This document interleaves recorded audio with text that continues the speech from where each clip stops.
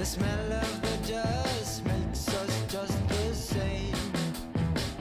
What makes us different is just a bullet away. No pride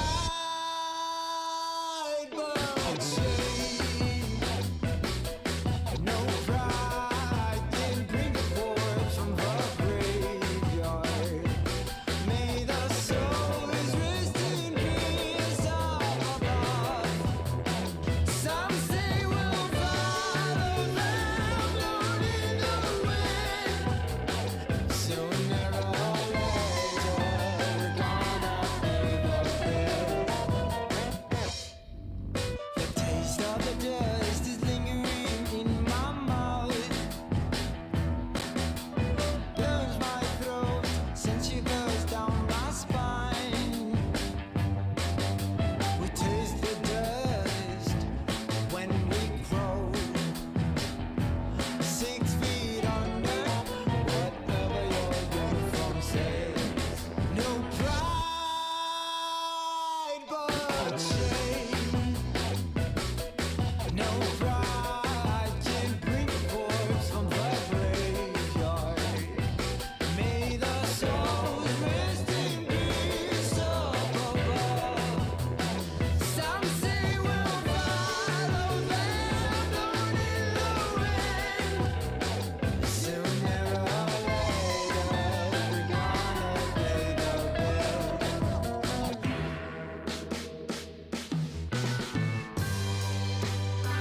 We'll fly in the sky, blown like the dust, the soil and dust. Ooh, I find on with smoking guns.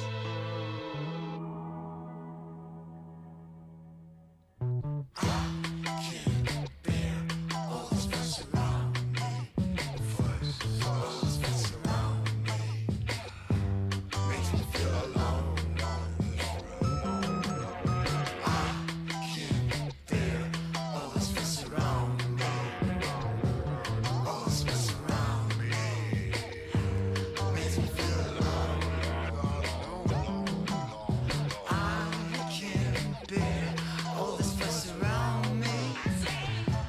all this mess around me, makes me feel alone.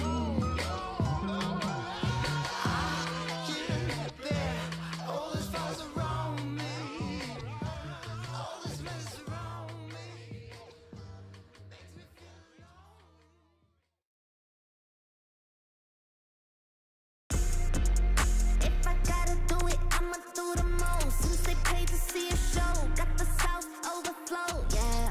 If I gotta do it, I'ma do the most. Watching me, they take note, raise a toast to the goat, yeah. Body be dripping and sandy, part of my nose with that fancy. Money on me, I got plenty. 20s, 50s, and 20s. Stay fat, lot of them. Rags, house by the lake, bought that. Opposite the brakes, draw back. Paddock on my wrist, I'ma hit 'em with a drip. They gon' pay the VIP to get a pic with me. I'm a star, brand new keys to the car. I'm the boss and the king and the czar. Got me so high, so addicted, telling me I'm the only queen of his heart. Guess I let you co-star. If I gotta do it, I'ma do the most. Since they paid to see a show, got the South overflow, yeah. If I gotta do it, I'ma do the most. Watching me, they take note, raise a toast to the goat, yeah. If I gotta do it, I'ma do the most. Since they paid to see a show, got the South overflow, yeah. If I gotta do it, I'ma do the most. Watching me, they take note, raise a toast to the goat, yeah. If I gotta do it, I'ma be the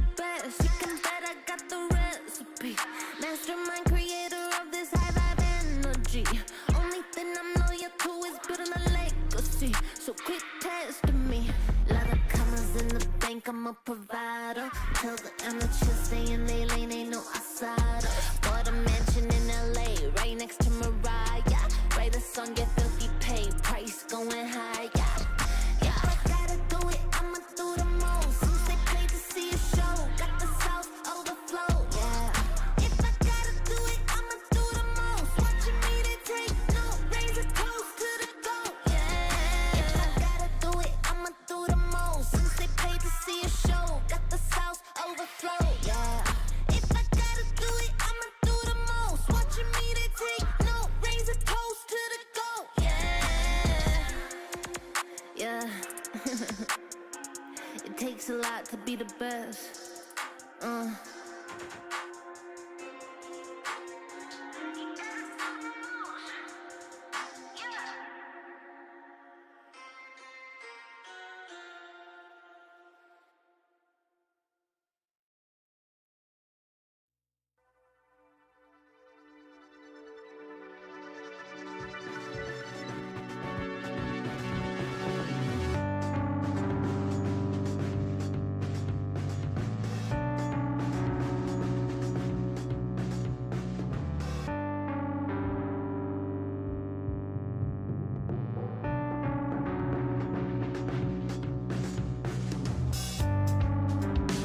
I've never seen you this gone.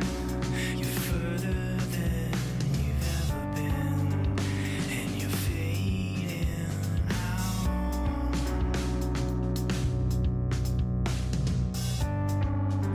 With your hands by your side, you're closer to the edge. It's your final breath of courage.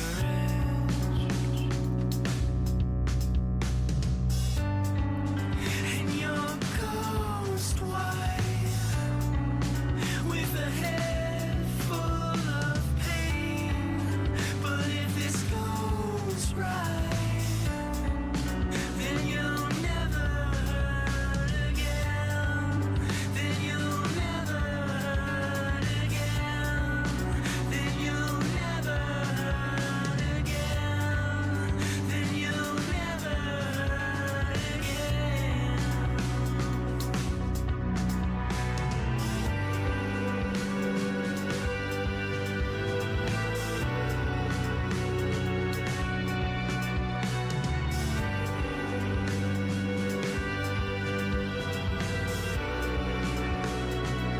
I know you've got it in you. You've gotta face it all. This life will continue, even if you fall.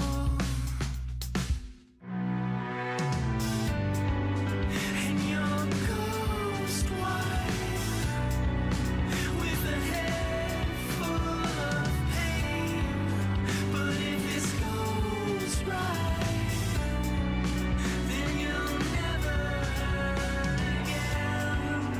And you're ghost white, with a head full of pain. But if this goes right, then you'll never hurt again. Then you'll never hurt again. Then you'll never hurt again. Then you'll never hurt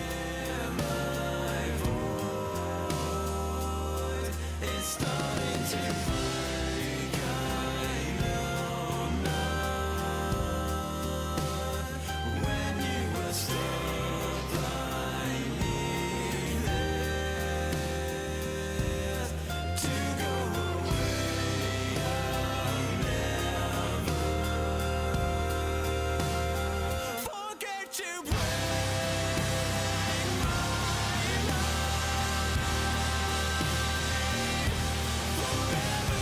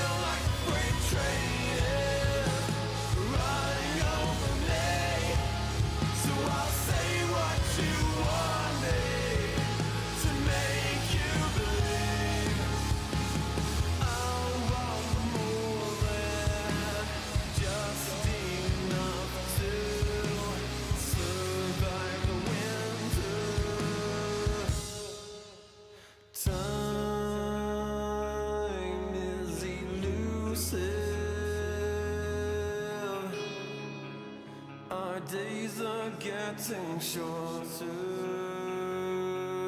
It's now or no way, 'cause life flows like white water. Take a moment to breathe, hold it in, stay a while, forget all that you know, and forgive everyone. It's all in your power to turn away. And maybe I've been blinded, 'cause all I see now is a fairy tale ending. It's not in our course at all. Make a change, forget wait for nothing, to death do I, 'cause I feel like a freight train is running over me. So I'll say what you want me to make you believe, mortify and complicate. I'll wait by until it's too late.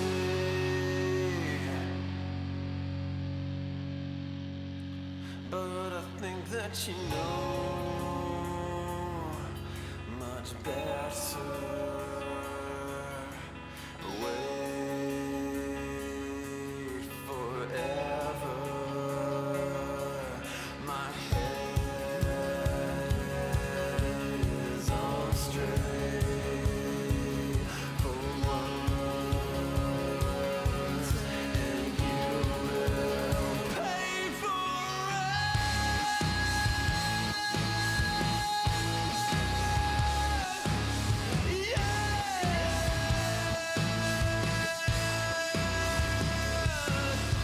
Caught in a landslide, and first I take, and I can't wait to finally get out of here.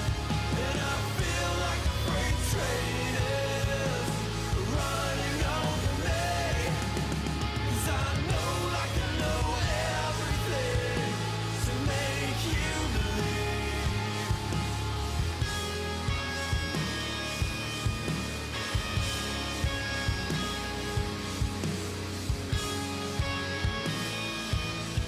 Take every piece of me, and don't be fine for a little while. Forget everything. You're making excuses.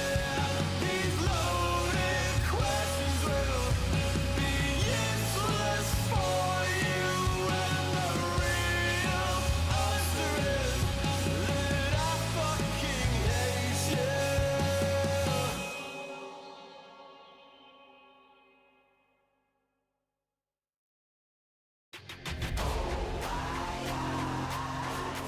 Never fall back. We will stay right where we at. We never fall back. Yeah. We never fall back. And you can find me where I'm at. We never fall back. Ha. We never fall back. And you can find me where I'm at. We never fall back. Come up with a game plan. Double XL up in the pen, you can't shake that. All the way gassed up, full tank, man. Moving too quick, keep the cameras in the playback. Dang. So tell me how you feel with it. You put a lid on it, I ain't got no chill with it. This right here your problem, you gon' have to deal with it. Lay it on the line, high risk, that's the meal ticket. Yeah, we never fall back. Hold our ground where we at. Never fall back. No lies, no facts. We gon'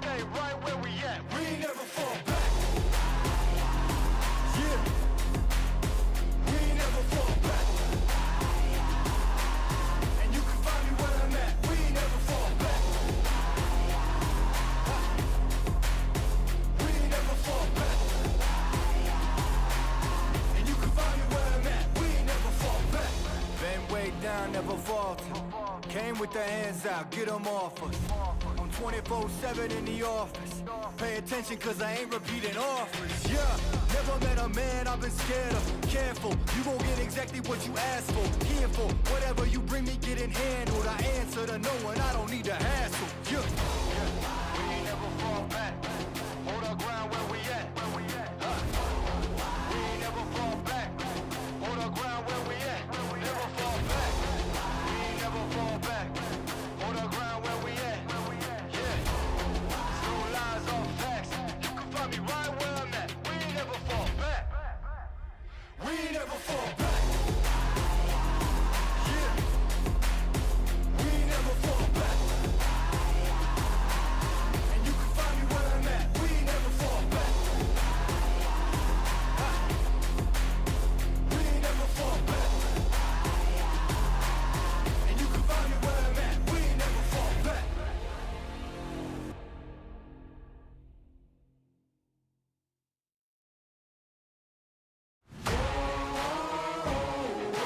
Man on a mission, I'ma get it. You know I be on a what? Yeah. You know I be on a what? Man on a mission, I'ma get it. You know I be on a what? Yeah. It's all hard, ain't no fear here. You ain't giving this to all, you steer clear. Never beat, I've been down and I reappear. You got some money on the line, you better put it here. Rolling in and doing that work. Check priorities, I'm doing that first.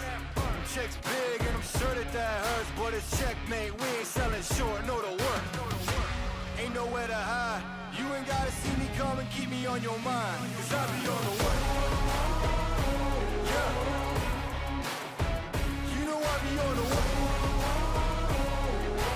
Man on a mission, I'ma get it. You know I be on the work. Yeah. Man, we coming for them bags. If they said I couldn't have, get the team.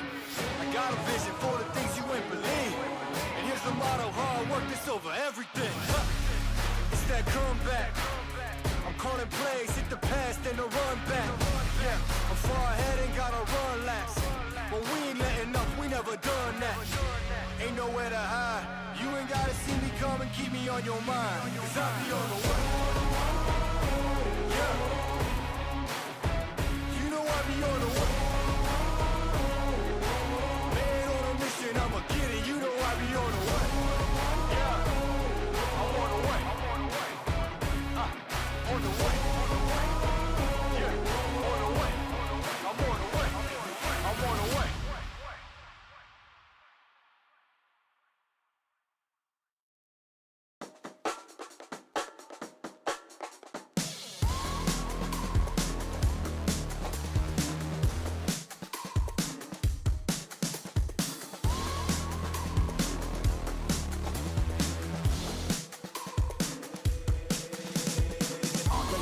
I'm such a weirdo, tattoos from my toes to my earlobes. Was a role model, I never had a hero. I learned how to live through the stereo. Coming from where I come from, the inferior. Everything you see ain't what it appears though. Everything that I built, made that from zero, then added a zero. I am my hero. You couldn't imagine what it's like in my mind. It's beauty and catastrophe at the same time. Remember they laughed at me when it was game time. Now I know that they mad at me, I'm one you can't find. I'm not from the day, I come alive at night. I'm not what you used to, couldn't recognize. They all on the ground while I'm taking flight. Yeah, you're welcome to join me, I promise I won't bite. Things they say, they're never getting in my way.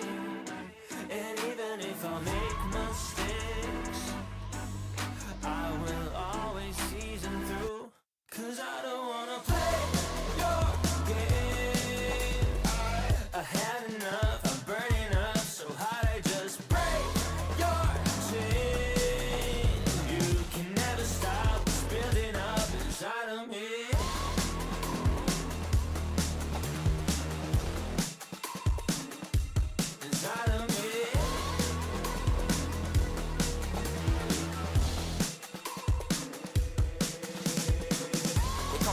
I guess I don't fit in with the imposters. I'm taking the mask off, prepare your conscience, prepare for honest, cut off all the nonsense. I'm all in your chakra, wonder who shot you. Go call the doctor, boom like the chopper. Don't you get chopped up, I'm here to stop you. Whoever wants smoke like a roster, break you off proper. Things they say, they're never getting in my way. And even if I make mistakes, I will always see them through. Cause I don't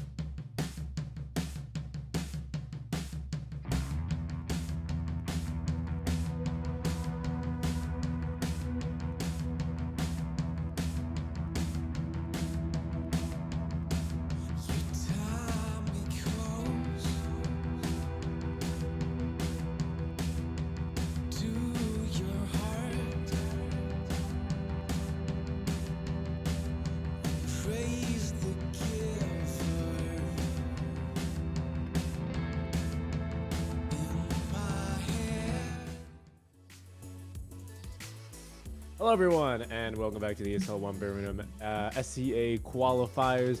We are now live. Good morning, Winter. Good afternoon, I suppose, technically here. Actually, it's still morning, isn't it? 11:59 a.m. Last Still I checked. morning. Still morning, Winter. How are you doing? How did you spend your night last night after our lovely, lovely series ended? You seriously want to know? I took my dogs out for a walk, and then I went to bed. Did Because you win I- that pub?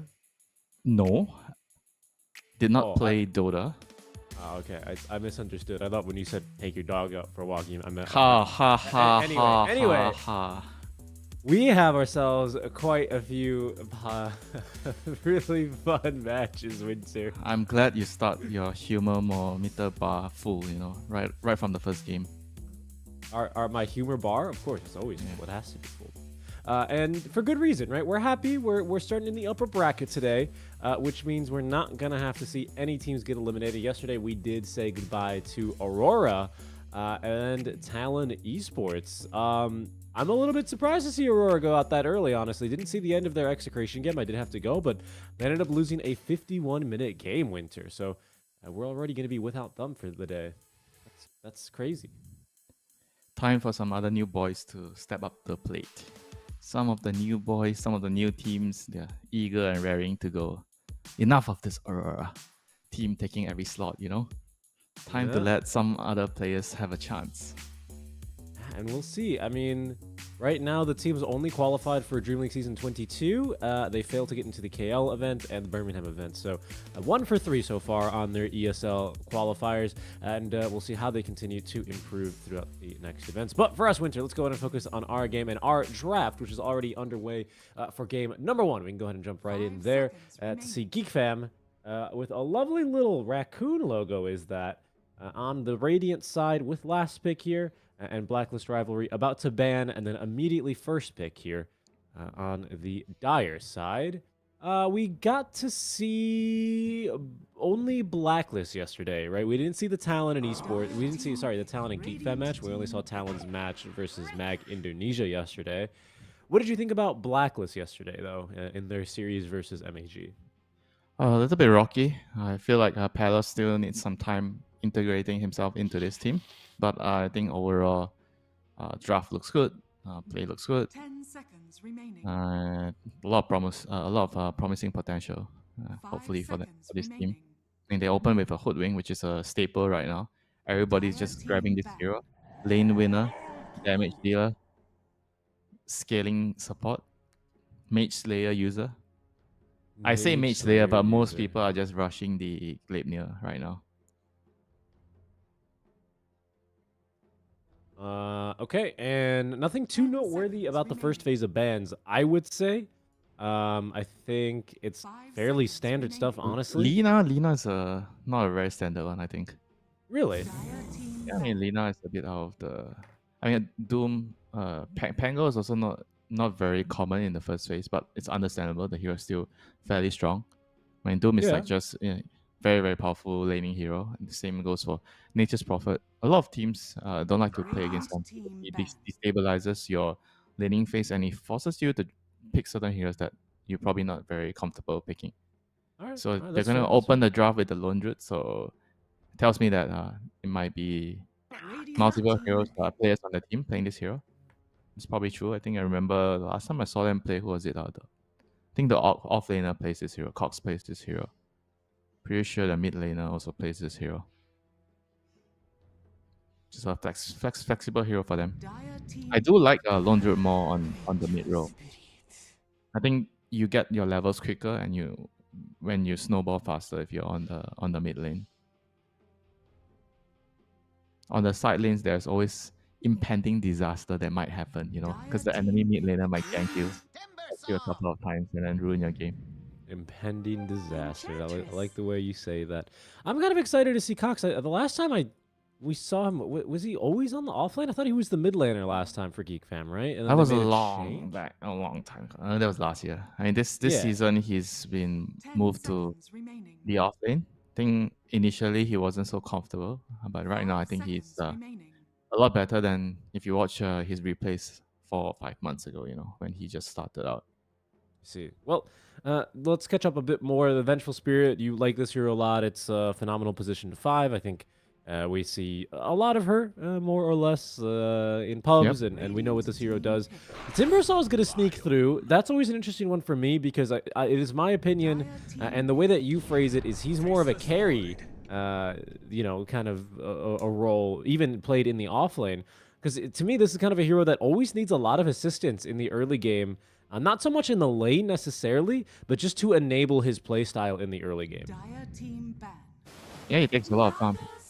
And I feel like whenever you have a Timber in the game kind of is gonna revolve around him no matter what. Whether you like it or not, you're gonna have to help him. You're gonna have to make sure he has a good game. He hits his item timings. And we see the Lion and the Void picked up by Geekfam. Surprising to see all these heroes still in the pool. Venge Lion. The Lion is still a pretty strong and annoying hero. And they pick it with the Void. I guess they felt like Naga could be coming to counter the Faceless Void. So they just preemptively pick the Lion. Not that you need to preemptively pick the Lion for that, because Lion is already very good on its own. Blacklist still goes for the Naga to counter the Faceless Void. And I assume the way they are picking the cause, so Void is going to be carry. So I think the Lone Druid is still going to be a flex for them, off lane / mid, depending on the lane matchup. And if I'm Blacklist right now here, what am I thinking? Am I going to put the Timber mid, or am I going to put the Timber against the Void? I think both lanes are quite good for the Timber. I'll probably put it against the Faceless Void. I think you want the Timber to get as fat as possible. I think the Lone Druid matchup might be a little bit more annoying. Dire team ban. All right. I want to see then. Pardon me. What kind of mid laner we finish this off with? There's a Puck still in the pool, quite surprisingly. It just seems to be a one hero fits all kind of They hero definitely right now. need like a setup hero, somebody that can set up the fights for them. Because Timber and Naga are not exactly the best. I mean, Naga can kind of set up if you have like a Ice Path or Disruptor ulti, but that's not gonna be happening here. So most likely they're gonna need like some hero that can come in, start the fight, either X-Mark or something, just initiate so that Timber It's can true. actually do something. Along that lines, I mean, there's still a Tiny in the pool. There's still a Quap, although that's kind of more of a lane winner than a fight starter these days. Probably not a co-op. The Kunkka, like you just mentioned, again, still Puck. I just can't believe it. If there's no mid hero, maybe they can put the Timber mid and pick something like a Mars. I think Mars actually would work with their heroes. It's a good setup for Timbersaw to unleash the damage. Good setup with the Hoodwink in the lane as well. It's a very, very powerful lane. Mars plus Hoodwink if they want to make sure that they dominate the lane. You seem to be... but it's not... Oh, no, there's no Mars. Okay, never mind. I didn't realize it was... Zeus taken out. Oh, okay. Just the illusion answer. Sure. Yeah, what I was hinting. What were you saying? Oh, you seem to be hinting that maybe you're starting to like Timbersaw more as a mid laner, just because of his playstyle. He's a little bit greedier, needs to farm, wants to go somewhere where people already are there or are meeting him there to be able to, use his abilities and play into his style. He holds a part of the map. He holds his position on a portion of the map, and then he wants to keep his ownership on that side. So he wants your team to go there and help him kick out intruders or protect him from intruders. That's how Timbersaw works. Sometimes he can come to... Yeah, sometimes he can come over to your side of the map, but generally speaking, Timber likes to occupy a part and just never leave. Radiant team pick. Enigma. Alright. This is the song into Black Hole, I guess. Song in a Black Hole, yeah. That's the combo. With the Chakram on top, should be almost certainly more than enough damage to be able to get you through fights as long as you can land the spells. Mostly just for the lane. I feel like a Song into Black Hole is not exactly the best combination. I mean, sometimes it can work, but you're also playing into a Vengeful Spirit. I mean, the hero is right now picked not because of the Black Hole. I feel like the items, the Vlads into whatever you feel necessary. I mean, especially the Vlad. I think the Vlad is just very, very powerful of an starting item for Enigma, laning item, and into the early game. It just pressures the map so much. It's not exactly like a setup hero, it's just a very greedy call. Like all the 3 calls are calls that play on their own game, the Enigma, the Timber, the Naga. As long as you have a good laning phase, this type of draft usually can work. But if you don't have a good laning phase, somehow the enemy destabilizes it, then it can be troublesome because all the 3 cores don't really have overlapping item timings. Maybe you have one with the Timber getting an early Veil of Discord with the Enigma's Blats. Maybe that's one timing, but apart from that, all 3 cores gonna need a lot of space on the map. That's true. Could be a little bit concerning, right? Especially when you do have this Cox Downbreaker. We saw a bit of Dawn yesterday, right? I think in our last game. And it looked pretty convincing. The lane is still strong, not as, auto win as it used to be during its heyday. But the fact that you can kind of just counter initiate, you have a BKB piercing stun now, or a debuff immunity piercing stun, whatever you want to call it, on the ultimate is always going to be able to threaten to shut down the Enigma, even if, as you say, he's not really so much about the blink BKB black hole plays these days. It's still going to be a nice one to have. I mean, this is the benefit of having a flex pick lone druid, so they can actually just move, pick something else to play the lane against the Naga. Like Dawn is actually very, very good dealing with the illusions in the lane with your Celestial Hammer and your Starbreaker. And with the Venge on his lane, I think that's what they are going to do here. Venge plus Dawn. So you have the Terror, the minus armor, with Starbreaker, which deals physical damage. So the lane is actually very, very scary for Japan. But overall, I think that both teams have very, very different drafts and different timings with their lineup. But if you are talking about speed, if the lone druid gets a good start, the speed will come from him with the Dawnbreaker ultimate backing him up. And whereas for Blacklist, it's more about whether the 2 supports can actually do well in the laning phase and achieve This guy totally knows achieve what good he's doing. success in the beginning of the game so that their pros can This actually guy totally knows get their what he's items doing. faster, especially for the Enigma and the Timber. I think these are the 2 heroes that the supports are going to have to pay attention to help, especially runes. Timber needs the runes. You don't want to play into this lone druid without picking up runes for yourself. And Enigma, obviously, he's going to need like some help in the beginning, but after that, you want solo XP for the most part.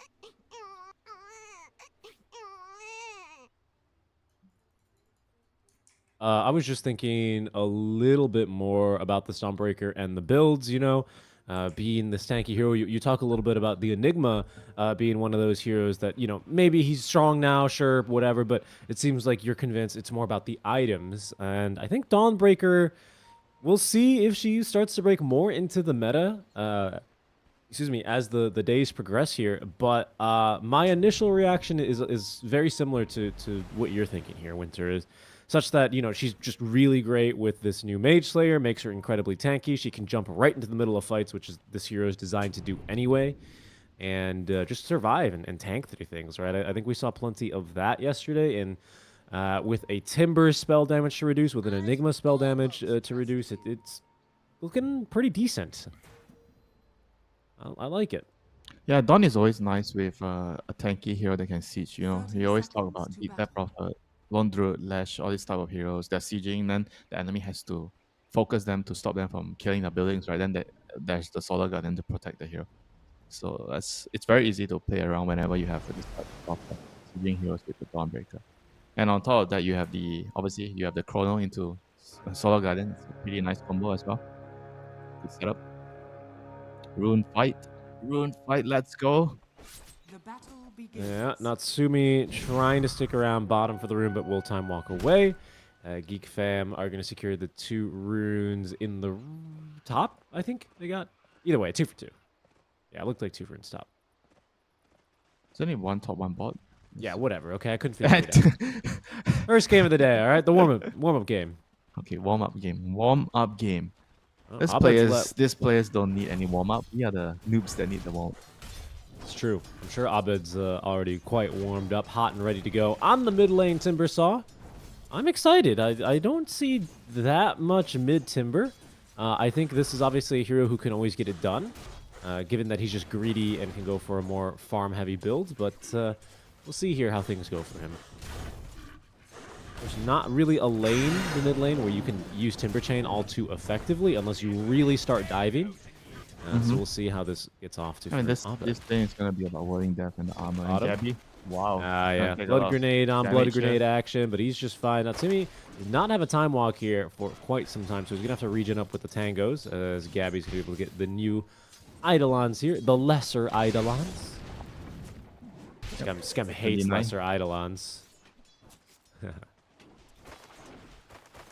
When these Eidolons are such a pest on the lane, if you don't have a hero that can kill, at least threaten to kill the summons, then you're gonna get denied by the Enigma a lot. Yeah, a hero like Faceless Void, that's not much you can do. Stop the Enigma. You can't really clear the summons, and you don't really do much, to Enigma. Top lane, though, that's where First Blood's going to end up dropping. As, I mean, I said this lane is not as strong as it always was, but you still have a magic missile with the combo into that Starbreaker, Celestial Hammer for the slow. It's pretty easy for them to get on top of some of these squisher heroes, especially like an Enchantress. Nothing really that heal is going to be able to do for you. Yeah, too much burst damage. I think that's what Dawn expected. Again, Oh my goodness, he's just dead again. No TP. Oh my god. Just very, very careless there. Like, that was the exact same way he died the last time. Yep. Basically just recognition here from Geek Fam knowing, hey, we're level 2. You can't just run in on us like this. Be very patient with your positioning. Only the magic wand for Carlo, and yeah, it's going to be the walk of shame for him. Fortunately, he's on a fast hero, so he'll get back to that top lane rather quickly, but things are going to be, well, high armor hero for Palos, so not too scary, but of course, 2 versus 1 is never really too comfortable a position to be in. Yeah, and also the experience, you're giving away all this valuable experience to a hero like Venge. Venge is a support where whenever you get a good start on this hero can very, very quickly become a very, very powerful hero in the team fights, especially when you get your Aghanims. I mean, normally people will go Blats now first, so you can jungle, you can farm. We'll see what he does. And Enigma has Palos? 12 denies Palos? right now. Palos, he is very close to dying, but will be just fine thanks to the enchant onto Cox. Needs, a couple of tangos pulled over. There's a healing salve, but this is going to be a very difficult lane for Carlo. I mean, this first point in Nature's Attendant, it's decent, but really this second point, it literally doubles the healing per second, and you get an extra second of it. So it's just such a huge value point in the lane for Ench, and yeah, her taking 2 deaths means the enemies are going to be stronger by the time she gets her level 3. It's a very unpleasant experience here. Yeah, this lane is not supposed to, go this bad for them. And right now, because the Ench double death in the start, lanes completely change. And this Dawn is totally having a great old time. 17 and 10 denies right now in terms of last hit. It's doing a very, very good job. Enigma, on the other hand, is also having a great time. I mean, he's against a Faceless Void. Like I said, not much FV can do to stop the Enigma in the lane. He's gonna have to rely on his team to make rotations later. Or at least hoping that the Lone Druid forces the enemy to react to him so he can get freedom. What's very nice about these Eidolons, now even as they still are the lesser Eidolons, is that they don't have mana, so Lion actually is not really good against them. Especially Lions these days who do not put more points into the Earth Spike. So as you get more and more points in your demonic conversion, the HP goes up a little bit, and it makes it even more difficult for Lion to deal with. You basically need, I think, a max level Earth Spike to be able to clear the Eidolons, and Lions don't get that until like level 8, sometimes 9. Sometimes you can get it early at level 7. I feel like it's not necessary to max out the mana drain. I think 2 points is good enough for the lane sometimes, depending on your setup. And if you feel like you need the Earth Spike points to clear some summons, then I think it's actually good to get more points in Earth Spike. It just gives you a lot more burst when you get level 6. That's true. We'll see what he wants to do. I think I've seen it kind of go 50-50. Sometimes I've seen Lions, not ignore mana drain, but sticking with the 1 point in it for the lane.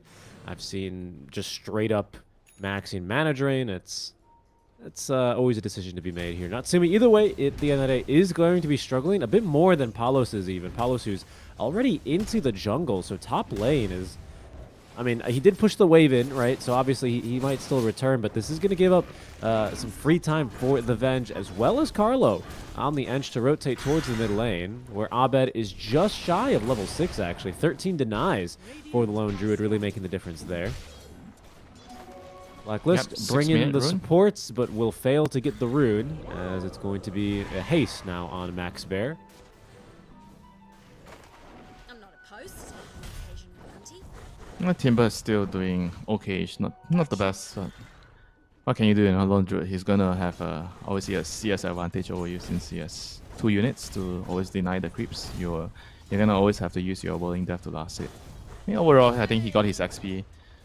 He's still alright.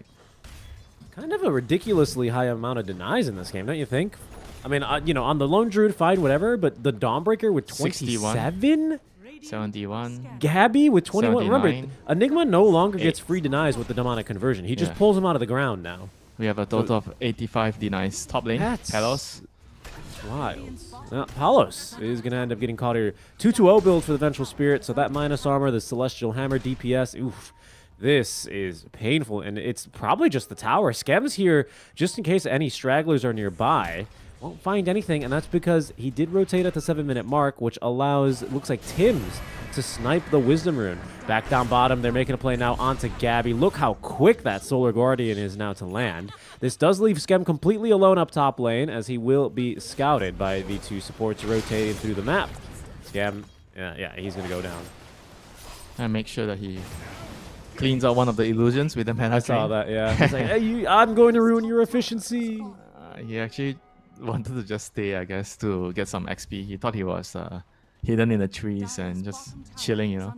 But he's got company there, unfortunately, and he pays the price. Was a pretty nice kill for Blacklist there. 2 Wisdom Runes, though, for the side of Blacklist here at minute 7. Does help soften the blow from a pretty difficult laning stage. You know, a lot of those denies were mostly stacked up on the Geek Fam side. Abed, Amplify Damage Rune. Let's see what he wants to do with this. Probably just farm.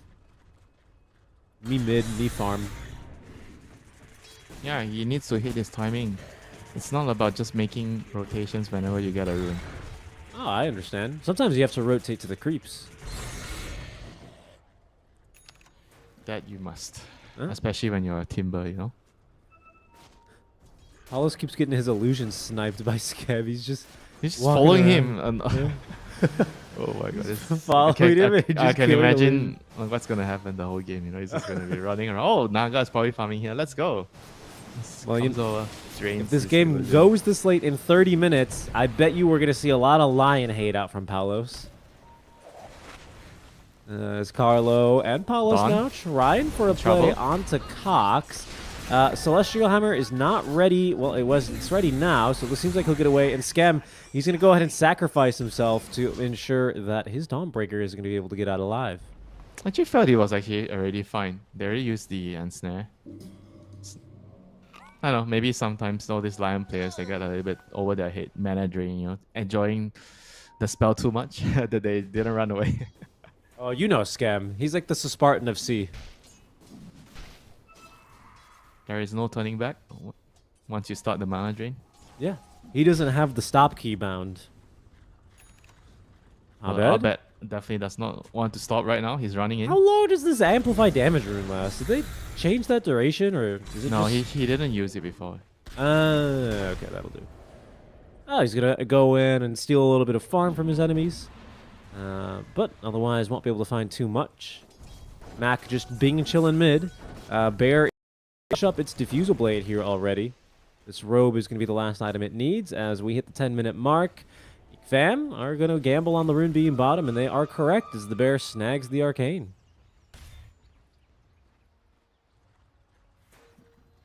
If Diffuser is going to be online, this is going to be their first power spike, and I like what he's doing now, giving his supports in the lane. It's very, very important as the cause to understand that which are the type of timings where you need to actually give some lane to the supports to get the all-important level 6 here. And Scam is taking his chances in the dangerous top lane. He's going to miss the he push is. track. He is, but he might just set up for a kill onto the squirrel as, yeah, with Cox and Natsumi jumping on in, small little sharpshooter there just to do some tickle damage to Skem. They will be able to get Tims. Nice movement there, though. Skem, you know, he was playing dangerously, but he knew what he was in for, and he was able to evade the bushwhack very easily. So, some smooth moves from him. Down bottom, the Vlads is online for the Enigma. Still haven't seen a black hole. Still have not seen a Chronosphere. But, again, it's not always about the black hole. Sometimes it's more about the auras, as you say, Winter. Auras and your summons pushing down towers mid lane. This is a nice move right here. Lone Druid is gonna get some backup from his supports to secure the tower. They still need their level 6s, so praying and praying that one of the cores is gonna move to the jungle so they get a lane. Yeah, they could use a lane on this side real quick. Skem can use a little bit of farm as well. I mean, this is just mainly because of the Wisdom Rune. They lost both Wisdom Runes, so they're struggling with in terms of levels now, but eventually they're gonna get there. They've already claimed one extra tower compared to Blacklist because of the Lone Druid, and let's see if he can actually force the issue a lot more. He just wants to fight right now with this diffusal. Just waiting. Fighting into the Vlads now of Abed. There's the Blade Mail online for Cox, which is, I assume, the anti-timber item. Anti-everything item, even the Enigma. You're probably gonna die if you have Midnight Pulse and Black Hole on him with Blade Mail. Yeah, it's true. So you can get the active off. Okay. They are going to make a little play for Skem, diving the mid-tier 1 tower. We'll see. Yeah, TPs are incoming. Oh my goodness, he died so quickly. Solar Garden even didn't change a thing. But Abed, you're in a little bit deep here, friend. Feared up, nowhere to go, is going to be finished off. So Skem dying for the mid lane Timbersaw is a very good trade for him. Space. Oh, here, nice bushback. Yeah, No sharpshooter though. Or just an that Acorn. doesn't matter. He died Acorn shot, even just level 1. Enough damage. Wow, Bushwhack does 360 damage. Holy moly.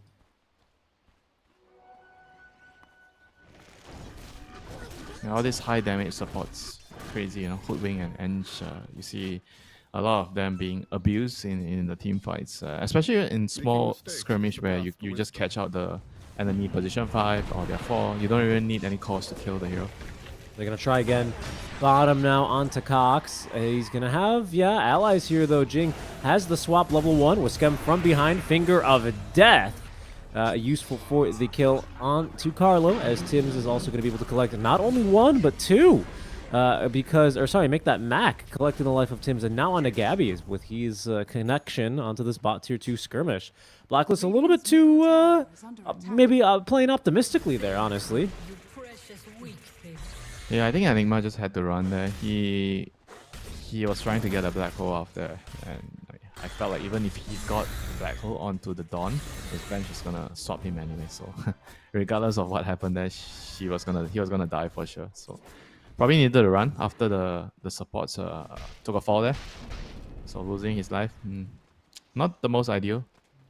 He has his blink now, so let's see if he can actually get some good blink into black holes. He has to calculate for the bench swap and the chrono, and obviously the lion spells right now since he doesn't have BKB yet.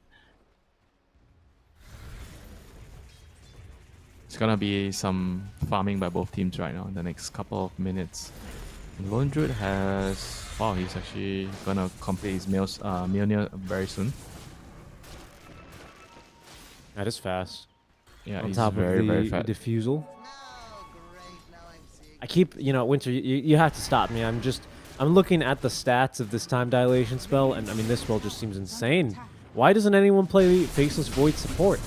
Hear me out, you go between time dilation and time walk in the lane, you show up with an Orb of Venom or something like that. No. You out-trade literally everyone in the game. You timed that. Look at this. This is crazy. How the heck is anyone supposed to trade against you with this?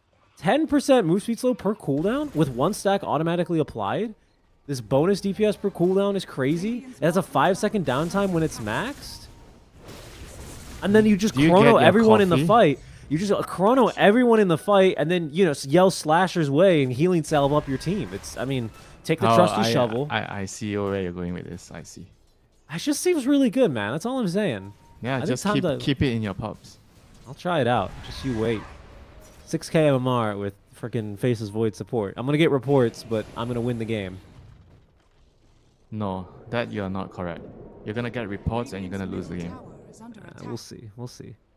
Smoke playing out from Blacklist as they are going to maybe look for a black hole play. Gabby has a blink dagger. This is Vlad's into the backpack just for a second there. Sneaky move, I guess, so the creeps don't show the aura now, just in case Cox had the reaction time. He's not gonna, though. And with Abed also connecting, an easy kill here on the Dawnbreaker, farming in the top lane. Yep, first black hole of the game. That's a call kill. Nicely done.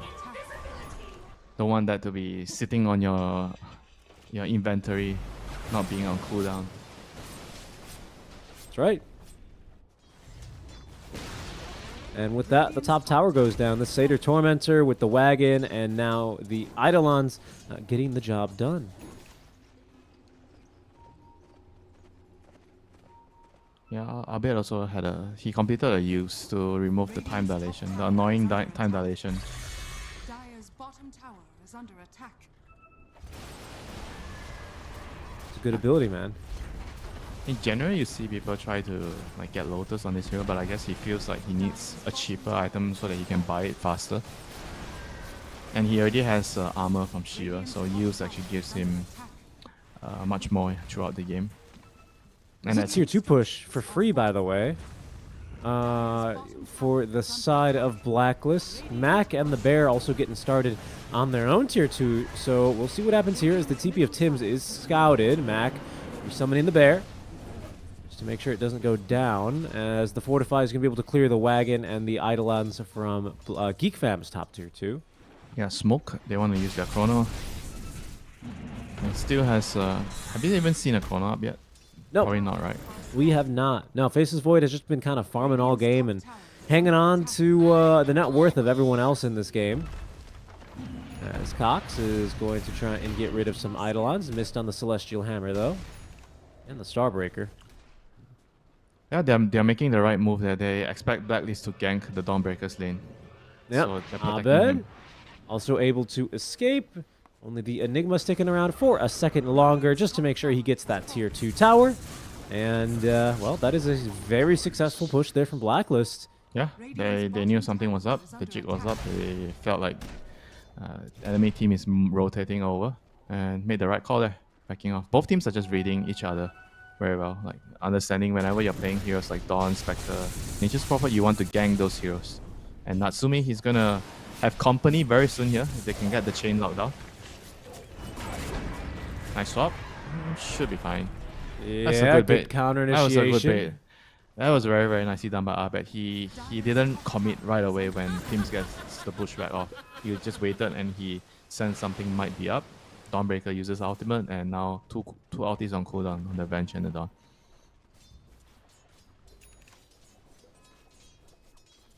Deso up for the Dawnbreaker, so she's starting to really scale into more and more of her items. The Schem has finally found a little bit of space and time around the map to farm. He does have his shard online, so a lot of these Naga illusions are going to not really see the light of day. Manta about to be finished for Natsumi. Still waiting for that first chrono in the game. But his team is looking still fairly strong, I have to say. With Mjolnir up and soon this Ag Shard for Mac on the Lone Druid. That's a very strong one here. Upgrading that Savage Roar. Basic Dispel means that if there is an Orchid, there is an Orchid about to be finished by Palos, it's very quickly gonna not really do too much. Which always kind of sucks.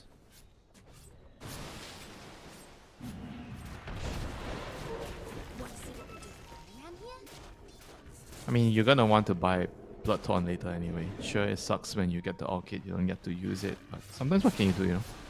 I mean, the item is just good for the hero, the stats and everything else. So anyway, it's gonna be useful for him. Natsumi gonna find himself a Timber at top. But yeah, in no danger of dying. Plays it very, very safe, clears the wave, runs away, doesn't be too greedy. Radiant's middle tower is under attack. Always try to be safer when you're pushing out dangerous areas.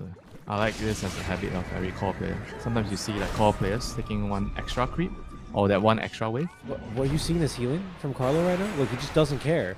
Yeah, finger me. I don't care. Lol. There it is. Cox gets the Starbreaker. They have the kill eventually, but my goodness, Stack. that was ridiculous. Now there's a stack on the Deso finally. Yeah, but it's just Enchantress, you know. I guess hero takes a lot of effort to kill. Yeah, you could say that again. I mean, that was pretty ridiculous. I mean, name me another support that takes so much to kill. I don't think you can actually find another support legit support hero. Don't give me Right. some Brave King, you know. Don't freaking give me one of those heroes, you know. Dazzle. I mean, Dazzle is quite easy to kill.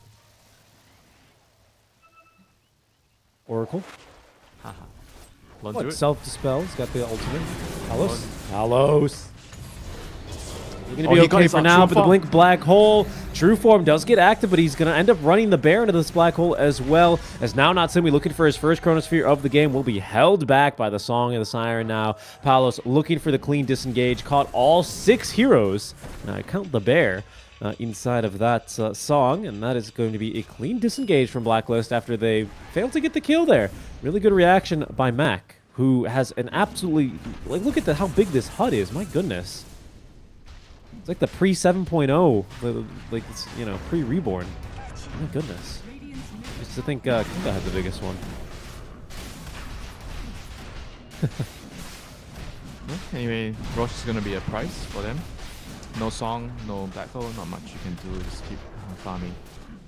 I mean, this is the type of game where when you're trying to figure out who has the better scaling into late game, you kind of have to think about it quite a bit. There's Chronosphere, there's Black Hole, there's the Song, all these annoying spells. Dire are scanning. It's gonna come down to a lot of like team cohesion in the team fights. Who's supposed to go on which target?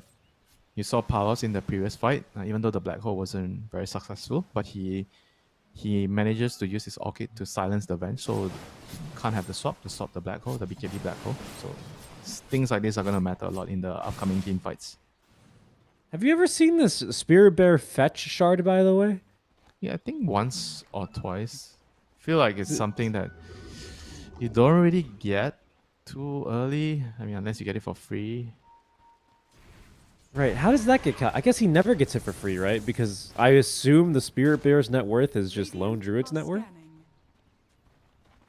I assume? I don't know. It's kind of weird now that he's like actually a I hero. actually don't know if you actually get count Yeah. as the poorest hero or what. Yeah, you probably use the Lone Druid's net worth. I Assume figure that you're that's never getting how- it. Tim's trying to avoid Natsumi here. Oh, first hit bash. Unlucky down by the Lotus Pool. But, you know, it is what it is. Tim's here still trying to escape Bushwhack. He's finding a lot of time here, but yeah, Magic Missile of all things is going to be able to find the kill. Yeah, they got the tower though on top, so it's a good trade for Blacklist. They got the tower. The Tormentor, actually, is what they get. Oh, Tormentor. They had already gotten this tier 2 tower a Okay. while ago.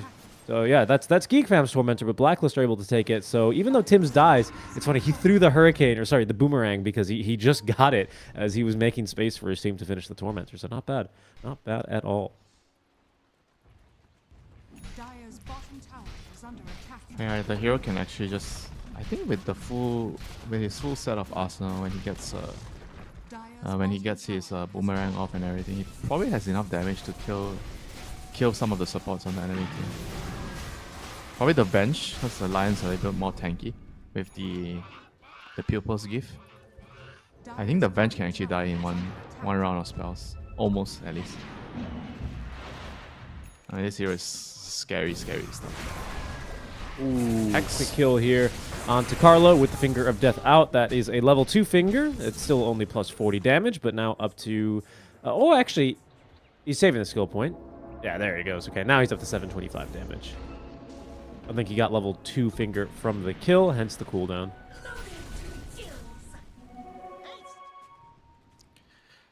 Yeah, pretty slow game right now. Both teams are trying to carefully play out this couple of minutes. Even with the Aegis, I feel like they are not very rushed to try to abuse this Aegis. They are happy like farming, just slowly finding pickoffs, trusting that when the game goes late, you're still gonna have a Faceless Void with a Dawnbreaker Solar Guardian combo. So thinking that that's gonna be more than enough. And late game Lone Druid as well can be very annoying with the Scepter sending the bear around the map. The Scepter, and now it's going to be Wraithband time, of course, for Mac. Dyer's middle 25 tower minutes. is under Time to attack. stack up your Wraith Bands. Yep. So, I got 2 on the way over. As those stats have now doubled. Still no boots on Mac, as of course the real hero is always the bear. No, the This could real be- hero is the lion with the double Wraith Band. Are you kidding? That's true, yeah, too true. Double Wraith Band here? How do you kill him? Look at this. Look at all this armor. Goodbye, Illusions. Hello, Gabby. But perhaps goodbye, Cox. Look at that damage with the Hunter's Boomerang. I don't think he got out the Blade Mail in time, but Tim's still taking a butt ton of damage here. First chrono of the game. Hello, Tims. Finally, 26 minutes. We got it. Top lane. Abed. Mules. Yeah, nice fear. It's a bit too difficult to get that kill. Oh, look at the disperser move speed, though. Good luck, amigo. He's so fast. And now with the Wraith Bands delivered, look at that armor.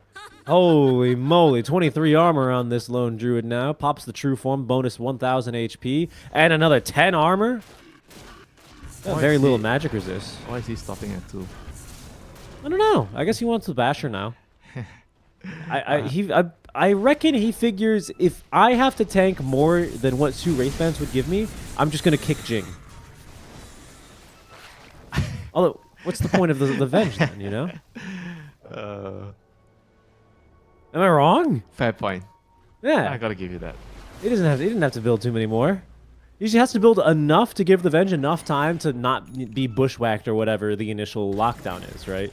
And then you're fine. Abed, Blink Dagger on its way does not have a buyback here. I don't know if that's too relevant because we're not really fighting for any Roche. No objectives really taken so far. Yeah, both teams are just trying to squeeze out small little efficiencies on the map, go for pickoffs. It's very, very cautious, you know. Both teams are just very, very cautious about throwing their big spells. As one bad team fight, you're gonna lose a lot of control on the map, and everything is just hanging on the balance right now. It's just like a 1k lead for Geek Fam, but it's nothing at this point. One wrong It's pretty move. close. Natsumi is getting closer and closer to his level 20 talent, which actually makes him relevant in this game. But right now, he may not be relevant for this fight. Ooh, no fight brewing here. Looks like it was pretty close. Blacklist sneaking on past. I'm not going to look for an engagement. Yeah, it's gonna come down to some refresher plays at the end of the day with the game Yep, looks going that way. like this. Refresher, Enigma, refresher, faces void. Maybe There's even, level 20 for Faces Void now, so Natsumi is much more of a threat inside of his Chronos. maybe even at some point you can get the Aghanims on Dawn. I think if the game goes actually that late, Aghanims is gonna be proof like a very solid way of stopping the black hole at every time. And the evasion will be nice against the Naga illusions. It's one of the fun things you can do with Dawnbreaker. When you get Axe, you can decide when you're gonna come down from the Solar Guardian. Gives you more control, you know. And Palos, that's a real one. They find him. That is the real one. Yeah, Solar Garden as well is Oh, not going to no. stun him. Oh, I Oh, thought it was going to no. catch him. Where is the Enigma? Where's the black hole? He's a bit too far away, so the counter initiation that perhaps Geek Fam were dreading for that entire song duration is not going to end up coming through. But a just slightly missed opportunity there for Geek Fam. Yeah, coordination wasn't good enough. I think he kind of swapped him out of the Solar Guardian radius. That was unfortunate. Probably would have netted them the kill. That would have been Yeah, oh, huge. 100%. Yep. Perhaps you could have said it would have ensnared them, the kill. You're getting better day by day. No, I got you. Must be those early morning coffees that you got. You know me. Gabby also went for a Lincoln Sphere here. I guess he's afraid of a swap out of the black hole, but I don't know. I definitely thought this Dawnbreaker ulti would have been a bigger problem for him. It's still not very reliable because you can still proc the Lincoln. Sure, he BKB black hole. Like Lion just casts mana drain on you, breaks the Lincolns, and then swap. that is true. Yeah. Sure. I mean, I get it. You know, it's good against the bench, but Wait, hold on. We're about to fight. Abed, he's got a bottled shield rune. active now. He's got an additional 1,300 HP to play with here, essentially. Oh no, but this is not how you want to be starting these fights. Palos, this time he doesn't have a song, but he does disjoint at least the magic missile with the Manta style from behind. Look at Tibbs. He's just fighting Natsumi 1v1. Natsumi laying down the Chronosphere, Oh, no, only only actually one finds hero? Abed inside of it. Is that going to be good enough? It doesn't really seem like it, but Abed out of mana thanks to the mana drain and can't do really anything here. He eventually drops. Carlo slowed to a crawl by that time. Dilation slow as Gabby up onto the cliff is going to be BKB TP away. Finger of Death. It's going to be useful for this kill onto Carlo as Tim's trying to TP away. No dice for him. He is going to be bashed. Natsumi on the killing spree. The one hero Chrono was good enough. Yeah, no song to save them. That was actually the crucial thing missing from the toolkit of Blacklist there. Song was on cooldown because he had to use it to save his own life previously. Good move there by Geek Fam. They realized that Song is still on cooldown, just decides to come down and take the fight, and just managed to get a lot out of it. Very, very tense moment, but game is still on. Roche is up. Did they actually walk in as Scarlet? Probably not, yeah. They didn't see it. I mean, Suppose not. This is actually a big deal. You know, they won a team fight and nobody actually went and scouted Roche. Okay, he's going now. It's a bit late. Everybody's alive. It was actually a free Roche for them. Oh boy.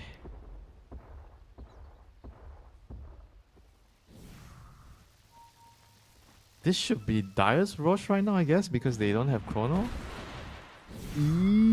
Actually, Can they do it fast enough, though? This bear is pretty scary. this is- Solar Crest as well. Oh, They have the okay, it's too fast, it's too Gesso, fast. Wave of Terror. I don't, yeah. it's so fast. Fast Roche, man. There's going to be the Roar of Retribution.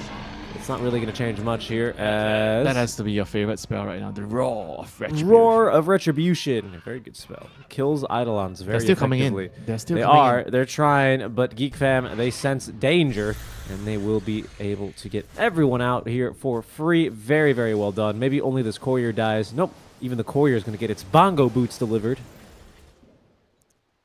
Why? You trying to tell me you learned something from me? What? You always make fun of me when I call it bongo boots. No, I like bongo boots. Bongo boots is fun. You're supposed to call the items by their actual names. Boots of Baron. Boots of Baron. B-O-B. The Boots of Baron. Online. Oh, Bob is online. Bob is easier. Like Boots Bob of is Bearing is easier. just too much. Too much to say.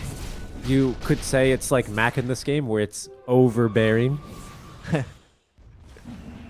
He's the overbearing player on the team.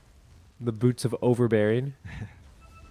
Yeah, too many possible bear puns in the game now with that item added in. Abyssal is about to be finished up here, actually. That's a little bit scary. Just need enough money for the VIP booster. Still no buyback being saved up by Mac, as bot tower is going to start getting slow sieged by some creeps and some Eidolons.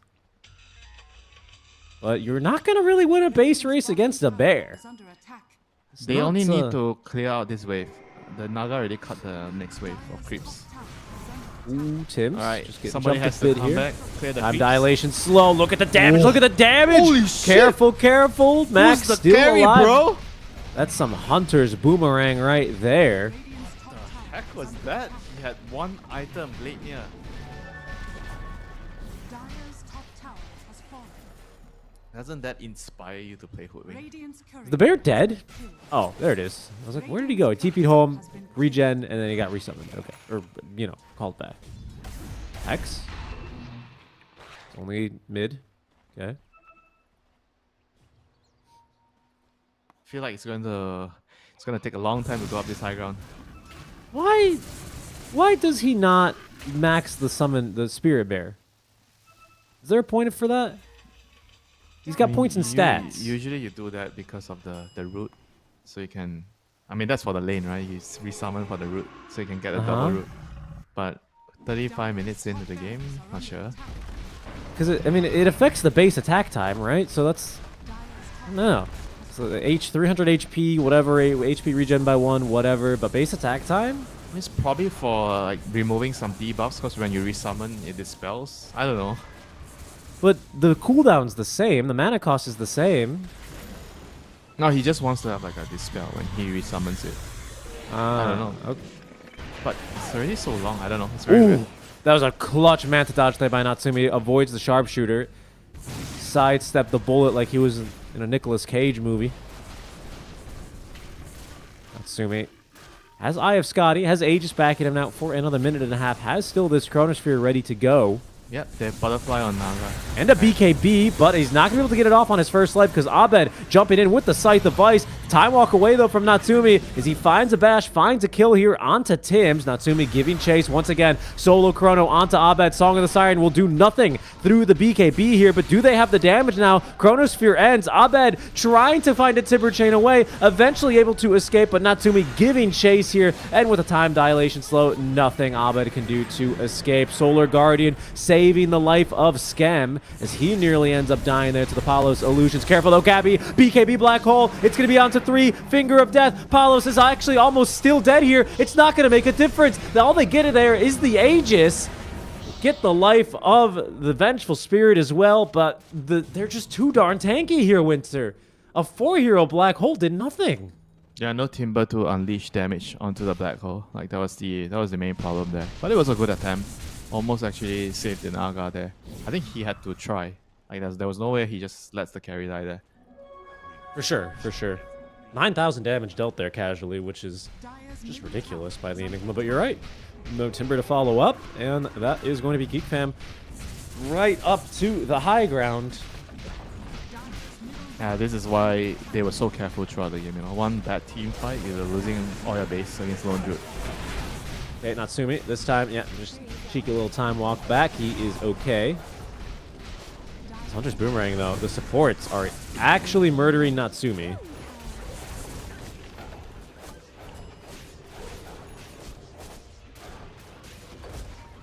Dire's middle barracks.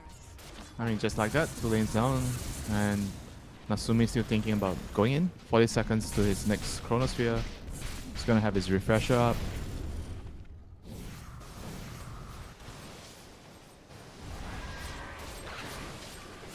Winter, I gotta be honest with you, I still don't understand the downside of not maxing Summon Spirit Bear. I'm don't not a know. lone. I don't know. I'm not a Lone Druid player. Yeah, there must be a reason. I'll check chat after the game. Hopefully someone can explain it. But I did notice that he only had 2 points in it for the longest time. Now commits the 3rd. And is still saving skill points. I guess he just doesn't want to resummon it now? I don't understand. We are plebs. We just I am a watch. pleb. Yeah, I mean, 100%. There's no doubt about that. I'm not a lone druid player. Ooh, Gabby's Courier. He's going to get sniped. That had the refresher on it. Didn't have the Tiara of Selamene, but Good it one. had all the other components. Good one remembering all the names. Of course, how could you not? There's that one. Diadem. Everyone remembers Diadem Yeah, from everybody. Dota 1. Come on, yeah. Is under attack. I never remember the Tiara of Selimene. I always remember it as, oh, +6. Get the +6. Plastic? +6 regen. Oh, yeah. I know what it does. Aces Void through the defender's gate briefly here as in comes the damage. Look at Carlo, man. He's just going to let it rip onto the bear of Mac. It's going to have to be resummoned here at this pace. The swap in, though, into the Scythe of Vice. Goodbye, Carlo. Has a buyback. We'll see when he wants to use it. Gabby waiting in the wings here. Does not have the refresher, but does still have the BKB Black Hole and the Lincoln Spheres. Abed making the jump in. Natsumi is going to drop the Chronosphere. Gabby! Oh, no. His Blink Dagger wasn't quite ready, but now it is. It's not going to save Abed, though. He's already down, and through the Solar Guardian, they're only actually going to be able to kill one. The refresh now from Natsumi as he's going to drop the second GG. Chronosphere, and the GG is soon to follow out from Blacklist Rivalry. Oh, man, the Blink Dagger just on cooldown there for just another second. Yeah, it was That a is going to very, be Geek Fam winning the game. very, very surgical performance from Geek Fam. Like, they understood each and every one of the spells who's supposed to use their spells first, and Don is just kept keeping his ulti for the Black Hole the whole time. He was just waiting and waiting. So no matter what, they were going to have to cancel against the Black Hole. Yep, and they made it look pretty good, like surgical, like you said. And I mean, it was weird. This wasn't even one of those games of Lone Druid where he's just kind of unstoppable. It was just you know, we hit our power spikes, we feel a little bit stronger than you, we outperform you in the fights, you know? Same thing could be said. I feel like it was a relatively low kill game, to be honest. 25-7, right? 32 minutes, 32 kills in a 40-minute game. Maybe our first chronosphere was at minute 26, if my memory serves me correctly. I mean, Black Hole, like the first Black Hole was probably also at top. He uses a Black Hole solo to kill. I mean, it was a very low kill game for sure. Both teams are just like shuffling out waves. I mean, there's a Lone Druid, there's a Naga. I mean, Naga's like gonna make the game very boring for some of the support players. You know, you just have to deal with it. Nothing's happening on the map, and whenever it comes to all these big cooldown spells, you know, Chronosphere against Black Hole, players are very, very careful about utilizing it. Because every time if you use it and you don't really put too much thought to it, you just try to kill a support, you might actually lose a big objective because of that. So everybody's just trying to hold on to their spell so that they don't lose Rosh or an important tower. So the game becomes about war of attrition. Everyone's just trying to be efficient, farming across the map, trying to go for small pickoffs without using any big spells. That's when the Dawn actually comes in very, very handy. He's able to shuffle out the lanes and being useful to the team from a global point of view. Yeah, I mean, unfortunately, it's just not going to make a difference at the end of the day, right? Solid performance out from the side of Blacklist, but it's not going to be enough to take down Geek Fam in game number 1. Do stick around, folks. We're going to have game 2 here in just a bit, but a very quick reminder and a shout out to, of course, the other stream that's going on right now. You guys can check out our other match, which is going to be Bleed Esports taking on Neon, Mike and John live over on the Storm channel. So make sure you guys check that out, or be back in around 10 minutes time when we get underway with game 2 of Geek Fam versus Blacklist. We'll catch you soon. She asked me who the man is. I told her I'm the one. I told her I'm the one. You can figure where I'm from. I told her I'm the one. You can make it where I'm from.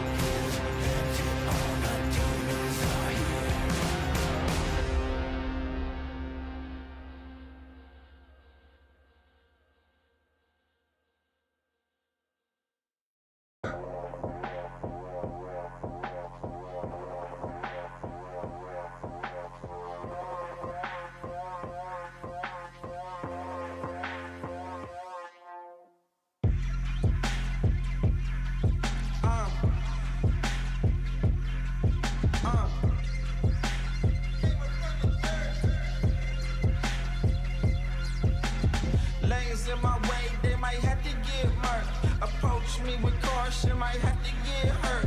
I top up from the treetop, but I came up from the dirt. That shotty like a detox, hit the pump and go berserk.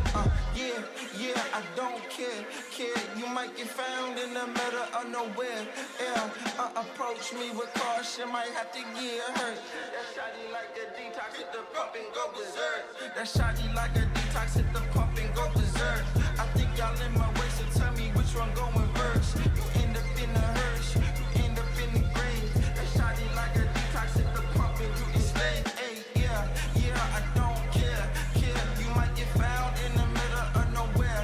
Yeah, that shotty like a detox, hit the pump and go berserk. I think y'all in my way, so tell me which one going first. Scroll through my living room, chosen the pinnacle. I jump into the spotlight ever since I seen the hidden view. Move how I move, I don't know who you approaching. I'm Jordan, less you Jackson, I don't need nobody coaching. All these niggas frozen, that's unusual. Every space I go in, that's not unusual. Approach me with caution, might have to get hurt. That shawty like them Reeboks, hit the pump and go berserk. That shawty like a detox, hit the pump and go berserk. I think y'all in my way, so tell me which one going first. You end up in the hearse, you end up in the grave. That shawty like a detox, hit the pump and you enslaved. Hey, yeah, I don't care. You might get found in the middle of nowhere. Yeah, that shawty like a detox, hit the pump and go berserk. I think y'all in my way, so tell me which one going first. That shawty like a detox, hit the pump and go berserk. I think y'all in my way, so tell me which one going first. You end up in the hearse, you end up in the grave. That shawty like a detox, hit the pump and you enslaved. Hey, yeah, I don't care. You might get found in the middle of nowhere. Yeah, that shawty like a detox, hit the pump and go berserk. I think y'all in my way, so tell me which one going first.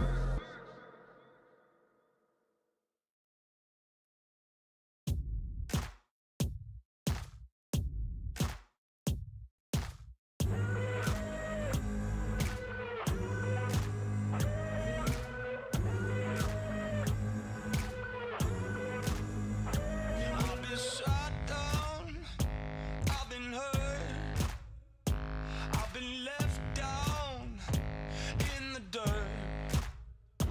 I've been lied to, I've been cheated, but I'm never coming to my knees. Needed a way out, needed a way out, needed a way out, needed a way out.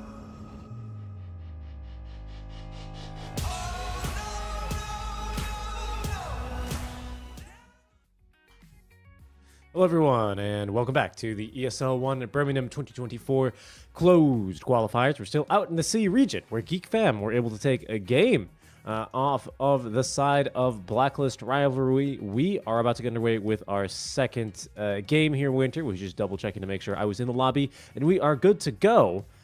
You expecting any changes here from the tempo from either side? I don't know. In these kinds of games, it always has me wondering how comfortable teams are to run a very similar tempo draft.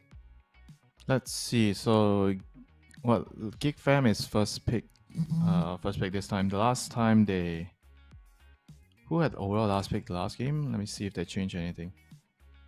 Last time It was overall first pick Wing by Blacklist, right? They overall first. Right. So Geek Fam, Yes. Geek Fam has first pick this time, so they opted to get that.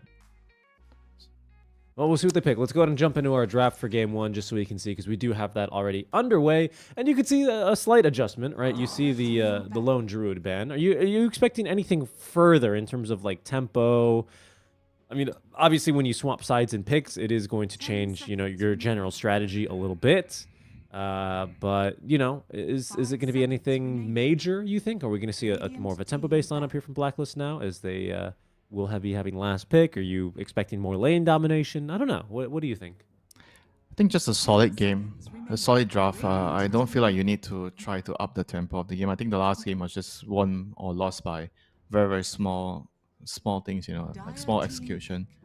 I don't feel like any side has had the draft that had a significant edge over the opponents. It was annoying to deal with the lone druid, but they didn't lose because of the lone druid alone. There's a lot of other small little things that went wrong in the team fights for Blacklist, and they're gonna have, and especially the lane. Remember, the Eng 10 died seconds twice remaining. at the beginning of the game. He died to the Dawnbreaker and the bench, and that kind of 5 contributed seconds remaining. to Naga having to start the game from behind too. Radiant team So ban. those are the things that they have to pay attention. And Nature's Prophet, it wasn't banned. So Geek Fam, they really like their Nature's Prophet on Scam, like pressure. And it's also a flex pick for them because they play on the carry role as well. Also not banned is the Bat Rider. He sneaks through. I guess with the Bat Rider, it kind of discourages from playing Nature's Prophet as a carry. But we'll see. Maybe you're going to get that favorite Oracle of yours to dispel, or some Abaddon to dispel it. Ooh. I think if you're running carry Nature's Prophet into Bat, you're going to need one of these things. Abaddon probably 10 better for the seconds lane, remaining. so you have a melee range Dire setup. team ban. Or even the Abaddon just straight up as a carry and the Nature's Prophet as a support. I mean, either way, I could see that happening. Bat Rider is definitely going to be needing some addressing. You're going to need 10 something to seconds deal with it, remaining. either with Abaddon Dispel or with a Venge Swap. 5 seconds remaining.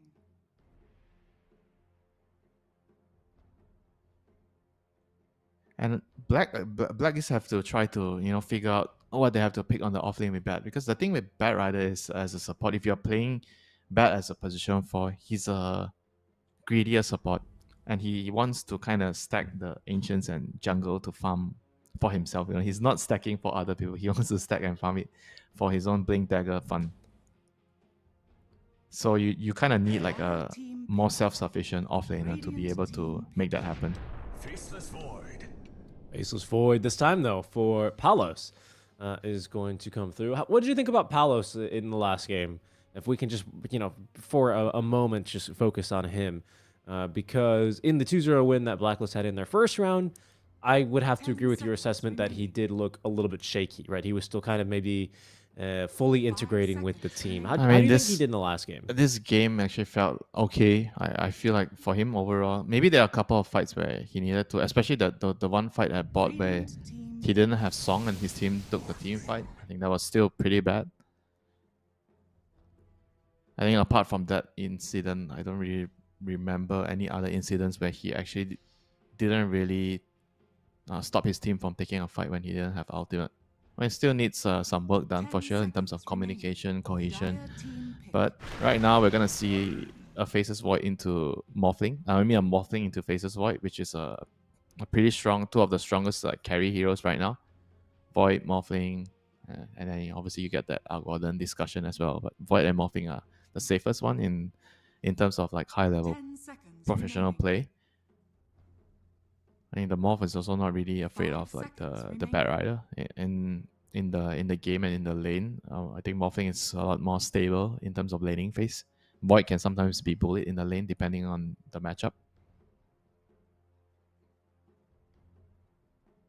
Talk to me a little bit. What's exactly the strength of Morphlin here, right? It's Dire team pick. Precisely, that's the strength, cause he can manipulate his strength and agility, and I feel like that mechanic is so unfair for laning phase. Like the hero takes 300 damage, one tangle, he gets everything back. Like how is that fair? I just feel like the mechanic is just so inbound for the laning phase. There's no way you can kick this hero out. You have to straight up kill the hero, or you have to. What I see people do sometimes is they pick like something they can snipe him from far range. So like something like a Wind Ranger or like a Zeus, 5 seconds catch him remaining. by surprise when he's toggling his stats to regen. Sunstrike, like the Gork clip. Did you see the Gork clip? So the Morphing revived and he died on the fountain again. That's right. I mean, that might happen. They have a Faceless Void. I'm not gonna say it's not gonna happen. Faceless Void Invoker. Oh, that'd be pretty cool, right? It's kind of seems like a pretty decent pick at that. Support Gyrocopter here for the Faceless Void. Centaur now into this Tiny and Geek Fam. Ooh, they're going to go ahead and take a swing with the Enigma now. Yeah, Enigma against Faceless Void. They were on the receiving end the last game. On the laning phase, the Void couldn't do anything. He was having such a hard time against Enigma. But on the other hand, I feel like because he has Gyro this time, Gyro can actually help 10 deal with the seconds illusions. remaining. I mean the summons. Because the last time it was what? Faceless Void and Lion. 5 Lion seconds can't do remaining. anything to the Eidolons. So Gyro, you can actually get your Flat Cannon early and you just deal with it. I actually feel like it might actually not be that bad for Void in this game.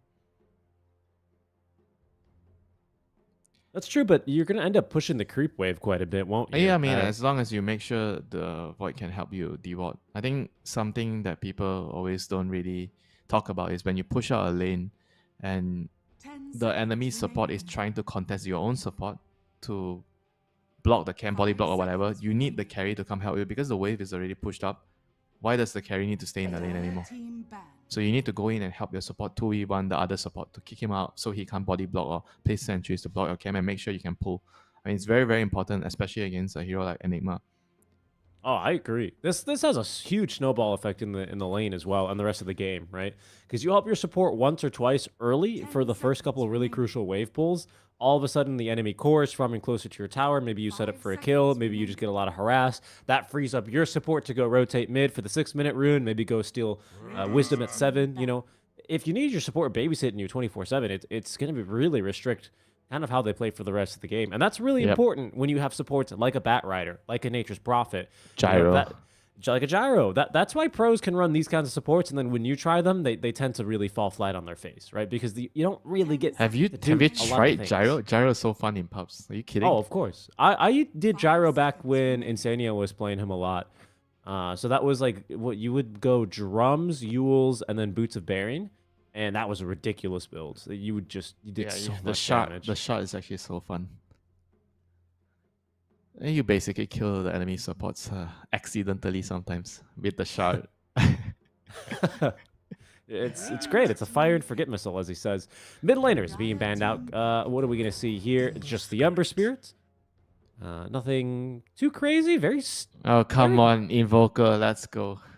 You think? I think Invoker's nice. I feel like it's nice. You have Centaur and Chronosphere to set up. You have Lasso. I think it's gonna be a slow game with 10 Enigma morphing. seconds remaining. Slower initially. Like there's gonna be a lot of farming. 5 seconds remaining. I mean, Invoker could be quite useful. Like Quaspex Invoker is good against the Ember Spirit in the early game. You get a vessel because nobody wants to buy a vessel. And look at their heroes. You think Bat Rider wants to buy a vessel? You think the Gyro wants to buy a vessel? Good luck. What about a Huskar? Sure, I mean Huskar can work too, but he's not buying a vessel. No, he's not. But he's gonna kill the Ember Spirit in the lane. He's gonna. I don't know about probably- killing. You know, he might have to play a little bit more conservative since there's a Nature's Prophet TPing in. That's true. Actually, that's a pretty good point. Yeah, that's a good point. I mean, Huskar is a totally different ball game. You know, you're trying to just win the lane and snowball from there, but Invoker gives you a much more solid game plan. And I feel like Blacklist is not like a cheesy team that will Huskar you last pick. You know, they're gonna pick like some Invoker and get a stable game. I don't know. You don't think Abed's got a little bit of Huskar in him? I'm sure he plays the hero, but He grew up in the sea region, you know. He's ready. He's ready for a little bit of Huskar in his pubs. Game 2, after losing game number 1, playing his game on the Timbersaw and basically getting solo chronoed all game.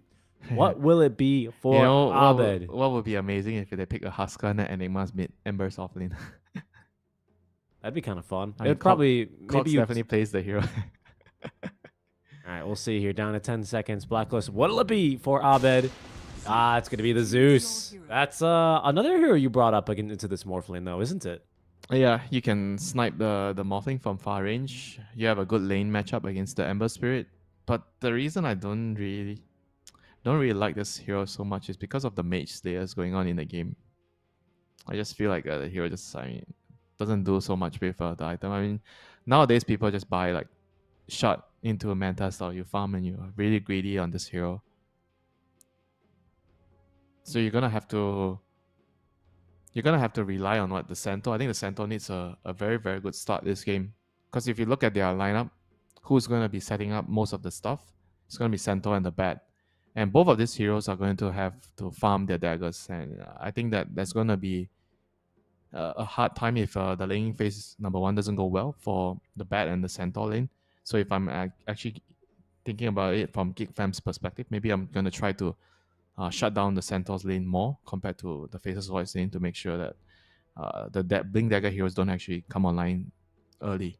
Like if I'm the Tiny, I feel like Enigma can solo. Maybe I'm gonna just move around and make sure I pressure the Centaur and the Bat Rider a lot more. Especially the stacks, Bat Rider wants to stack and clear the jungle, so you need to scout it and maybe alert the Ember to come and steal the stacks. Yeah, and then with the Scam, being able to rotate around, you've got a support Tiny. It does feel a bit greedy, though. I don't know, man. Yeah, I don't like the Zeus so much. It's so greedy. I mean, I like it in terms of the matchup point of view. Like he has a free lane against Ember. It's very good against the Morphling. But in terms of the economical wise and the overall synergy between their lineup, it's very greedy.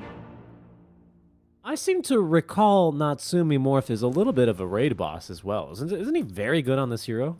Yeah, Morphling plus Arc Warden, those are his two best heroes. He's definitely gonna be ready for that Zeus ulti sniping the Morphling. Trying to get him when he respawns, all this other stuff.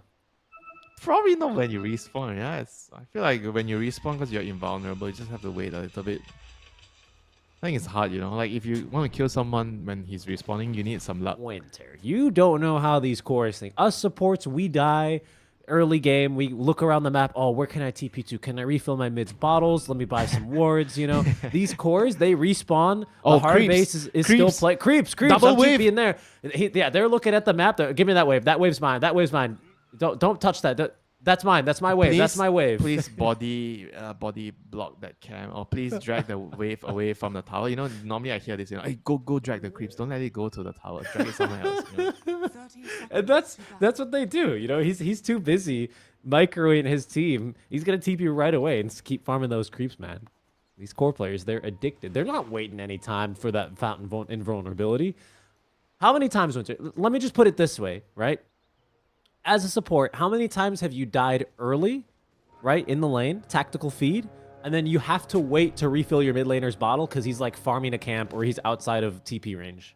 The battle begins. Countless Probably. times. Yeah, it happens a lot. Whoa! 4 runes for Blacklist Rivalry. 4 runes? How? Hollow I guess that's the problem with having Enigma. Yeah, Enigma doesn't really contribute. All right. I mean, okay. This is a dream start. That's you can't ask for anything more if you want a game 3. If your back this is the perfect start for your Zeus. No excuses for losing your lane. Yeah, 4 runes. 4 runes. Yeah, every time No the mid laner excuses. loses, they like, oh, you guys didn't get around here. You guys fed first blood. Freaking support. I told you not to go there. And see now my lane is fucked. Those kind of mid laner things, You bought a Wraith Band online instead of buying Dust and Centuries. No. That has nothing to do with the mid laner. He just cares about 2 things: the bounty runes and bottle refill. Scam has got pretty good control over his camps down bottom, where he's got both these camps blocked. Abed already blown through all his mana early. We'll see how he's going to do as the bottle's getting ferried out. But for now, I did want to just point out that, yeah. So hard camp blocked and easy camp is going to be not spawning in. I guess they body blocked. Tim's probably body blocked it. Yeah, See so if he by gets the the next way, one. they actually moved the Bat Rider to the safe lane. They wanted the Bat to deal with the Eidolons. So I guess this is what makes a lot of sense. He can actually kill the Eidolons with the Flame Break. The thing I would say about position 5, Bat Rider, okay, kill, right? Centaur Gyro. Yep. Easy, first Centaur blood. Gyro. Yeah, but the thing about Bat Rider as a position 5 is because when you play Bat Rider on position 4, it's natural for you to go and stack the Ancients and the small medium camp on your triangle and you farm it. So on a position 5 Bat, it's more difficult to do that, and you kind of don't want to leave your carry alone. Sorry, I'm just laughing because Scam immediately respawned, TP'd in to body block the camp because Tim's unblocked it with the sentry, and I think Scam's going to die again. Let's see. He's got a there's no blood grenade. Rocket barrage. GG. Dead. Rocket barrage up a hill. You need the vision. Scam tried to deny himself and will not be able to Wow. do so. Tibbs has another kill here. Luckily for him, he's a nature's prophet, so he has 2 TPs. That's right. Yeah, he's got another TP. He's coming right back to this lane. He's going to body block me. I didn't hear no bell. And then He's getting right you're back gonna in hear there. your mid laner, hey, why don't you just refill my bottle? That's how you know you're screwed. Yeah. Well, Mac's got a full bottle right now. It's got the water rune in there, so it's going to be just fine here. And Scam returns to the lane and immediately snipes the courier, and that's a pretty big one because it actually had the Helm of the Iron Will Wait, on he it for didn't take the Gabby. item? No. Holy crap, he actually missed my quote. He didn't take his Mm-hmm. item. Oh no, that's actually annoying for Centaur.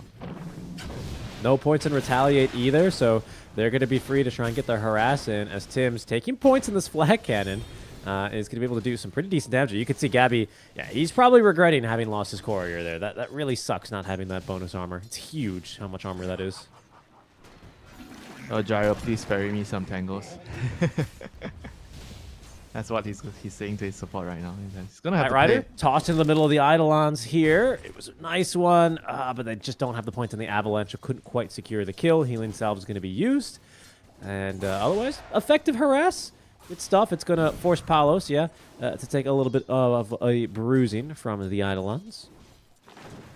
Yeah, very, very similar Faces Void situation here against Enigma like last game. I think Natsumi had like 10 CS at 4 minutes or something, so Palos is doing a little bit better this time. Zeus is, oh okay, he's just free farming in this lane still. Like, both heroes are gonna trade, and I mean, Zeus is gonna be a little bit more happy because you're the greedier core. But on the other hand, Amber's also happy with the level so he can rotate and destabilize the side lanes. Natsumi, alright, he's fine. Never mind, he's dead. he's not. Nope. He is dead. He not Shift just fast get his enough. range drop? I thought he just got his range drop. Okay, not the range drop. You're gonna have to buy range drops in this lane. Yep, and that's going to be pretty good. But only 1 point there in the attribute shift. Not enough to get him out of that sticky situation. Yep. Gabby, he's still gonna have like a very, very good game. Like I mentioned about how important it is for him to get a good start, get a good timing on the dagger, because you have a mid Zeus, so nobody's gonna move around the map to initiate. So the Centaur and the Bat Rider are gonna be the two main heroes gonna be doing that. And since you have a position 5 Bat, so the Bat's probably not gonna get his blink too early. Tim's gonna make a rotation over here. Yeah, he's going to try. And actually, they hit him with a 2 stack, so that time dilation slow. Avalanche will delay things here, but it's inevitable for Cox and probably even Jing now. As Blacklist rotate 1 hero up. Ooh, and Jing. Tanky. Is he Wow, he's tanky enough? actually going Tim's for the kill. really committed for this kill. Scam is going to TP in to be able to try and punish this one. Tower still focused now onto Tim's. He's going to go down. Jing is still alive. Palos can't quite reach him either as Jing through the trees. He's got the avalanche. He He's has the dead. toss. He has the kill onto Palos. I don't believe it, Blacklist. What is going on? The greed, my friend, got over their head. That is actually, I mean, it's not even that worth it to kill the tiny, you know, it's just a support. I would maybe be more understanding if that was like a call. But, I mean, from the point of view of the Gyro, he's thinking that I have Lotus, I have an 11 stick, I have Fairy Fire, whatever, I'm just running in, you know. But then Palos is like, I don't really want to go, but since you already gave your life for me, does it make sense that if I don't get the kill, you'll be mad, you know? So he just runs in, making sure that he gets a trade, and then he dies too, and now everybody feels bad. Ooh, Natsumi. Oh, that was a nice try. That was a nice try with the Yeah, Zeus. yeah. Natsumi too good. They gave it a go. Another toss. Yeah, Carlo, he is eager to be here though. Jing has already used the avalanche as Cox is going to take another death. Scam still fighting here as they have at least traded 1-for-1 so far, but it's a 2 versus 2, but pretty lopsided when you don't fight underneath the tower anyway. Hatsumi's just eating these double edges down bottom. I keep going bottom because I see his HP drop suddenly, so I instinctually want to go check, and it's just always the most nothing play that's happening. I mean, just look, he doesn't care. Yeah, surprised he doesn't have a range drop for it. To at least help him sustain through the lane. Or maybe he just feels like he can just manipulate the stats, you know, and be okay in the lane. Another toss back. Another toss back, yep, but no avalanche there. Palos is just fine. Not enough mana for the Ava. Again, they're trying down bottom. This time, good Tim's has reactions. learned his lesson from diving tier 1s. And then watch this. Stick. Yeah, this is why, like, why this is so unfair in the lane. You know, he can just regen so easily. It's so unfair. Like, it's just that's what makes Morphing so broken in the laning phase. You can't kick him out of the lane. Yeah, there it is. Stick charges and basically up to half HP. Yeah, I mean he's a sustained monster. That's to be said. Tell me that's fair. You know, like Dire's middle why? tower is under attack. Radiant Ah. are scanning. They can try I don't know again. how you- They can try I don't again know in how 20 you balance seconds. this though. How do you balance this? Okay, Stampede. That's gonna be for top lane, but stuck inside the black hole is gonna be Palos, and he is down. They still do get Cox as he's gonna burn alive to the Firefly. Mac as well ends up TPing there to try and make the difference. Ultimately unnecessary, so he's right back to the mid lane. And now, guess what? He has safety bubble, the most imba level 1 item on Morphing. Why do you think it's so? Because of the shield and the regen. What the hell? It's everything he needs.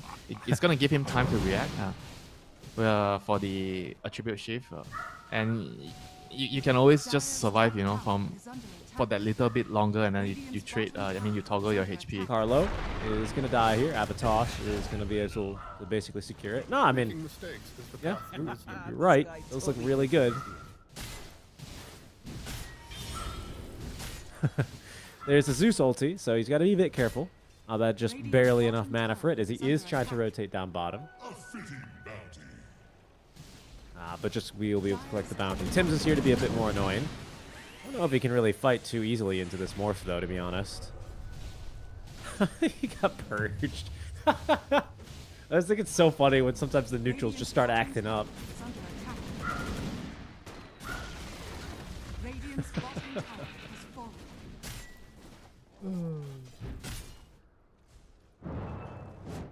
I mean, right now, Mac he's having a good time, like controlling the runes, making sure that he gets rotations on the side lanes, and because of his previous rotations to the top lane, Enigma has already killed the tier 1 tower, opening that part of the map with the Vlads. And I mean, Palos he's actually still doing fine. You know, I thought he actually would Yeah. be poorer than this 3.6k net worth after that dive and dying. Natsumi, who's had the hardest time. He's just had a centaur in his face this entire time. Now the tower's down as Gabby. Yeah, I mean, he can try here, but Natsumi, 2 points in the attribute shift. I mean, it's just going to be a bit too easy for him, isn't it? Yeah, but on the other hand, I just feel like right now, the Ember's going to start making his presence felt as soon as he finishes his Mage Slayer, and he's going to be very, very strong in the game. Like most of the 4 heroes of that list is just magic damage. Even Void does some magic damage with the Bash and the Time Dilation. So the Mage Slayer is going to be a very, very key item once he has it. I mean, the Zeus is just going to be farming. You know, I feel like he doesn't want to move around and do anything. Dire's middle tower is under Wants to farm. Wants to get big. Yeah, get your Manta with your shard. Maybe start with a Phylactery. Yep, Phylactery first here for him, as Tim's going to do a bit of damage now to Mac. Not really too much. It is going to be another calm period here. For now, Morph is able to at least hold his own down bottom, still continuing to just beat into Gabby, which is slightly impressive considering this is a max retaliate with the Veil of Discord, double ring of protection, you know. Just doesn't care. Safety bubble all the way. That is going to be a rotation caught, though, with the Stampede. Now Jing, he goes down. Mac able to avoid some damage. But the stun. Gabby does a great job to hold on to it, and when he returns from the Sleight of Fist, Mac is swiftly killed off here. Abba collects both kills. Yeah, very, very nicely done there by Gabby, holding the stun, not using it on the initial kill, and was able to net them an extra kill in the end. It's very good, good awareness there by Gabby. It's all about like having the right heroes in the right area to set up and being able to pick off all these stragglers, you know, when they get too deep into your territory. That's why it's very important when you're looking at the map and you're looking at who's taking which part of the map and who's farming which area. Like Kims has been occupying this side of the jungle, right? He's been walking around making sure he's breaking the smoke, or he's trying to play around the centaur or the gyre and the Zeus to be able to set up kills. These are the small little things when you look at the minimap, you can actually take notice who's doing what. And the Bat Rider is just like stacking jungle and trying to get his dagger. Do you think Zeus is gonna build a Conjura? Is this a Conjura hero? I've seen it. I don't think it's impressive, but I mean, if you want to get it, you get it after. I think after your manta plus shot. Right. Yeah. No. Definitely. I don't think you rush it on any hero really, but It's a bait to rush it. yeah, for sure. I think. Well, not even anymore, right? Because there's a gyro in this game, and he's sure as heck not going for an early crystal. It's like any hero that wants to go for an early crit, it's probably a bait, to be honest. It's just you got to scale first, you know, before you need to do damage. In most cases. Yeah, even on Morph, it's such a good item, right? But you don't rush it. You get your manta and your first two items, and then you get it on your third item. Dire are scanning. I think usually you see Morphs, you get a Phylactery, then you get your manta, then maybe if you need Lincolns, you get a Lincolns, then after that you get your Kanda. Smoke play here, but no one really currently home in the triangle. Jing may end up getting caught by this, as yeah, they see him now. Gabby with the blink. Yeah, Zeus ulti for the vision, as Jing is going to create a bit of space for himself, but ultimately with the homing missile on him, yeah, Abed has another easy kill. That Phylactery is just so much damage on his on his lightning bolt though, isn't it? That's crazy. 550 damage on a Double 6-second wisdom cooldown. Yeah, this is nice for Blacklist, managing to get the double wisdom of that one kill on the Tiny. A lot of DPS on the Tims. I don't know if they can really secure the kill here. That's a lot of damage though. Just Sprout, Blood Grenade, and that was it really. Searing Chains, I suppose, and the urn. He's fine. Got his own urn anyway. But this is crazy, man. This lightning bolt. To put it in perspective, Finger of Death does not stun, and it does 600 damage. And with the Phylactery, this does 550. 600 damage at level 1, I suppose, right? 900 at max, so. Zeus, what a hero. Glass cannon, you know. I mean, Zeus has always been like this. Back in the day, we didn't have the jump, you know, so you didn't have any escape ability, and you always have to buy like dagger for stuff. And nowadays, you don't even have to buy for stuff against Clockwork. That's true. I see a lot of Zeus is able to escape, you know, Kunkka combos now. You just jump away from the bow. A little bit less of a glass cannon, a little bit more outplay potential. It makes the hero, you know, a lot more viable in certain situations, but it is kind of also funny to see him jumping around when that's not really what we know this guy for. I mean, Gabby has been playing with his team since he got the dagger for quite a bit. Scam is going to die. I haven't really seen a whole lot of action out from Scam. I mean, he's been involved in... well, that can't be right. How is he involved in 7 of 6 kills for his team? Toss back. Stampede trying to run away. Alright.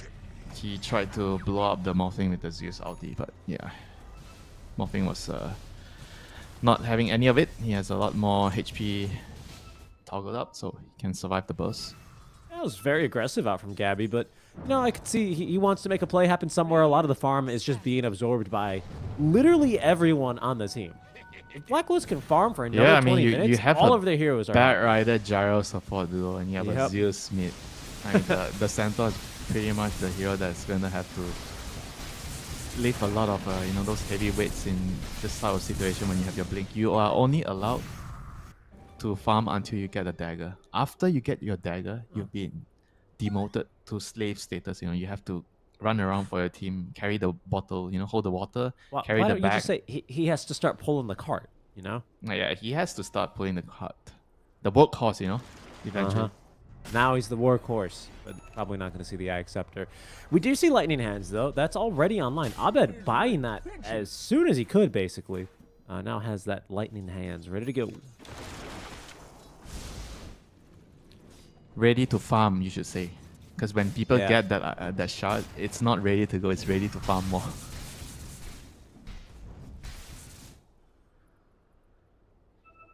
Pretty crazy build here on the Zeus, but it is what it is. You can see he's going to start really farming up a bit of a storm. So ridiculous. Oh my goodness, look at him go.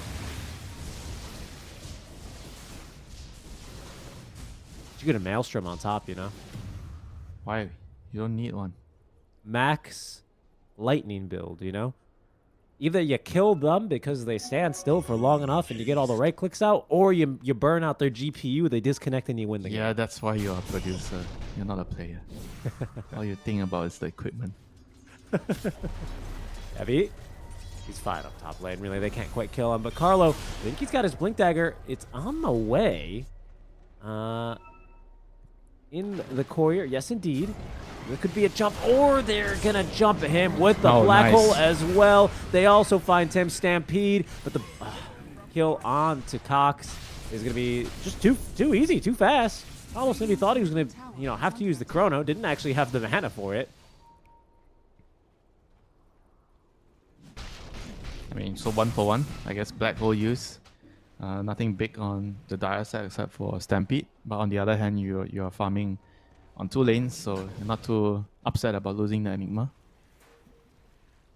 Mage Slayer into BKB. Okay. Just trying to be very, very safe. I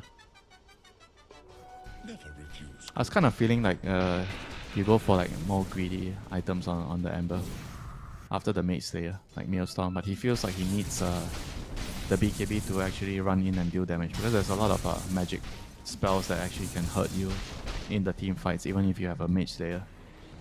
Firefly, Centaur, Spiral. They're just rather slow. I actually felt like the Ember would be a lot more active once he gets the Mage Slayer, but apparently he just feels like he can't. That's just way too much damage. Yeah, I kind of agree with him, to be honest. I mean, especially with a Zeus, the Bat Rider. I mean, if you died of physical damage here, I'd be rather shocked. And shocked quite literally, right? Because you're going to die to these lightning hands, at least for Cox. He is going to die to the lightning hands, I believe, caught by probably the lightning bolt of the Ember. No black hole for him. He was just trying to delay the tower from going down a bit more, but ultimately can't do a lot. But if you think about it on the big picture perspective, right? If you're Geek Fam and you're trading farm like this, are you actually happy against the Faceless Void Zeus? Like your black hole is like not guaranteed, in the late game, because there's always a Chronosphere. Right. And there's a lasso on top of it. So I feel like it's not like, oh, I get late game, I'm gonna win with the black hole. Double stun. Avalanche, yeah, onto 2, but with the TP coming in, still no black hole ready to go. Just the Midnight Pulse. Sees damage on the Palos, but they've already lost both supports. Is the blink away? Oh no. Palos, he whiffs on the Chrono. Time dilated. He's gonna lose his life. No. Oh, that is unlucky. And Blacklist Rivalry, they're gonna lose 3 as Natsumi shows up to his first fight, eager to clean up, gets the double kill. Both supports trade their life. No black hole used. Chrono whiffed. Carry killed. Feeling pretty good if you're Geek Fam right now. Good turnaround. I mean, it was also, I think, the pipe reveal on the Nature's Prophet. So pretty strong item for dealing with the Zeus, the Centaur, this magic damage. I guess if you have the pipe and then if you have the Mage Slayer debuff on all their heroes, you actually block so much of the magic damage. Yeah, that's a really good point, actually. This is the kind of game where if I was like the Nature's Prophet, I'd be like, don't worry, guys. And then I would buy pipe, guys. And then I would also buy a helm, and then just take a Centaur Courser with me at any point in the game. Why not just get a mech on top of the pipe if you're doing this? Yeah, that might be more efficient in the fights. That's true. You have a good point there. You're trying to like get the helm. That's so much money. Get a creep, and you have to ensure the creep doesn't die in the team fight. Ah, it's fine. Just bring him with you. Take your creep to work day. You wish, take your creep to work. Yeah. Do you take your cat to work? Of course. Technically, you do, right? Technically, I do. Yeah. I think she thinks that I work in her home, but whatever. Who's paying the rent? Just ask her who's paying the rent. Come on. Blacklist trying to sneak around here. Scam in good position to break any smoke as the Roche is going down and will drop before they can really get in there. Zeus ulting for the vision, but Gabby, he's trapped inside the Sprout. They're actually going to toss him out. He finds a 2-man stun. Now Toomey here is going to be just fine. He was lassoed, but now he's immediately set free and furthermore has the Aegis still. Palos being slowed now by the Malefice. They have another stun as Abed just TPing away from this fight. Searing Chain somehow catches him. Not all the creeps, but he has the Manta style to try and make a run for it. Time walk in 1 more second, but all heroes aren't going to be able to catch up to him. He goes down. 2 dead just like that. Big tip onto Jing, who is able to find a massive stun there. Keeps alive Natsumi. That was crazy, you know, how they initiated. The Centaur stunned the Morphling, and then the Bat Rider lassoed another hero. They actually didn't go on the same target, and both of them lived. And that was it, you know, the team fight. They didn't have enough damage. The other thing surprising was, again, Palos, he ran into the team fight, but he had 25 seconds on cooldown for the chrono. So there was no way he was able to contribute that fight, but he went along anyway. And without a chrono, I feel like you're probably not going to win that fight. I mean, it's kind of wishful thinking for the Void that I don't need the chrono, I just need to come over, cast a big time dilation, and we'll still be able to win the fight. Dire's bottom tower is under attack. Yeah, I mean, I gotta agree with you. I was also a bit surprised when I saw the cooldowns there myself, but you know, it feels like a pretty decent fight to start off with, doesn't it? You've got your Shivas, initiation, everyone's smoked up. Yeah, but the thing is, they decided to still do it when the enemy already killed the Roche. Yeah, I mean, I guess that's a good point. And you don't I have might chrono. reconsidered. It's like, why? Just why? Dire's structures are fortified. Ah, Morphling builds Contra, huh? That makes a lot of sense, actually. Radiant's Especially middle with tower your is under adaptive attack. strikes. Yeah, you, after the you're gonna get meta. Waveform attacks targets pretty quickly here as well, your 20 talent. He's Yeah, the that's- best hero for this item. Radiant's middle Seems tower pretty is darn under good. attack. You don't think it's Sniper with Divine Rapiers? Ah, come on. Get out of here. Sniper, Divine Rapier. I think even in your games, you don't get away with it. No, no, definitely not. Lasso, as they are going to find a kill onto Skep Natsumi. He wants to fight literally Oh, 5 men 1 versus dilate. 5. Look at him go. The slow is insane as Palos is going to find the Chronosphere onto Mac, but the damage is lacking. Mac, though, tried to escape. He's alive. Didn't have any Oh. remnants. He didn't have any remnants, Winter. Make that jump all in as Geek Fam looking for more. The time dilation slow that Natsumi had is absolutely destroying Abed. Cox has Black Hole. Is going to now use it now. Looking for this kill onto Palos. Palos freed, though, as the damage is sufficient. Courtesy of Gabby as well as Carlo. Now Blacklist turning What this a fight bloody around. fight. Skem, he bought back. He's going to die back. On 1 HP is this Natsumi Morphlane, but he starts the fight 1 versus 5, and he ends the fight as the last man standing, conserves the Aegis, but Blacklist, they fight through it. Yeah, the Nature's Prophet bought back to just try to save the Ember. He came back down. He was trying to come down and pipe the Ember, but he actually just died just a little bit too soon. Maybe he would have actually been able to save him with the barrier. But I think overall it was a really, really good jump there by the Bat Rider and the Centaur, initiating the fight, killing the Nature's Prophet first. But I felt like the fight was actually kind of hard for them once I saw the time dilation of 5 years, but somehow they managed to still win the fight in the end. Just Geek Fam, TPing heroes in 1 by 1 and, paying the price. Yeah, that was actually kind of crazy. That's massive time dilation. 5 heroes, God. Dire's middle tower I'm telling you, you can do that if you're a support Void. Radiant's bottom Why are you putting all these ideas? I'm just In my saying it. head. I think it's good. I want to give it a try. is under attack.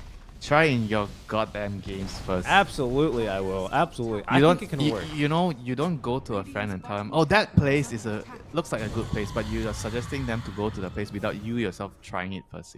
Could you imagine doing that? Like, for example, to your Mexican friend about the Mexican food in KL? I would never, right? Toss back here into the kill onto Tim's. Okay, you got it. Radiant's middle tower has fallen. I was just upset that you gave me a verdict. There's no way there's good Mexican food in Kuala Lumpur. Yeah, well. Ooh, another toss back here. Carlo has lasso, but actually couldn't find a target as Mac able to escape. Gabby forced to use the Stampede. Tower will still go down. Chrono's up in 10 seconds. We'll see how carefully Geek Fam want to play this. The answer is very, especially as they are about to lose this Aegis anyhow. Natsumi 10 seconds left on this bad boy before it's reclaimed, and we're about to see another reset. So Blacklist down but not out here in game number 2. There's still hope. There's still Chronosphere. And there's a Zeus with lightning hands. at the end of the day, if you have Chrono and the enemy doesn't have saves, there is always like a chance to turn things around. I mean, maybe if you get a Wind Waker at some point on somebody, maybe, but that's gonna take a while. I think it's all about just the jump, you know, getting the right jump on the bat. I think the Void has been overthinking with his Chrono. Like, it happens a lot when you're playing this hero. Sometimes it's just that simple. Remember the first game we were talking about how players are just using Chrono on one hero and then still winning the team fight. I think you just need to identify who you need to Chrono. It's either going to be the Morphling or the Enigma. I think those are the two key heroes. Look at this. I can't believe this Oh, he kind of missed. jump. He missed the avalanche. Holy Lasso crap. doesn't miss. That was huge. Just jumped up completely blind. There's a one-man Chrono onto Mac. Pretty lackluster damage, though, from Palos himself as Mac unable to escape the two-head black hole. They actually suck Abed down from the cliff. Carlo, he's clipped himself as well. He's just stuck watching. Natsumi's going to jump up there and say, no free show for you. There's going to be another kill there as Cox comes in big. Scam just saying hi to Gabby. You can kill me. Oh, no, Natsumi jumping on over with the AD rune here as well. Is he going to predict him to be on the hill? No, not quite. That was crazy. Dire's middle tower is under attack. That's why you only Chrono either the Enigma or the Morphling. I mean, it was a crazy initiation. From both teams, right? Like the Tiny blinks the up there tiny, without vision. He blinked up and Dire's middle they went on the one-man Chrono on the Ember Spirit, and the Ember kind of felt like he wasn't dying, but eventually he died, flies back, and cleans up the fight. attack. I mean, I just feel like he just has to either Chrono the Enigma or Morphling. He can't even Chrono the Ember at this point. Ember takes too long to die. You have to commit so much to kill him. And even when you kill him, he's not the main damage hero in the fights for Oh, Gabby. GFM. Gabby, he's fine. He's totally fine. He's got his entire team alive now. Scam has an Ag Scepter now, so these Wrath of Nature is more frequent and will be rooting as Natsumi is forced to cancel his TP. See now, Blacklist. We're going to think about giving this a go. Is there any wards online for Geek Fam? Yes, Jing has some vision. But for now, Geek Fam eager to try and get back. Oh no, Mac. Mac. They stack their stuns. Yeah, Right, doesn't he's matter. still dead. He did not have a... I mean, he did have a remnant, but... Oh, Mac. He buy back, then to die back, and most importantly, he is Mac. Cox does not have a black hole here. He's trying to run, has BKB. Good avalanche here, makes a bit of space, bit of time, but Blacklist won't be able to continue just collecting these plus kills. 2. Jing pushed up to the high ground here. This is going to be probably another kill here, I'd imagine. Perhaps even straight into the Tormentor as Jing, Wow. he is the third to go down. Convenient. So convenient right now. Just get the torment. Carlo. Oh. Yeah, there he is. That was a very, very good sequence of defense for Blacklist. All those free pickoffs. Geek Fam maybe feeling a bit too much of themselves there after losing the Ember, just trying to be cheeky. They were like staying in the area a little bit too long. Maybe trying to wait for the enemy to disperse before they try to go for pickoffs, but unfortunately that wasn't the case. Radiant's top tower has fallen. Yeah, I mean, honestly, it's kind of crazy. They knew they needed to get back, but they just... Yeah, but they just waited. I'm not sure why. I think Yeah?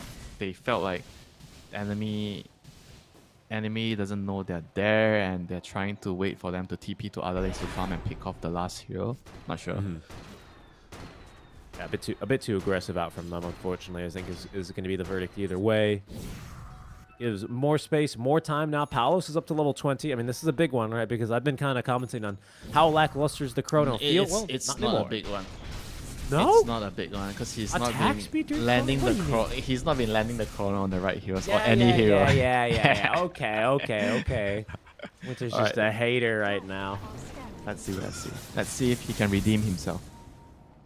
Well, this certainly Smoke gives him the chance. of destiny, my friend. Roshan is up. Both teams will scout it, but smoke on smoke action here as the scan from Geek Uh-oh, Fam. Another Jing. enemies here. Jing, what's he gonna do? Oh, he finds the Hello? Bat Rider actually, but it's a toss in place as Natsumi goes right through Tim, Buyback. snipes the Bat Rider, buyback immediately as the jump from Gabby allows him to at least Oh, get he got Jing the the Enigma. Chronosphere. He The does right get hero. the Enigma this time, the right hero. He's also Chrono to the Gyrocopter who has a buyback. Without buyback though is Cox. He dies in the Chrono. Time Gabby dilation. now, BKB active. The buyback from Carlo coming in handy now as They continue the chain stuns, the lockdown onto Natsumi, and down he goes. Didn't have time to wait for him. No satanic for him either. Scam is going to be able to escape for now as the rest of Geek Fam are retreating, tails tucked between their legs, leaving Roshan all for the taking now for the side of Blacklist. Yeah, such a big difference when he gets the rush. That's all it takes. No black hole counter initiation, nothing to worry about that. And they had lasso, like I think it was also very nice that Carlos gave his lasso to the end, just making sure that he gets it on the all-important Water Boy, which doesn't have Lincoln, so it's very easy for him to focus in. They basically identified the two problem heroes in the team fight, Enigma plus Morphling. So they chronoed the Enigma and they lassoed the Morphling. Easy fight. Yeah, I can't believe how quickly Carlo got back in that fight. He had to buy back. I don't know where he even could have TP'd to. I guess the outpost and then just getting to that fight as soon as possible. He TP'd to the top gate, didn't he? And he gated over. Oh, do you think? Yeah, true. That's a big brain play right there. It's gonna give them the rush, and Jing, he used his buyback. He has to be careful. Oh, that was close. That was close. He's fine, just on the edge. Radiant's middle tower is under attack. I mean, the longer the game goes, it's definitely gonna be very, very good for the Void. You've already seen it now with the level 20 talent. He has more than enough damage to solo kill the Enigma and the Ember. Morphling, I'm not sure yet. Maybe he doesn't have enough. We'll just have to wait and see. I mean, with the shard, it's kind of hard to solo kill him in the chrono. That's true. Yeah, that is true. Radiant's bottom tower is And under soon a attack. BKB is going to be online, so he can actually fight into the Zeus. I feel like if Abed gets jumped at any point in these fights, I mean, he only has a Manta style, and I suppose I mean, a he's Hurricane Pike. not supposed to get jumped, right? He has a Centaur and Bear Rider to go in and do the dirty work for him. But he did somehow get caught in a black hole with his Face Void before in the game, right? I mean, it's happened. Yeah, that's because the Void is chronoing the Ember. He's not supposed to chrono the Ember. I'm sure he already figured that out by now. Morphing is... I think Morphing should be the last person that they actually kill. Just kill the Enigma, kill the other heroes first. Make sure you don't overcommit for one hero. And take them out one at a time. It's under attack. Yeah, as long as the Zeus is alive in the team fights, I feel like there's just too much damage. Jing, toss back. There goes your Aegis. Yeah, that's huge. was quick. That's Aegis already. That was so fast. And are they really going to black hole him? Yeah, bet your bottom dollar they are. Oh, no, Carlo. no. He tried to get in there for the lasso. He eventually gets it no. off, but after his core dies... Oh, the avalanche as well. They knew where Tims was, trying to escape, caught and killed. Tims is going to be the last to fall here as Geek Fam with a perfect initiation there. Snipe the Chrono, set up the black hole, absolutely destroy Blacklist here as they take down their own 2-2. So many game-winning initiations from the Tiny on Jing. It's very well played there. Like once the Chrono is out of the picture, Void is the one in the black hole. There's nothing. I mean, the lasso is like kind of not very reliable to use it to stop the BKB black hole. So, I mean, he tried, but it was way too late. It's well played by Geek recognizing the opening that was presented there. You know, it's not every team can actually jump and be so decisive against an Aegis faces Void. You know, I think that was a very, very remarkable play there by them. I think this is bad. Jing.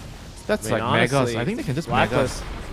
It could be. Oh no, especially with Gabby jumping in like that. Does manage to find the stun, force staffing. Not saying we trying to get him out of position. It's just so difficult here. And Jing's always threatening. You know, Blacklist, they have to have 117 on speed dial so they can call the police and report this kidnapping because it's just getting so bad here for them, isn't it? Look, this is at least 2 lanes of barracks. Natsumi away form away. Sneaky, tricky little move there as Mac. He's just going in, huh? I can't believe it. He's right-clicking for the buildings with the BKB active. They will chase him because they have a lasso. Mac, he does not have remnants. What? He's gonna hide. What? What? Oh. Mac? It's okay. He got the job done. He has buyback. I think that was kind of necessary. I think nobody could have finished the rush.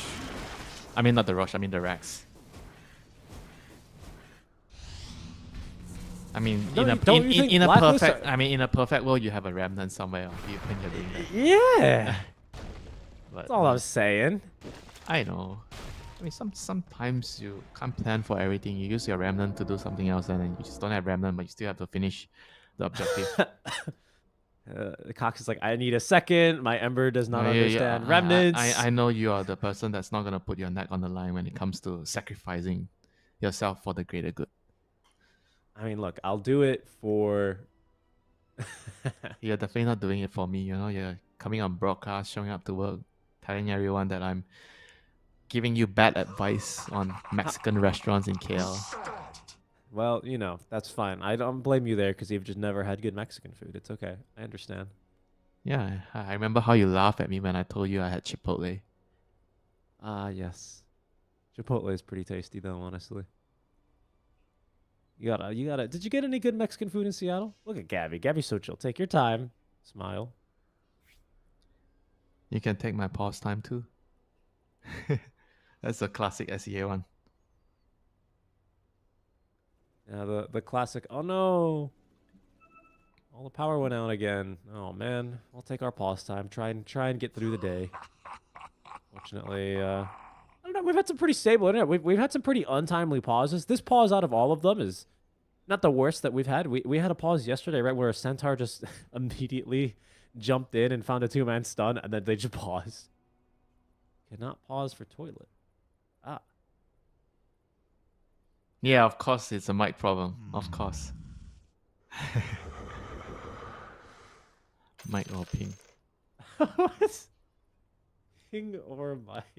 I mean, all these players, they are just very good friends with each other. Of course. I told you about the in-houses, right, that they played quite frequently before. I was watching a lot of the games, even though I didn't understand Tagalog, but I get the vibe, you know, the friendly vibe they have. To bring you back to the CC days where you're like, hey, bro, I'm at PC 27. Come fight me. Is that you? How do you actually know about that? Giving the PC number, I'm on PC 41. Come at me, bro.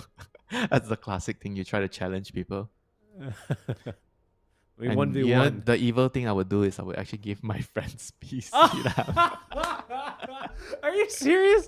because sometimes the PC is like too crowded, so you don't get to sit together with your friends, so you have to split up, and then you get into a tussle with the opponents, and you try to challenge them for 1v1, and you say shit to them, and you're like, I'm at PC 41, come get me, bro. I then can't you're- believe you're that. just waiting in the corner, looking at your Scam. friend, smiling at your friend, hi. Somebody walks over, some big dude, you know. And you're like, okay, bye, I'm going to the toilet, but you're actually going to- playing I'm out go- by the back door. Oh man, I did. That's pretty funny. You know, I had never considered doing that, to be honest with you. No, don't do Wow. that. Please don't do that. No, I mean, you can't do that anymore, really. These days, everything's online anyway. Back in those days, were you the one starting up the server? Dash AP, and all that good stuff. Radiant are Is that you? scanning. Tunnel me, please. Yeah. It's so great. I do always wish we had a little bit more of a PC culture like that in America, but it wasn't really meant to be. Nah, you don't want that. You don't want that. I think it would have been kind of fun, don't you think? Trash. See You here. don't want to see the trash talking in the LAN cafe, throwing your keyboard across the table. Radiant's top tower is under attack. Oh, but wouldn't it be great? If I had unlimited money, I think it'd be so fun to do just like the C in-house league, right, as a tournament, where that's the pitch, right? You just set up like 40 PCs, you invite 40 players, right? They do LAN playground style per party. day, LAN party party. style, right? With a prize pool at the end, like just some pure in-house. No, league. no need prize money. All you need to do is I'll make you some authentic Mexican food. Come get it. I don't think so. I don't want think some so. corn tortillas. I don't think I could cook for that many tortillas. I can't believe it. Some birria tacos. That's what the observer says. Yeah, that sounds pretty tasty to me. Back focus to this game, Winter. This game's getting intense. It's heating up. Mac did not have to buy back that time around. He's already bought back once in this game. And it's kind of punished. Down to level 22 is Gabby looking for the jump there. Quick little remnant on back. But you can see, with the threat of the Chrono now, things are getting mighty spicy.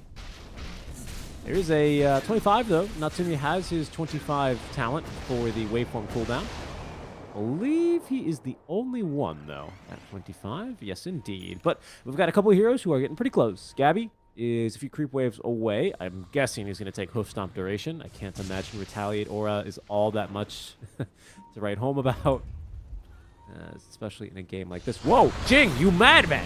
He's just strolling right in. The enemy's trying to take a smoke break. He's running in there as the manager tells him to get back to work. They're going to shove him into the dumpster. He's already dead as Carlo trying to hide. Oh, the chrono! He actually catches both. Oh, He that's catches a good Natsumi chrono. and Mac. It's a good chrono, but do they actually have the damage? They really don't. And now goes the the black black hole onto Palos. No way out for him. There is no save. Abed trying to hide and run in the trees. He is going to be killed and punished for that one as down he goes.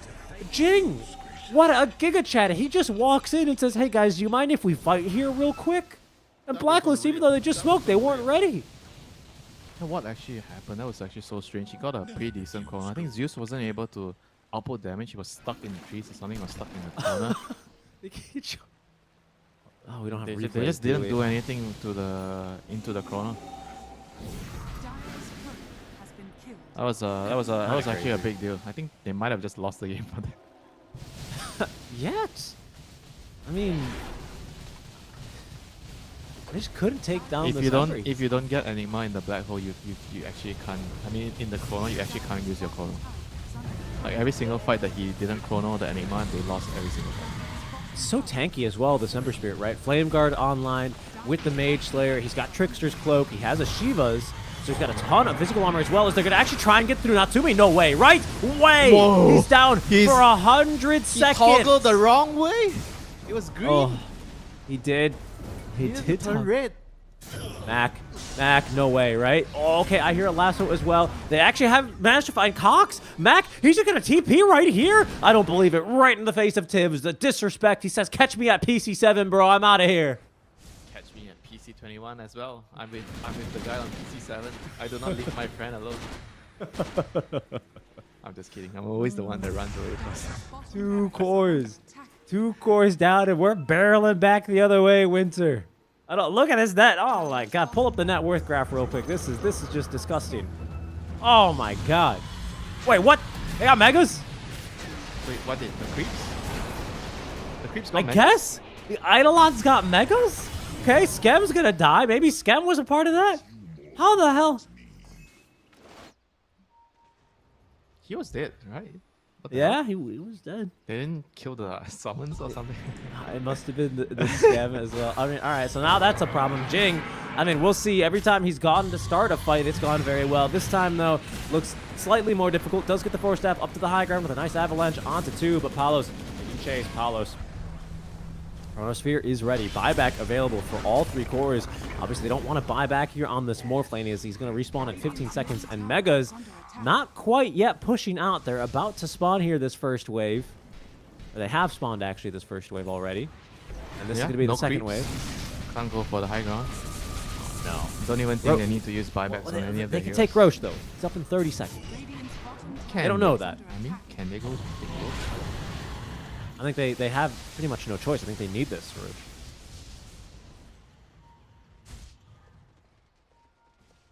Ember up to 25 now. 2 Sleight of Fist charges. We did see the Hoof Stomp talent taken as well from Gabby. Radiant are scanning. And I think also Abed. No, Abed's just shy of it here still. Those are going to be the big ones. We're going to see Backtrack soon enough for Faceless Void. He's 24. Can't believe they just get Megas like that. I mean, they were supposed to get. They were supposed to get Mega anyway, because Morphing kind of fucked up by the turning green instead of turning red. That is true, yes. That is true. Alright, creeps in the base. Gabby's going to be sent back to deal with those now. As the CO4 tower is taking just a little bit of chip damage. Nothing too substantial. Fam seem pretty confident to just kind of sit back and keep farming a bit now. They've got some relative safety with the Megas, but what they don't have now, Winter, is buyback on a lot of their cores. Cox, he already had the Refresher Orb, but I think he just bought out for the Shadow Blade, so he needs 1,600 gold more.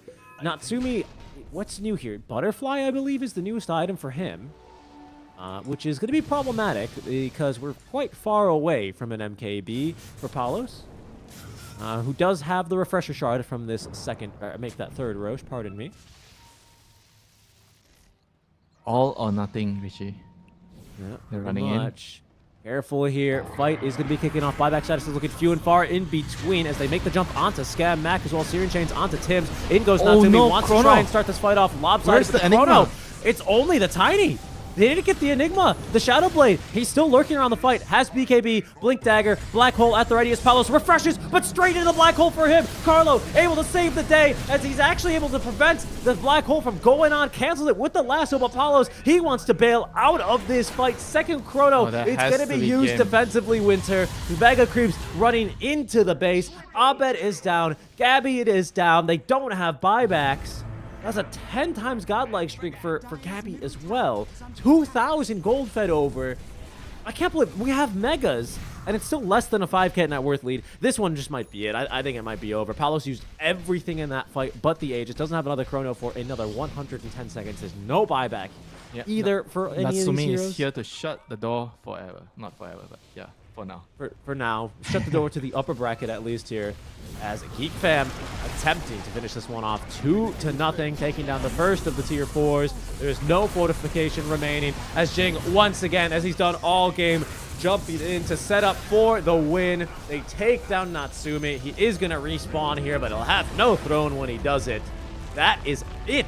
Geek Fam, a 2-0 win for them here in the upper bracket. They will move on. They play later on today versus the victor of our other series that's going on right now, which is Bleed Esports versus Neon. That series is still ongoing, so I recommend that you guys can try and check that out. You can catch John and MLP Dota as they cast you there. Go check out and say hi to My Little Pony and Jonathan, as I think that game is still active. Let me just see here. Yeah, what an impressive series by Geek Fam. You know, they showed that they are the better team. They showed a lot more understanding in terms of the draft. They played this Enigma Void matchup and they won on both sides. You know, they won with the Enigma, they won with the Void. So clearly they know something that Blacklist doesn't understand in the game. And props to them, you know, like being able to win both games in terms of like strategical point of view and in terms of execution. They were able to play better as a team, execute the team fights. I feel like every single player in their team definitely shined throughout the game. You're talking a lot about the Tiny and Jing. He was how he was like tossing people in, starting the fights. Cox being patient about his Black Hole, just waiting for the right moment, waiting for that bubble. And as long as he's not in the bubble, I think there was only one time that he was in the bubble, and that was the only fight they lost, if I remember correctly. And after that, he was never in the bubble. Good positioning there by Cox as he proves to be masterful with the way he points that thing. Very well done on the Enigma here, honestly. Very, very good game. Natsumi again showing why he's just a beast on this Morphling. And shout out to Jing. Honestly, shout out to Jing. Not the most impressive kill score, right? 2-9 and 21 on a Tiny. It doesn't really seem like he did all that much. 12k net worth, you know.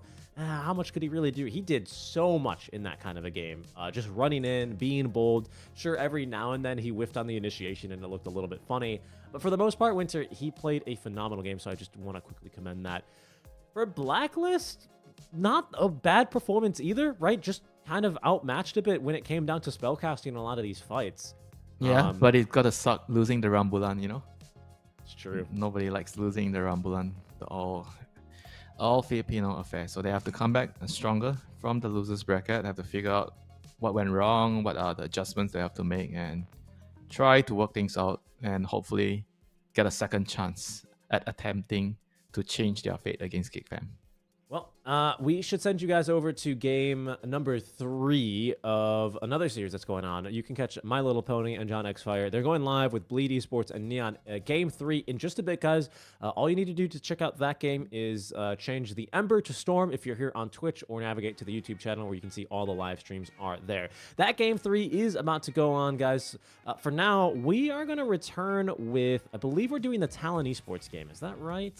Yeah, we're doing the Talon Esports game, and to see who is going to be playing versus Talon, well, we need the Bleed and the Neon game to finish, as the loser of that series will be taking on Talon for an eliminations game, guys.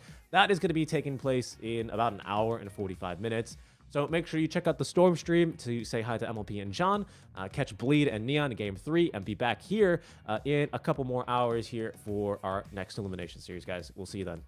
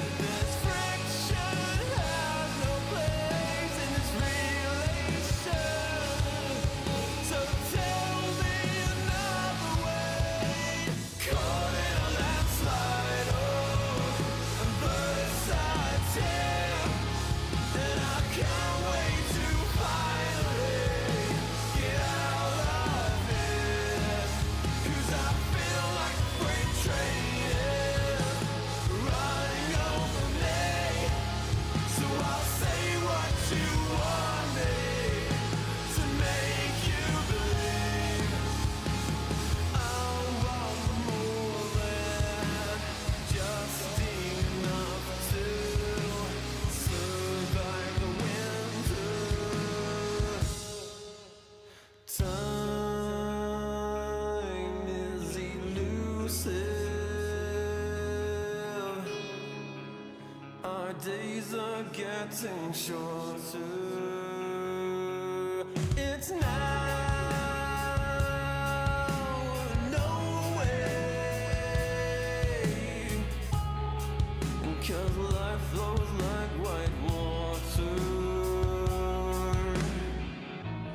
Take a moment to breathe, hold it in, stay a while, forget all that you know, and forgive everyone. It's all in your power to turn away. And maybe I've been blinded, 'cause all I see now is a fairy tale ending is not in our course at all. Make a change, forget I wait for nothing, to death do I, 'cause I feel like a freight train is running over me. So I'll say what you want me to make you believe. Mortify and complicate. I'll wait by until it's too late.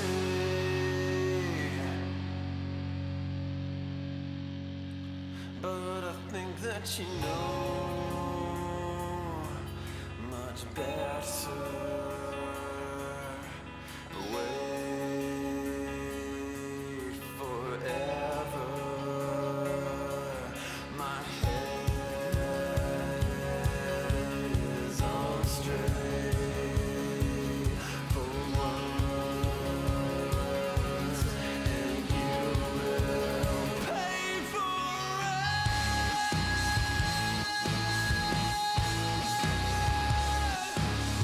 Yeah.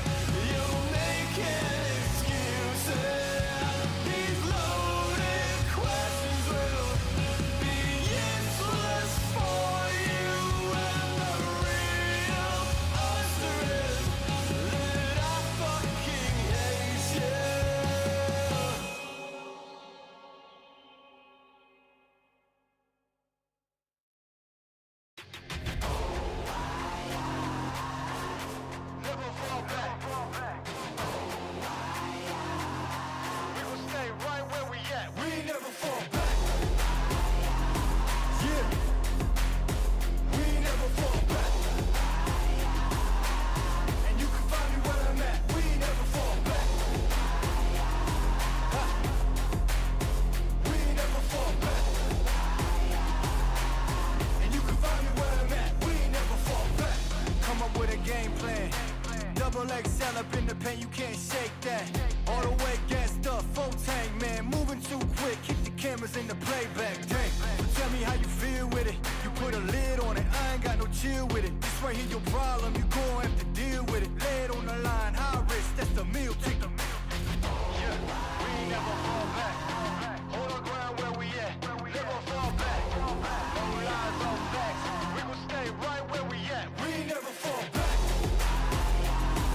Yeah, we ain't never fall back. And you can find me where I'm at. We ain't never fall back. We ain't never fall back.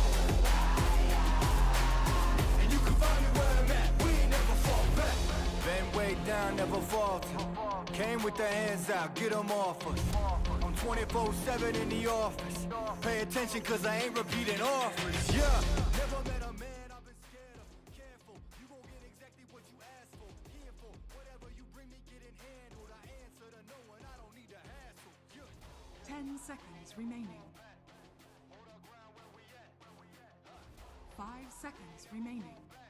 Dire team back.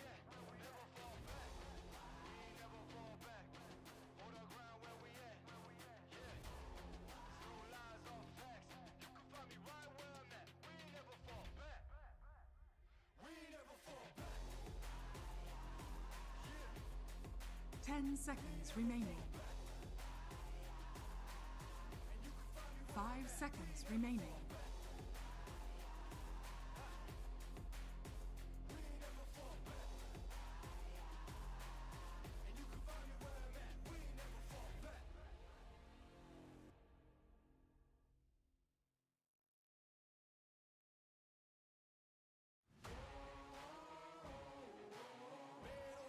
I'ma get it, you know I be on the way. Yeah. You know I be on the way. Man on a mission, I'ma get it, you know I be on the way. Yeah, it's all hard, ain't no fear here. You ain't giving this to all, you steer clear. Never beat, I've been down and I reappear. You got some money on the line, you better put it here. Rolling in and doing that work. Check priorities, I'm doing that first. Checks big and Dire team pick. but it's checkmate, we ain't selling short, know the work. Ain't nowhere to hide. You ain't gotta see me come and keep me on your mind. Cause I be on the way. Yeah. You know I be on the way.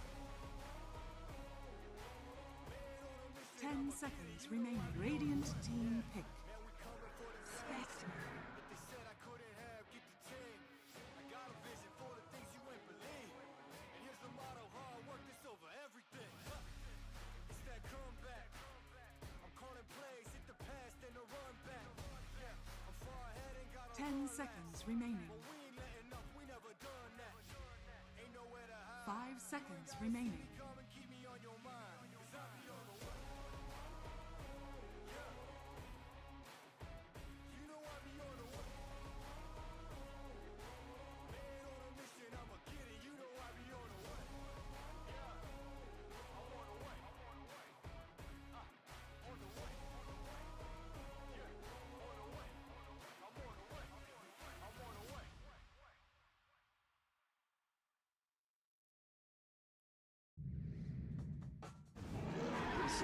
Choose your hero.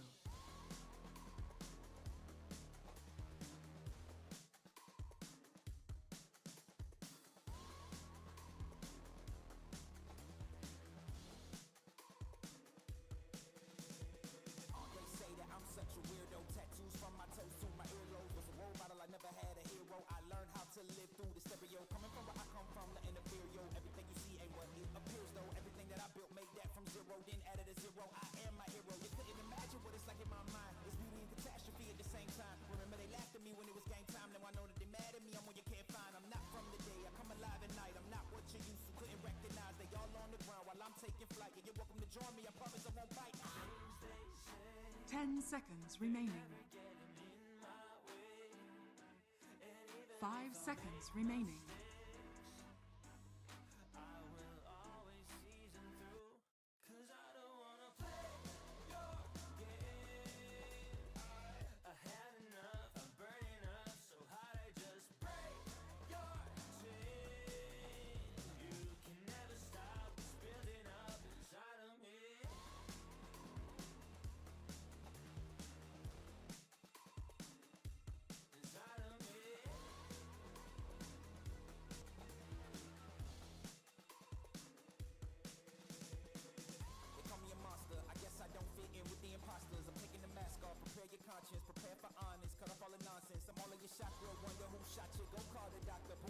chopper. Don't you get chopped up. I'm here to stop you. Whoever wants smoke like a roster, break you off proper. Things they say, they're never getting in my way. And even if I make mistakes, I will always see them through. What's that? 'Cause I don't wanna play.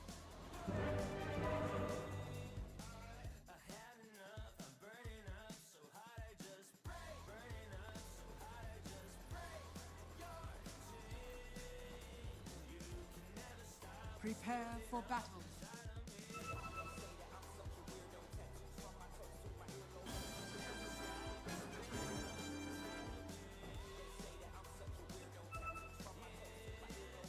Never stop, it's building up inside of me.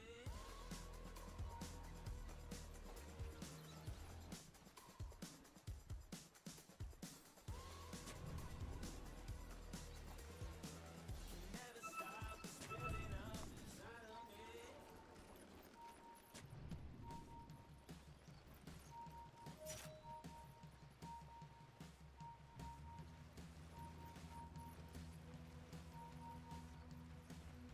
Whee! 30 seconds to battle. I love winning!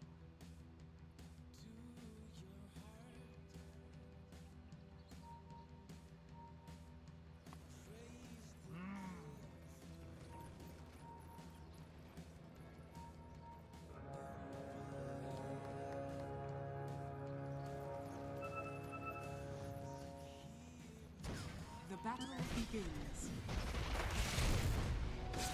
Where are you going?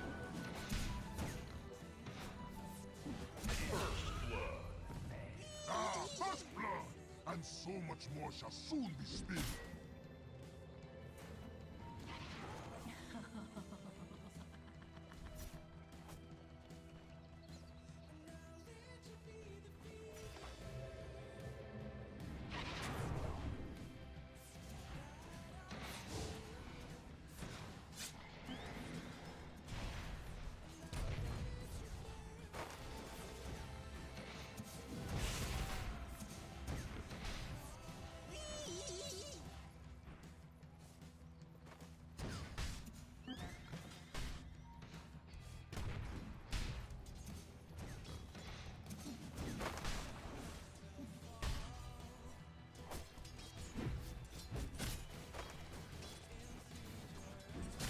Denied.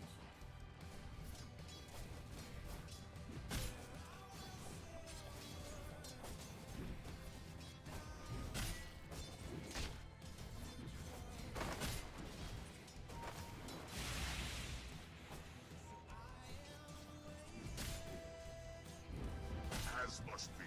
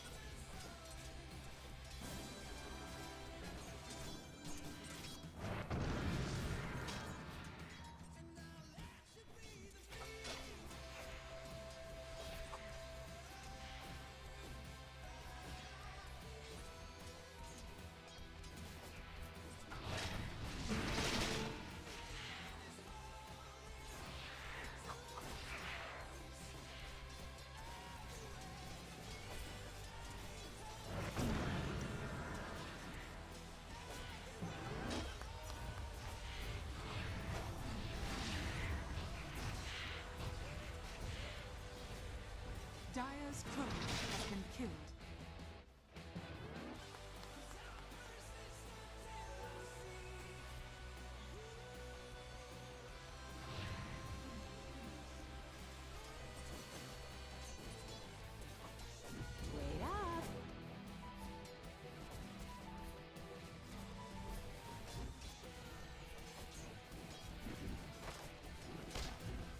forest seems brighter with you here, Enchantress.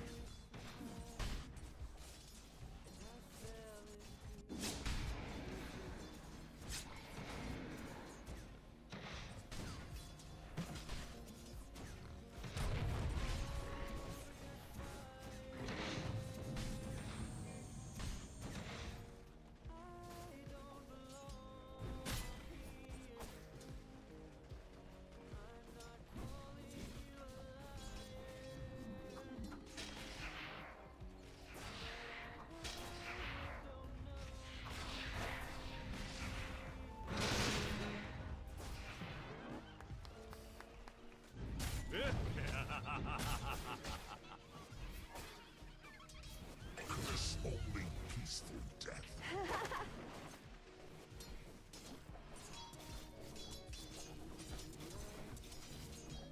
Don't run off.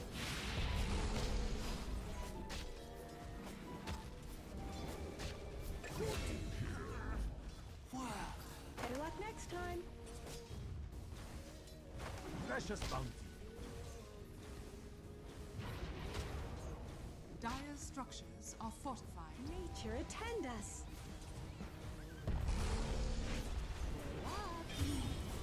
Radiant's bottom tower is under attack.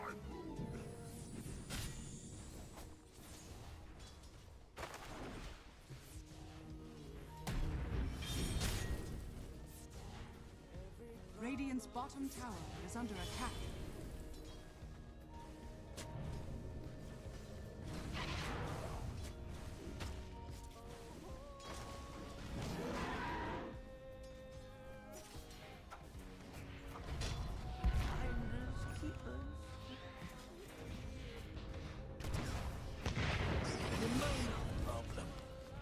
My blades and my mind are as one.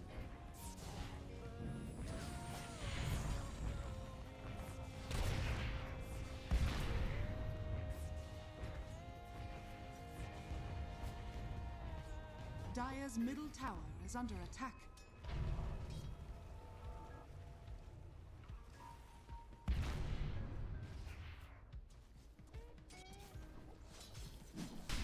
Radiant's middle tower is under attack.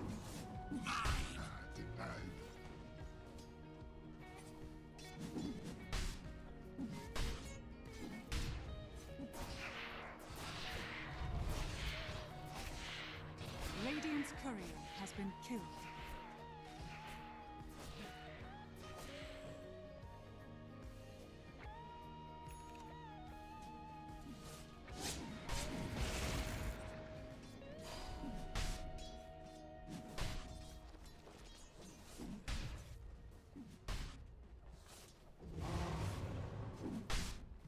Radiant are scanning.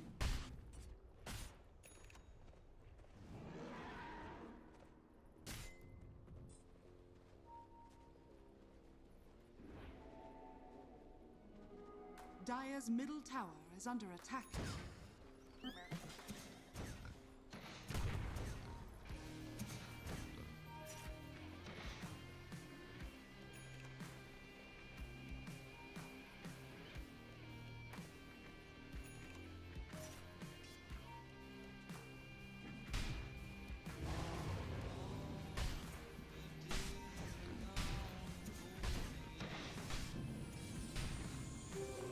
Invisibility.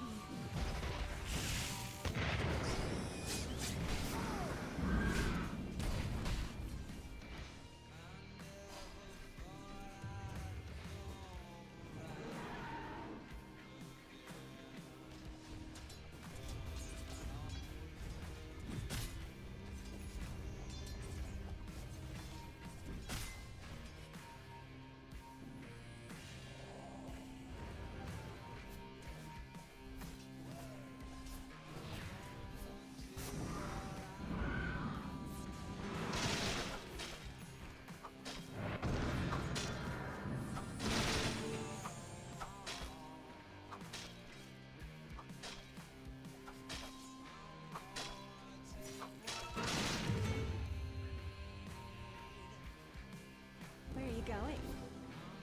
Radiant are scanning.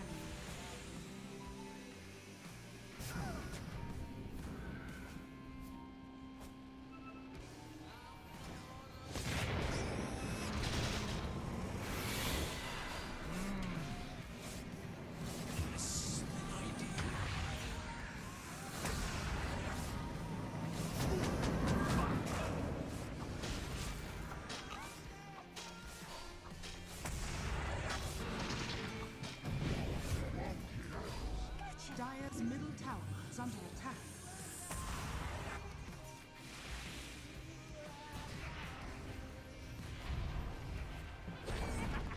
Dire's middle tower has been denied.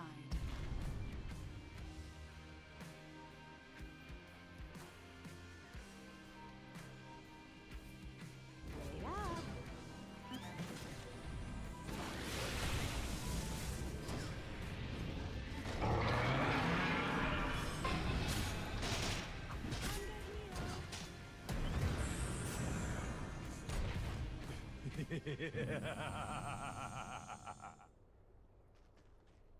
Radiant's top tower is under attack.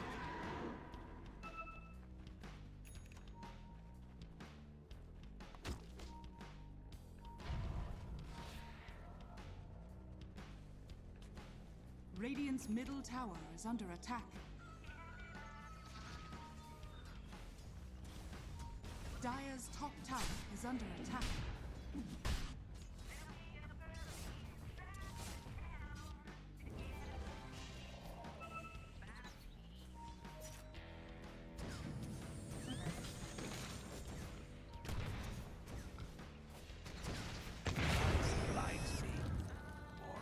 Radiant's bottom tower is under attack.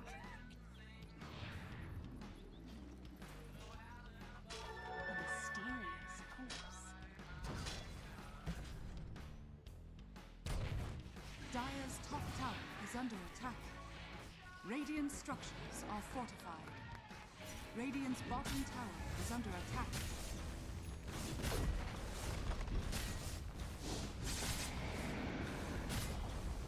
Dire's top tower has fallen. Radiant's bottom tower has fallen.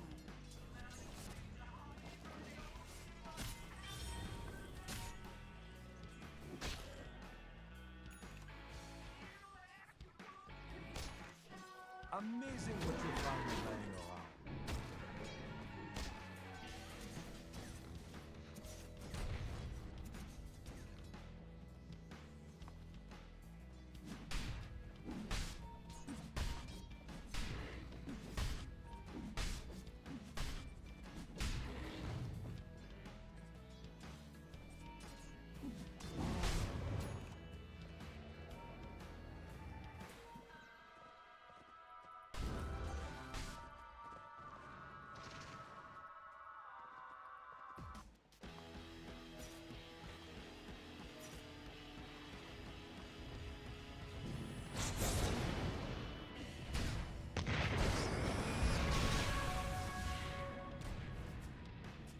Radiant's bottom tower is under attack. What you guys?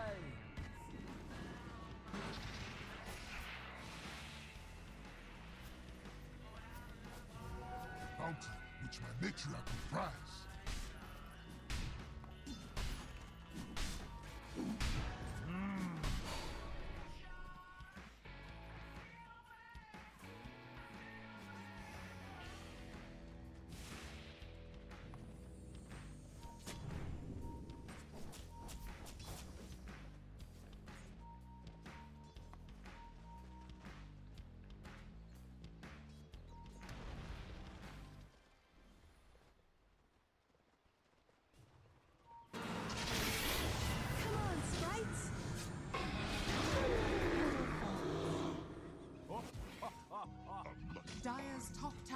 is under attack. Open your eyes, what can you see around? Wind of the ocean, over the sky and sound.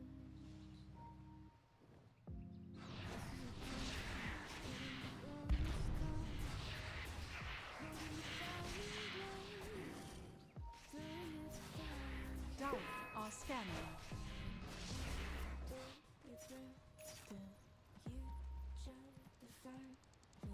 Radiant's middle tower is under attack.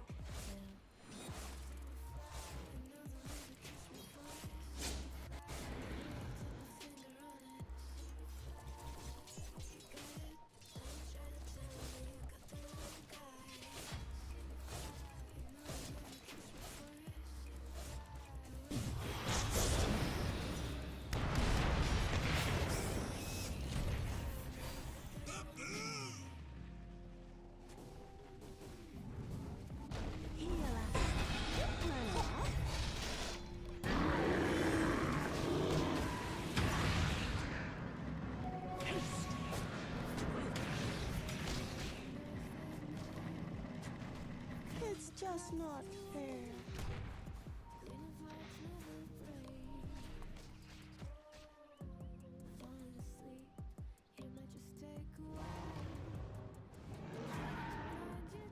That should help.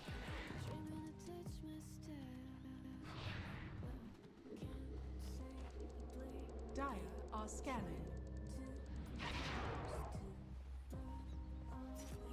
Radiant's middle tower is under attack. Dire's bottom tower is under attack.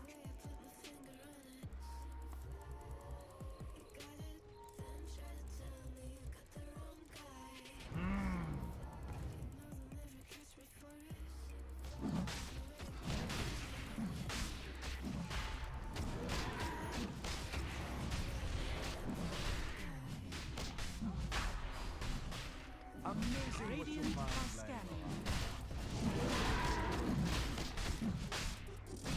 Your song has fallen to the Radiant.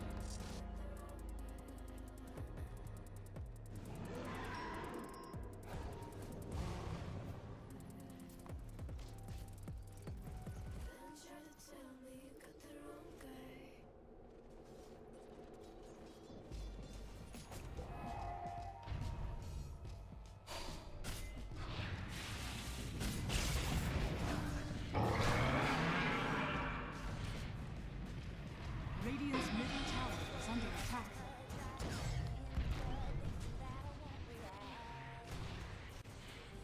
Dire's top tower is under attack. Radiant's middle tower is under attack.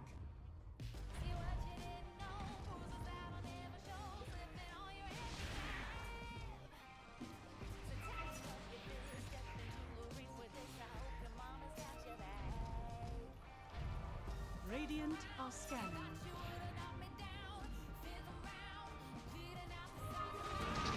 I will rip you apart. Dire's structures are fortified. Dire's bottom tower is under attack. Radiant structures are fortified.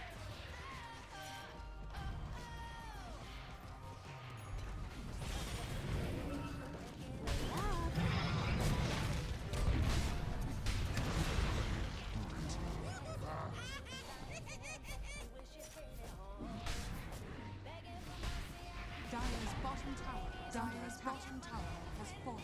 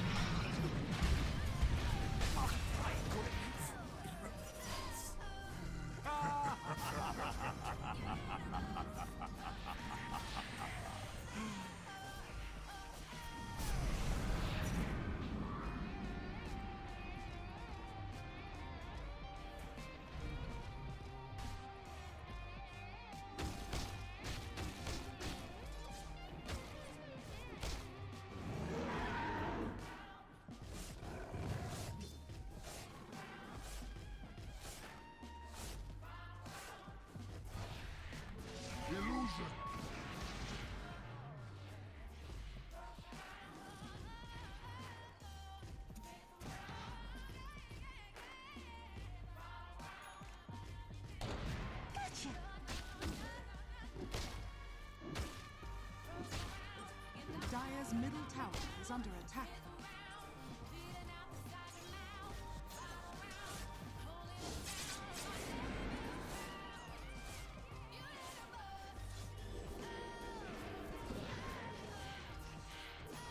Dire are scanning.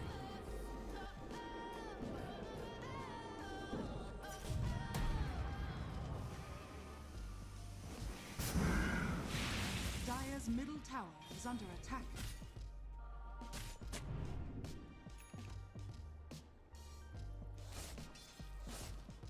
Dire's top tower is under attack.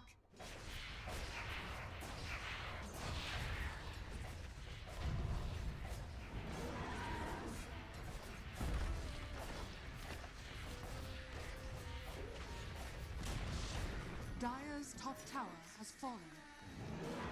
Radiant's bottom tower is under attack. Dire's middle tower is under attack.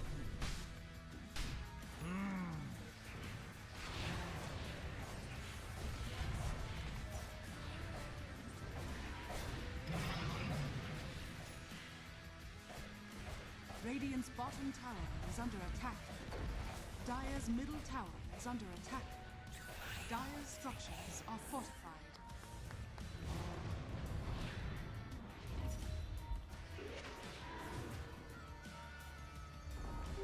Dire's middle tower has fallen. Radiant are scanning.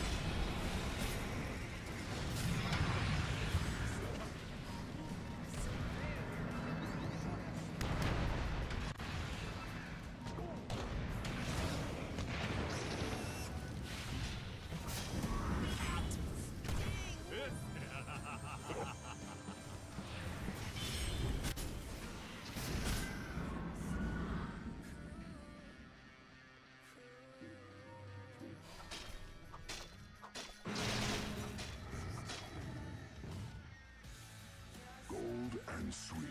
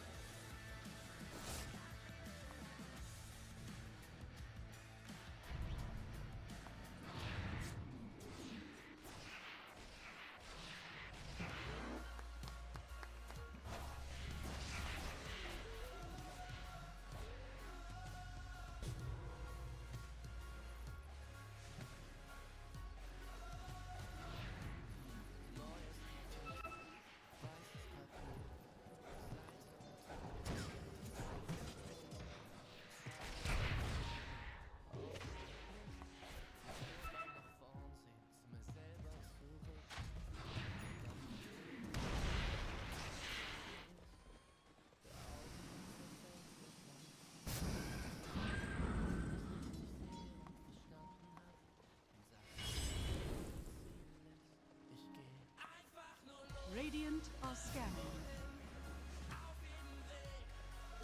Concealed.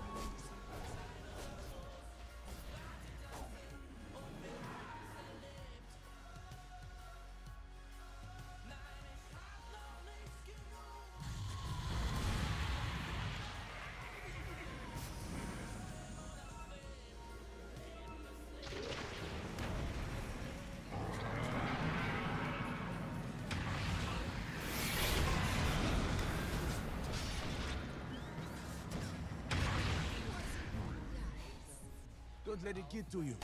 You'll never have a chance.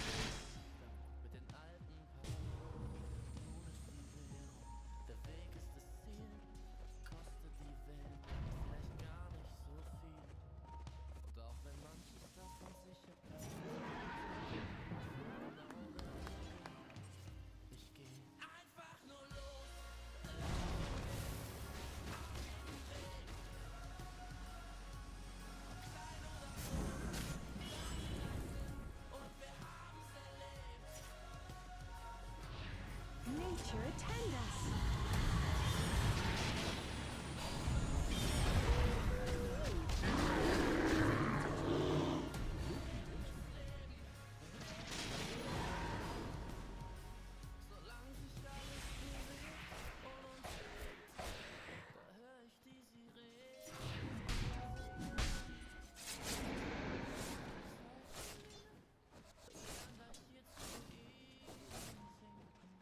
Doch ich widerstehe, auch mein Herz, ich geh.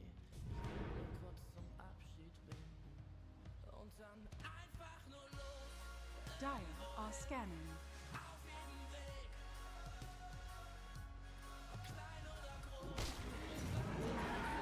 Und wir haben's erlebt. Nein, ich hab noch nicht genug. Wart mal wieder. Dire are scanning.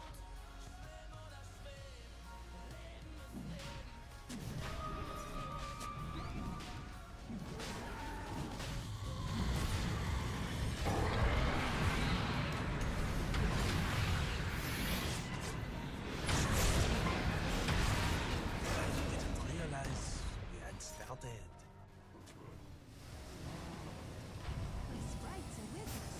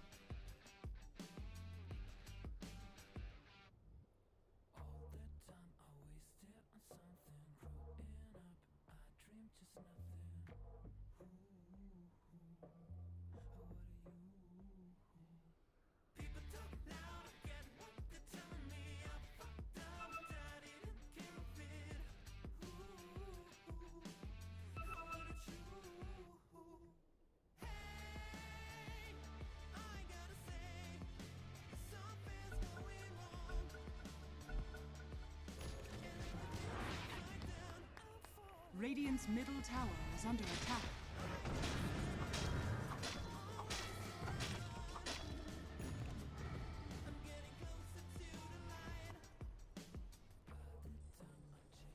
Gold and sweet.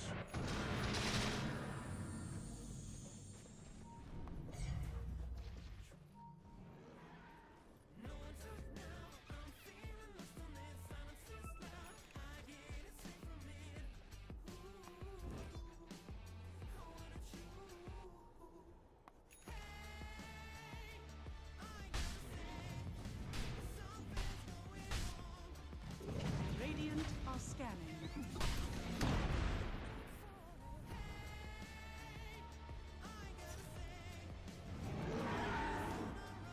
Dire's bottom tower is under attack.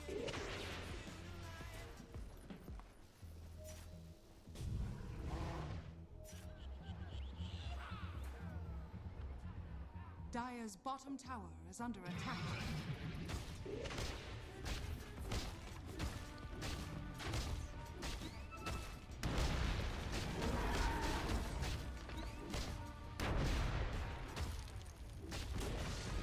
Dire's bottom tower has fallen.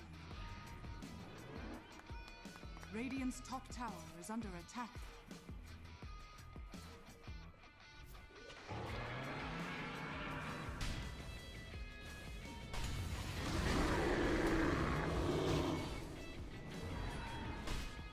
Dire's bottom tower is under attack. You died on the temple steps. Had you but eyes to see.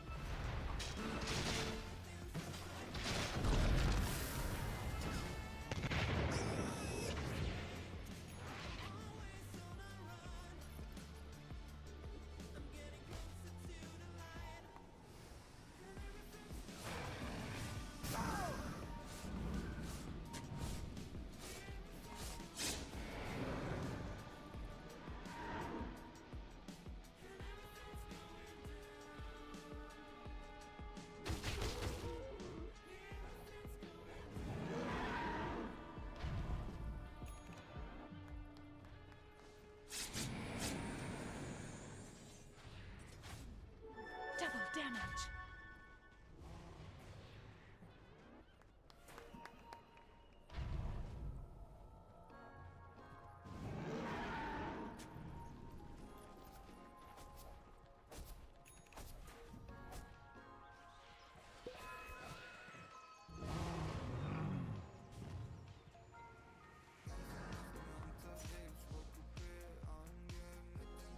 Regeneration.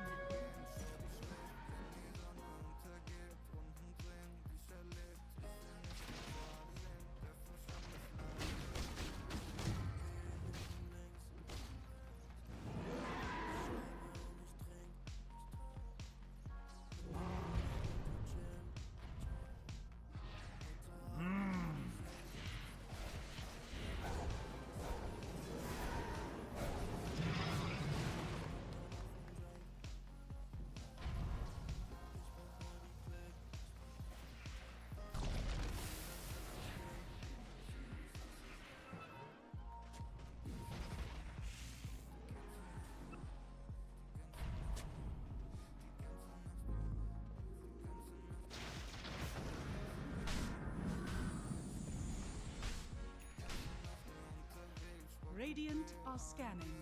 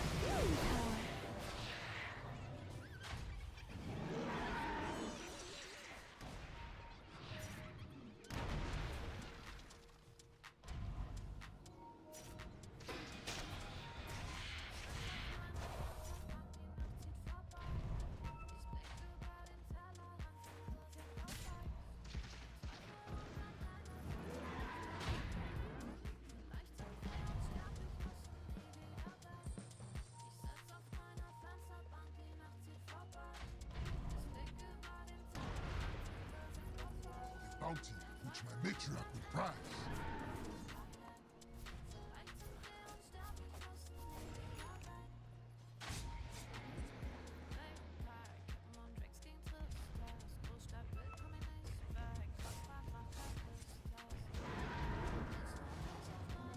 Swiftly to the temple's defense.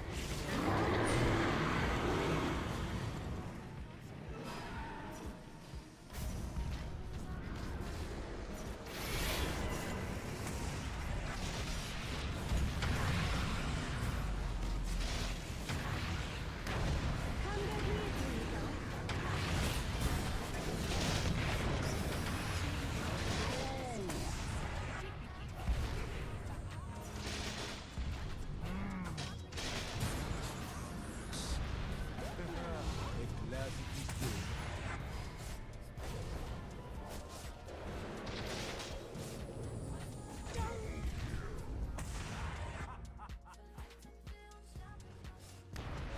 Regeneration!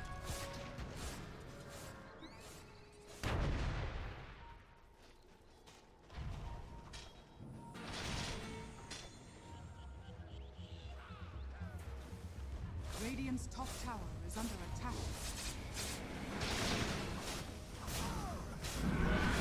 Radiant structures are fortified. Radiant's top tower is under attack.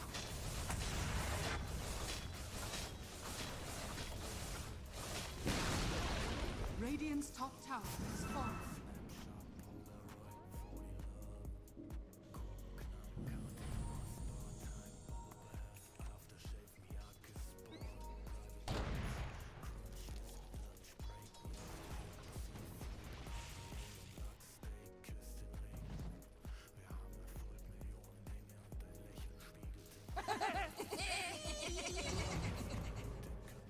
Dire's courier has been killed.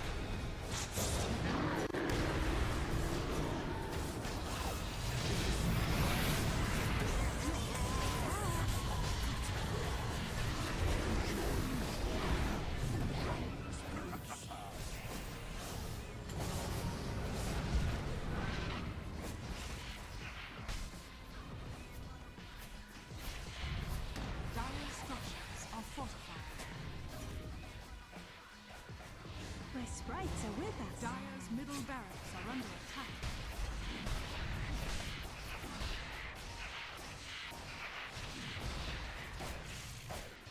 Dire's middle barracks are under attack. Dire's middle barracks has fallen. Don't run off. Dire's bottom tower has fallen. Dire's bottom barracks are under attack. Dire's middle barracks has fallen. Dire's bottom barracks has fallen.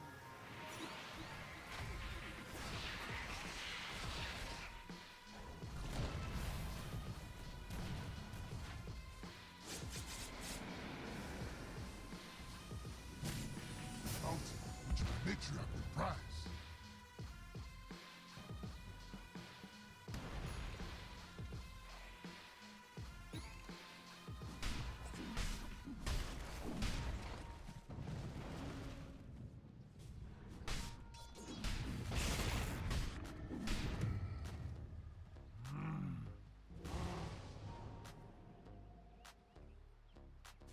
Radiant are scanning.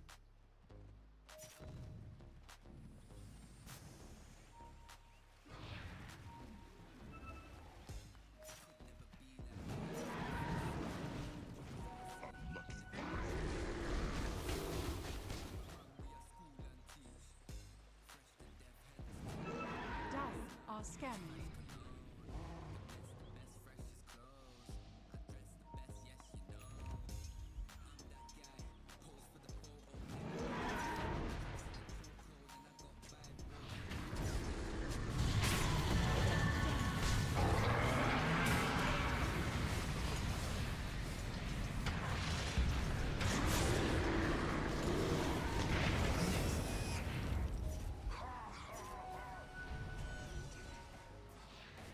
That should help. 3 horns on which to hoist them.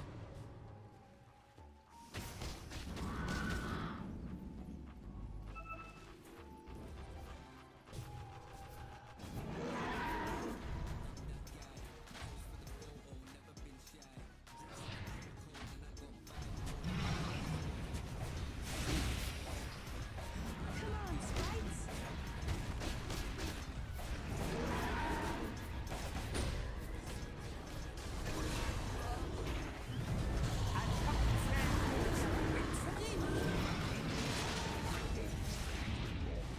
I guess you know them.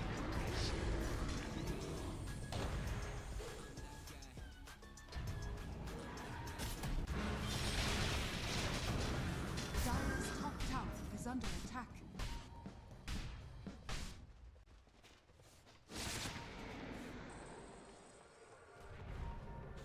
Come on, sprites.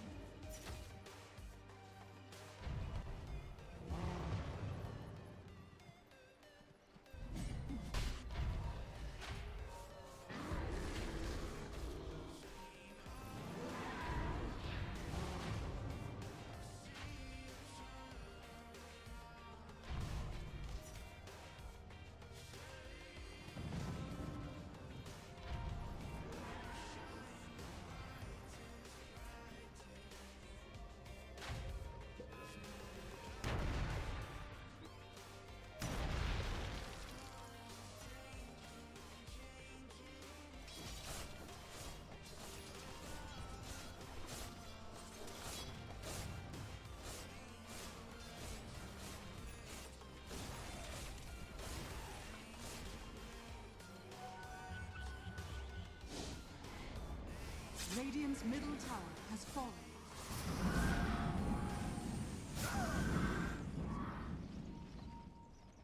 Dire's top tower is under attack.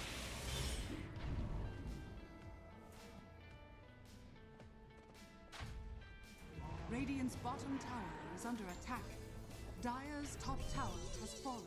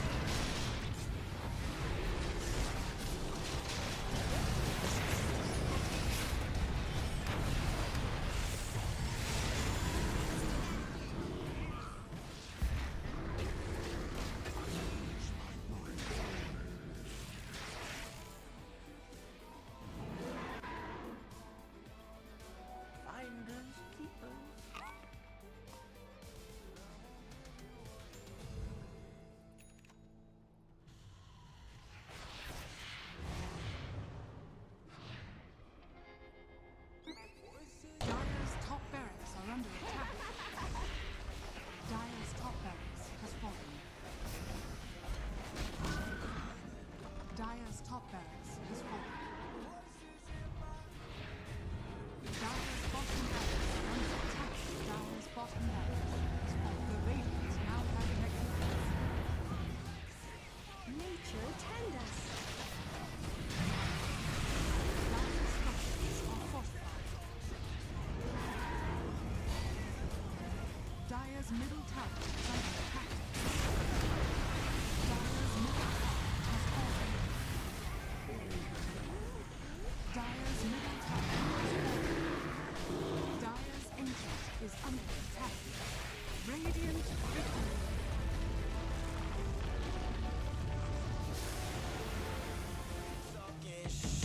And I'll put you on a white tape. The voices in my head, they said I'm lost. Blow me like a C4, give me what I want. Mad Max whip you while I'm rolling up a blunt. They asked me where the body's at, I told them check the trunk. She asked me who the man is, I told her I'm the one. I told her I'm the one. You can figure where I'm from. I told her I'm the one. You can't make it where I'm from. The voices in my head, they said I'm lost. But I found myself in the dark. The voices in my head, they said I'm lost. Blow me like a C4, give me what I want. Mad Max whip you while I'm rolling up a blunt. They asked me where the body's at, I told them check the trunk. She asked me who the man is, I told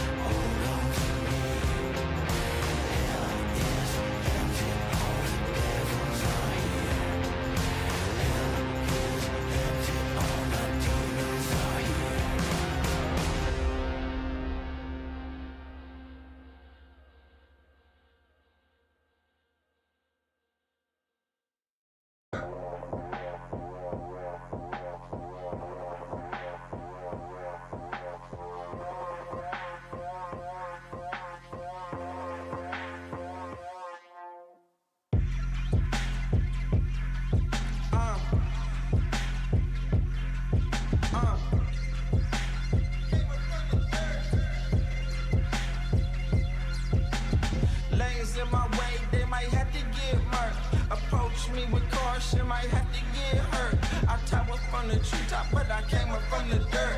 That shotty like a detox, hit the pump and go berserk. Yeah, I don't care. You might get found in the middle of nowhere. Approach me with caution, might have to get hurt. That shotty like a detox, hit the pump and go berserk. That shotty like a detox, hit the pump and go berserk.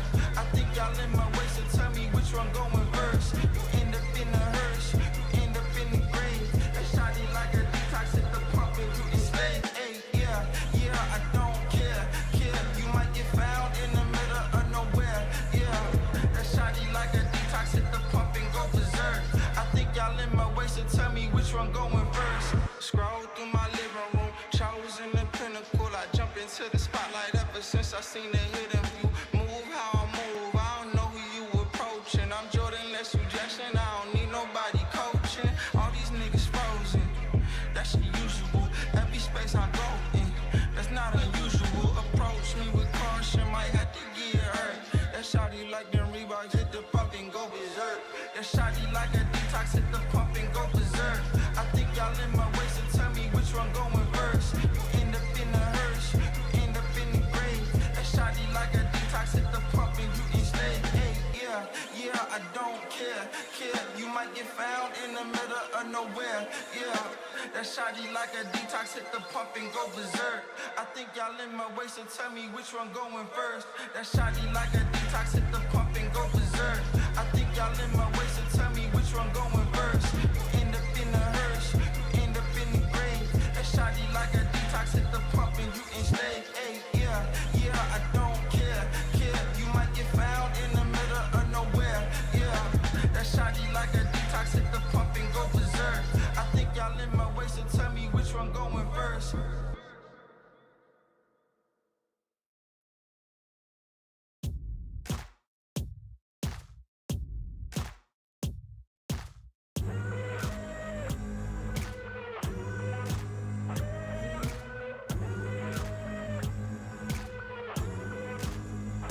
I've been shot down, I've been hurt, I've been left down in the dirt.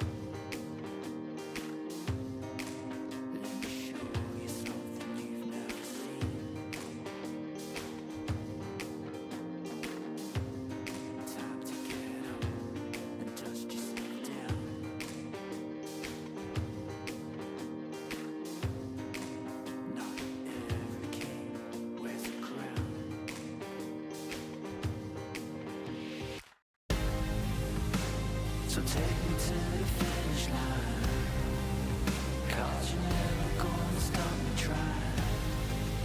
Yeah, what's real is never gonna die.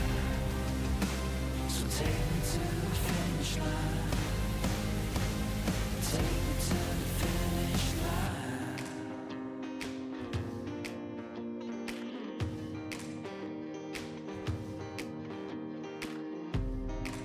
Keep on running till I get to the top. I'll never back down. I won't ever stop.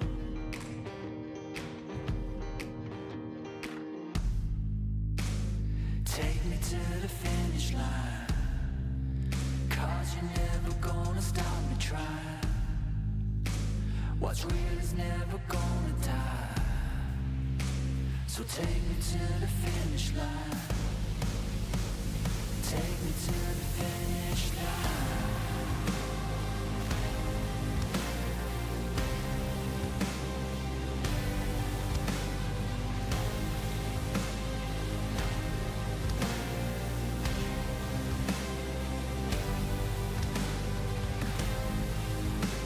So take me to the finish line, 'cause what's real is never gonna die. Yeah, you're never gonna stop me trying. So take me to the finish line.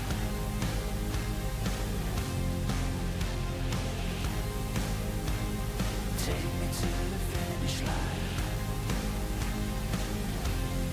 Take me home.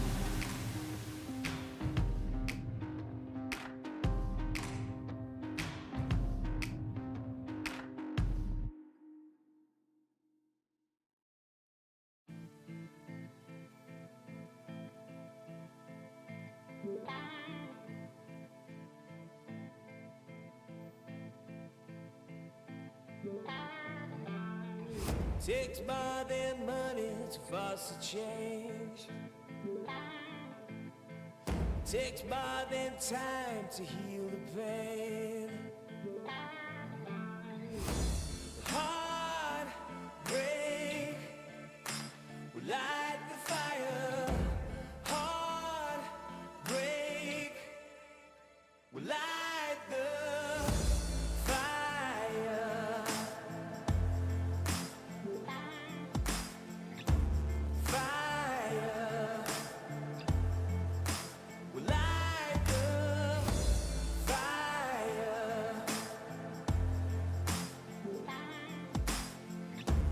Fire will light the fire.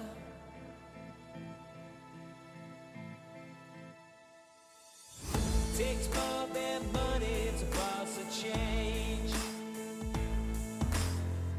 Takes more than time to heal pain. Heartbreak will light the fire. Heartbreak will light the fire. Fire.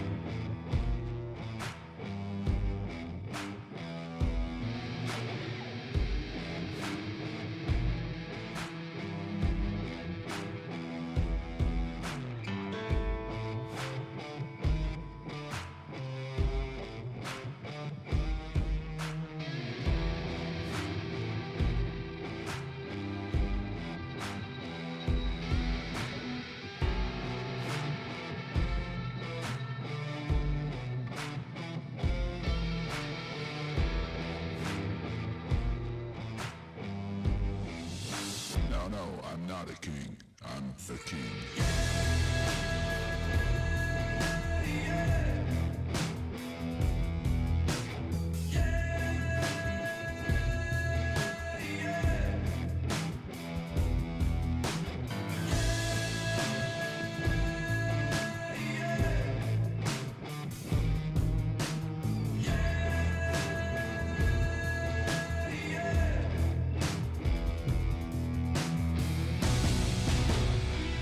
Just wait.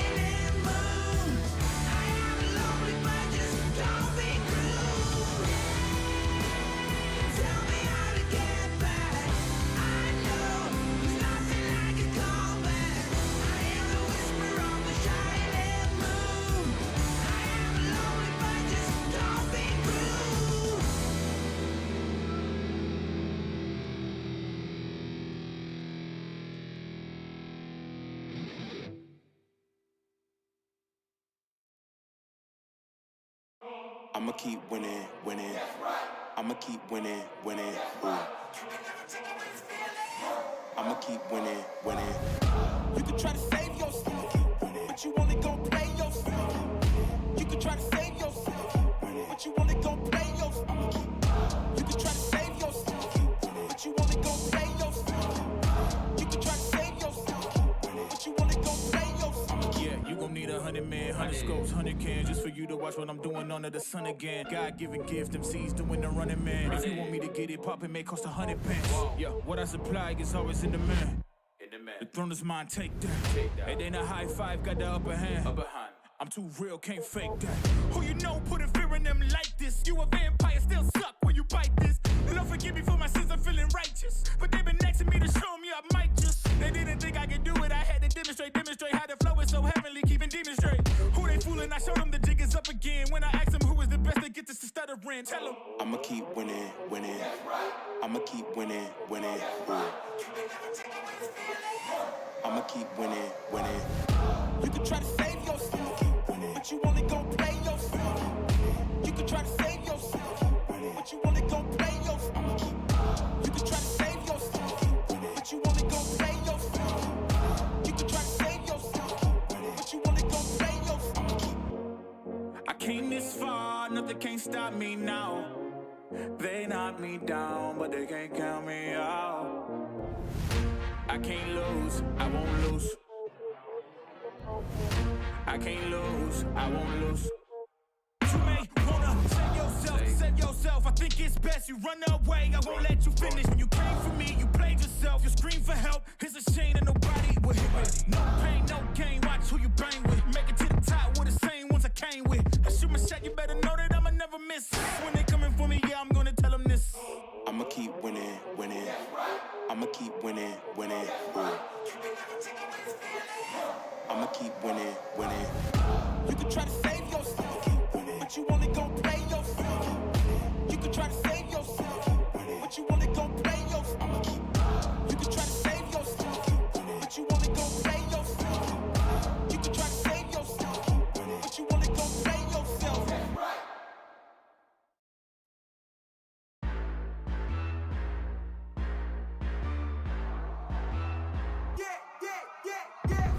I'm the main event, ain't no back and forth, let's get it. Heartless energy, yeah. Better get lost, don't get with it. Ain't nobody in front of me, ain't nobody in front of me, ain't nobody in front of me, ain't nobody in front of me. You can try to prove me wrong and try to give respect, but who we looking for if there was no one left? Ain't nobody in front of me, ain't nobody in front of me, ain't nobody in front of me, ain't nobody in front of me. Look, I don't really see y'all as the competition, but if you go against me, you the opposition. But if you wanna test to look like you could close the distance, I'ma give it A forever since you're so persistent. With you, I'm just practicing, cause I'm back to back, let's get back to winning. As a matter of fact, I'm not that forgiving, cause you did this to yourself, that's a bad decision. I don't see no one in front of me, you is a ghost, you ain't got a soul. Whoa, always say that they gon' come for me, knowing they won't, they doing the most. Whoa, chasing my, gotta get already, not selling my, you on the, y'all moving, ready to, whoa. I'm the main event, ain't no back and forth, let's get it. Heartless energy, yeah. Better get lost, don't get with it. Ain't nobody in front of me, ain't nobody in front of me, ain't nobody in front of me, ain't nobody in front of me. You can try to prove me wrong and try to give respect, but who we looking for if there was no one left? Ain't nobody in front of me, ain't nobody in front of me, ain't nobody in front of me, ain't nobody in front of me. This my game won't stop. No, I can't fit in your box. Whoa, that's demolish shop. Froze, set the scene, no plot. Hoes, whoa, please don't play me. Cause when I let the beat sound, you think I'm crazy. But none of you critics gon' faze me. So when I talk like this, don't blame me. I know I'm bad with it. Go against a goat, that's bad business. All of y'all are jokes so sad with it. To me, you're just a ghost, don't get mad with me. Just, it's a my, gotta get already. Not selling my, you on the, y'all moving, ready to, whoa. I'm the main event, ain't no back and forth, let's get it. Heartless energy, yeah. Better get lost, don't get with it. Ain't nobody in front of me, ain't nobody in front of me, ain't nobody in front of me, ain't nobody in front of me. You can try to prove me wrong and try to give respect, but who we looking for if there was no one left? Ain't nobody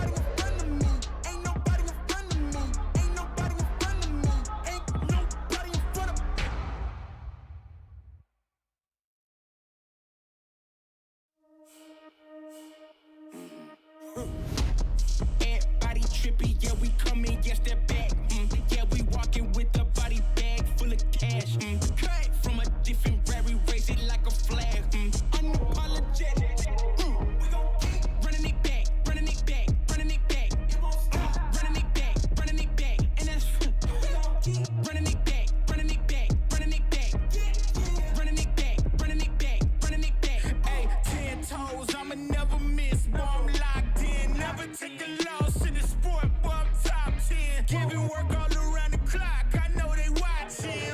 Got it out of the mud, ain't had no options. Oh yeah, let me go ahead and change my style up. Got that touch like Midas. Back then they wouldn't invite us. Switched up, now they wanna be like us. And now they dealing with identity crisis. I know, I ain't sorry, get a pity party. You could probably get it from your mama now. But if you pull up on me, you gon' see a body. Cause I'm not the one you want a problem with. 10 toes down, if I stumble, watch me stand up. When it goes down, get the doo-doo, tell your man's dog. You can blame it on your homies, got you hyped up. Whoa. And body trippy, yeah, we coming, yes, they're back. Yeah, we walking with a body bag full of cash. Cut from a different rary, raise it like a flag. Unapologetic. We gon' keep running it back, running it back, running it back. Running it back, running it back. And that's we gon' keep running it back, running it back, running it back. Running it back, running it back, running it back. Hey, look, hand me the ball, I'm running it back. Answer the call, I'm all in my bag. They want me to ball, I charge on the max. And then they promote cause they paying me tax. I'm the solution and I'm the problem. If it ain't profit, it ain't an option. If you try to play me, I'm gon' get you packed up. If it's something nasty up, nothing's getting passed up. No, we bout to act up. This whole game is wrapped up. Talk will get you smacked up. Refresh, you should back up. Hanging up these plaques up, it's fast, bro. Know that I'm a menace, catch you lacking with your hands up. 10 toes down, if I stumble, watch me stand up. When it goes down, get the doo-doo, tell your man's dog. You can blame it on your homies, got you hyped up. Whoa. And body trippy, yeah, we coming, yes, they're back. Yeah, we walking with a body bag full of cash. Cut from a different rary, raise it like a flag. Unapologetic. We gon' keep running it back, running it back, running it back. Running it back, running it back. And that's we gon' keep running it back, running it back, running it back. Running it back, running it back, running it back.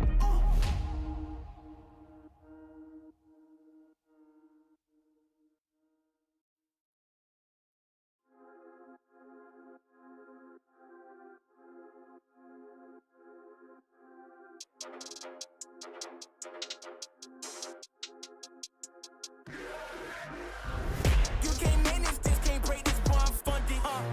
Gotta keep my distance when you not 100, Those the same ones say they loyal, they funny, You can't match my energy, and yeah, you know it, Way too cold, yeah, man, I'm way too cold, Way too cold, yeah, man, I'm way too cold, Way too cold, yeah, man, I'm way too cold, Yes, I meant it, yeah, man, I'm way too cold, Hey, I'm a problem when I'm on top like this why this on the flow, Hey, gotta keep my fur coat close, cause I'm a boss and I'm way too cold.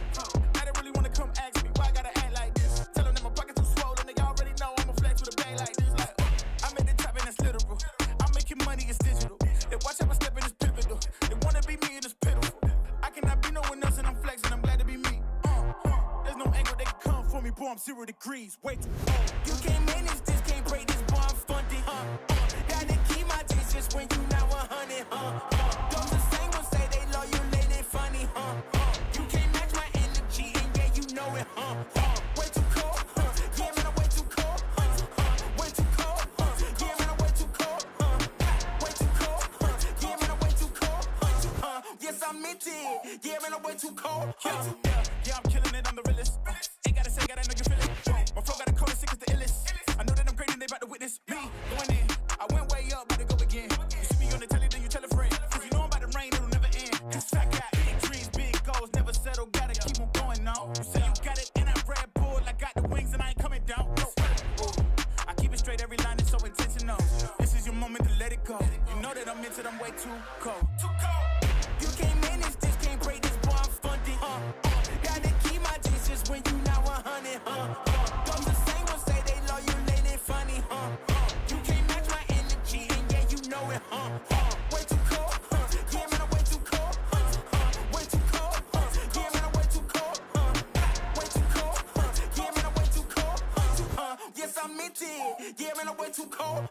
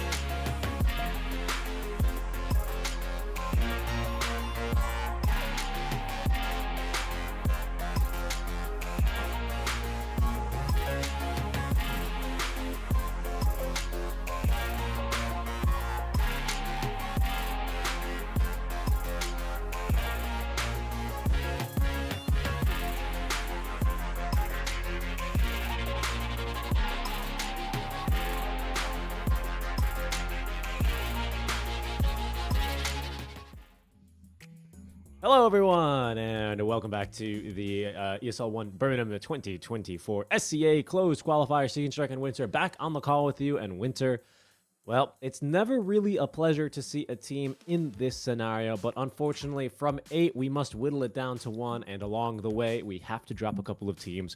That's right, folks, we are back in the lower bracket now in round 2, as Bleed Esports, fresh off of their pretty tough loss. They fought hard in game 2, didn't catch the full game 3 as I was getting a little bit of food and relaxing.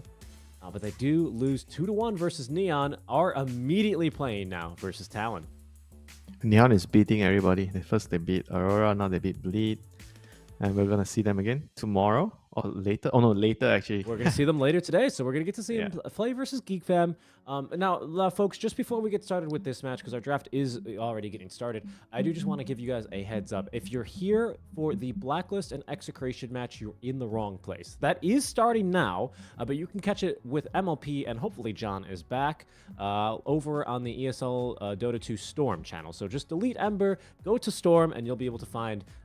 that's another Rambulan, isn't it? Yeah, quite the Rambulan going on. Here, we are going to get into Bleed versus Talon Esports.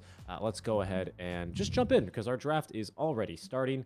Winter, a preview of this match, things that you're expecting, things that you've seen from Talon, things you've seen from Bleed. Talon, I remember the Magnus, but it's banned. First ban. I remember the games that they threw yesterday, where they had like a 15k lead, and our dear friend Puck blinked in. Whereas for Bleed, what do I remember from them? I remember the Bounty Hunter. Remember that game? Bounty Spectre? Yes, Gondar. I think at Gondar with Gondar and Mercurial, you mean? Yeah, both teams have their own flair, and it's nice to see teams with different playstyles clashing heads.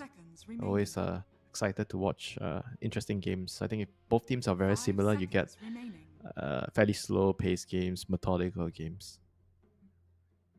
I mean, we're gonna see a Timber, so Timber is mostly gonna be a fun hero for a fun game, running around killing stuff.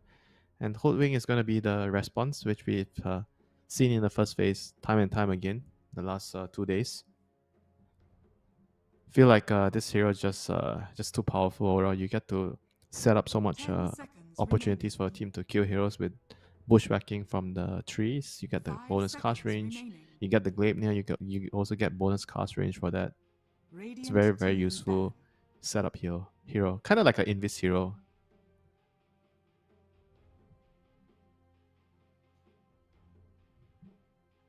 I mean, Timber kind of doesn't really care so much about the break, I guess, if you already have the armor stacks. But if you don't have armor stacks and you got broken, then you're gonna not gain stacks when people hit you. 5 seconds remaining. Yes. I'm just thinking. I mean, it's a pretty basic draft so far. The Techies band's a little bit out of the ordinary. Basic draft? You call this a basic Arc Warden. draft? Look, how many times... I mean, look, I don't know if we've seen Timber first pick overall yet, but the Hoodwink opener is, you know... Getting old for you now? Yeah. Hoodwink opener. It's you know, I'm just a little bit of a zoomer. I'm zoomer mode right now, you know? Just came off a couple turbo wins, right? So, you know, I'm just wanting So to see if I first pick... let's see what would be something interesting as a first pick. Enigma, overall first pick. You kind of digging that kind of first pick? Just Enigma right away. I don't care if you counter me. I don't think I'd dig an Enigma first pick, because it's gonna basically mean if you first pick it, like, you're gonna get Venged, you're gonna get Rubiked at least, or something like that. If not just like a What if you Dawnbreaker. don't care? What if you don't care? Well, then that's fine. But I think it's bad to first pick heroes that have such clear and obvious counter conditions, because then you tend to limit them to playing in a certain manner, you know? Like, if you get Venged or Rubicked or Dawnbreakered as an Enigma first pick, like, what are you gonna do? You know, it's you have to play with your Vlads, you have to try and split push and see what you can do with Black Hole, right? And you're just so limited, right? Yeah. So I don't like that as a first pick. But the Gondor, he returns for Bleed Esports. Yeah, Bleed has gone back to what worked for them yesterday. The game that I didn't like was the DP game. Remember that game where he went Boots of Travel Vessel, Kaya, kept feeding. I mean, he died a couple of times, but So wonder if they're gonna be doing the same thing. Hopefully, I think Timber should be a Masaros hero, and they pick another mid hero. I kind of like him on Timbersaw. And right now, so with the Wyvern, they're gonna have a Rolling Thunder counter. Good with the Bounty. I've already explained this. With Bounty as your support, you want your partner to have two things: wave clear and team fight. So Wyvern provides everything for Bounty Hunter. In terms of, you think that this is then going to be a support Wyvern? Are you fairly convinced? I don't know. I think it's better than the core, but based on what I saw in with Bleed, they mostly play him as a position 4. I do feel like against Bounty Hunter, you need to build a draft where you have to have some sort of group up mechanism. Because yesterday in the game versus who was it? They were playing against Excretion, the game where they had Bounty Hunter. The team they just kept getting picked up because the enemy team didn't really have any timings because they had Wind Ranger, Naga, and Pango Core, right? So all their cores are playing for their own timings. So they didn't really have a clear timing where everybody's grouping up together, taking fights, so that the bounty can't really track and use the Shadow Step on the Spectre to get kills. I think it's very, very similar here. Talon has a setup where I feel like the Bane is kind of a good matchup against Bounty. I always like Bane against this kind of in-base roaming hero because you can find him, set up for your team with the sleep and the grip. It's a very long setup, so most of the time your teammates are going to be able to connect, and you're not really afraid of trading against Bounty. The worst thing that you can do as a position 5 is you pick like something like AA. You know, have you played like AA into Bounty? It's a nightmare. You keep getting bullied. Low armor hero. You know, never really AA and a lot of these backline spellcasters. I wouldn't really qualify Lion in that stage, but like your Oracles, your Abbas, your Save, and your Glass Cannon supports, Skywrath Mage. You know, they're always gonna hate playing into those heroes, aren't they? Yeah, it kind of sucks. No armor. No armor. No and you armor. have to buy dust. You have to buy sentry, and he's stealing your money. I think that's the best part that I love about this hero: stealing gold. Really? Yeah. Oh, who else gets to steal gold? It's an independent, only one hero has this mechanic, Bounty. That is, yeah, that's true, right? That's kind of his thing. Gondor. He makes your money go Gondor. He's a bounty hunter, someone that steals. Normally Isn't a bounty not, hunter somebody no. who does work for money? Yes, and usually it's referred to the Wild West period, hence his decor, where it's, you know, a little bit of a lawless area, and you dead or alive, you know, kind of this bounty that the state or that, you know, people would put on each other for other reasons, right? A bounty hunter also, you know, back in those days was actually a kind of a profession, because when people were like living in the middle of nowhere and you didn't have phones and you couldn't just, you know, go on their Instagram to find their location, you had to get on a horse and find someone who knew the land to go try and, you know, get them to show up to court. Down. Exactly, you had to track them down, and sometimes you had to shadow walk and then Genyatta and steal their money on the way over. You know what I'm saying? No, that is not true. He does not steal their money. I'm pretty sure history says that a bounty hunter eliminates the target, not stealing his money. I mean, I'm sure they collect whatever that's remaining, you know, but stealing the money is the last thing that they care about. That's true. For Spectre, what does she care? She cares about getting track gold. So right now, so the Spectre kind of works for the bounty, right? When bounty tracks a hero and Spectre uses Shadow Step to kill that target, so bounty hunter is then the employer. I think we're gonna start seeing more of this combo. The more I think about it, like Shadow Step's got such a short cooldown. I'm not really into teams playing Spectre like she used to be back when she had haunts and you needed to have like 6 items before you could join fights. I think that there's a really faster play style of being able to abuse this hero with your setup like a bounty, even, right? And then just kind of jumping in for quick and easy kills onto heroes like, you know, the Hoodwink, the Bane, maybe even a Pango if you have like a +1 at Timber with a Blink ready to, you know, really do the damage. I really like this. I think this is like a new page for Spectre, right? I mean, not only for Spectre, super late game. Like you think about Timber, the way you want to play as Timber, you're going to be very aggressive in enemy territory. So then you have the bounty to scout heroes around, and then you have a Spectre that can show up in a moment's notice, you know. So I think these two hero pairs really well together. And what they It need, solves a lot of problems for some popular heroes, right? yeah, what they need in the end is something that can also provide to 10 Lockdown to seconds remaining. play that fast-paced game with the Bounty Hunter. So Puck's removed, Storm is 5 removed. Those two are seconds remaining. probably the best ones. Ember's kind of okay too. Ember's banned. Talon Esports turn to pick. So they go back to the Konka. Konka again, very good with against the Faces Void Chrono. She chronos your teammate. You drop a boat on top of it, so the Timber doesn't die. Then you have you kind of have I don't know if it's a setup Winter's Curse into a boat, but 10 seconds yeah, remaining. maybe you can actually get that going for your team fight. And overall, I think Konka is what seconds Spectre and remaining. Timber saw needs. Team fights plus catch. Because Spectre and Timber doesn't really have catch. They need other people to do it. Right. I think either way, it's gonna make this really annoying to say the least, right? A lot of sustain. You have a cold embrace. You're gonna have the rum buff. Yep. Things like that, which are difficult to team fight into, right? Outside of the spells themselves actually just being very strong. Yeah, so let's see what does Talon go for their off lane. Wait, something, it's against the Spectre, so you're thinking about Night Stalker kind of hero. I think Night Stalker can actually be pretty good against the Wyvern and the Bounty Hunter. Can hunt down all these big backline supports. As long as you can get away with the lane Night Stalker, it's great. Or you want to go for like some lane counter matchup against Spectre. You have Tide. You have what else do you have? Like maybe Dark is a little too greedy. I mean, I think all these heroes, as long as you can build team items, because like I said, the concept of playing against Spectre Bounty Hunters, you want to avoid split pushing so that you don't get picked off. So you want to pick heroes that can play around each other, buy all the aura items. You group up with Bengal and Faces Void, and you fight. Choose your hero. Right, so they go for the Primal. Not exactly an aura hero. I guess if you buy Shivas, he's kind of like an aura hero.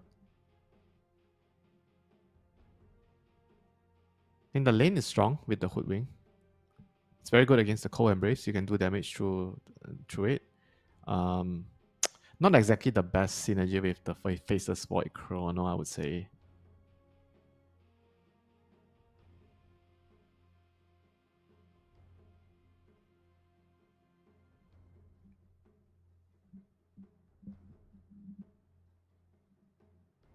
And his job is probably just to go behind enemy lines and get the Wyvern and the Bounty. Those are the two heroes. And obviously because he's going to have a very good start in the lane, I think he's going to just run around, help deal with this Bounty Hunter rotations, make sure that he doesn't get too many pickoffs with the Spectre.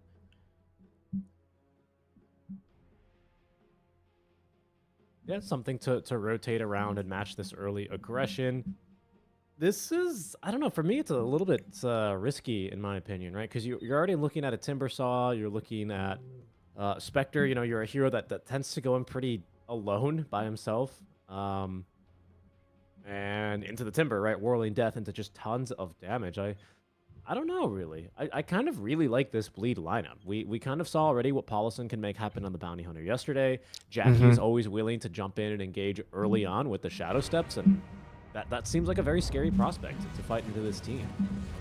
Yeah, actually would have preferred like something like a anti-tank hero like Necro or something. Even though we don't see that hero too much after the nerfs, but maybe it would have been better. But we have to wait for the game to play out to see what are the plans of this Primal Beast. It's the overall last week. I'm sure he can see why this hero is actually very suitable in this game, what he can do. I mean, the lane is definitely going to be very, very smooth, I would say. Bounty Hunter Spectre against Primal Beast. Should be a free farm lane for him.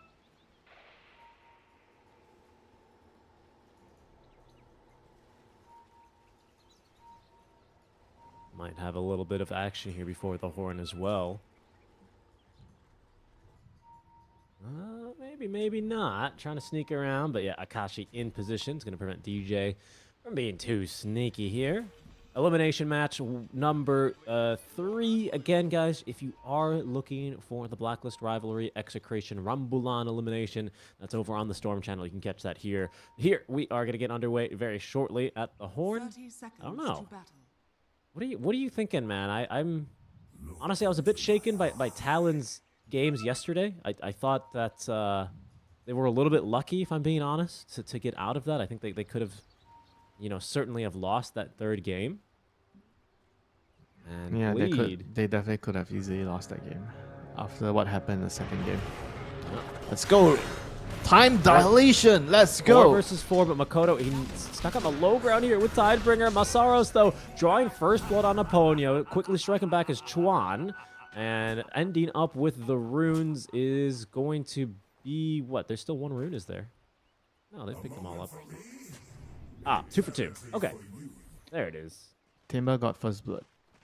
Timber did get first blood. He was killed, so he's right back to lane, blocking creeps immediately, as long as he doesn't die straight away. I think they'll be pretty happy with that. Chuan did get a little bit of money here as well. It's about a 200 gold lead after the kill for Chuan over Makoto. We'll see if that ends up making any bit of a difference for the early bottle. I suspect it will, but Makoto is a a melee hero into another melee matchup, and he's a Kunko, so I think this will be relatively fine for him, honestly. Yeah, we've seen this matchup I think yesterday. It's pretty good for Conker. I mean, Pango should be able to do decently, at least, secure his farm with a shield crash, swashbuckle. I mean, you're not gonna win this lane, as Pango, but you can survive. Just get your bottle refills on the runes and you'll be good. It's very important to understand that some matchups are just not really possible for you to win, and you have to just play for equalizing the lane. Because sometimes you see players in certain very 50-50 matchups, they tend to play too aggressive and die. Speaking of dying, Jokem. Yeah, another it's not chakra, it's I mean, shuriken, of the course. Spectre and Bounty Hunter lane killing the Hoodwing and Primal. This is crazy. I mean, they were able to get level 2 first, that's why. Yeah, and just generally not respecting how spammable Shuriken toss is early on. 50 mana, I mean, it adds up quick on a short cooldown, but you're actually able to out-harass a Hoodwink, and that's not something most supports can actually do. That's actually true. It's probably the best spell, one of the best spells for mana to damage ratio. Yeah. Level 1. Like, is there any spell that does more at level 1 on a position 5? Actually, probably not, yeah. Brain Sap is like what? 100 damage. I mean, per 90. mana, that's... Yeah, per mana is actually there's no spell. 50 mana for 100 damage. 120 mana for... Hold on. Level 1 Enfeeble does 12 pure damage a second for 9 seconds. That's what? My math is terrible. I never liked my 12 multiplication table, Winter. It's 108, isn't it? 108, yeah. 108 pure damage for 120 mana. That's pretty decent for level 1 spell, if you ask me. Yeah, but I guess it's because it's tick damage. I mean, tick. It's not like one go. Shuriken toss is like one go. Okay, I see what you mean. I'm gonna try this. It's probably still Soul Assumption. Okay, yeah, fine. I remember that spell. Yeah, but he's not really a support too much these days. But I always like to talk. I mean, this is why they are picking Bounty Hunter position 5. Like, this hero can somehow deceptively secure the lane for the carry. Something like a Bane, with Brain Set, but you have a much lower cooldown on your Shuriken toss. Your range is pretty bad, though, so I imagine there are probably a couple of supports that will simply outrange a Bounty Hunter. He's got a ton of armor, this guy, though. He really just has a ton of armor. Yeah, he's very tanky, deceptively tanky. You think you see a Bounty Hunter position 5, and you feel like, oh, this is a melee hero, can't do much to me. Then he starts trading, he starts tossing Shuriken, then you realize, to me as oh, well, no. like my primal brain, it sees, oh, very small hero must be very easy to kill, right? Hoodwink, Rookie, Bounty Hunter, 9 armor. Yeah, that's not happening too quickly here. Top, a little bit of a skirmish here as they do try and interrupt the pole.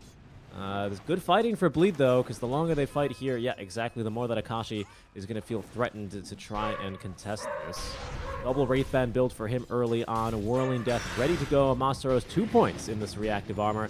So much to stay in also with that Cold Embrace. Holding on to 14 wand charges and the Healing Lotus. He is not dying anytime soon. Yeah, we see this from DJ yesterday as well when he was playing on the off lane. He chose to go for Cold Embrace at level 2, keeping the off laner topped up in terms of health in the lane. It's a spell that got buffed recently, so it's pretty useful for the laning phase itself. Like the total heal is about what's the total heal? Additional math. It's like 160 base heal plus 2.25% for 4 seconds. So around 200 HP heal. At level 1, 200 heal. Pretty good.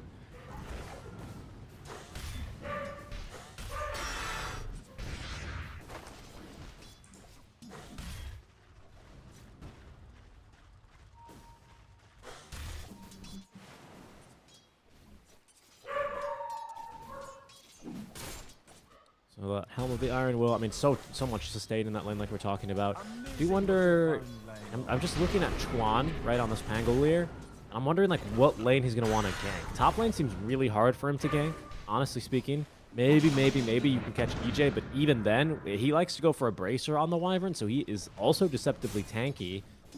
Bottom, I think, is going to be their best bet, right? When he does start to rotate. You do have a Spectre who you probably can jump. You're maybe going to have to try and ignore the Bounty Hunter, but eventually you're going to have 3 points in this trample with a Pulverize, maybe a Bushwhack with some Acorn Shot bouncing around there. That seems most realistic to me, but we even see WS, you know, generally having a pretty difficult time in this lane as we hear Paulison starting to steal some money for himself. Yeah, this is not looking good for them. I mean, the Spectre is practically getting more farm than the enemy off lane. This is not something you see when you pick Spectre. When you have Spectre, what is expected is you lose that lane, you know, or he can break even. But now he's actually kind of winning the lane. And this is not good news for them, for Talon. Yep. And he's gonna have to wait for the Pango to start to make rotations. Especially with Makoto now making the first rotation. We'll see. Oh, yeah, okay. He picked up the Bounty Rune. Has the Gold from my chest.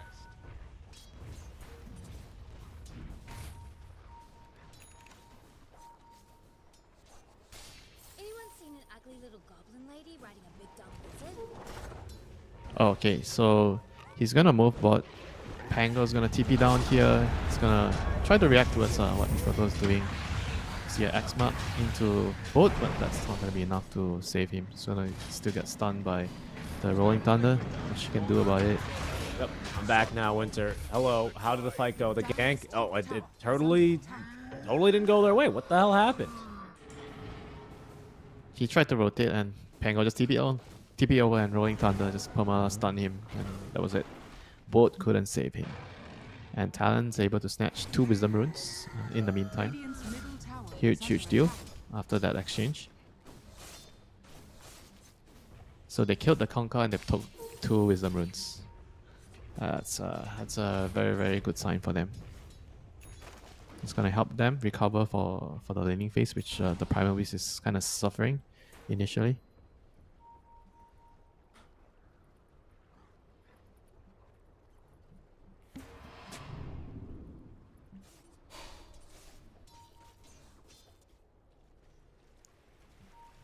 And we see Paulson starting to get active on the bounty. Like same as what he did the other day. He was like trying to move around and he was really pressuring the opponents a lot very early on with his bounty hunter. And here we see the same thing again. He's gonna set up a kill here. Spectre's gonna shadow step in. He's gonna get another kill here. Ideally, you let the Spectre get the last hit. Nope, Mikoto wants the last hit. He says, nope, I've been making rotations. I just died. I need the gold.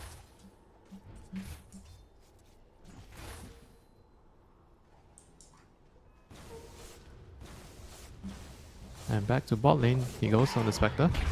WS is waiting in the corner here, trying to just throw out some damage on the Pulverize. Not really enough. Spectre with Dispersion, pretty tanky hero. They're gonna need to bring 1 extra hero for them to kill the Spectre the next time. The Faceless Void not level 6 yet, so doesn't really want to move and help his team as well now. He's just able to stand in the tower, trying to soak up the last couple of remaining XP before he gets level 6. He's gonna get it. So let's see if he actually can try to set something up here. He's still holding the tower on his own, waiting for his teammates to arrive, for him to use the Chronosphere. Poloson is currently scouting, giving his team information, so they know that the Void is still behind the tower. Radiant's courier has been killed.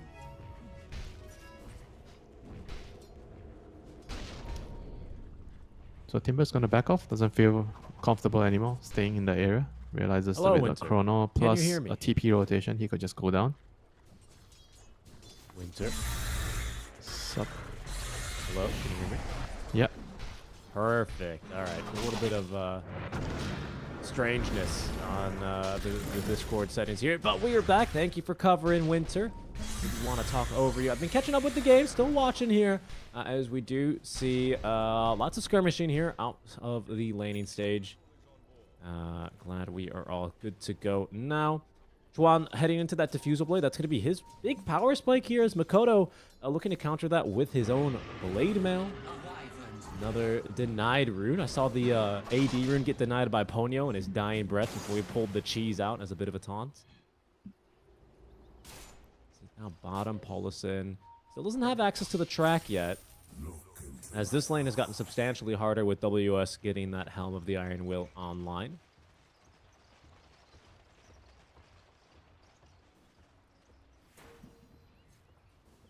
I mean, they're gonna try to steal some of the camps here, but it's getting dangerous. They're very near the tower. Yep. Anyone can just TP in, so we're just waiting for runes and the Pango against the Kunkka rotation. These are the things that are gonna be very, very crucial. Mikoto's busy clearing up some stacks now with the Wyvern, so they get the level 6 on DJ. Whereas on Talon side, they don't really have level 6 on the Bane yet and the Hoodwing. So Bane is also stacking, trying to get his level 6 up. Maybe rotation coming through. Oh, but the curse interrupting the roll. Let's see what Masaros can make happen here. He's got this time dilation slow, but it is the combo that they were looking for. Curse into boat. Kashi has no Chronosphere here. They've already dropped that to start the fight as he barely gets the time walk out of in time is what I mean to say. Chuan, however, he will be ran down. No options for him to try and live here, as even Jackie joining this fight with the rum buff. No way anyone was dying there. Phenomenal fight, really, from the entirety of Bleed. Paulison stays down bottom in a bid to try and get his level 6, but it seems like this tower will be going down. Yeah, that was all set up by that perfect Winter's Curse by DJ. On the Pango, I think that was probably the best target, because if he actually used it on someone else, the other two heroes, then the Pango would have continued to roll there. So very well done by DJ, turning the fight around with the boat, Curse into boat. And that's going to allow Paulson to get his level 6 on the bot lane. This is perfect for Bleed, and yeah. That's the first chrono of the game, not working out for Talon, so they are going to have to find other means of creating something on the map. Probably going to be the level 6 on the Bane, the grip. And this is quite a deep heal. This is pretty deep. Ponyo trying to get out of here, but pulled back by the X mark. No way out for him.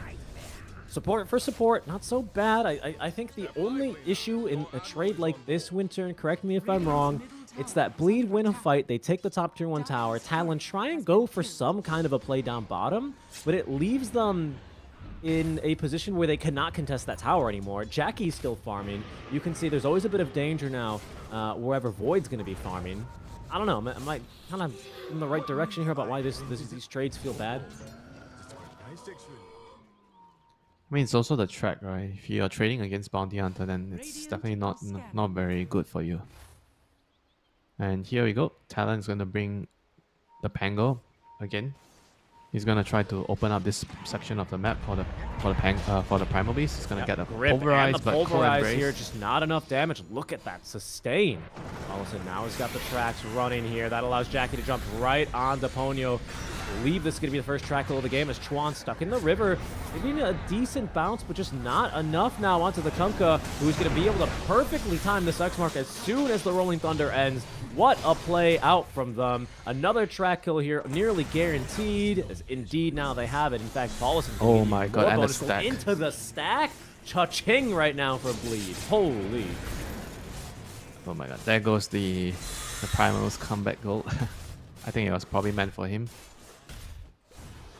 And that's a very, very big blow towards the Primal. He already didn't have a very good laning phase, and now he just lost his stack as well. I have to try to find something with the next chrono. I think the roll, when you have roll ready and you have chrono, you have to try to string together some moves here. But I'm trying to figure out how, you know, like the Chronosphere doesn't really work very well with the Rolling Thunder and the Pulverize. So you might have to send the Primal in to pulverize someone, start the fight, and then use the Chrono next. But then there's a Cold Embrace, right, to save. Oh, no, this fight breaking out here. I mean, just they've stolen the stack. They're going to get at least DJ for this, but Ponyo will lose his life. It seems like if they can pick off Masaros, perhaps it's going to be worth it, but the wand charges allowing him to at least get into the river. No He's mana. got a lot of the charges of the reactive armor, but not enough regen there. There's just no way out for him. Yeah, a little bit of overextension by Bleed there, just costing them 2 heroes in favor. I mean, in exchange of one Bane, and they didn't have to use any of their big spells, just pulverize. Still have their chrono up, their roll. They're opportunistic kill here. Jackie, if this isn't a kill, at least he's going to be able to keep farming. But good news for them, it is another kill. And just, I mean, you can see how much money this is really starting to add up now. I mean, it's 10 to 5, 15 minutes in, but because of the bounty hunter, it's a 5 to 6k net worth lead already starting to build here. This is only going to help Jackie out even further as he gets closer and closer here towards his Radiance. Makoto as well is going to be able to get the water park online even sooner. I mean, it's just looking so great for them here. Masaros in the mid lane. Chuan does tag him here just a bit with the Diffusal Blade, but it's just too many enemies in the vicinity here that are going to threaten to counter-initiate. Bottom tower is down, so that's more space for Jackie to continue farming. Did they steal the Wisdom? I don't see anyone taking that Wisdom rune. There's still a Wisdom at top. Yeah. Not sure where the bot Wisdom rune has gone. Either way, Jackie, they're going to make a play for him now with the grip active. They've burned all of his mana, only has a couple of stick charges to his name. It seems like there's just far too many heroes here. Paulison is the only one nearby. He'll at least apply a couple tracks on the way out, but Leader willing to let the core die, at least in exchange for this tier 1 tower. Decent trade. I think they're not too upset about that. Losing a Spectre for the mid tower. Now Spectre's gonna be alive in 10 seconds, but Bounty's gonna go down here while he's trying to deward X mark on the Pangolier. There's a shield rune. Fight kind of continuing here. Ponyo trying to live a bit longer, eventually taken down by Makoto's damage. But Jokum able to snipe DJ here, so there's no threat of the Winter's Curse. That allows at least a Chronosphere to go through, but the boat perfectly interrupting this. Now the regen with Jackie joining the fight. Captain Coco's rub, keep it Makoto nice and healthy. He may be, you know, having a little bit of a disturbed step there, you know, drunk off the rum, but he is alive and healthy. That just absolutely ruined Talon's day, excuse me. Yeah, that chrono was actually questionable, you know, he got 2 heroes, but he also got his teammates in the chrono, so that didn't really work out for them. And with the bolt buff, they couldn't really kill anyone. Ponyo, once again, getting caught. Yeah, another track kill. And once again, getting killed.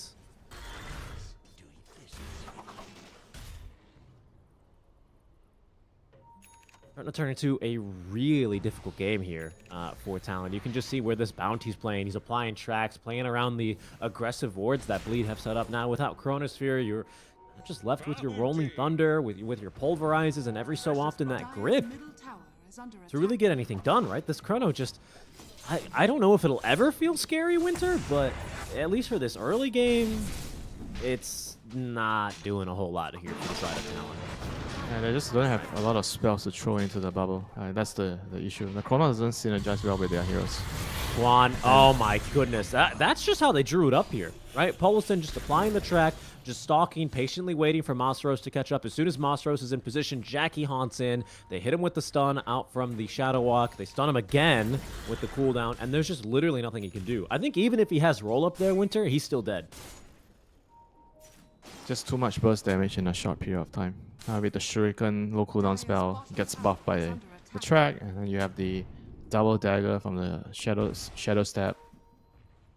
Right, things are just looking really, really good for Bleed right now. Just getting into the phase of the game where they're shoving out lanes with the Timber and the Conquer, and every time Bounty finds a hero, it means a kill with the track.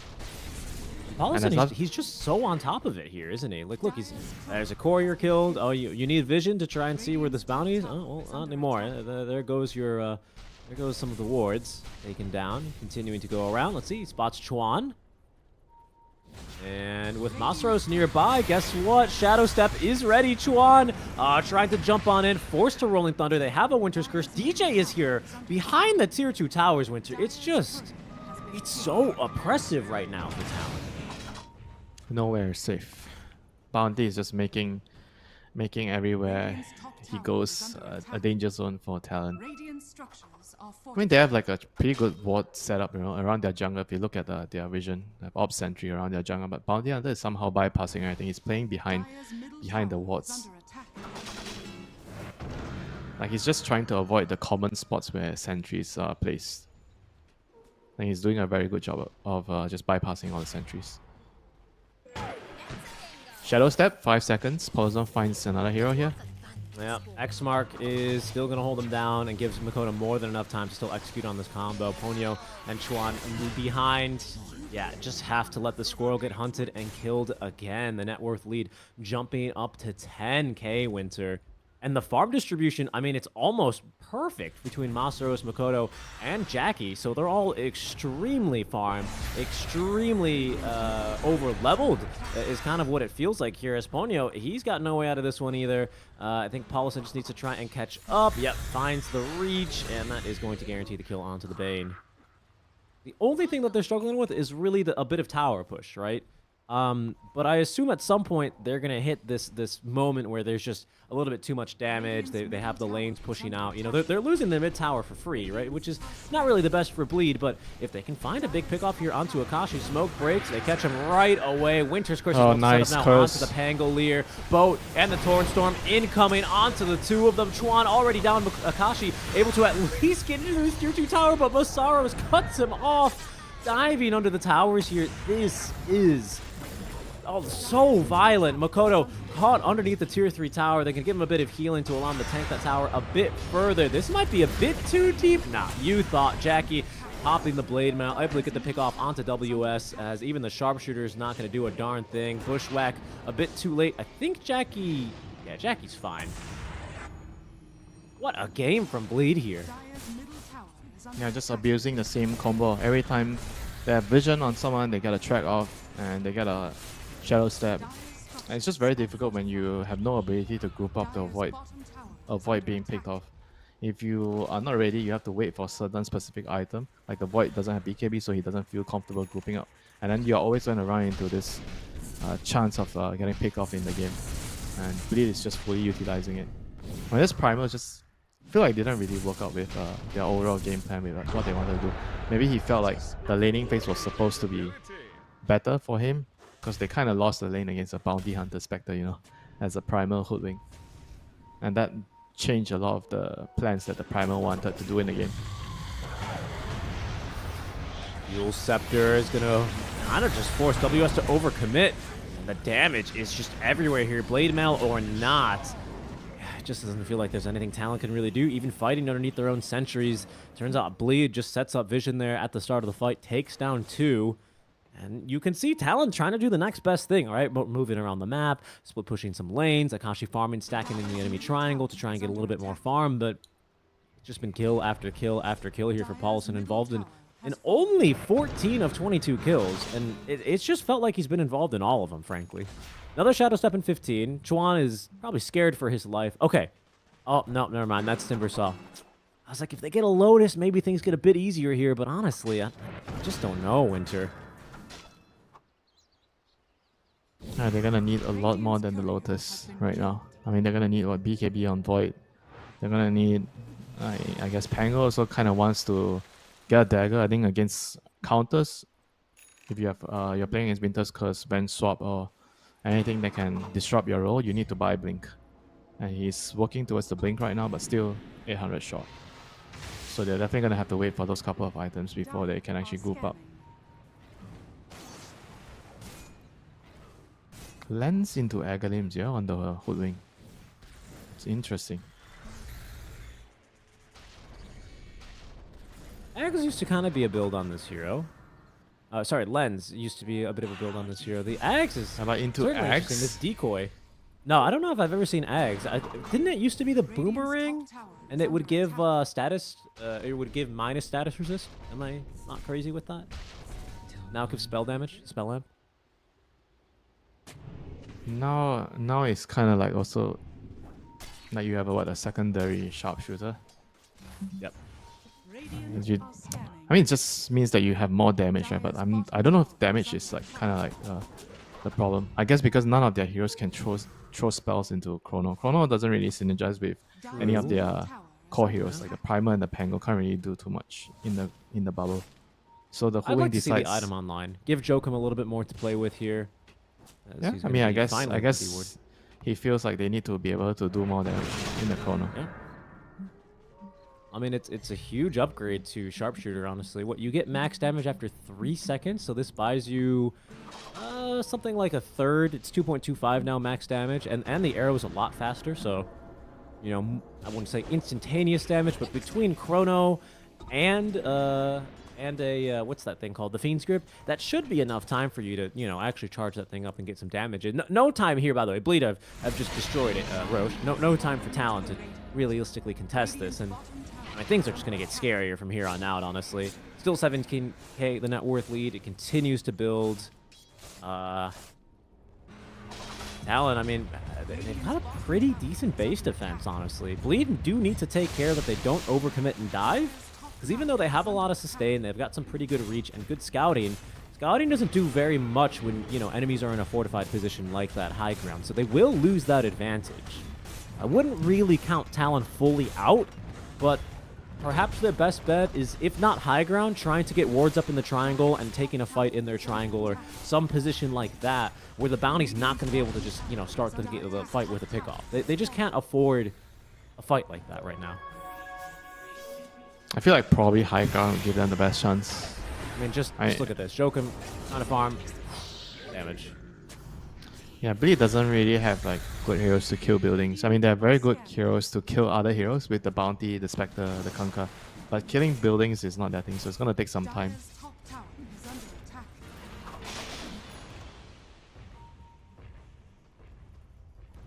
I mean, Void is halfway to his BKB. Just he's actually more than halfway. He's only lacking what, 500 gold or so. 400 gold. Wants to get it before he returns to base for the base defense. Towers at half health. Still have a glyph. Yep, they got rid of the catapult and should buy the Void enough time to actually come back with the BKB done. Oof, look at him. Look at that. Just interrupting the onslaught, and just Jackie easily joining. That's a big kill onto the offlaner. That might just open up for some more trouble, as Ponyo is going to drop as well. Both these heroes with buyback, but these are resources that, you know, you don't really want to have to expend. Bleed very slowly, very methodically closing the chokehold that they really have on this game as Talon. Well, the enemies at the gates. Bot tier 2 tower is still standing, but things are not going to get any easier from here, as they have now Jackie on the high ground with an Aegis for 2.5 minutes, starting to hit some buildings. Chuan even taking so much damage there casually from Masaros. That should about guarantee at least the melee Brax. It's a nice bushwhack at least, which will buy him some time, but... Oh, Bounty Hunter finds a setup. Found another one, and that's the Faceless Void, and he is just dead. Eul Scepter is such a strong item against him, just prevents any sort of escape, gives you more time for the Shadow Walk. He doesn't have buyback. Yep, he just bought his BKB, and they know it. Well, there's at least one lane of Rex right now. It's just hard, you know, without the Void. Not much the other four can do. There's the jump in from Masaros. Jokum pulled back into his death. Another. Actually, I believe that's the Haunt now with the Ag Scepter from Jackie.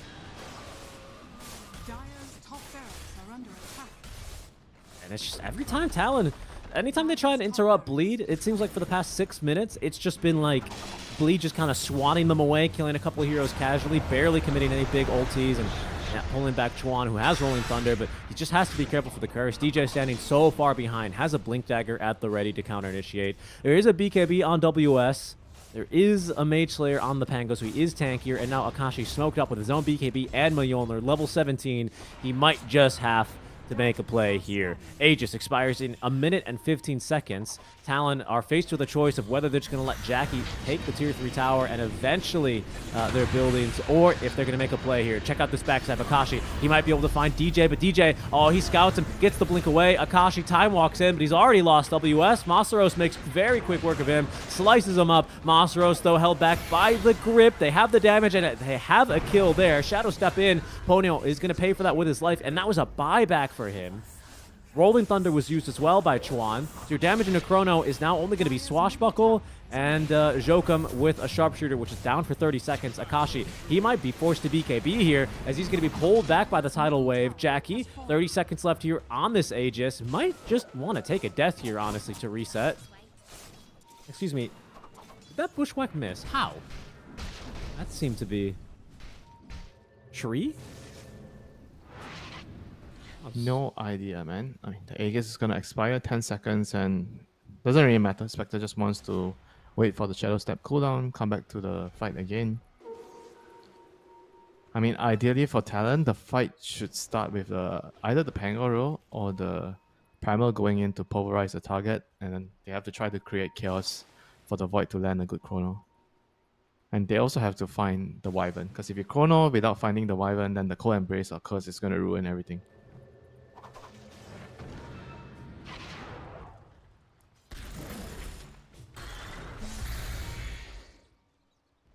Dire's bottom tower is under attack. Another ward down. Jackie is like, okay, thank you for the ward. Shadow Step, TVing to the fight. Dire's bottom tower is falling.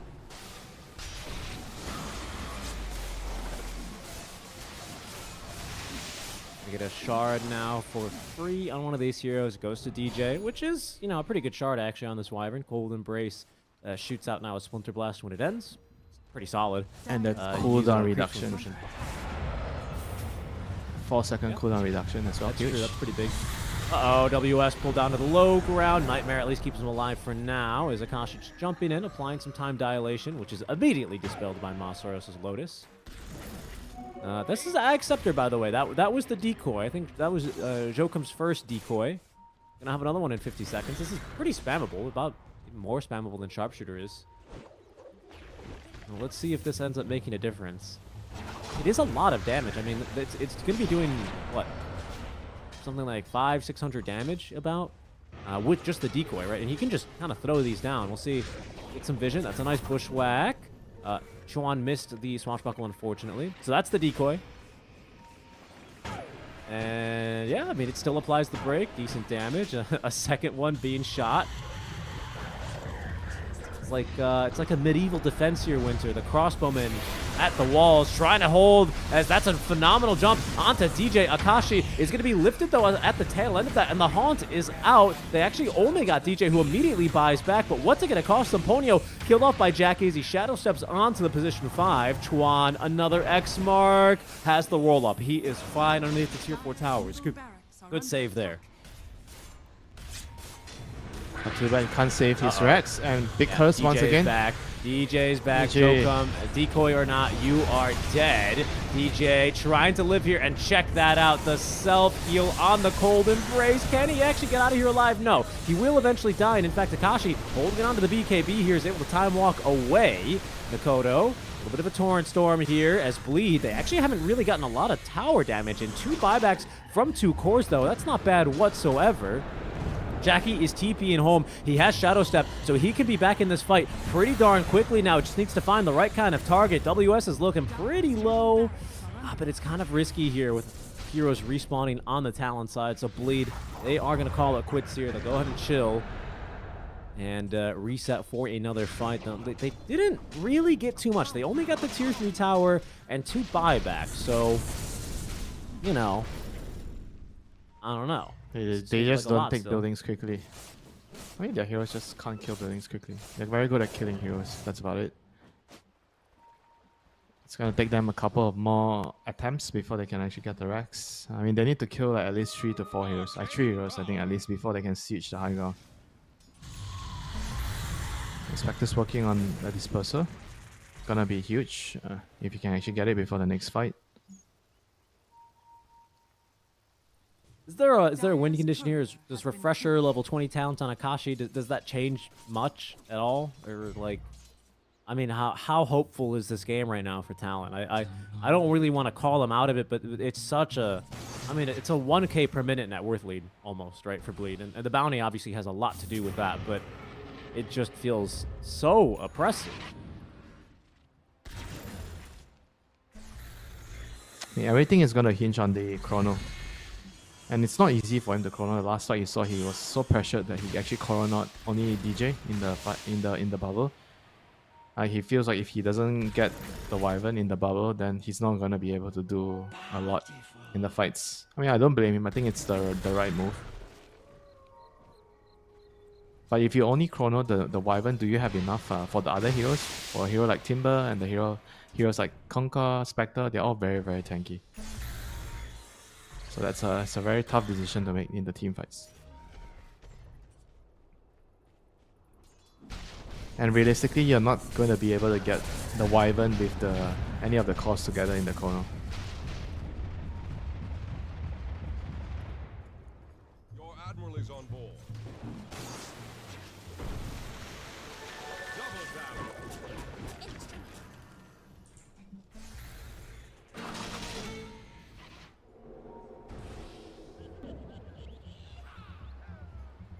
Roshan, number 2, spawning in 10 seconds, so it'll be a nighttime Rosh. But they also see WS stealing from the Lotus pool. Excuse me, sir. Didn't you know that dinosaurs aren't able to pick up Lotuses? How are you even doing that with your claws? Where are you going? TPing away? DJ thinks not. And that is going to be another killer. That's a dieback, actually. He fought back earlier here on the Primal Beast.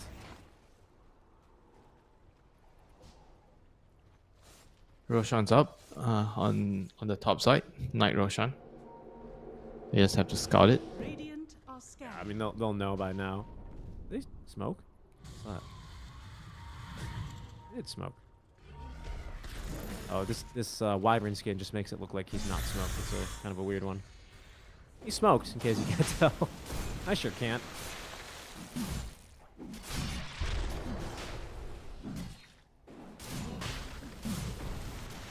37K now, Winter. Net worth lead. We're about to hit 25 for Jackie. There's the Roar of Retribution.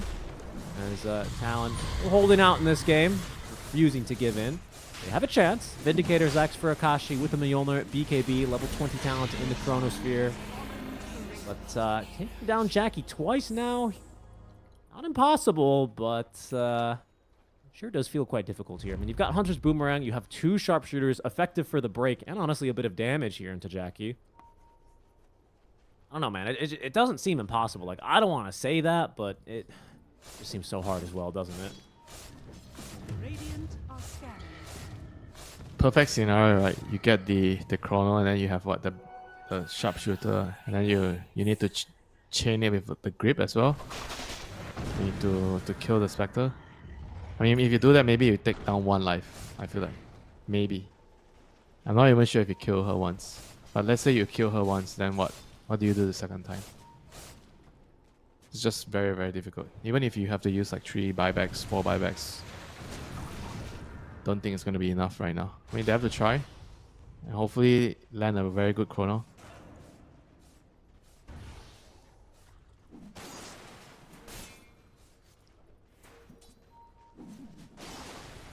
Dire's middle barracks are under attack. It's got to be basically the biggest chrono. Dire's Here they go, just up to the tier 4 towers very confidently. Talon cutting the wave top, trying to get whatever additional items, cooldowns that they can afford, but there's only 2 heroes in the base right now, Chuan and Jokum. The rest of the heroes just seeing what they can find. Ponyo is hopefully trailing behind the Primal Beast. Oh, this could be something, actually, with the bounty coming back. Maybe they can actually get a little bit of a surprise kill here.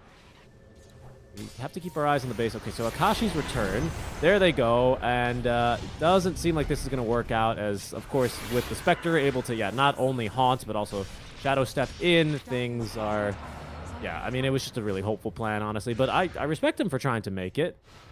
In the meantime, Jackie, he's back into your base now. The bounty isn't here, so it is a 4 versus 3, as Talon don't have everyone back home yet. The push is continuing. Dire's bottom tower is under attack. It's slow, Winter. It's slow. Why don't they use Masaros' flamethrower? Ah, there it is. Dire's bottom barracks are under attack. You can see just Paulison. Comes Oh, the roll. man. Here comes the beast. Yeah, okay. So Paulison's going to die up there, or he's going to get the kill, rather. But the Rolling Thunder, not bad. Good damage here onto Jackie. They're trying to divide and conquer now, but WS, his BKB has ended. Pulverize failed to pick up the kill. The Ag Scepter online doesn't do too much. Actually, they do get through Ponyo. Nice turn there with the Fiend's Grip. They are able to at least take down the Bounty Hunter, as that's Paulison who dies, pardon me. Chuan, with his Ag Scepter, is doing far more damage now, but pulled out of the fountain. Akashi ready with his Chrono Crew, but he just needs to be careful. DJ sitting so far behind the wave, ready for the curse. Oh no, but he's been caught.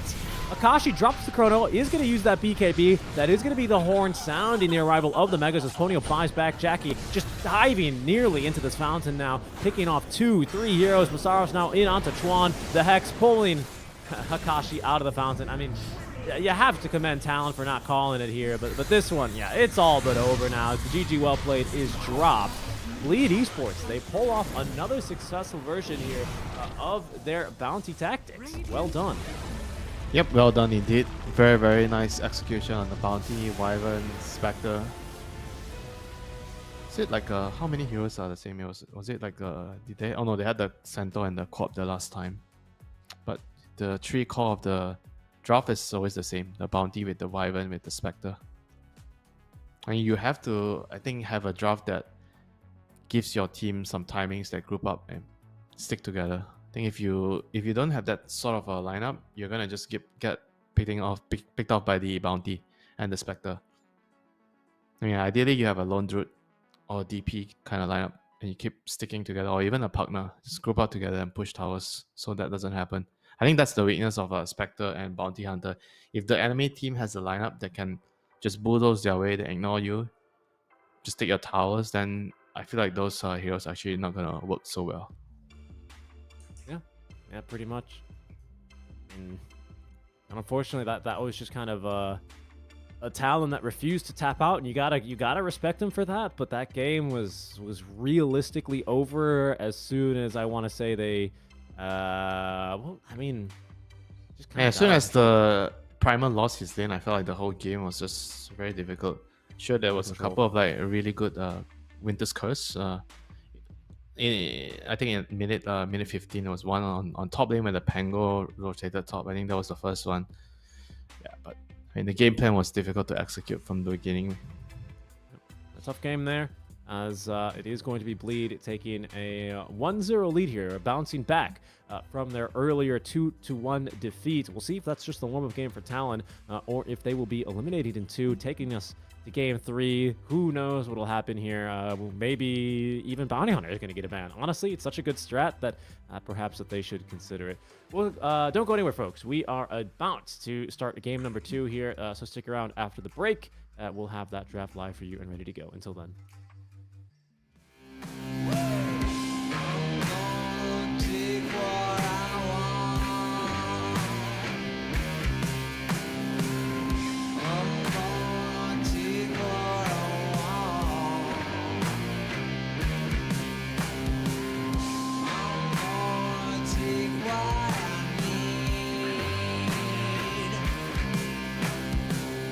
I'm gonna do as I please.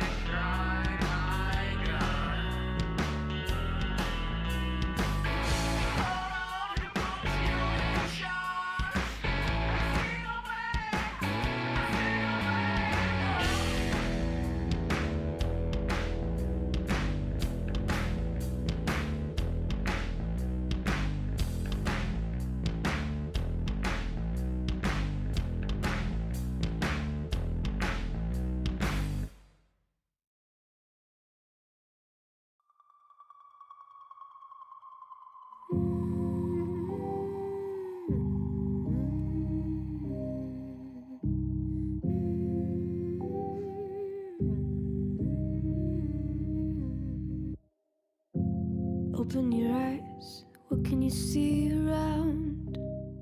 Wind of the open sky, over the siren sounds. This is a dream, getting the royal scar, holding a diamond blade, throwing it far. Holding your breath still, you jump the fire. We'll just sit and wait till you see me fly. You know they'll never catch me for it. See me fly, the way I put my finger on it. See me fly, you got it, then try to tell me you got the wrong guy.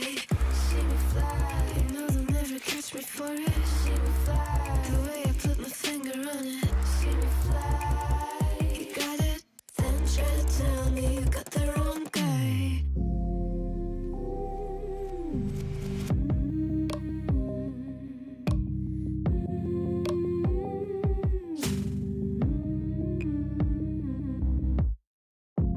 Look at them now, all of the noise they make, counting the cards to one.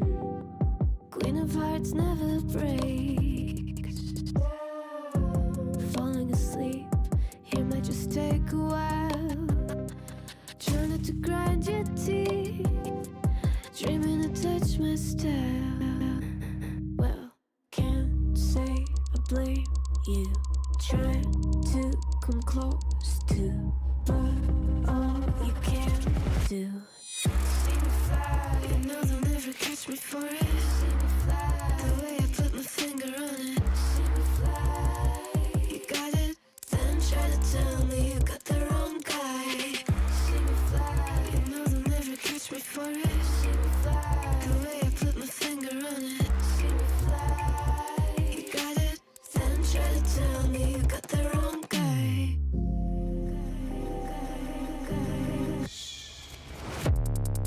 Got the wrong.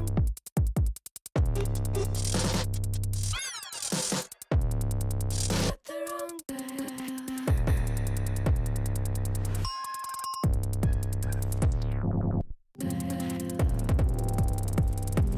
Then try to tell me you got the wrong guy.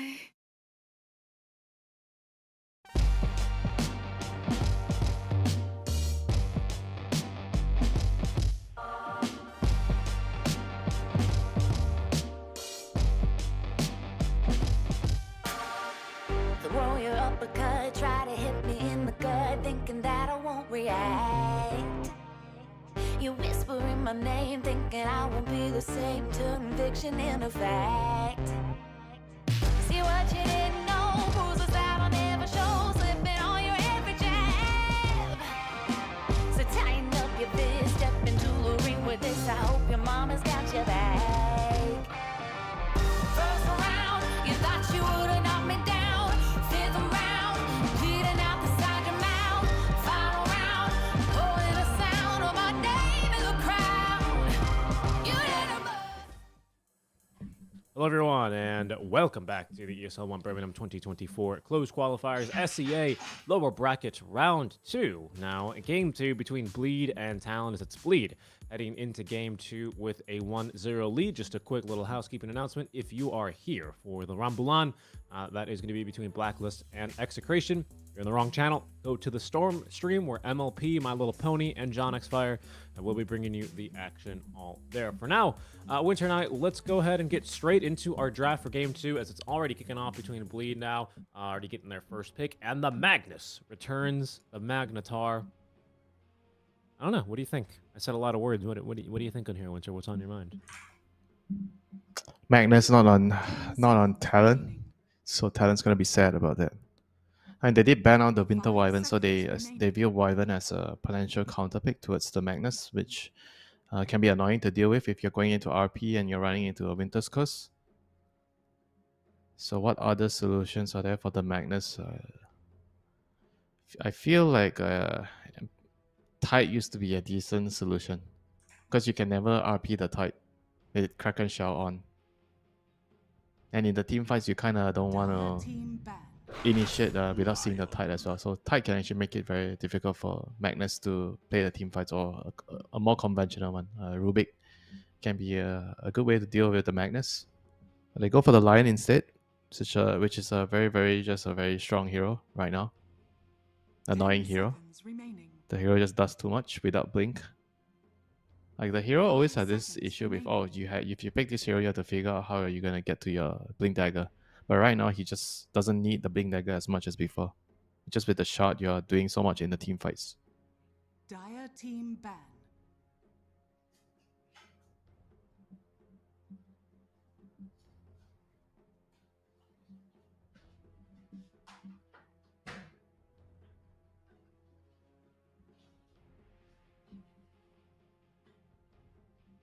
This is kind of a strange opener, though, isn't it?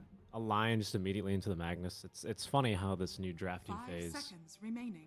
kind of conditions us to seeing a couple things like this, right? I think Bleed thinking obviously this is one of the strongest heroes in the patch. Talon opening with something safe and also a strong hero that they want to be able to use that is still somewhat of a counter to the mag. I don't know. Would you rather Rubik or Lion into a mag as a drafter, as a captain, assuming your team can play both? Rubik's better against Magnus, but Lion's just the meta hero. I think you get more value with Lion overall. Lion is a hero where once you get the 1400 gold shot, GG. Like, it's so easy to play the team fights. I mean, sure, you can RP the Lion if you find him, because the Lion doesn't have dagger. But with good positioning, you're always going to make it very difficult for the Magnus. So DK is picked again for Talon. We discussed the possibility of this hero being a flex whenever a team opens up with a potential mid laner that quickly. Mid/offlane hero. Very high armor hero, so good against the physical damage of Magnus. Brief fire reduces damage, percentage damage. And you kind of have the instant stun to deal with the Magnus blinking in to skewer your team or skewering you.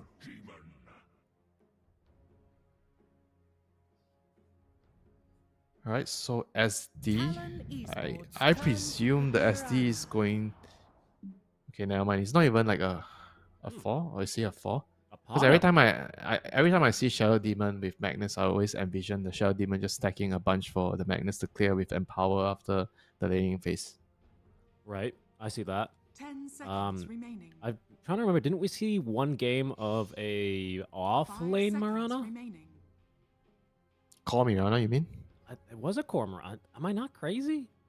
Pretty sure it was a Cormorana. Must have been one of the European games. It was 100. Yeah, we didn't see it in C. I know that for sure. Trying to remember who it was, but I do see a number of games on a lot of positions here actually for the Potom. So a couple of offlaners that do particularly like playing it as a core. Sumail even gave it a couple of Sumail and Yawor, both the brothers, feeling like this hero can be possibly pretty good. But I don't know. At flex pick, I think it's, I don't know, but then it would like force your mag mid. I'm not sure what kind of implication it would have here on the mag necessarily, but 5 seconds remaining.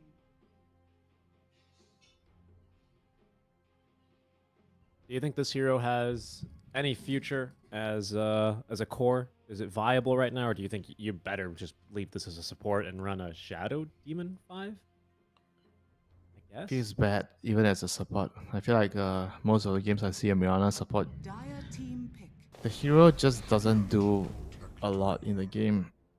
You don't do a lot of damage. You kind of need to farm a lot, and your laning presence is not that great compared to some of the other 4s that have been picked right now. I guess maybe it's gonna be like a core Mirana with an Arc Warden bubble, so both of you can abuse the bubble to right click. I don't know, but just trying to figure out what's the reason. Maybe they just want to have SD and Mirana running around ganking people, disrupt and arrow. 5 seconds remaining. And Talon's gonna go with the Morphing plus Treant lane, so very strong stable lane. Morphing is generally a great carry to deal with the Magnus. It's a good counter hero. And you can turn into the Magnus and have your own Empower. And once you get your shot, you don't really care about the RP. 10 seconds. Pretty remaining. decent against the Arc Warden, I would say as well. Because you can wave into the bubble to right click 5 the Arc seconds Warden. remaining. Uh, Esports turn to battle. another one of these games, right, with the Arc Warden. We've seen a couple different playstyles of the Arc, right? We had that one losing game where he went for Blade Mail. Was that right? Vessel, Blade Mail, Yeah. Glaive Mail. That definitely seemed like the suboptimal build, though. I think that Arc Warden was definitely forced to go into that build. It wasn't really by choice.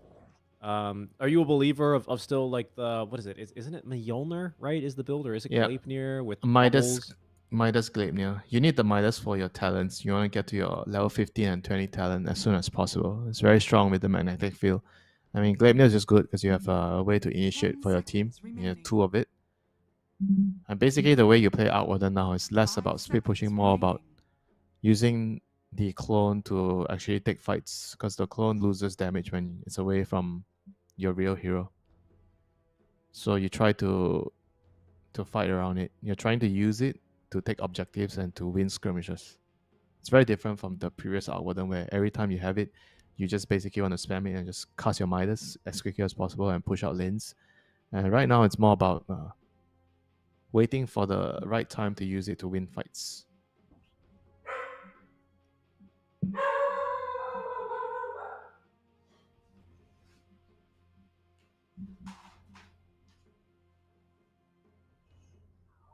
This Treant Protector Morphling lane is at least going to be a ton of sustain. I'm curious how the mag is going to want to play it, right? It seems like with a Shadow Demon, you're almost certainly going to want to go Empower and start farming that straight away. But it also does start to feel like a little bit of a greedy lineup from Bleed, doesn't it? With a mag and an arc, and presumably still a carry to draft? Oh my god. Holy! So who's the meeple? I guess who's playing the meeple? I think must be Jackie. I think Jackie. No, Mikoto, maybe he can play the meeple. How are you gonna run this? 10 seconds remaining. I think I'll probably put the Arc Warden against the DK mid. I think that's a good matchup. And then 5 have seconds meeple on safe lane remaining. against whatever off laner that Talon is gonna draft here. I think they need some like gap closing here. Is Centaur still available? Yeah, Centaur is probably a good one here. Yeah, but it's gonna be very difficult to deal with. This is a very very annoying draft. Moonlight Shadow, then you have Arc Wardens, you have the meeple clones. Yeah, and you don't really actually have that much like wave clear, to be honest. It's not fantastic. Morphling, when he gets his 20 talent's pretty good. Other than that, you're restricted to like Nature's Grasp. Like Overgrowth is obviously amazing in this kind of a game. But Breathe Fire, Lion Shard, like it's just kind of tough here, really. You need wave clear. You need a lot of it on this last wave. Underlord. Just pick an Underlord. I don't know. You may now select your heroes. It's not an Underlord. It's a Brewmaster. We can just ignore the Underlord suggestion because I never see the hero anyway. But what do you think the thought process behind this Brewmaster pick is, and do you like it? Do you approve? Is it winter approved? Does it have your gold sticker on it? I'm not sure. You can dispel the Empower. You can go into the team fight to use up Tornado up the Shadow Demon, all the backline heroes. I mean, you can kind of get close against Arc Warden. But what do you do against Meeple? Like that's the main. That's my question. I feel like even the laning phase, it might actually not be that easy. It's probably gonna be Meeple and Mirana, safe lane. They can net an arrow, so there's definitely kill potential on that. I guess with the lion can kind of interrupt that. Because Brewmaster is a hero where he's also very greedy. He wants to farm, get his Radiance up, Vessel into Radiance timing. It's gonna take a while. You have a long cooldown ultimate. You're playing into Arc Warden Meeple, which basically doesn't have much of a cooldown. They're gonna be constantly running at you with the Shadow Demon setting up for the Mirana arrow. Feels like a scary Brewmaster game. I agree. That's also kind of what I was looking at, right? And you have, actually a ton of nuke damage, right? I mean, Makoto, this Arc Warden is going to be fighting, ideally, right? Hopefully not having to go for the Blade Man build. Meepo is going to be poofing in on top of you and rooting you down. Yeah, I guess the only good news is that the stuns are fairly limited, right? It is just that arrow in RP and skewer, so it seems like they kind of have enough, and they certainly have a ton of nuke damage. So that's where my concern is, especially for this brew pick. It does at least have an easy ignite partner, so maybe the idea is to snowball from the lane, but you know, maybe, yeah, snowball. Hear me out, right? Snowball on the lane, hit level 6, kill the Meepo right away, and then when Meepo goes to jungle, you have too many cooks in the kitchen there with a Meepo, Arc Warden, and the Magnus all trying to farm. Like, maybe something's got to give there, right? Maybe that's where this this Brewmaster who just wants to fight when the ulti's on cooldown is really going to come in handy. And DK, you know, he can diversify, and I mean, it's probably what Chuan wanted to do anyway, but Blink Dagger into, you know, Ags, Manta, BKB build is pretty good against a Meepo, I would think. Takes a long time to get there. And against Meepo plus Arc Warden, those are heroes that don't really need to farm too many items. They're always going to be able to fight with their spells, especially Arc Warden. The spells just hurt too much. It's a dire Arc Warden as well, so the laning phase is going to be very strong with the quick Spark Wraith, with the fast Spark Wraith.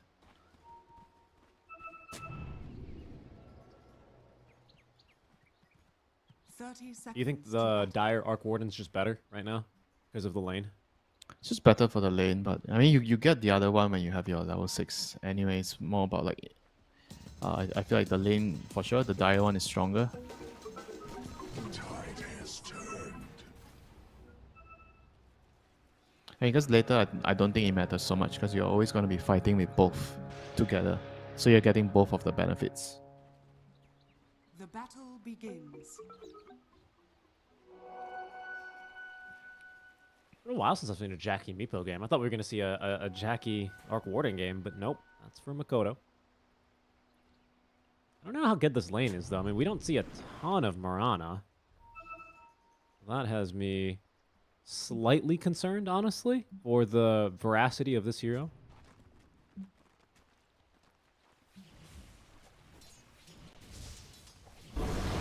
Stephanie doesn't feel like a strong laner. I mean, she's okay with the double Starstorm harass.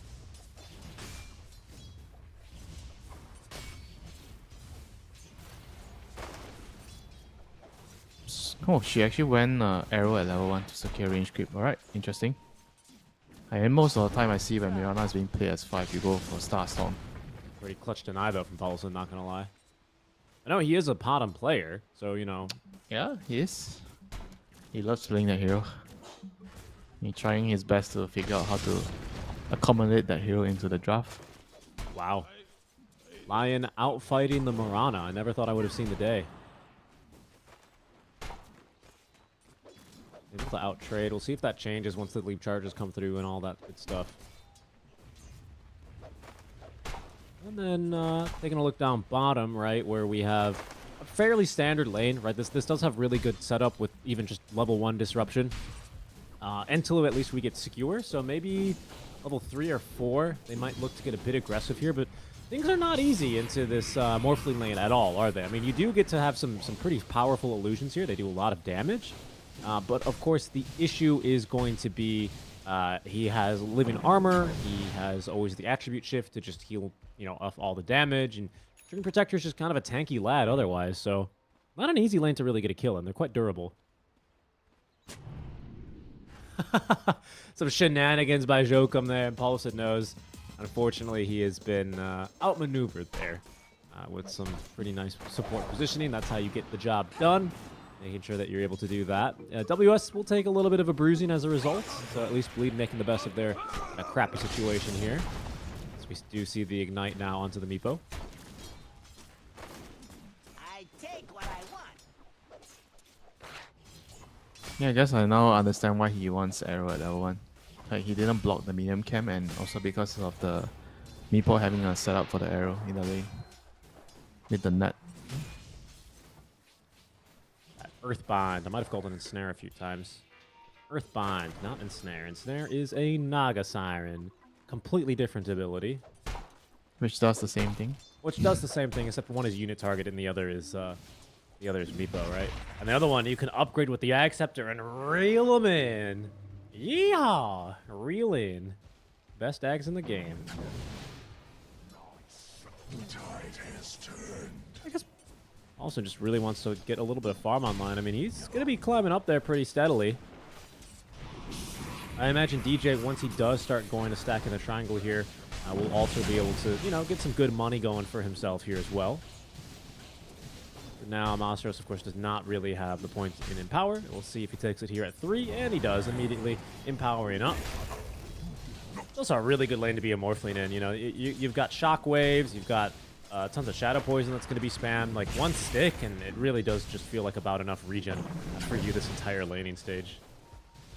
I don't really think he's too killable here. Heavy to Shren? Probably not with Leech Seed. This is one of those very, very stable lanes.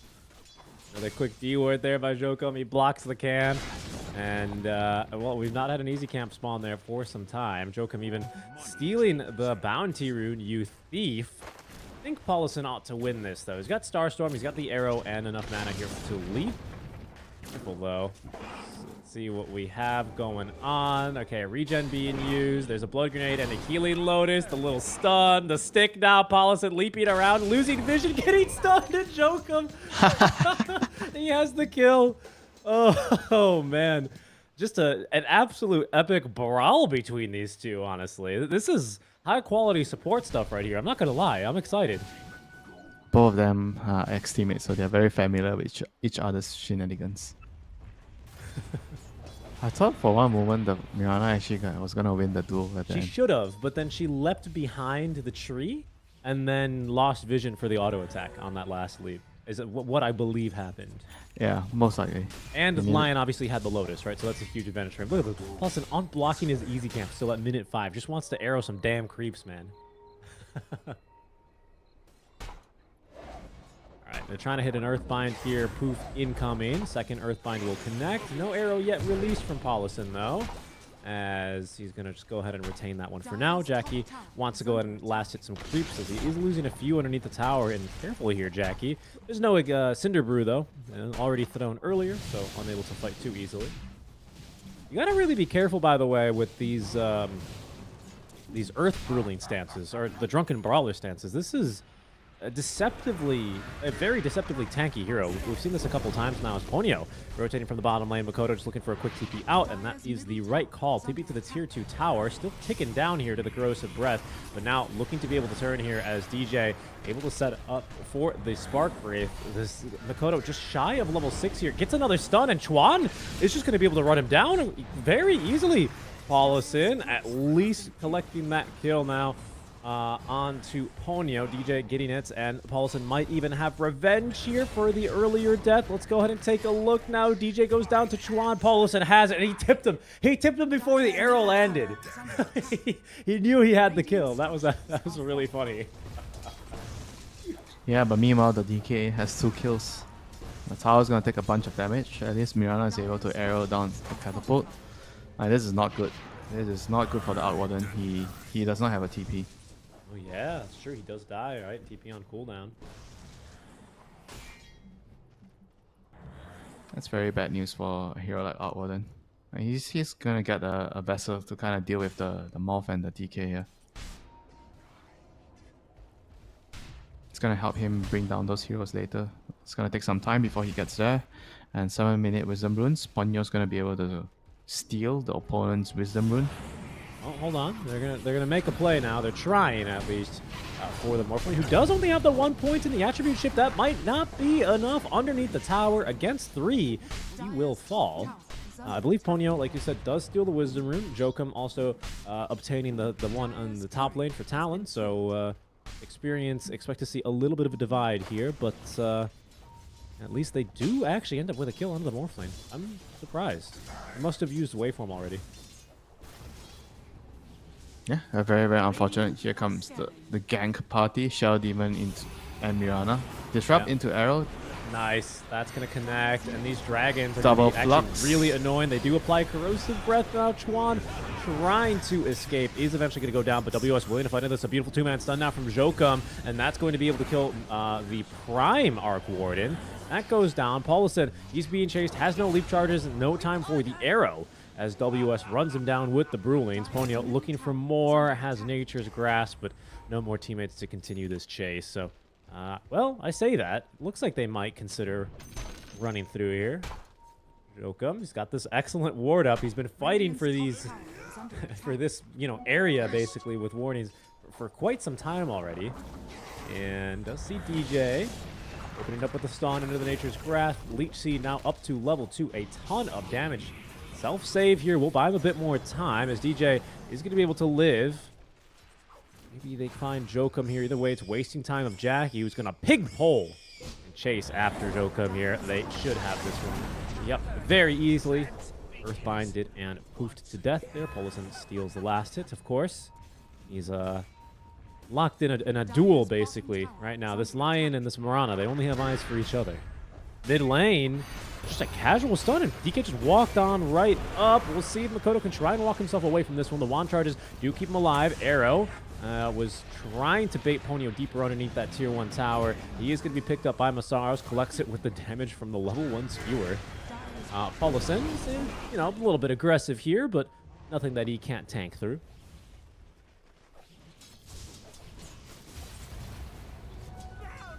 Yeah, it's very important they actually rotated heroes here to defend the tower. I mean, if they didn't come over, the tower is actually going to be just dead.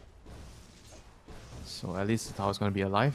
Probably going to take another DK form to actually secure the tower at the end of the day. I mean, things looking good for Talon so far. Brewmaster's top of the network chart with the DK. Both of them having amazing games, and Morphing just a little bit behind, but still having a very reasonable start. Yeah, and is still looking to get very aggressive here. You can tell now the support's feeling pretty confident in a game like this, especially having picked up both of the Wisdom Rooms. Jokum very close to level 6 already. In fact, both the town supports kind of really needed this. Akashi, again, he used Waveform aggressively, still only 1 point in the attribute shift, but by himself, Masaros, at least not without committing the RP, he's not going to get that kill. I think even if he RPs, he's probably not getting that kill, honestly. Makoto's lost his tier 1 tower. As you say, he is not having a very cash money time here. Building up the Vessel. It's a very good Vessel game. And you do get a ton of charges here with the clone as well, but see if it makes a difference. Jackie has now the Diffusal online. Mega Meepo is coming soon to a Meepo near you. He is trying to build that one up. All right, pretty good turn now. They did get Breathe Fire onto the Meepo Prime, but not the secondary Meepo. And with the poofs and the fluxes, there's just all of a sudden 8 heroes in his lane, and there's not much a DK can do about that.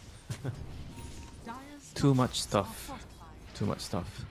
I mean, we're going to see like Meepos running around. There's going to be Brew Split. There's going to be a Manta on DK. Oh man, yeah. Is it going to be SD Illusions?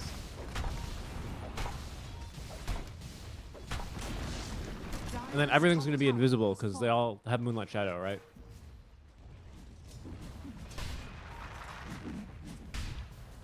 It's going to be very annoying to deal with. Going to have very, very chaotic fights. But I still feel like as long as the Arc Warden can actually catch up, get his next set of items, get his levels, they're going to have enough to break through this Morphing. I mean, this Morphing in this game, I don't feel like he's in a game where the enemy doesn't have enough damage to kill. Like Meepo, Magnus, Arc Warden, all these are very, very high damage heroes. And you mentioned earlier that the Disrupt could be also a very, very useful tool at turning the Morphing into himself, and killing him. Yep. Yeah, Disruption is really good here. It's crazy how Vlad's is now. Sometimes it's a core item. It's also a morph item. Very different build, I think, than what we saw earlier today for Natsume. Careful though, Jackie. Caught inside the Mighty Mines. Can the Mighty Mines keep him alive? This 7 HP regen a second. It's not enough. The Mighty Mines let him down. Blink Dagger though on this Magnus is looking to try and connect onto this mid lane, but Akashi is playing it far too safe. He knows his team just kind of showed 4 heroes top lane, didn't see a single TP in response. Too many heroes missing off the map. His team now continuing to smoke. They might just find Makoto here. Bleed are going to get caught. Chuan blinking on in, finding the real Arc Warden again. This time TPs are coming in from Bleed, but yeah, they're going to cancel a couple of those. Just not really much they can do against. I mean, that's very strange, right? your Meepo just died like on the top jungle, so you kind of would assume that the enemy is running into your jungle around the area, and he was still farming in that area. I mean that's like a little bit too much of a disrespect to what the enemy can do to you and how much time he had. So you see Brewmaster working towards his Radiance, halfway there, has his Vessel. Having a good old game on the Brewmaster. Probably gonna have Radiance 16 minutes or so. 16-minute Radiance plus Vessel. Very, very good timing. Yeah. That's And you were talking about the Vlad's build on the morphing. It's something that's really efficient on morph. You need mana regen, and you kind of get a lot of base damage from the aura, from the Vlad's aura. That's why it's amazing on morphing. I mean, it's strange to see carry heroes or even offlaners building Vlads right now. Like, the item changed so much. It used to be just like a support item. You just buy it for aura in the team fights. And right now it's a farming item. And the Morphling item, right? Because of that bonus damage. Of course, you really end up abusing that very well on the Morphling. Especially because this item is pretty darn cheap, isn't it? Yeah, 2,200 gold. Very, very cheap. 18% damage increase. That's pretty good. I think maybe only Crystallis ends up giving you, you know, something that's maybe more efficient. I don't know my Crystallis math off the top of my head though. That item used to be bonkers when they readjusted it, but it's been since more balanced. Meepo? Any Dragon Lances this game? No, it's still Mega Meepo. No surprises there, but Akashi, he's certainly going to be a bit surprised. RP'd, pulled on in, did get off the attribute shift though, and now team fight breaking out. Jackie from behind, poofing in the Meepos. Lots of magic damage here, but the overgrowth stopping this one in its tracks. He's still alive. He's out of Agi to rotate into, but it doesn't matter because the counter initiation from Talon, it's pretty damn good, Winter. They've already taken down the Meepo. There goes the Magnus, and finally turning for the Arc Warden. He is easily taken down. Chuan dropping a tip onto Akashi. What could have gone differently. He did not get off that Agi gain, or the strength gain, I should say. Lived on a hair of HP. Wow. Reaction time. Yeah, he got healed by the Leech Seed. The overgrowth kind of also saved him. I mean, just with strength threats, Vlad's aura, with the armor and everything, just made him so freaking tanky. I mean, that's a very, very decisive moment for Talon, getting all those kills there. Well played to morphing, baiting the enemy team in. I mean, he kind of know that the enemy is probably nearby, trying to make a move on him, and he was doing the right thing by trying to just make them commit on him. You know, if he would have just left, played it safe, just went to jungle, enemy would have not overcommitted for him. Good play there. Dire's bottom tower is under attack. Now, Bleed are the ones playing behind at 15, 16 minutes in, we'll say, with a tricore of Arc Warden, Meepo, and Magnus. Not a lot of room on the map to farm. You have to kind of play for picks here. 30 seconds left until you have the RP, so Bleed, they're still going to go smoking into the triangle where they do see a Lion, who has a blink and is going to be able to evade them. Not according to Paulison, who throws the arrow. It's going to whiff. Now the Flux is there. Underneath the tier 1 tower, Jokum can't do much against 5 heroes, I guess, if you count the clone. Worth it space for your whole team. Yeah, totally. Not the biggest loss for Talon. Akashi's kind of just chilling here in the well. I'm not really sure he wants to farm this way, but needed to make sure there weren't too many enemies there. Uh-oh. That's already the shard online here for the Treant Protector. Almost connecting onto DJ, but he put down the Sentry Ward, and that'll at least save his life for now. That was really close. You can see that Sentry range just barely catching him as it's now finally taken down. Moonlight Shadow, Bleed, trying to maybe channel a bit of energy from their last game where they were just a bit all over the place and, you know, aggressive as hell.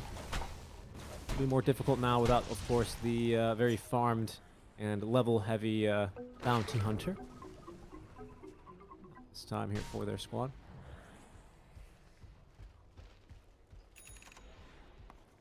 Meepo's gonna finish his games, so let's see if they want to actually fight around this timing. It's a pretty strong timing. Mega Meepo. But I feel like at the same time, the Arc Warden needs some time to recover. He just got a Midas and he's actually pretty poor comparing to the other cores. Like, this hero is all about like getting the 15 and 20 talents. You need to be able to get there in a game like this.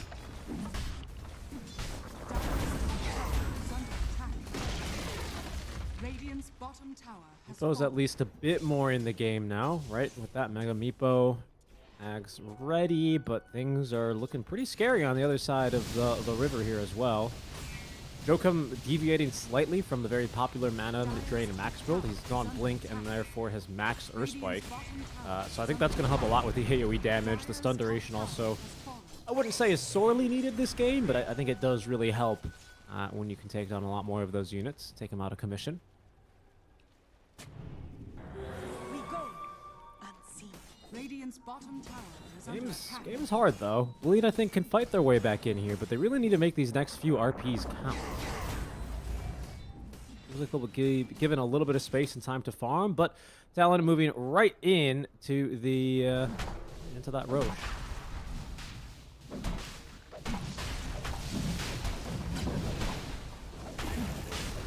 I think Bleed doesn't have the capacity to react to it right now. They are trying to just finish BKB on Magnus. It's going to be key. Like you said, they have to land the all-important multi-hero RPs in the team fight. I think especially on the Lion, the Brewmaster, all these huge team fight heroes, if you can actually blow them up before they use their spells, it's definitely going to give you a huge advantage. Radiant's bottom tower Like he's just is struggling under finding attack. the initiations right now. I mean, without the BKB, it's hard against their heroes.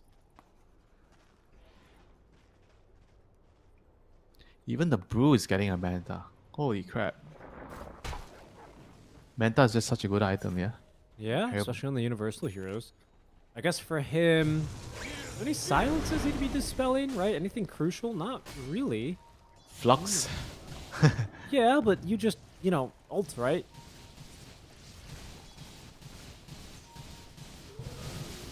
I don't know. It seems like that's pretty good. It's kind of farming item too with the Radiance. Yeah, that's a good point. I mean, it's more damage for your right clicks. I mean, it has other utilities here. I was just kind of wondering about for the purge, right, or the dispel. I was thinking if maybe that had a bit more of a purpose here, but I guess it doesn't really have to.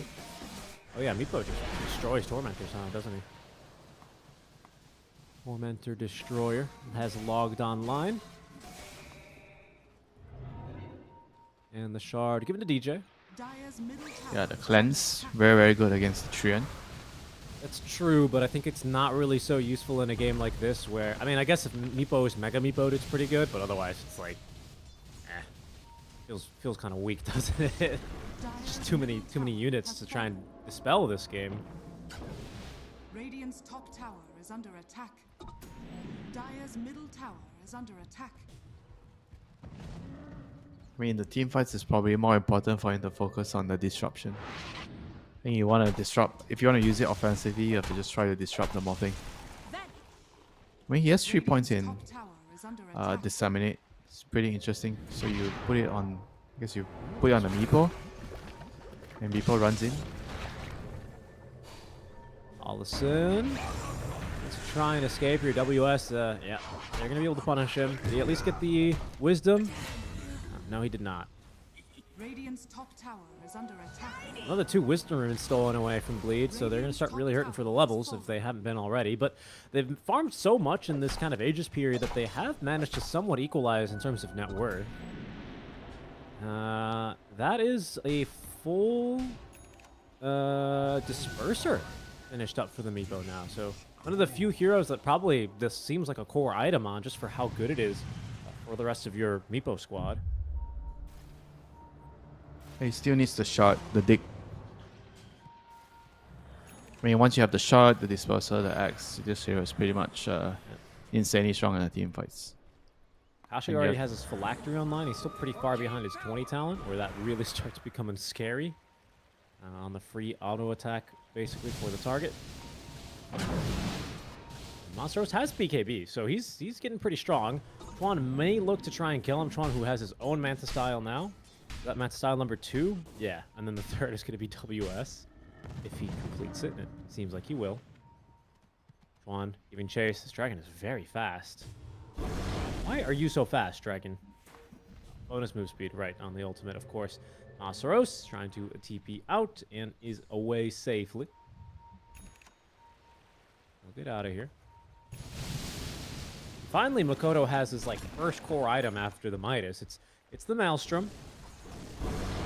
He's very slowly but very surely going to continue climbing back into kind of a position of relevance, dare I say, this game. He's just not had it easy whatsoever. The lane and extending to this period of time, things have not gone well for him. Dire's bottom tower has fallen. Shard's ready to go for the Meepo now. So now you have Dig, Mega Meepo, and Disperser. And just in time as well, because Talon already on your high ground. Now, Ponyo does not have a Blink Dagger here, so he might be... Bubbles on cooldown. Yeah, he might not be in a position to get too much done. The Hex isn't going to save much, but they don't have additional lockdown really ready for Akashi. He does catch a long duration arrow now. Look at that. Wow, that Shadow Demon. Death 7-8 did so much. Jokum nearly died from that. Chuan blinking on in as Masaros is going to be safe under the cover of the... this Glitter Cape for now. Akashi does get down to the low ground here, but the RP and the skewer, it just picks up everyone. The support's already down. Akashi has a waveform, wants to use it aggressively, gets the kill now onto the Magnus as Chuan fighting versus the real Arc Warden as WS letting loose now with the Primal Split. Akashi, though, again in a bit of a tough position here as he is still rooted. This 7-8 doing so much damage. They just don't have enough in the bank, though. Jackie, he's in trouble. He needs to try and dig. Dig, Mega Meepo. Dig. Look into the ground. It didn't go well for him. He didn't dig. Dig. Why did he not dig, Winter? Didn't bring his shovel. I didn't have a shovel on him. Yep. And DJ is going to be the last to go. They've burned a lot of time here. And honestly, not too bad of a fight. What a heroic RP skewer there as they are going to kill Polusin again. Nice jump there by Jokum. Things are definitely not looking good for Bleed after this fight. They're gonna need a miracle right now. I mean, the Meepo just feels like he can't do enough in the team fights despite having like 14k net worth in terms of items. Like he's getting limited a lot by the Trian and obviously the Radiance, the Lion spells. I mean, his Morphling is just not really killable in the team fights, I feel.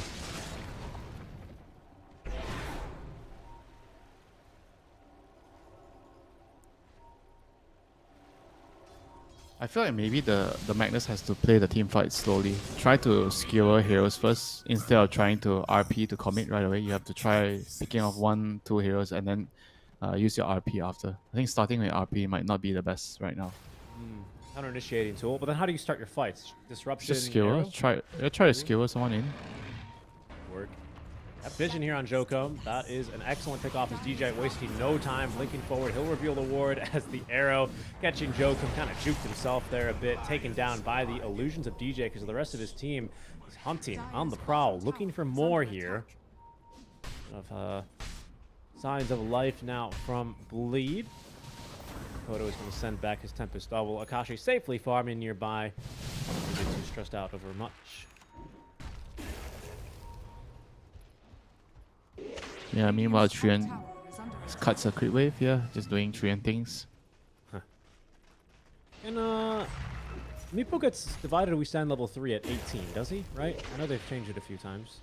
Radiant are scanning. I have to believe that's the case. Yeah, there he goes. Divided we stand level 3. As the tree is going to be able to make it out.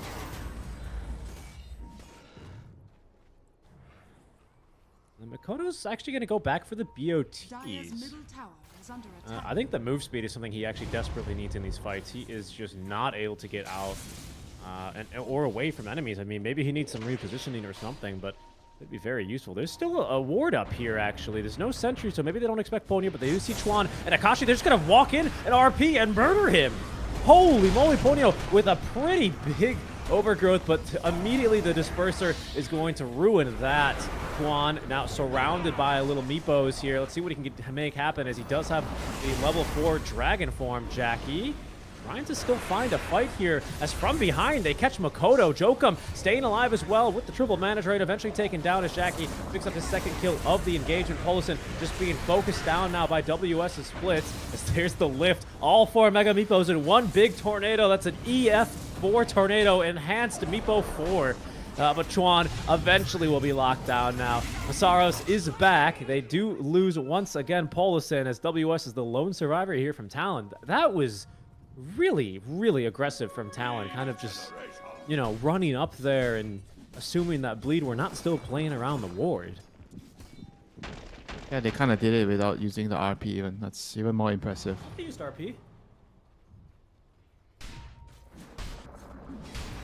They RP'd the Morph to make sure he couldn't, you know, do anything. That was the start of their fight. They kind of did use everything, really.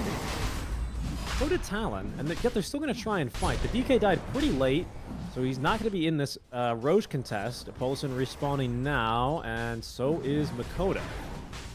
This is very contestable, but they do see a couple of heroes now as WS kicking things off in this initiation. Jackie's just trying to get through this Roche as fast as he can as Akashi jumps in. He's on full Agi, but it's still Jackie who gets the kill onto the Roche, also taking the Aegis. Mega Meepoed up, trying to still run around in this fight and find some utility. Akashi basically back to full HP, still has himself that Satanic as he murders DJ. Masaros is going to be next to go down. Akashi stealing the gem from him.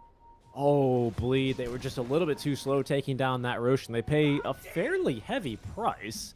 Akashi with 2 kills there. Losing the mag really sucks, and the gem, but at least you get Makoto and Jackie out alive, so it could have been far worse. Yeah, your important heroes just got out. I think that's what matters for Bleed. Live to fight another day. I mean, Arc Warden eventually is going to keep scaling.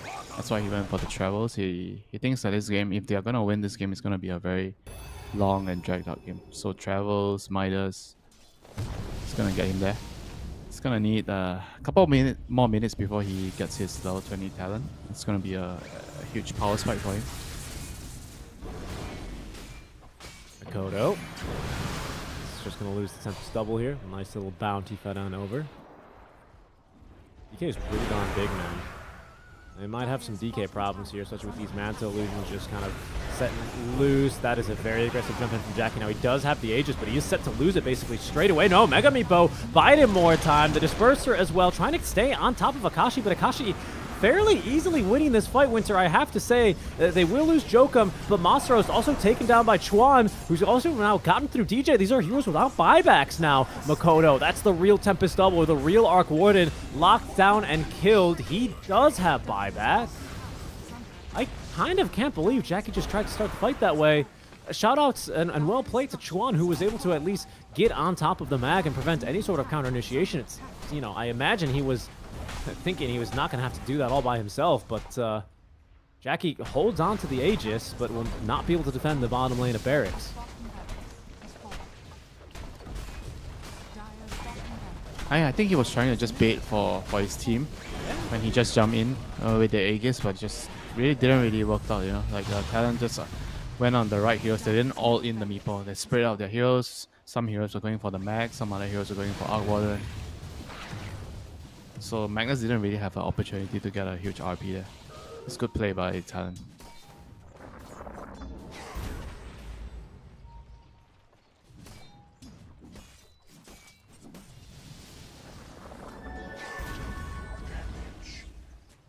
Morphling, amplify damage. Let's see if they can actually just use this to siege. Or at least take a fight. Seems unlikely. Maybe a fight. We'll see.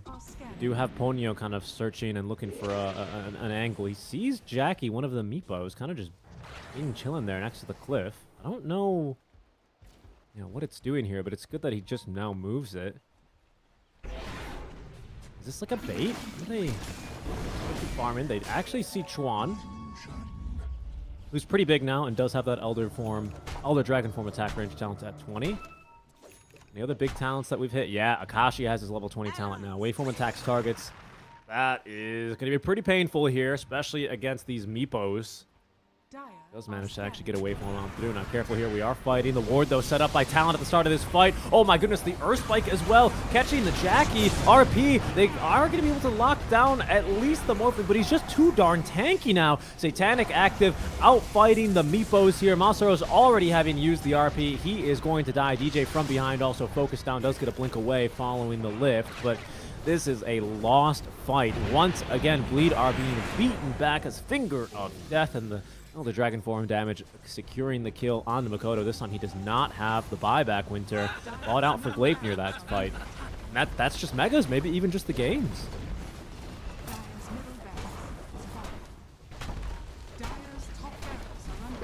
Just way too much, I think, sustain. I mean, the RP was on 2 of their cores, the DK and the Morphing, and they just didn't have enough damage to kill anything. They don't have the burst, I guess. The supports don't really do a lot of damage. I mean, Meepo's also kind of like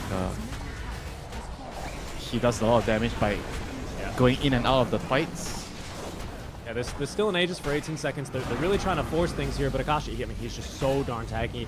Immediately puts down Polison, trying to keep fighting through this one as Akashi skewers away Jackie. Jackie, who has Aegis expiring in 5, now will be able to at least use that. Respawning soon. Also, Makoto back into the fight. Akashi, they got the double kill as Talon being forced back at least from ending the game here and now. Akashi looking worse for wear, very low on the mana. The double fluxes, nice adaptive strike, but it's just not enough. He actually goes down 1,800 gold to the enemy team.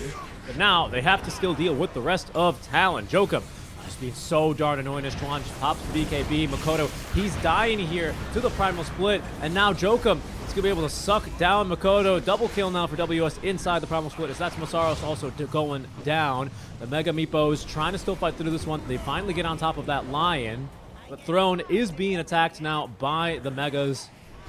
DJ trying to do whatever he can here as Jackie Mega Meepo'd up, trying to just continue to drag the game out, but this one is over. GG is called. Ancient explodes. Talon, they find victory here in game number 2. Yeah, GG. Good comeback from Talon, utilizing I think the morphing really well this game, and obviously the last pick, Brewmaster. Also, I was quite skeptical initially. I thought it was a really greedy pick, given their core composition, Brewmaster, Dragon Knight, and morphing, but it worked out in the end for them. It was very good at disrupting the team fights, looking for the Shell Demon, and even some of the fights, like just keeping the Arc Warden busy. He couldn't really do much, and he just dies to the Primal Split. But good game, from Talon. Bleed has to find another solution. I think this Magnus is actually not working exactly out as they pan out, and they have to find something else, Yeah, I mean, pretty much, right? And it's greedy, though. I mean, I was really surprised to see the Meepo and the Arc Warden. I don't know. Are those heroes problematic within themselves, or was it just kind of the lanes that broke down for Bleed more Winter? I think the lanes were okay. I don't think the lanes were the reason why they lost this game. Like, after the laning phase, which I felt was okay, the Magnus has his blink. He just didn't have like a lot of skewer pickoffs. Remember the game where we watched Talon when they had Magnus? They were getting a lot of like skewer pickoffs, good RPs, and I felt like Masaros was like he was not really getting those done for his team, and he went blink into BKB. Maybe that's also a problem with the hero. You need like the Harpoon to get even more pickoffs for your team. I just felt like the hero just didn't do a lot, in this game. Like, and you don't really have like a good cause to cast Empower with. That's a really good point, actually. Yeah, kind of the first pick Magnus not really comboing with much else, and well, that is going to be game 1, right? Done and dusted, taking us to a decisive game number 3 here for elimination. It's all on the line now, folks. Don't go anywhere. In just a bit, we're going to go live with game number 3 as Talon and Bleed fighting for their lives in this qualifiers. We'll catch you guys in about 5 to 10 minutes time. Takes more than time to heal the pain. Heart break will light the fire. Heart break will light the fire. Fire will light the fire.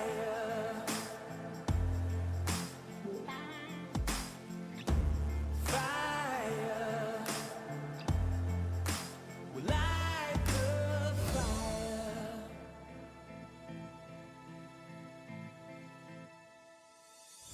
Takes more than money to pass a change. Takes more than time to heal.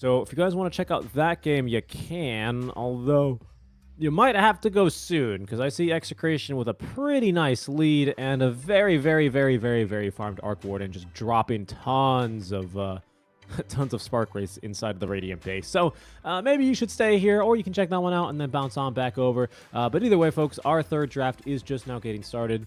Winter, any surprises for you so far about this series? I mean, anything that you didn't expect, or was it kind of playing out how you thought? I felt like Bleed, they were kind of going to have like an easier time, but Talon in the last game, they found some solutions to what Bleed has been doing. And I also feel like Bleed might have shot themselves in the foot, with having this Magnus with Meepo plus Arc Warden draft. Initially, it felt like, it was okay, but after watching the game, maybe those heroes don't really synergize with each other as well. Especially the Magnus with those two heroes. I think having an Arc Warden and a Meepo in the game might still be okay, but adding a Magnus to it, maybe not so good. Let's just see what do they do this time around. What do they adjust? They're going to have first pick again for Bleed. So it seems like they really like to be on the first pick side. They remove Dragon Knight, remove Ember. They feel like those are the heroes that are giving them problems so far. I mean, the DK was actually crazy strong the last game. Like with the first catapult wave, he actually almost killed the tower. They killed what? He killed the Arc Warden, and he killed another support that rotated over to defend the tower. 5 seconds remaining. Yeah, some early lane pressure certainly brought there by Talon. And I think it's kind of funny, right? Because when you do pick like an early game lane winning hero, enemies they tend to put a lot of focus on that lane, bring a lot more heroes over. Like, it's kind of hard to fly under the radar if you pick something like an Arc Warden mid. Everyone really wants to try and shut you down nice and early, and, well, Talon did a phenomenal job of doing just that. So let's see what Bleed want to go for. Maybe shifting around on the supports a bit.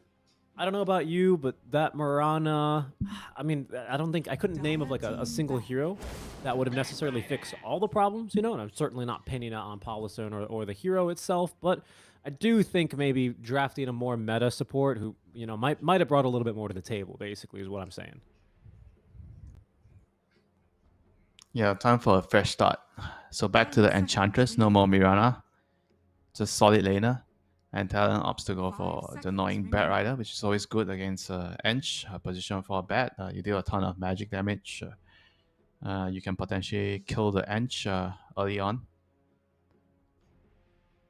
A much greedier position for hero. Actually, one of my personal favorite heroes to play on the POS 4 right now. I know he's probably not the strongest, not as strong as like something like a Hoodwink, for example. But Bat Rider in the lane does provide you with a lot of kill potential. Dire team ban.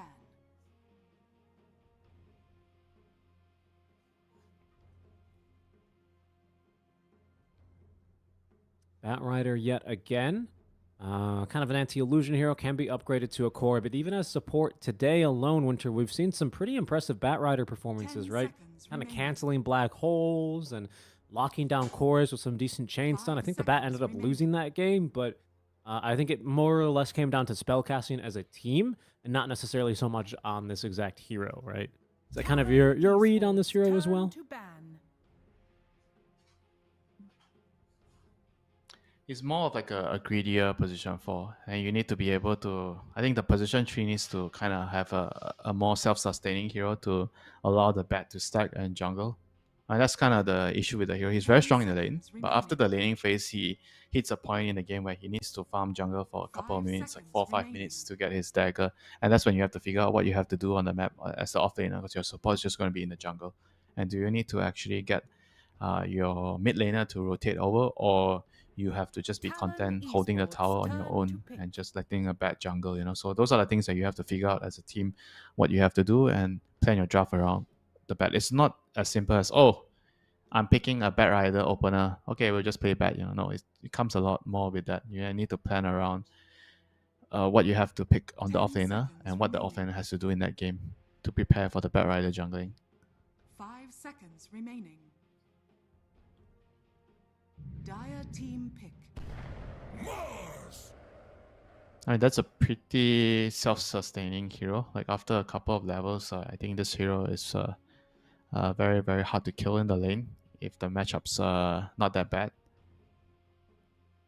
But Mars generally he can actually survive in most of the matchups because you have a very high base damage, you have a spell to secure the creeps, and together with that you have a lot of kill potential in the lane. The rebuild into the spear, into flame break, so a lot of repositioning.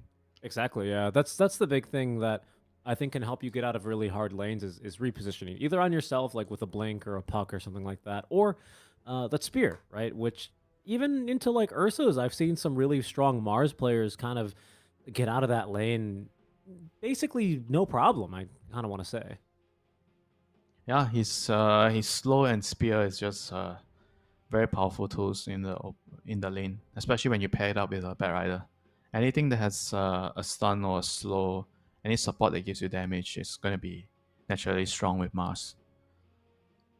And this lane is actually pretty scary. Even with the Edge, I think you have to be very, very careful in terms of how you approach this lane. You have to be careful of not overextending, not being too over aggressive.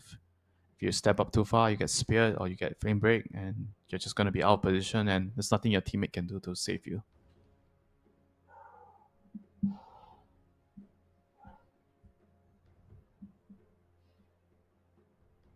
Let's see what Bleed does against the Mars. I mean, do you pick your carry? I feel like generally you can pick your carry right now since you see the lane like Morphling or some. Okay, never mind, not Morphling. So he doesn't really feel comfortable showing. I think it tells you a lot about like who the team's prioritizing whenever you see this kind of like pick order. I tend to see it as like when you see a lane, I would prefer to pick the counter matchup right away, you know, because you already know what you're playing up against. More or less, you're going to be quite confident picking a hero to just be able to handle that particular laning phase. And they go back to their Wyvern. I wouldn't say it's particularly good against Bat. I think Bat is, great against Wyvern for two reasons. You deal a lot of magic damage with Flame Break Firefly through the Core Embrace, and you can actually hunt and kill the Wyvern in the team fights with your Firefly and your Napalm to give vision.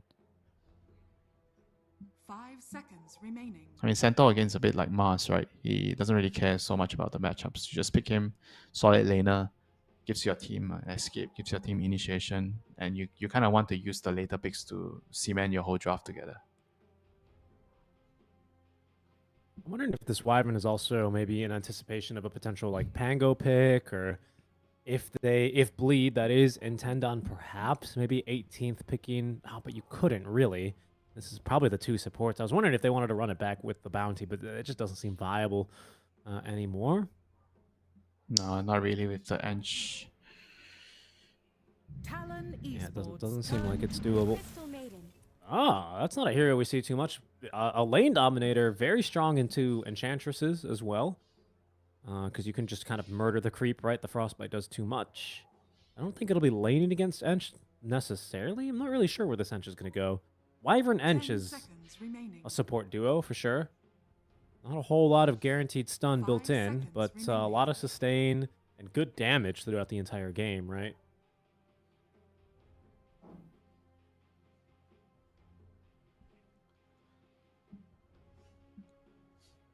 I think to pair the CM, well, you need like a kill lane against the Centaur. I think there's no other reason to pick the CM here like this, you know.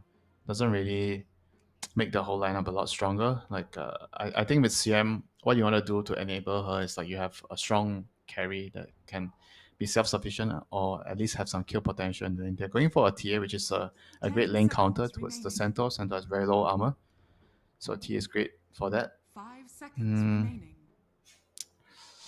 Not sure though. I mean, I guess it's still fine for CM. You can deal damage into the Mars arena. Void. Okay, so Void you can jump out of the arena, but I feel like their lineup again, you know, doesn't really have too much to throw into the chrono, except for the Ench with the impetus. The other two heroes doesn't really provide too much with 10 seconds damage inside the chrono. I guess the Wyvern can be used to set up for the chrono. 5 seconds. That's basically it. And maybe you can have a mage slayer and you're right clicking outside of the chrono, placing your debuffs onto the chrono heroes.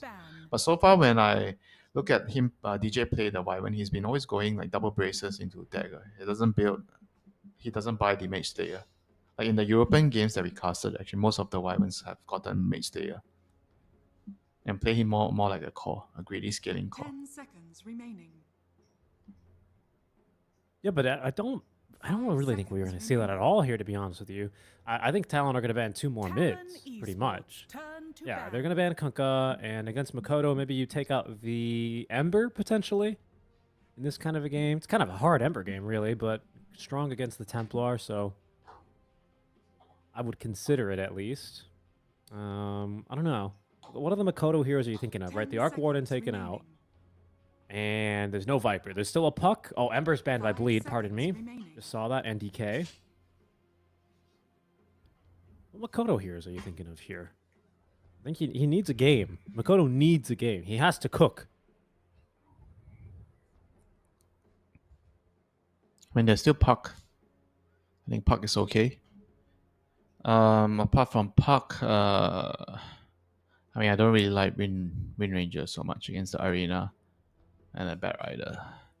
I think Puck's like a fine. Void Spirit here? No, I don't think you can he's- blind pick Void, right? He's okay, but yeah, like you said, you're worried about the matchup. That's why I was thinking like more of like a Puck or like. Is there a Storm Spirit? I think Storm can also work if you feel like you can actually get past the laning phase. Yeah, there's a Storm. There's also...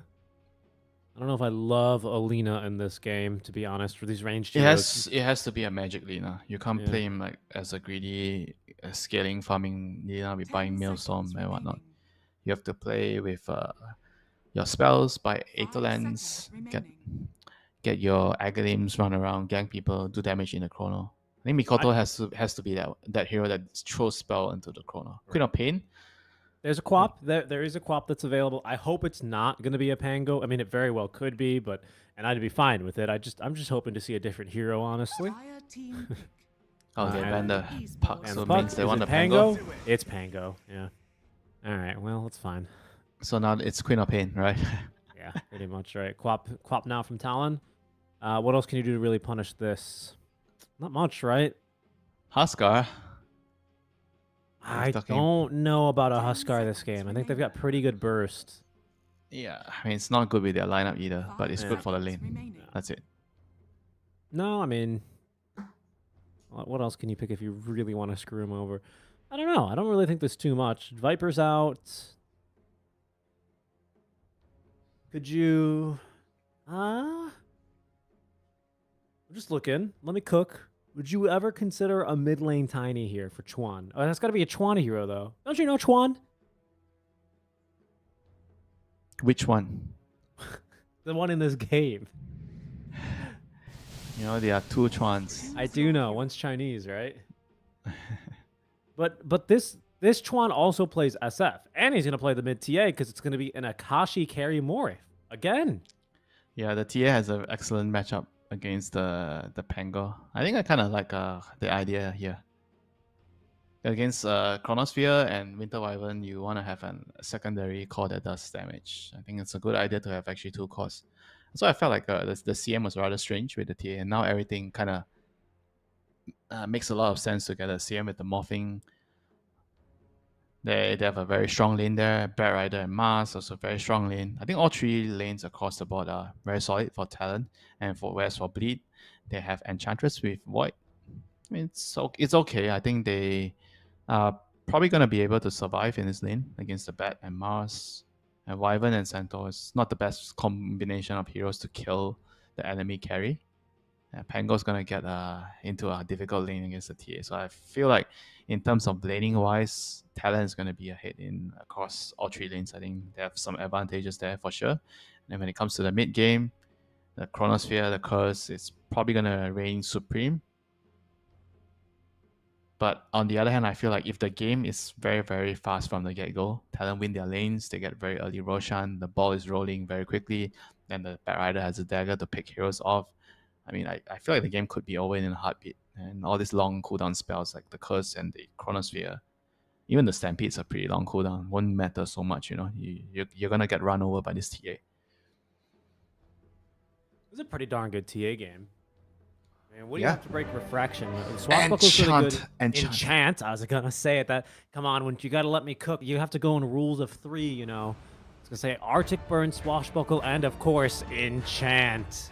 And of course, the blood grenade. Blood Grenade. Are you the support that's buying Blood Grenade still 30 minutes into the game and throwing them? Against a TA, why not? Okay. I respect it. I wanted to clarify your stance.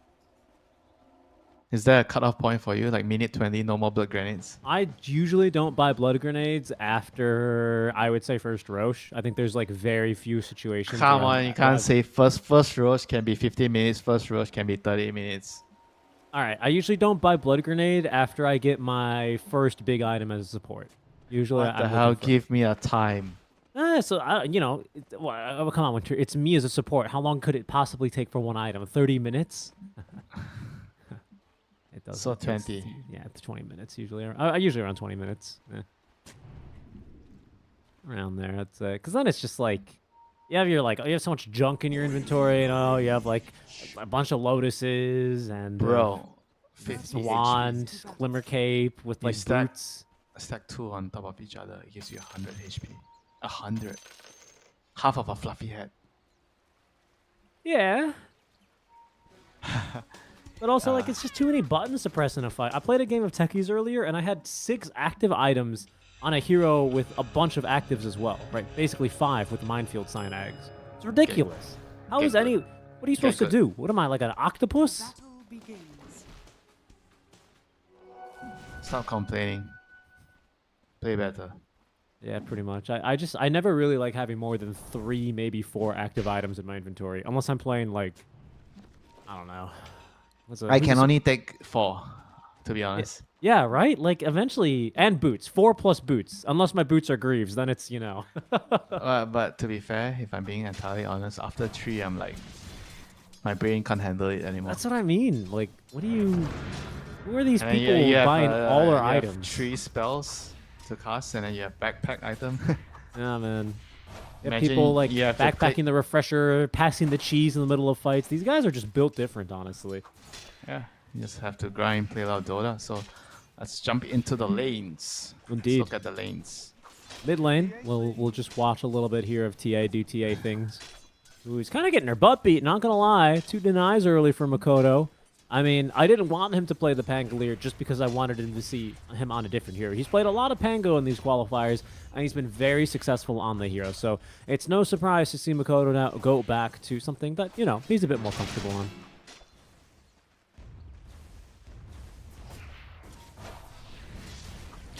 I mean, Pango's the hero you go to when you are up against the wall and you have to win a game. You have to win this game tree. I mean, I can't believe the hero is still around. Like, this hero has been in the meta for the last, what, 2 years? No. He had a couple of months where he wasn't first pick material anymore, but now he's back. Yeah, now he's back. No thanks to Mage Slayer? Question mark? Yeah, probably thanks to Mage Slayer. Yeah, that is true. He got, like, nerf. I'm pretty sure he got nerf like 3-4 patches in a row with the swashbuckle range. And, you know, Disperser upgrade now being very good, right? Yeah, sure. Alright. He uses all the OP items, I get it.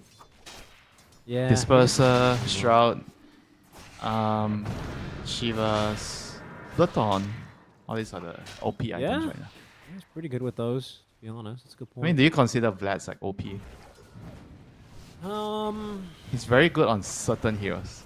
No, I don't think it's OP, because I think if it was OP, you'd see it more like you'd see it more like we see Mage Slayer, where like people are picking Dawnbreaker and building Mage Slayer, you know, or like no one builds Vlads. Like this game, who's gonna build a Vlads? Like maybe the Mars. Wyvern? Mars. Oh, you're talking about Daya. Yeah. Daya doesn't have a hero to buy Vlads. That's what I mean. Like, I think like, obviously, Dire, they want a hero that's going to buy Mage Slayer, right? They want a hero that's maybe going to buy an Orchid at some points in this game, right? They want a bunch of Manta styles. Maybe they'll probably only end up with 1 or 2. But, like, these are items that you see in every game. And I don't really think Vlads is quite in that camp. I think it's fairly well balanced, to be honest. It is really cheap. But though. you I mean, told it's me the it cost was of the too point. cheap. You told me it was too cheap. It's last so game. it is really cheap, but you have to remember that since it gives percentage-based damage, it's really an item that scales, right? So it's like I'm fine with it being cheap. It helps you, you know, buff your physical damage, helps you farm a little bit more. I think you can build it on supports and farm. You can build it on like an Abba is a great Vlad's carrier. Venge used to be a really good Vlad's carrier, because then you would get Ags and you would just always have auras, you know, for Still days. is. I mean, I think you get Blats as your first item right now, even as support. I don't know. I'm just a fan of the item. I've always really liked Vlad's for a long time. Well, you said they remove it from the helm. No, because I never really used the Helm of the Overlord, to be honest, so I didn't really care. It never bothered me. Are you seeing this Sakari IO build, though? That's like using Helm of the Overlord and Ags? No. I Right think now? Purge made a post on it. So you have what, 21 stats? Yeah. From the So helm? You have a ton of stats and you tether to like a creep, and the creep starts beating the crap out of everyone. It's pretty funny. Ags. Dire's courier has been killed. Make sure you tell that to OG.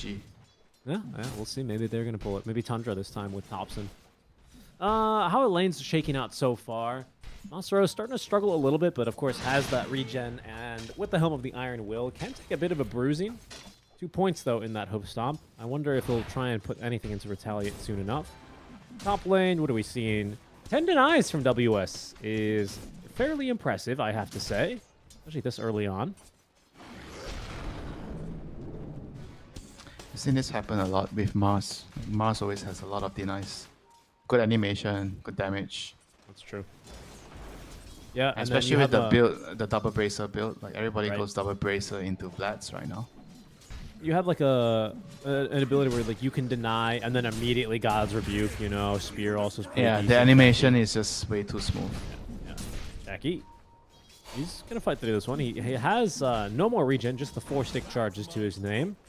But is going to be holding on to, pardon me, that first level in Time Walk, as the first wagons are now spawning in. I don't think we'll see too much of an attempted tower push in either lane. I don't really see lanes positioned well for that. It's a really big wave top, though, I have to admit. Pauluson's been unable to unblock his easy camp again. That's kind of been the theme of the past 2 games for him, so doesn't really have a whole lot to try and, you know, re-establish the equilibrium. I tell you, this is the issue with playing with an ex-teammate, especially if it's a support duo that you are once together on the same team. The other guy just knows what you're trying to do. He knows all your habits. He knows your moves. He knows your moves. Here's a move that maybe they're not expecting. Paulson, he's bringing the Satyr Banisher through the Twin Gate, giving chase now for Ponyo, who is going to be able to snag some double bounties. Ponyo is scouted now. Purge! Yeah, nice, Paulson. Throws the blood grenade. Arctic burn from DJ. Will Ponyo deny himself? No, not here. Not now. Blood comes with the first breath. You gotta love seeing that, man. He just kind of runs down his teammate, uses the purge. Akashi otherwise is just totally fine here, even against 3 heroes. Older Hurl, he is needing to shift a bit in his strength, and they forced the waveform back, so you know that is something. Yeah, come on, bro. It's a Morphling. He's gonna toggle everything to agility, click his stick, and he'll be fine. Back to the lane. Oh, let's see, hold on. Agi. Oh, look at that waveform on 1 HP. Didn't care. Or, sorry, the adaptive strike. Oh, no. Yeah, okay, yeah, full HP. Yeah, he's fine. Doesn't even need to tangle. Yeah, you were telling me it was difficult to rebalance this mechanic on Morphling. Yeah, I think maybe what you should do is like Morphling. Oh, hold on, Akashi. Ooh, decent Comes damage the being bat. done here. He's baiting though. Jokum is nearby. The Shard Golems now as they throw one towards Ponyo. DJ has a cold embrace here. He has it ready, but is not actually going to heal up Paulison in time. Ponyo, no way. Is he actually going to escape here? It seems like he just might. With Brown Boots, he is just as fast, so he is safely away. DJ, in the meantime, the Fire Bat versus the Ice Wyvern. DJ is going to choose to TP. Okay. Has been killed. I think, you know, I had this idea, right? Because obviously now Attribute Shift does have a mana cost, but that seems to not be really enough. Maybe what they should do is you know, rework the mana cost, like, you know, make it a little bit easier. Because what I'm about to suggest might dumpster the hero. I think you should be like your regen should be oh, nice kill there on the policy. You know how like on Wisp where like you have to level up tether because no one used to level up tether because it always gave you like 1 point whatever times regen through your tether target, right? But now like it starts at like 0.7, right? 0.7 of your healing and mana is amplified to your target. So now there's actually a reason to want to, you know, take points in tether, right? Maybe they should do something like that with Morphling's Agi shift or a strength gain and stuff where like you can only get, you know, 0.9% of the regen or 0.5% of the regen, whatever, you know, to make sure that he's not able to just literally stay in any kind of a lane. Because he farms fast, too. That's the thing, is he's a fast farmer. And his lane's so strong, so it's like if he's good and the items that he likes to build are good, like, what do you do? DJ? Building a bit of space and time. Even with double bracer on this Wyvern, my goodness. Not tanky enough. Oh, Wait, that was WS. Solo kill top lane. Spear Arena with Paulson just a bit too far away. Collects the kill. Yeah, what a chat. Mars solo kill. Honestly. Onto the Faceless Void.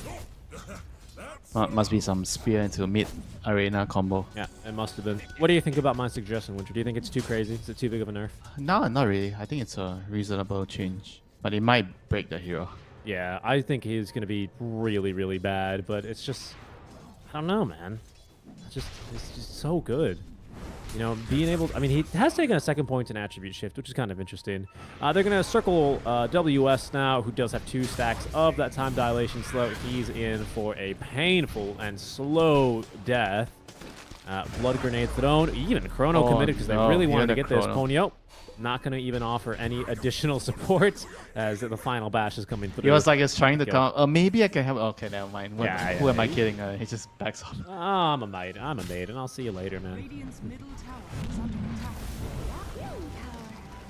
Olsen, this is only level 1 Nature's Attendant, so it's very possible to get this kill here. Jokum, he might lose his own life as DJ is able to buy a bit of space. He's burning the time, ice. but he is burning inside of the ice, and he lives on 35 or so HP. Jokum is also going to be able to escape, so just the support's doing a bit of good old fighting, good old scrapping. Careful here, though.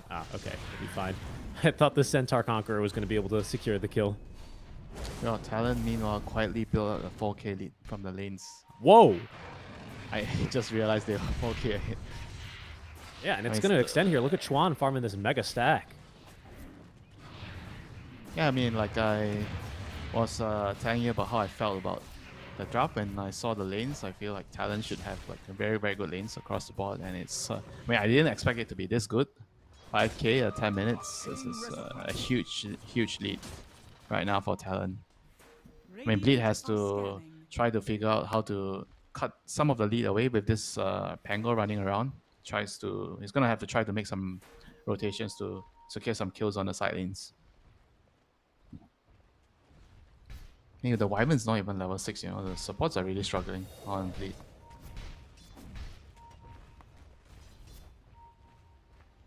Radiant are scanning.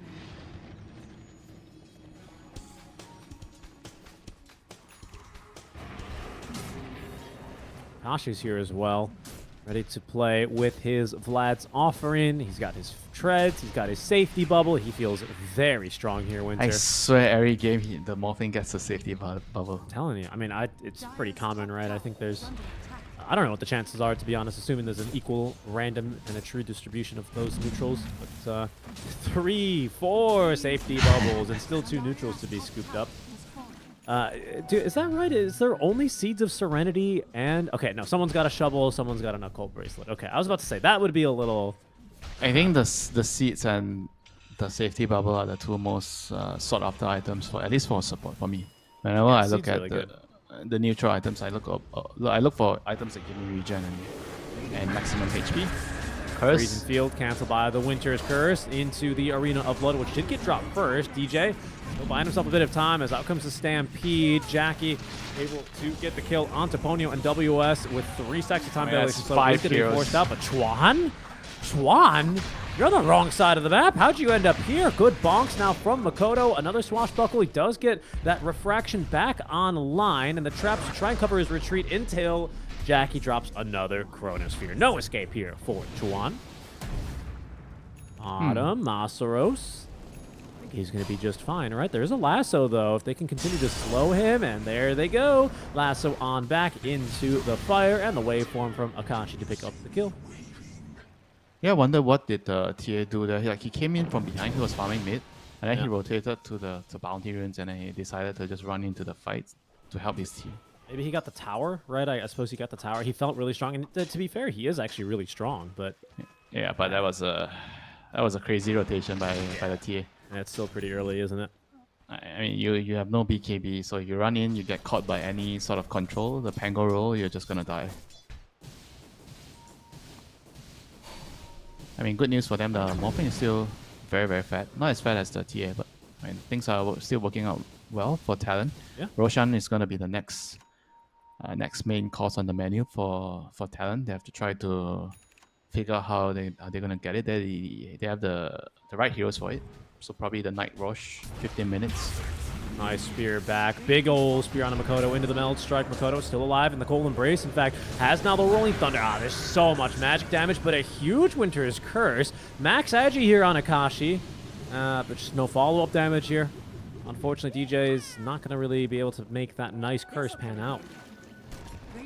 Yeah, the more I think about this change, I really do think maybe they should just, you know, add some sort of multiplier to make sure that you just don't get that much regen early on from the Morphin. It's just ridiculous, honestly. I don't know. It's like one Lotus. It's too unfair for the lane. It's too unfair for the lane. That's what I mean. In the mid game, late game, it's whatever, you know, doesn't matter so much. Yeah, exactly. That's why you have it normal with levels. Don't punish him permanently, but god damn, man. I mean, it's not like he does not farm well. He farms very well. He uses items very well. He uses stats very well. Almost better, I would say, than a Universal hero. He doesn't really have to care about the int. I guess that's why they tried doing this mana cost stuff, but it's still just too ridiculous, because you just take 5-10 seconds and you're good to go. It doesn't matter. Or you can just buy a Blats. Blats gives you HP regen and mana regen. I'm fine with Vlad's. If you solve that problem with Vlad's, I think that's you know, doing a good itemization. What I'm not fine with is you buying a stick or a salve and then, you know, getting to 100% HP in 3 seconds with a level 1 ability. Yeah, I mean, Lotus is also the part of the problem why the hero is so good on the lane. I mean, he's, apart from Medusa, like, he's probably the best hero to use the Lotus on. Just hit him with some penalty there, I think. Maybe you're cooking. Ponyo trapped here, killed off. That is going to be Makoto putting this brand new diffusal to use as Chuan able to teleport away. I have a question for you. I believe diffusal is calculated and does its damage with the hit, so it does not count as 2 attack instances against refraction. OD is a common counter to TA for this reason, because the Arcane Orb is a separate calculation, so you actually remove 2 stacks of refraction for every single Arcane Orb auto attack that you hit. Do you know if that's the same with Impetus, or is it just count as 1 attack? I have no idea if Impetus counts. I'll try and as find 2. it on the wiki. I know Elder Titan ulti counts as 2. Oh, that's interesting. That's yeah, because it's half magic, half physical. That's right. Yeah, it does 2-part damage. Yeah, that's true. Oh, look at the combat log. Sometimes this really lags the game. Paulson. Well, hold on. We're going to see Paulson take a quick little death right here. Don't distract our observer. Well, because now he's curious. This is an interesting question. All the Dota nerds, we want to know. Mastros, Stampede, but straight into the arena with that freezing field. It's a heck of a combo. We've seen it now thrice. And with all of that ice, I'm sure it feels very nice. Unless you're in Malaysia, which is so freaking hot. And then it is... not nice. Well, you know what you call the freezing fields in Malaysia? You call it in off ice. Joke him. He's in trouble now. Stuck trying to get off the map, but it's going to be kept in place. Then Makoto gets the kill. Okay, hold on. Akashi, it's fine. Yeah, it's fine. That was a very good one. The best dad joke I heard from you. The off ice. That's right. Every single office here is just freezing. I see people bring like windbreakers into the office. It's ridiculous here. They always tell you because it's centralized, we can't control the temperature. The building management always turns it up so much. Invisibility. Yeah, well. Nobody wants to Radiant's be bottom tower breaking is under sweat, attack. you know, doing office work. I mean, Nobody. that's a good point. That is a good point. I mean, imagine all these Dota players playing a tournament, breaking sweat. They're already sweating in the game, and you want them to sweat outside. Attack. They'll refuse.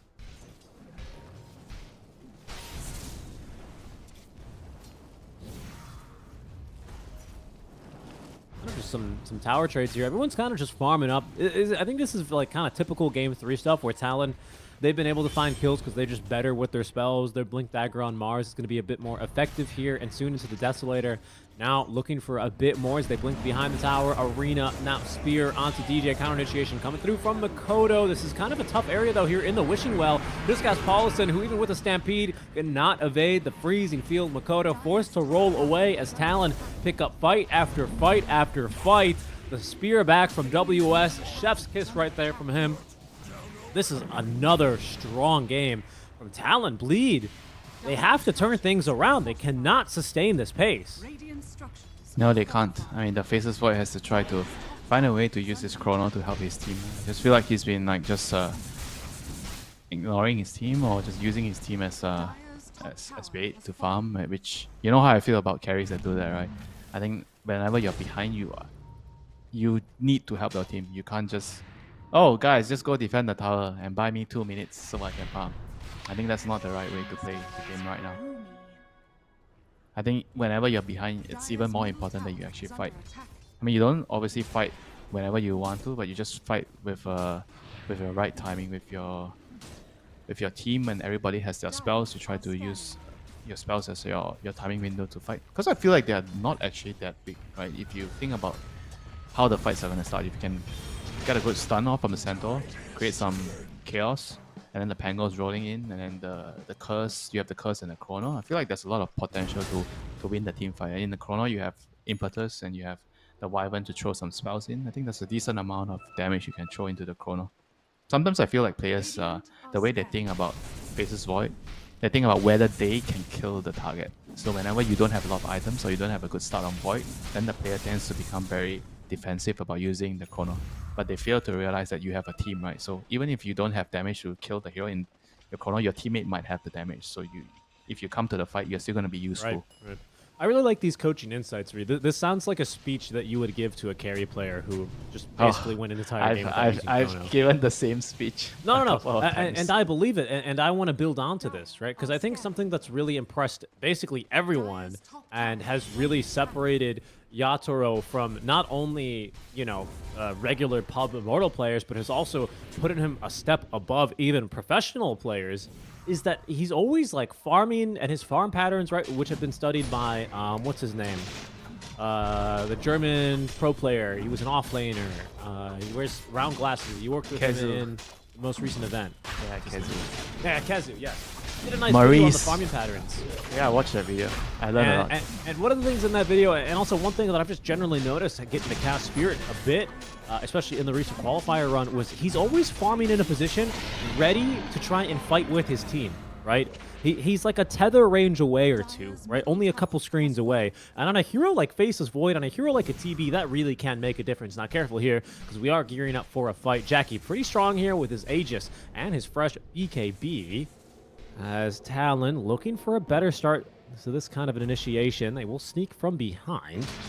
Perhaps they can see Makoto now on the low ground. The spear into the arena. Thing of beauty, but the cold embrace and now the winter's curse. Do they have enough damage? Ponyo letting loose the freezing field. Makoto, another swashbuckle. That's all he gets off, but not enough time to live. DJ, oh my goodness gracious me, that melt strike was meaty. Took a big old chunk out from them. 2 dead there on the side of Bleed, as even after claiming that first Roche, they will still take some losses. I like that move. They don't even give a shit. You just got Aegis. They're just running at you. I'm pretty sure we're stronger than them. Just run at them. Yeah, I mean, what do you think? There's going to be a Faceless Void in this fight? He hasn't shown up once. Who cares if he has an Aegis? And now the Water Boy has Arctic Burn. I mean, this is one of the best things to have as carry morphing. Let me ask you this, Winter. Do you agree with the decision for Jackie to carry this Aegis? I mean, I know we just talked about how he has to find a use here, but Could you see a reason perhaps to put that on maybe the Pangolier instead, only for this first Aegis? Yeah, I think it's fine that the Void has the Aegis because he has to go into Chrono and probably puts himself in a very dangerous position. But then you have to utilize it, right? You don't just get the Aegis and like, oh, I guess I still need one more item, Richie. Give me some time to farm. And then Richie is like playing his Dark Shield. I'm like, why wouldn't you give me the Aegis? I'm defending the towers. So you don't want your teammate to have those kind of bad thoughts being, So you better make sure you take the Aegis and you show up. Okay. Well, he is trying to show up, getting a bit aggressive here. Time dilation again there onto WS, who has his BKB Blink Dagger Arena of Blood ready to go a second time. Not a single point in this bulwark. I can't believe even a single value point for this is what he wants. Stats OP. Stats OP. Ooh, Spirit Arena again the third time.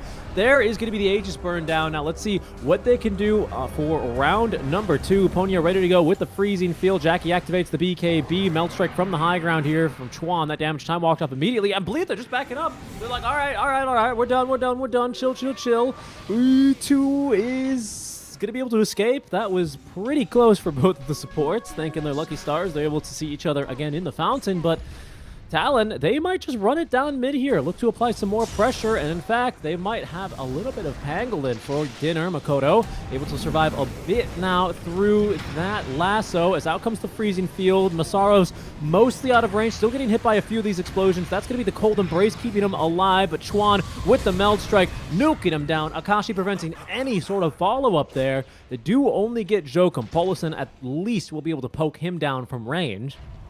It's something Talon aren't going to be able to push up to the high ground. Believe they live to fight another day. And Jackie just unable to find a usage there for the Chronosphere. It's a bit tough here this game, obviously. When is that day, Richie? Live to fight another day, but when is that day? When is the day? I feel like when Void was getting jumped on there, the CM Frostbite, and the TA was like going on him. Radiant's top tower is They probably should have just tried to go there. I don't know, like the arena and speared the Aegis and they did nothing for it. And now Jackie once again. Right, he has nothing to dispel the CM Frostbite. No Manta, so it's gonna die. And this is very, very bad news. I feel like they have not been able to string together a move since minute 10, 15. Yeah, last 10 minutes has all been Talon. They were used exclusively in this area where Makoto is farming. That's it. That's all the Chronos we saw. Ooh. They kill there on the Polison. Maybe he was trying to get in there to snipe the Tormentor or something. Look at Jokum as well. He's daring anyone to try and push this wave out. He's like, yeah, my team just took your Tormentor, but I'm still going to be able to set up for another kill. This is great play, honestly, by Jokum. This is kind of exactly the kind of pressure that Bleeder were able to apply to Talon Game 1 using a different hero, right? In that game, it was the Bounty Hunter. Here, it's the Bat Rider looking to set up these kinds of moves and kills.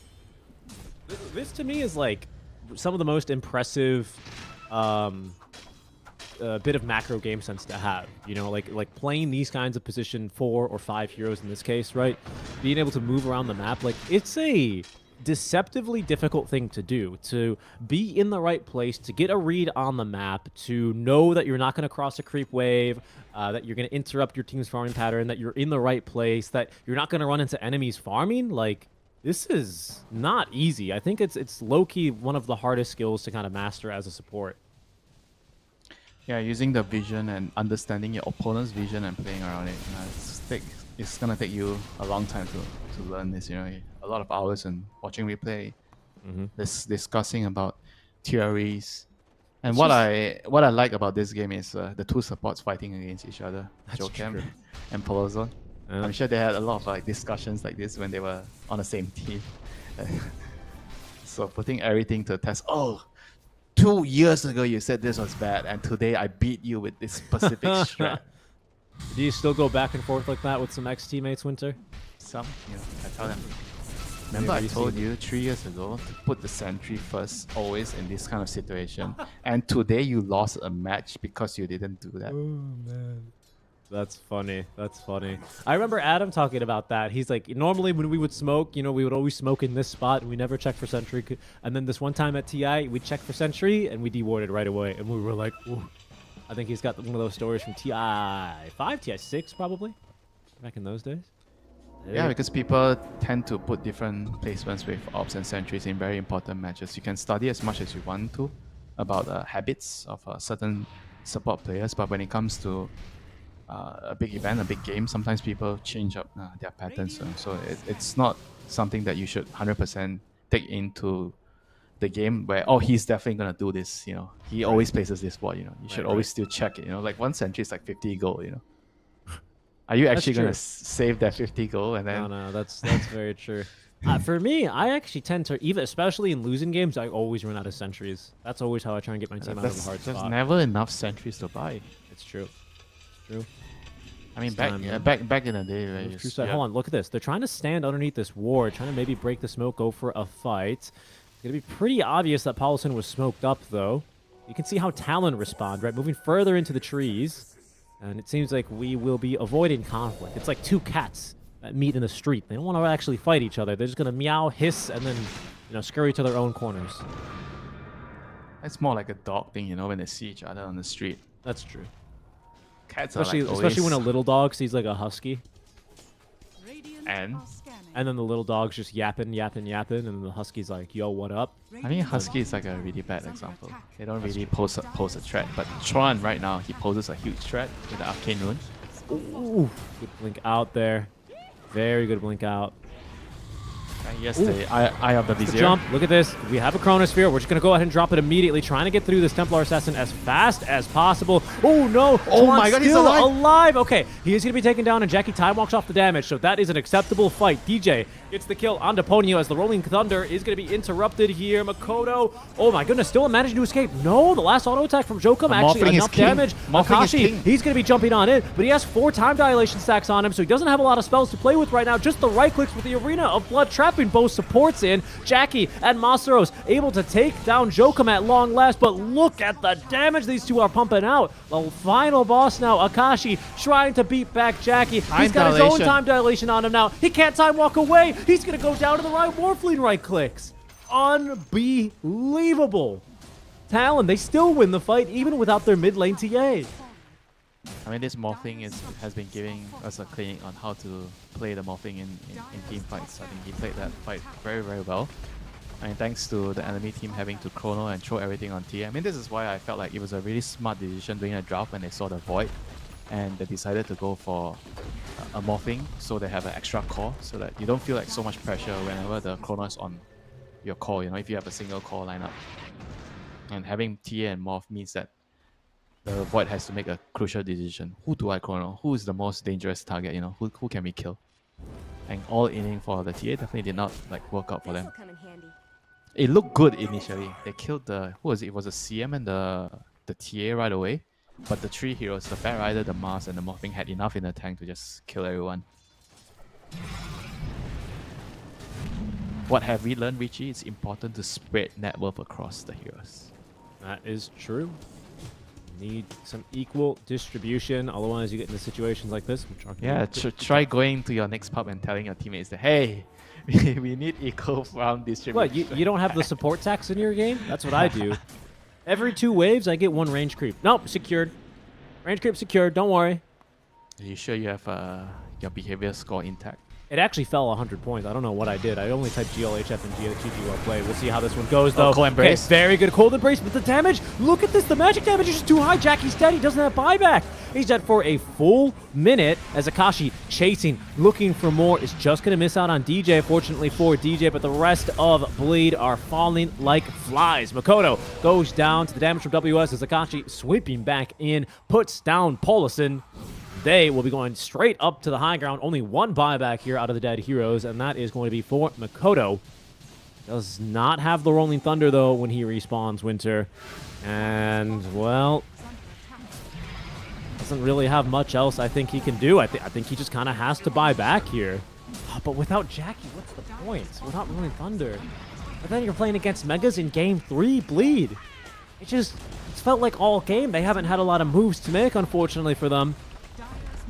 Talon, after losing Game 1, come back completely refreshed and are now set up just 2 Tier 4 towers away, and the Ancient completing the reverse sweep here in the lower brackets. Definitely did not expect Talon to come back so strong after what happened yesterday when they almost lost after throwing the game, you know, in their last series.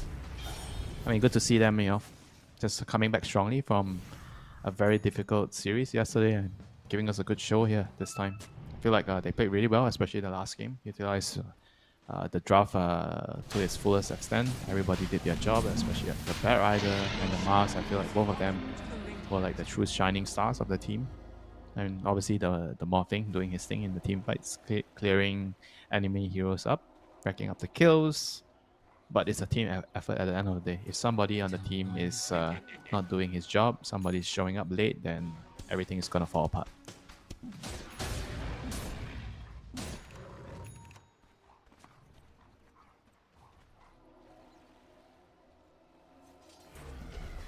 Did not expect Talon to come back this well, right? Today? No, honestly, I didn't. And I don't know. I've got to give credit to Chuan. I thought he, you know, speaking frankly, Winter, I thought he played a pretty bad game. Yeah, he dropped the Dota ball yesterday. Okay, yeah. end of story. Right? Well, look, that's just how it went, right? And he's really picked it up though. He's had really solid lane performances. He's been able to counter the rotations on the DK games, especially, right? I have to commend him. This is exactly what you want to see in your mid laner, right? That kind of resilience to bounce back from tough games, from tough days, even from day number one and match number one here of their second day as they try and keep the lower bracket dream alive.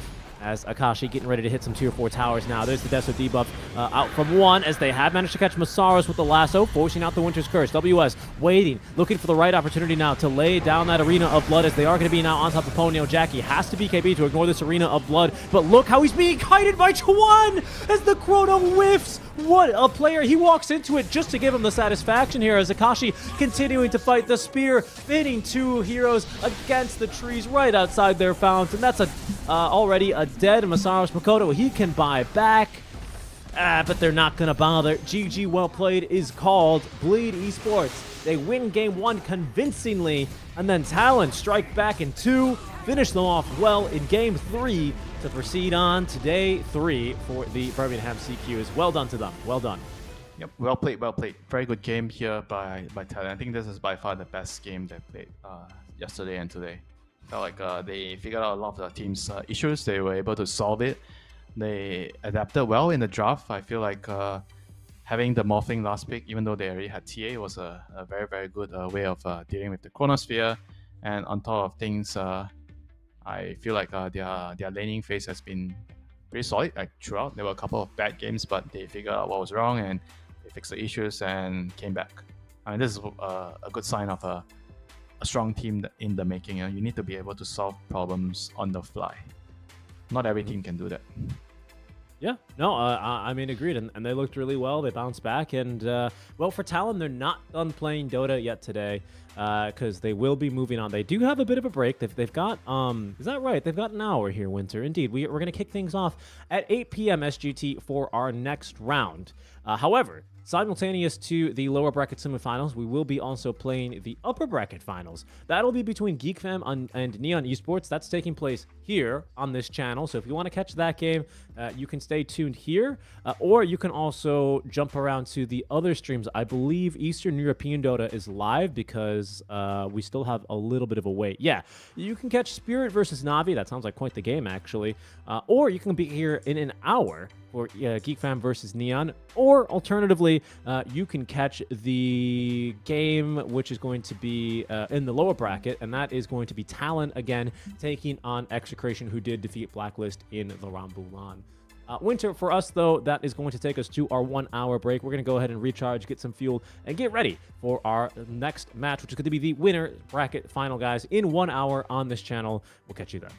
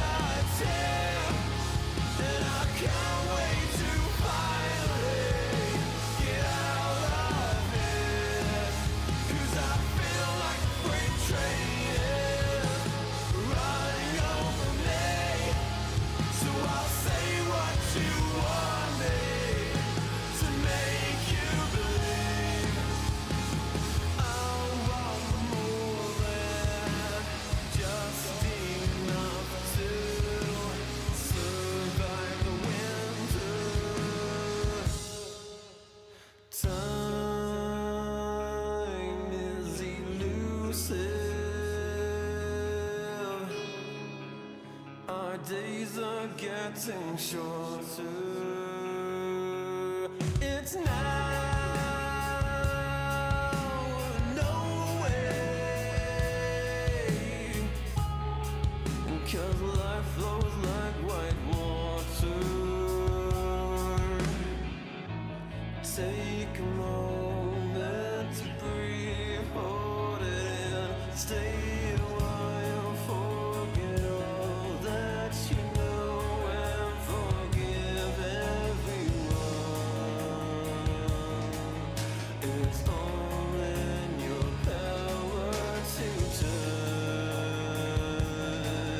away. And maybe I've been blinded, 'cause all I see now is a fairy tale ending is not in our course at all. Make a change, forget wait for nothing, to death do I, 'cause I feel like a freight train is running over me. So I'll say what you want me to make you believe. Mortify, complicate, I'll wait by until it's too late.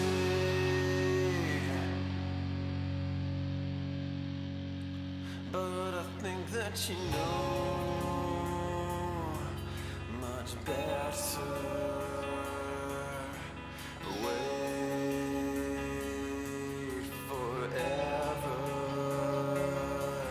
My head is on straight for once, and you will pay for it.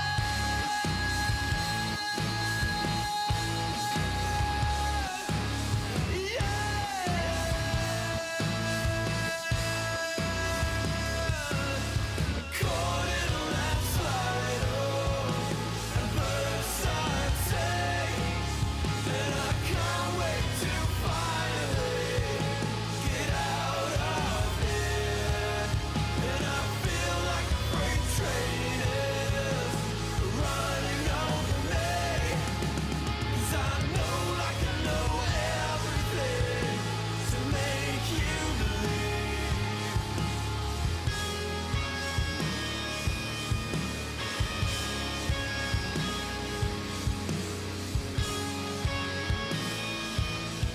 Take every piece of me, and don't be fine for a little while. Forget everything.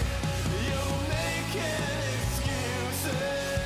These loaded questions will be useless for you. And the real answer is that I fucking hate you.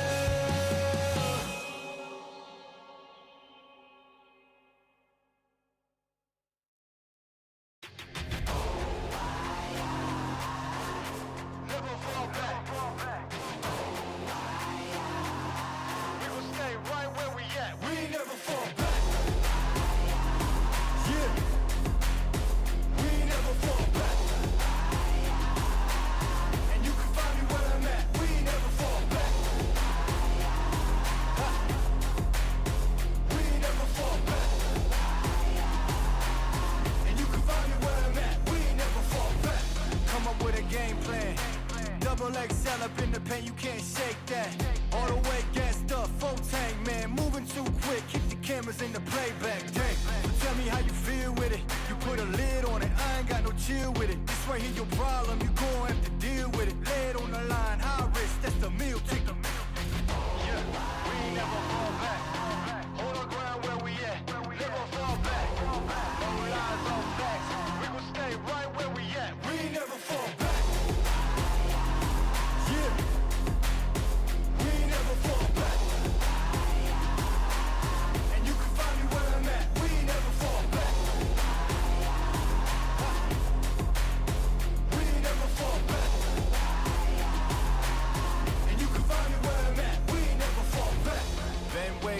never falter. Came with the hands out, get them off us. I'm 24/7 in the office.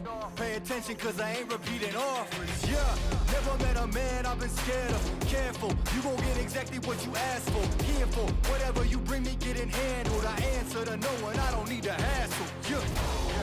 We ain't never fall back. Hold our ground where we at. We ain't never fall back. Hold our ground where we at. Never fall back. We ain't never fall back. Hold our ground where we at. Yeah. No lies, all facts. You can find me right where I'm at. We ain't never fall back. We ain't never fall back. Yeah. We ain't never fall back. And you can find me where I'm at. We ain't never fall back. We ain't never fall back. And you can find me where I'm at. We ain't never fall back.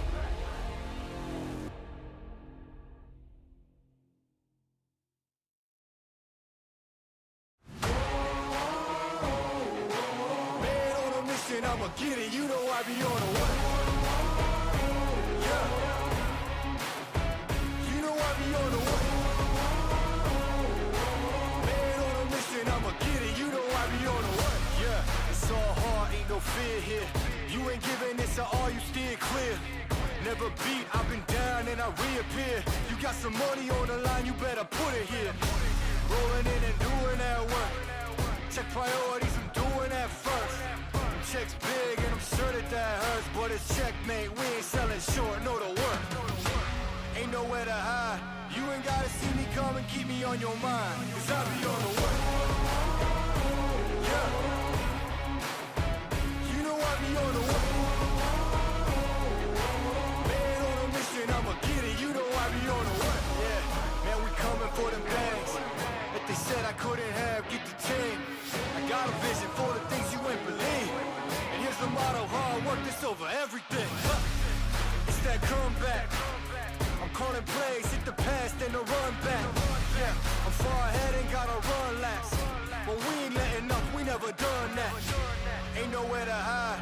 You ain't gotta see me come and keep me on your mind. Cause I be on the way. Yeah. You know I be on the way. Man on a mission, I'ma get it. You know I be on the way. Yeah. I'm on the way.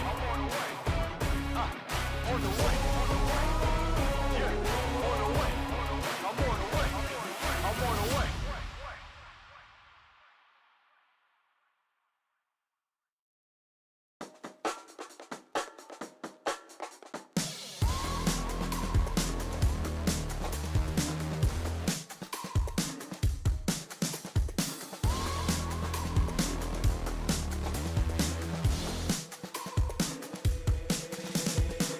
They say that I'm such a weirdo. Tattoos from my toes to my earlobes. Was a role model, I never had a hero. I learned how to live through the stereo. Coming from where I come from, the inferior. Everything you see ain't what it appears though. Everything that I built, made that from zero, then added a zero. I am my hero. You couldn't imagine what it's like in my mind. It's beauty and catastrophe at the same time. Remember they laughed at me when it was game time. Now I know that they mad at me. I'm one you can't find. I'm not from the day. I come alive at night. I'm not what you used to. Couldn't recognize. They all on the ground while I'm taking flight. Yeah, you're welcome to join me. I promise I won't bite. Things they say, they're never getting in my way. And even if I make mistakes, I will always see them through. Cause I don't wanna play your game. I had enough, I'm burning up so hot I just break your chain. You can never stop what's building up inside of me.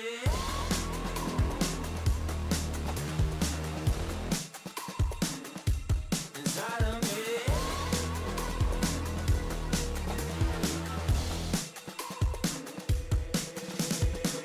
They call me a monster. I guess I don't fit in with the imposters. I'm taking the mask off. Prepare your conscience. Prepare for honest. Cut off all the nonsense. I'm all in your shot. Girl, wonder who shot you. Go call the doctor. Boom like the chopper. Don't you get chopped up. I'm here to stop you. Whoever wants smoke like a roster, break you off proper. Things they say, they're never getting in my way. And even if I make mistakes, I will always see them through. Cause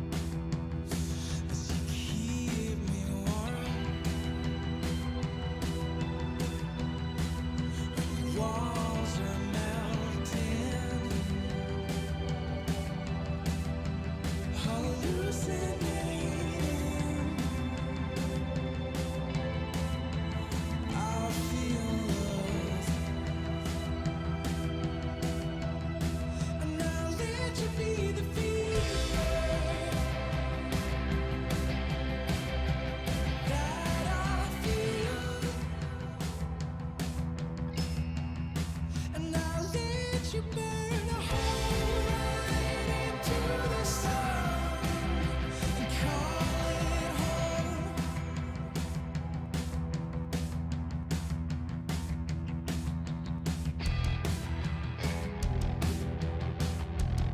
So I'll let myself fall into your arms, where I will simmer down to trust.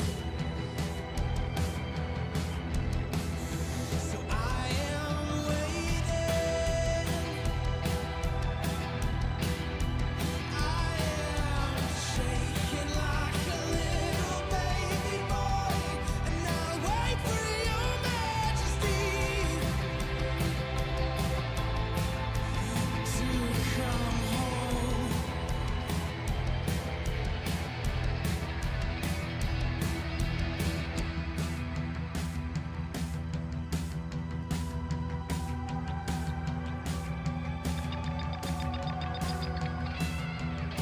And I'll let you be the fever that I feel.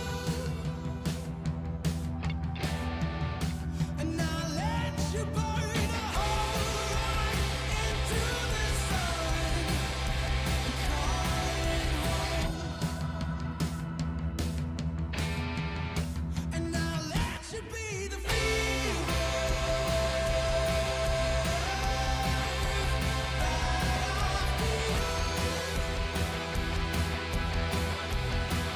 when everything is falling into its place.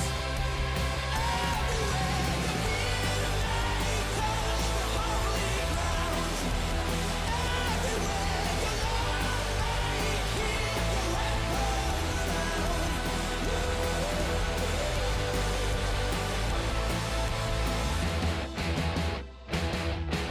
Cause I'll persist until I see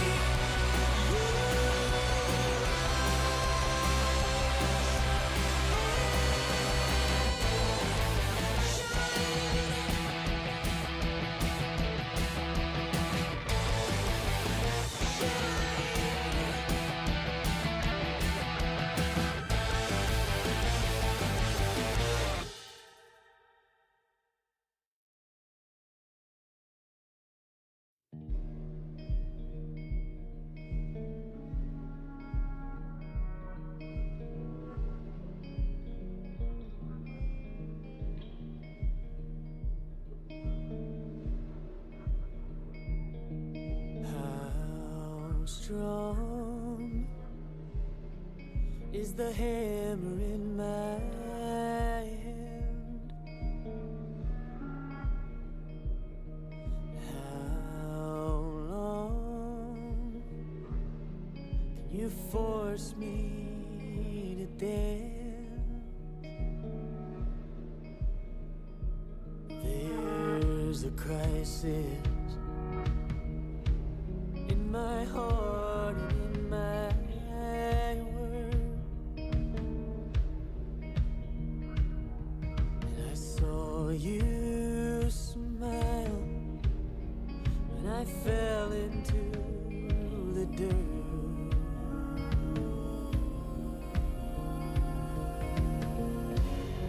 Oh, your fire, I don't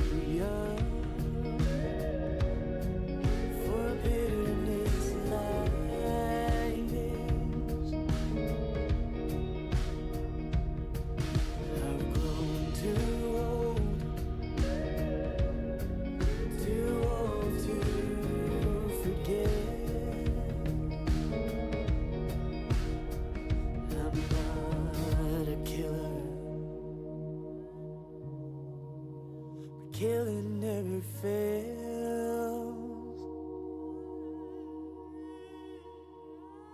To a hater, every problem's a goddamn nail.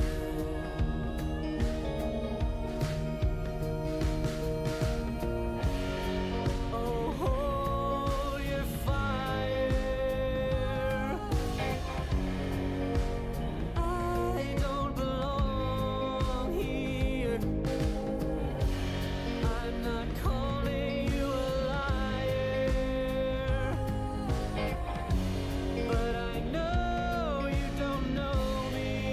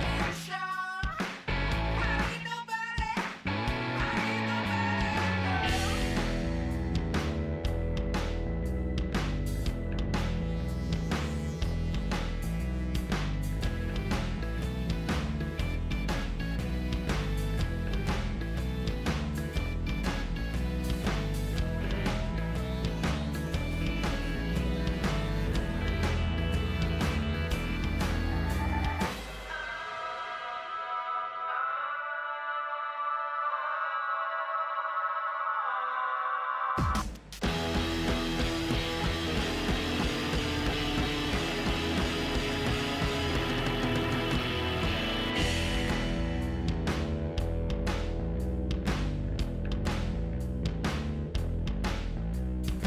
out of time, this is now my cleansing. No alibi, I'll even try my gun.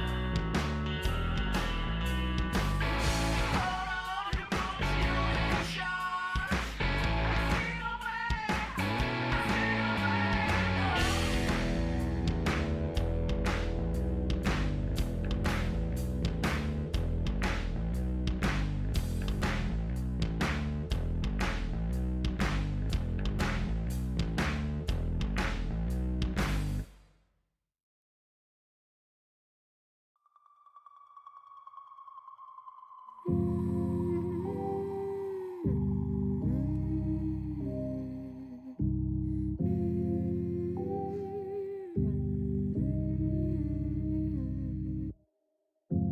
Open your eyes, what can you see around?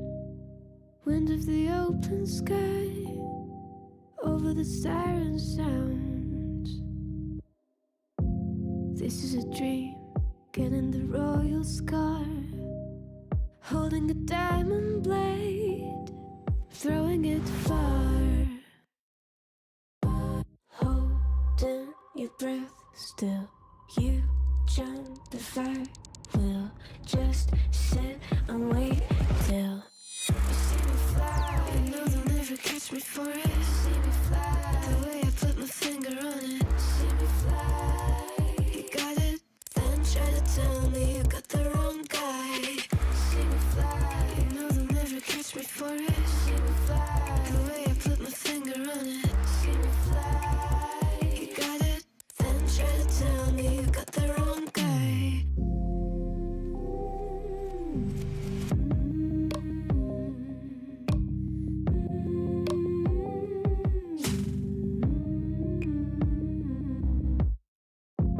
Look at them now, all of the noise they make, counting the cards to one. Queen of hearts never breaks. Falling asleep here might just take a while. Trying not to grind your teeth, dreaming to touch my style. Well, can't say I blame you. Trying to come close to, but all you can do. See me fly, you know they'll never catch me for it. See me fly, the way I put my finger on it. See me fly, you got it, then try to tell me you got the wrong guy. See me fly, you know they'll never catch me for it. See me fly, the way I put my finger on it. See me fly, you got it, then try to tell me you got the wrong guy.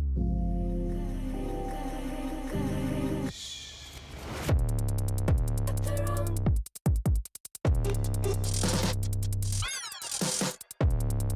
Got the wrong guy.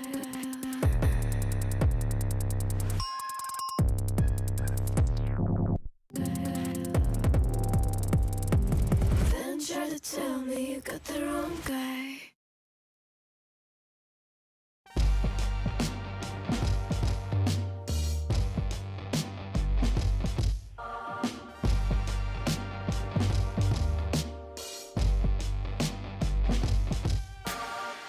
Throw your uppercut, try to hit me in the gut, thinking that I won't react. You whisper in my name, thinking I won't be the same. Turn fiction into fact. See what you didn't know, bruises that I'll never show, slipping on your every jab. So tighten up your fist, step into the ring with this. I hope your mama's got your back. First round, you thought you would've knocked me down. Fifth round, bleeding out the side of your mouth. Final round, pulling the sound of my name in the crowd. You hit a buzz. Oh, oh, oh, oh. You hit a buzz. Oh, oh, oh, oh, oh, oh. I took a break. You're making a huge mistake, thinking you can take the throne. Look at you trembling, step into the lion's den. Bet you wish you stayed at home.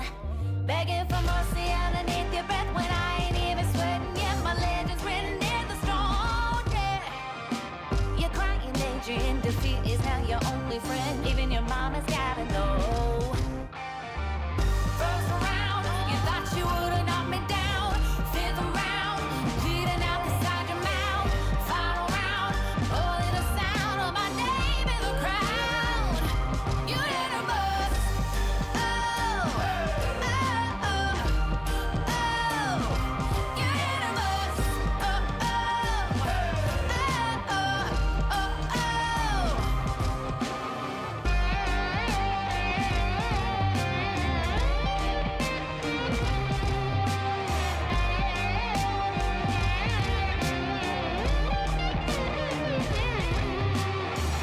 First round, fifth round, final round. Oh, yeah. First round, fifth round, final round. No, no, no, no, no, no. First round, you thought you would've knocked me down. Fifth round, bleeding out the side your mouth. Final round, only the sound of my name in the crowd. You hit a bus. Oh, oh, oh, oh. You hit a bus. Oh, oh, oh,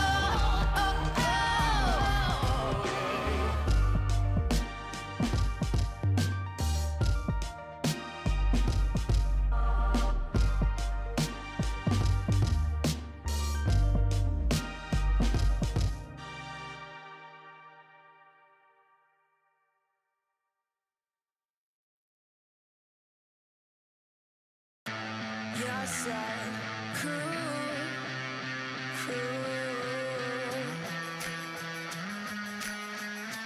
So stick around. You're so cool, cool.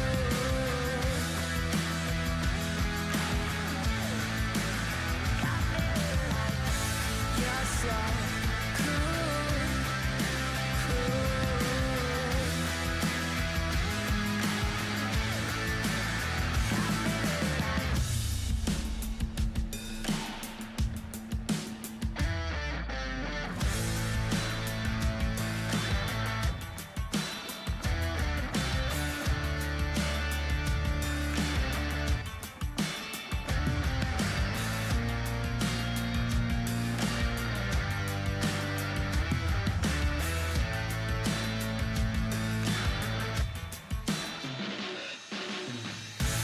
You're so cool,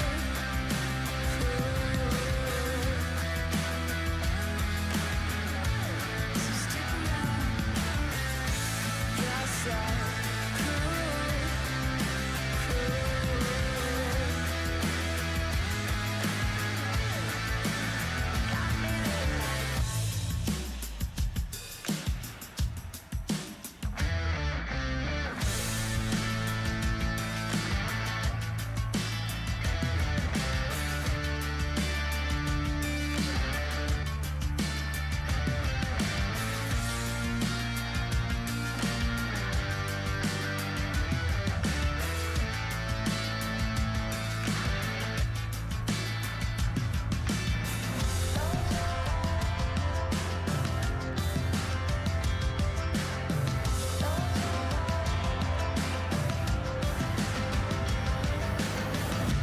You're so cool, cool.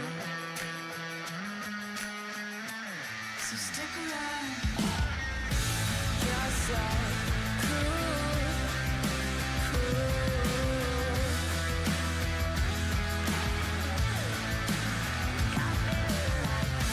You're so cool, cool.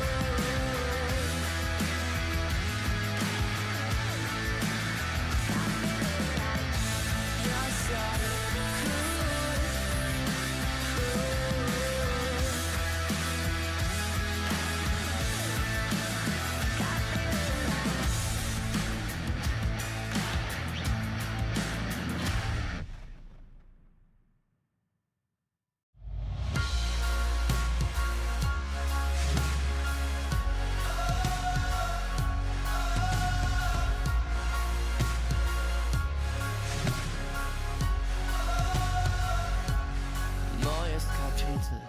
Weißes Papier, Seite um Titel, Mitte 20 und hier Zeile für Zeile, offener Blick, find nur beim nach vorn sehen zu mir selber zurück.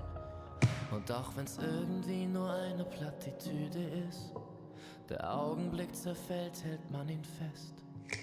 Und wenn ich's richtig sehe und verstanden hab, dann sagt er selbst, wenn man ihn ziehen lässt, ich geh einfach nur los, irgendwo hin, auf jeden Weg. Ob klein oder groß, wartet ein Sinn und wir haben's erlebt. Nein, ich hab noch nicht genug, wart mal wieder auf die Flut. Schwimm oder schweb, Leben ist Leben, Leben ist Leben. Solange sich alles bewegt, solange sich alles bewegt. Lieber neue Gedanken aufleisen sollen, statt ewig im Gestern mit den alten Parolen. Nun ist die Währung, der Weg ist das Ziel. Kostet die Welt dann vielleicht gar nicht so viel. Und auch wenn manches davon sicher Plattitüden sind, man fühlt genau, wenn es stimmt. Ich geh einfach nur los, irgendwo hin, auf jedem Weg. Ob klein oder groß, wartet ein Sinn und wir haben's erlebt. Nein, ich hab noch nicht genug, wart mal wieder auf die Flut. Schwimm oder schweb, Leben ist Leben, Leben ist Leben. Solange sich alles bewegt und unter mir, da hör ich die Sirenen singen. Ein Teil von mir will gern gleich hier zu ihnen sinken. Doch ich widersteh, hör auf mein Herz, ich geh. Ich werd nur kurz zum Abschied winken. Und dann einfach nur los, irgendwo hin, auf jedem Weg. Ob klein oder groß, wartet ein Sinn und wir haben's erlebt. Nein, ich hab noch nicht genug, wart mal wieder auf die Flut. Schwimm oder schweb, Leben ist Leben, Leben ist Leben. Solange sich alles bewegt.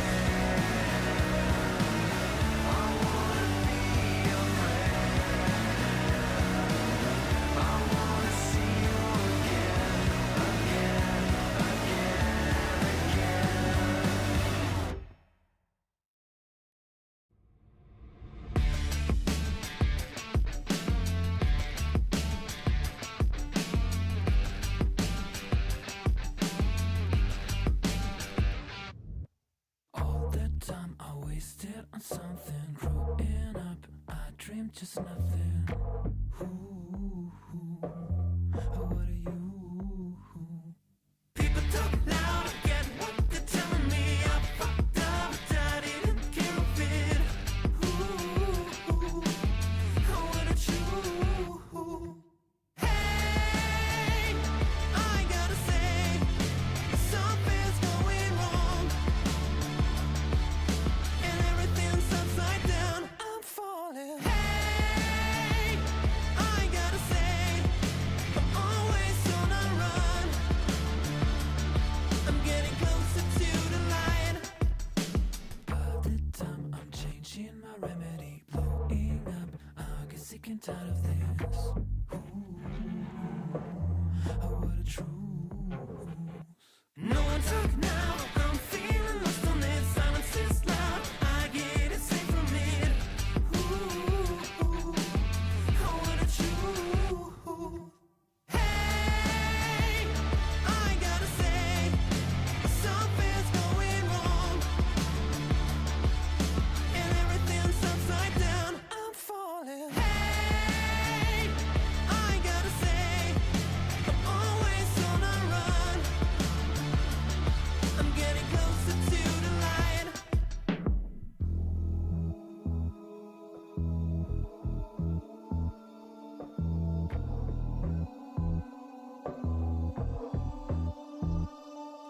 And everything's going down. Yeah, everything's going down.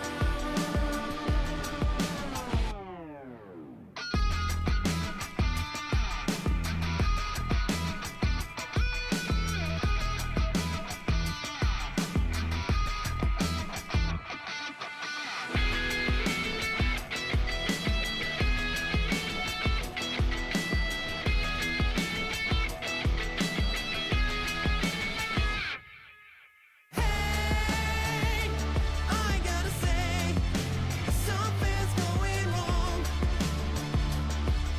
and everything's upside down. I'm falling. Hey, I gotta say, I'm always on a run. I'm getting closer to the light, and everything's going down. Yeah, everything's going down. And everything's going down. Yeah, everything's going down.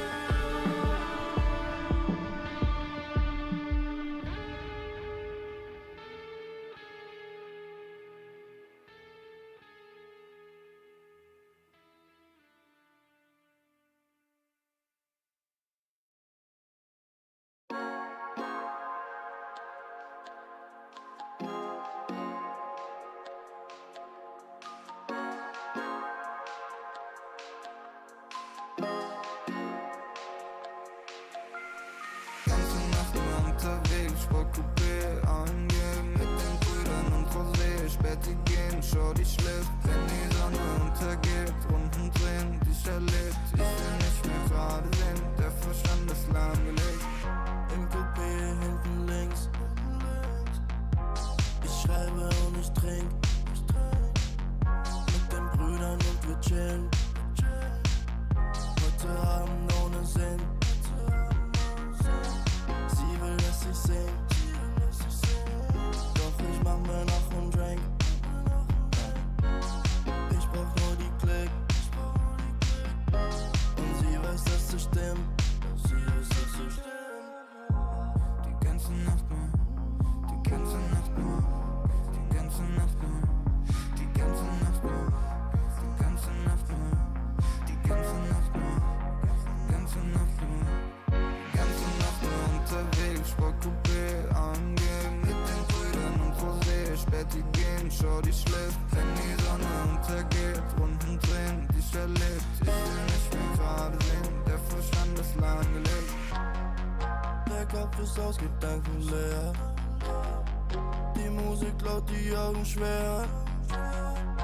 Ich hör nicht auf, will immer mehr. Der Wagen rollt über den Teer. Und wir gefahren und gefahren, cruisen langsam durch die Stadt, ohne Plan, aber Kippe aus dem Fenster, ich erschaff, wie gehabt, holen für den Body an der Tanke Saft, 8 und 8, bist so laut, hörst du in der ganzen Stadt. Die ganze Nacht nur, die ganze Nacht nur, die ganze Nacht nur, die ganze Nacht nur, die ganze Nacht nur, die ganze Nacht nur, die ganze Nacht nur, die ganze Nacht nur unterwegs, Sportcoupé angehen mit den Brüdern und Rosé, Späti gehen, schau die schläft, wenn die Sonne untergeht, Runden drehen, dich erlebt, ich will nicht mehr gerade sehen, der Verstand ist lahmgelegt.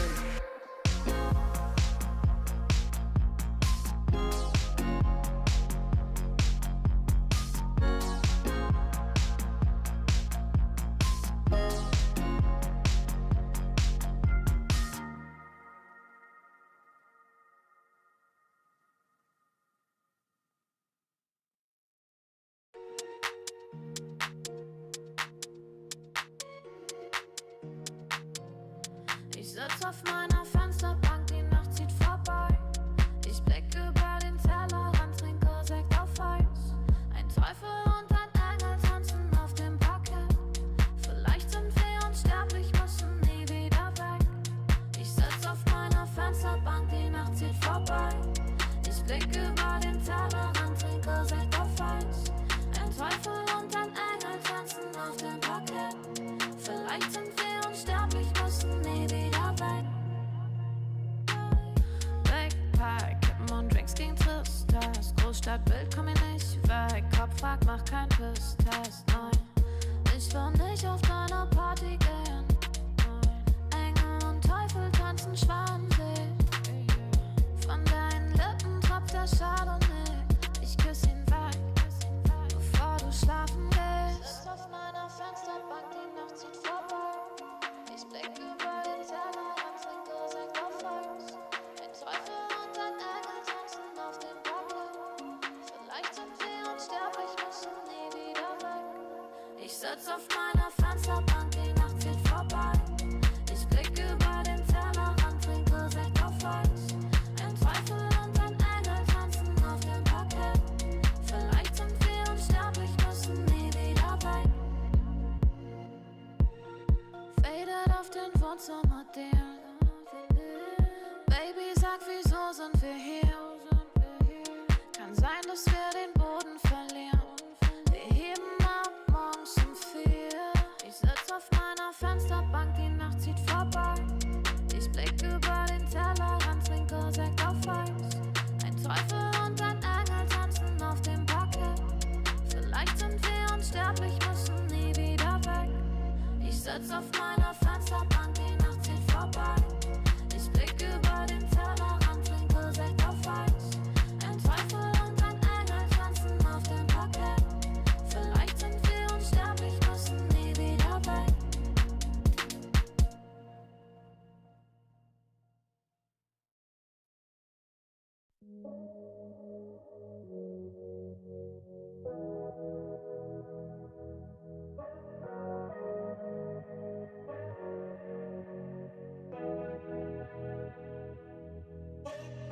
Landstraße in den Süden, Kickdown, Moto Guzzi, Sozius, Traumfrau, Monika Bellucci, High-Res, Roadtrip, Neapel, Rom, Overnight, Truckstop, Insta, Snapshot, Polaroid, 40 Love, Korken knallen, Karte Door, Spa-Time, Bubble Bath, Aftershave, Miyake Sport, Private Coach, Crunches, Lunch Break, Yacht Club, Seafood, Aperol und Lachsteak, Küstenring.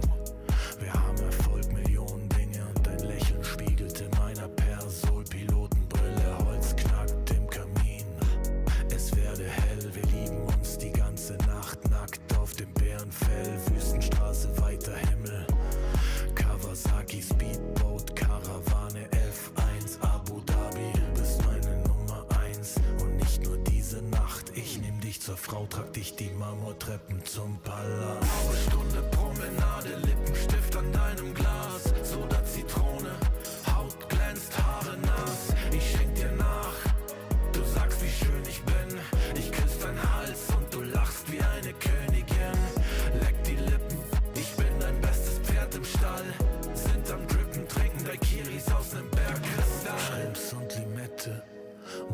Saint-Tropez, Dachterrasse, Whirlpool, Eiswürfel, Corbusier, Casino-Hopping. Die ganze Welt ist hier, Drinks für zwei. Champagner, Elixier, Traumpaar, Undercover. Americans, unsterblich. Grace Kelly, Cary Grant, allein unter Palmen. Und dazu kalter Cider, Sommerwind, Küstenstraße, Sonnenbrille, Alpha Spider. Hors d'oeuvre, schwerer Wein und klarer Kopf. Zigarren aus dem Humidor, Cohiba und Davidoff. Candlelight, sanftes Licht. Candelabra, deine Haut, China White, Seidenkleid, Balenciaga. Was die Leute denken, wenn sie uns reden hören. Open Water, Seychellen, Hochseeangeln, Segeltörn. Du bist meine Nummer 1 und nicht nur diese Nacht. Ich nehm dich zur Frau, trag dich die Marmortreppen zum Palast. Blaue Stunde, Promenade, Lippenstift an deinem Glas. Soda, Zitrone, Haut glänzt, Haare nass. Ich schenk dir nach, du sagst, wie schön ich bin. Ich küss deinen Hals und du lachst wie eine Königin. Leck die Lippen, ich bin dein bestes Pferd im Stall. Sind am Drippen, trinken Daiquiris aus nem Bergkristall.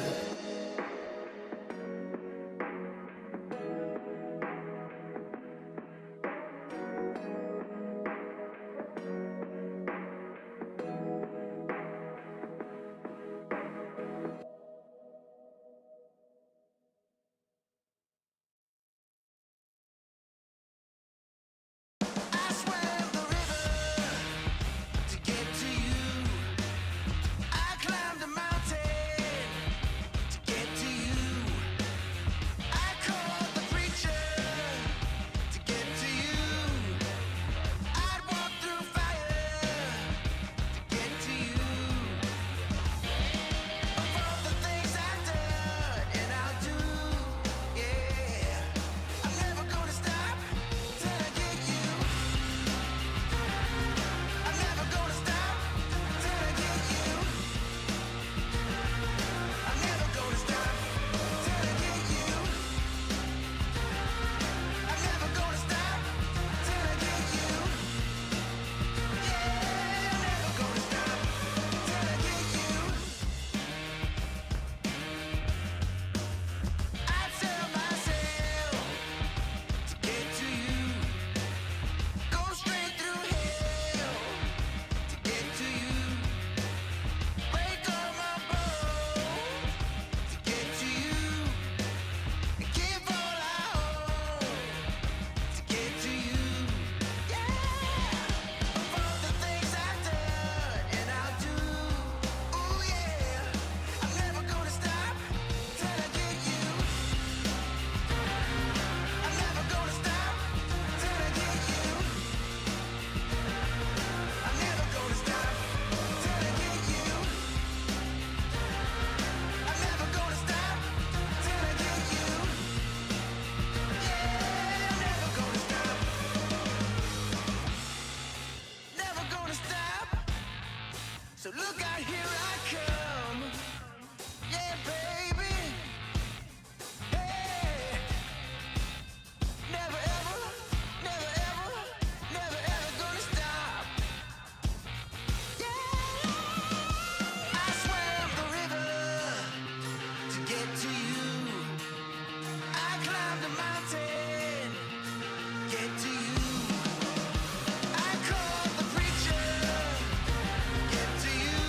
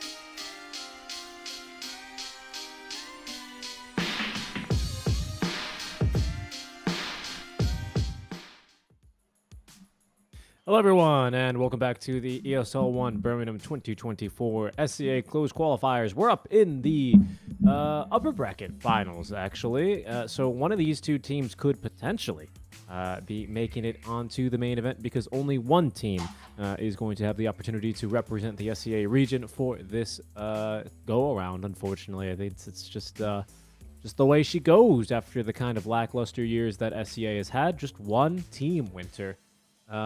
We've gotten the chance to see all of the teams now. Have we gotten to cast Neon? I don't believe so, right? No, this is the Yeah. first game. So we haven't gotten to see Neon firsthand.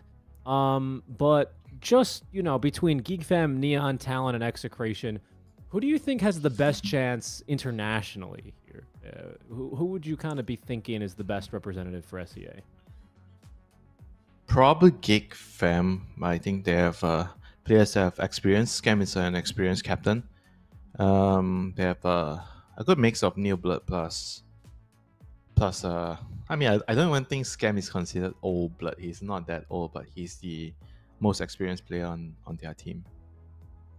Whereas for Neon and Excretion, I feel like Neon is definitely a lot more inexperienced. They have a bunch of players that haven't been playing. They've been around for a long time, but they haven't been playing on top teams a lot. So they are lacking in terms of the top tier experience. So I feel like they're probably a team that's gonna need a lot more big land experience to be able to do well. So I think Excretion is pretty much the same.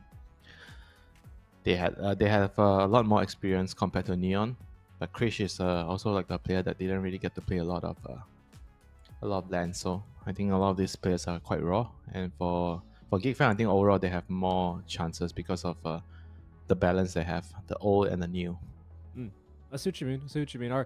Our draft already getting away. So if you guys are here for the upper bracket match, Geek Fam versus Neon, you're in the right place. If you're looking for the lower bracket match, Winter just speaking a little bit more about Talon and Execration, you need to jump over to the Storm stream where MLP and John Xfire are about to begin their own draft. But our draft has already started, Winter. Let's go ahead and see what we have, as we do have Geek Fam instantly replying with that opening Nature's Prophet. Now, Chidori is quite the Nature's Prophet specialist. That's what I remember from him, even in NA, when he briefly played on Eternals.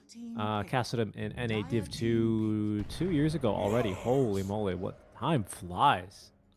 Time flies. But counterpicked immediately by the bat. I don't know if it's going to be a support here, to be honest. Which year was this that he played in NA? It would have been... You sure it's the same person?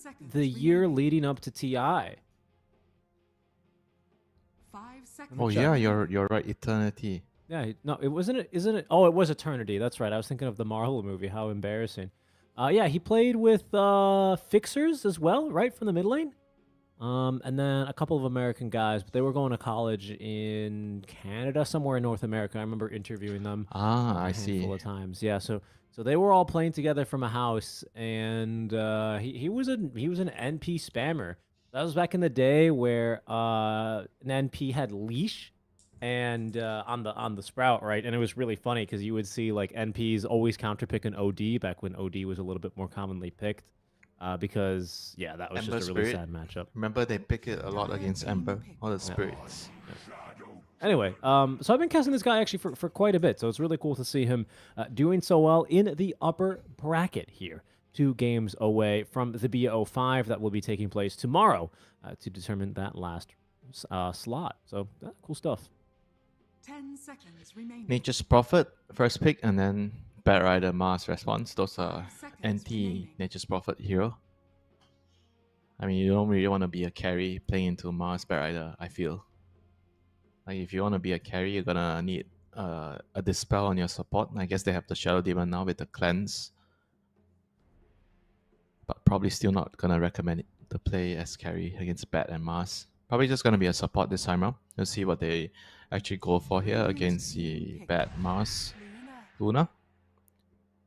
Haven't seen this hero a lot in SEA, but I do feel like the hero is very, very, very strong. I know I mentioned like Morphing is the best Kanda user, but I think Luna is right up there with the Glaze. I think this hero uses that item well. Very strong laner. Good against Mars in the lane. has a very distinct timing in the game now, and they have Shadow Demon plus Luna. So we always look at high ground siege, and high ground sieging is always a thing that we talk about being really difficult right now. And Shadow Demon plus Luna definitely makes it a lot easier for you.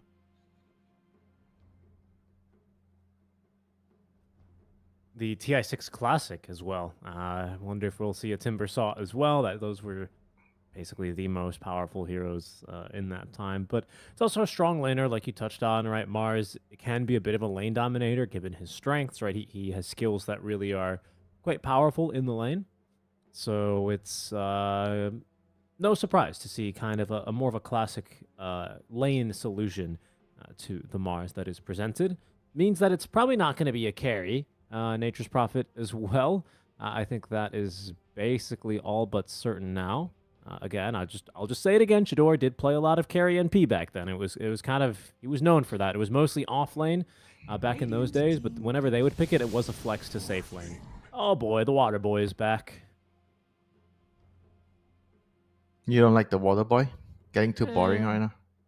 I think he's fine. He's good, you know? He's a very good hero. It's just he's just good, you know. Disgustingly good. No, I don't think he's disgustingly good. I think his lane is disgustingly good, and he still has his weaknesses as the game progresses, which I think is fairly balanced. He's just really good with a lot of the items right now. I mean, I just realized Doom is still in the pool. Doom is an excellent morphing counter. No heal for you. Enchantress. And Enchantress, alright. Time to steal some of the illusions of the Luna. And Neon proceeds to go for the Pango, which is kind of like a decent morphing counter with the Diffusal Blade, and you can roll around the arena. I mean, kind of, it's a very stable mid hero. Kind of like Ember, you just pick it and you're going to be useful no matter what. There are obviously certain lanes that make it difficult, or certain heroes are going to make it very difficult for you in the team fights, but overall the hero will retain some form of usefulness in the game no matter what. Yeah, Doom is banned, so no Doom for you. No Doom for me. Yeah, Doom is very commonly banned. Banned here in this. It's so imba. The hero is actually so imba because of the no heal. Like, there's no way you save the target that's being Doom. It's actually crazy strong. I feel like if you can first pick it, I don't see any problems with first picking the hero. It's just too good, you know. And if you have a position 4 player that's willing to take him on 4, all the better, you know. Just first pick, and it's also flexible for the drafter. 5 seconds remaining. So what off laner now for Neon? Feel like you kind of need like some hero to protect you in a team fight, like some hero with a big spell.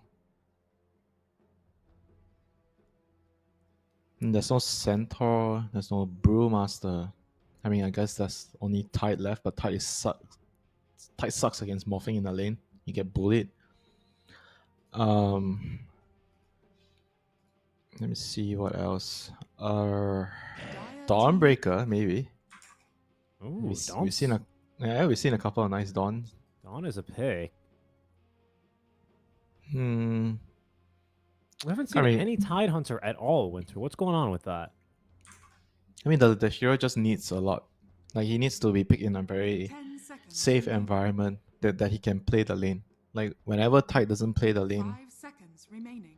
He's not a hero that you want to play from a bad laning phase, you know. Like, that's why people don't really pick him so much. I mean, sure, you can buy Mage Slayer. He's a abuser of the Mage Slayer with the Anchor Smash, but he still needs a lot going on for him. He's not the strongest laner, so he can only be picked in very specific matchups.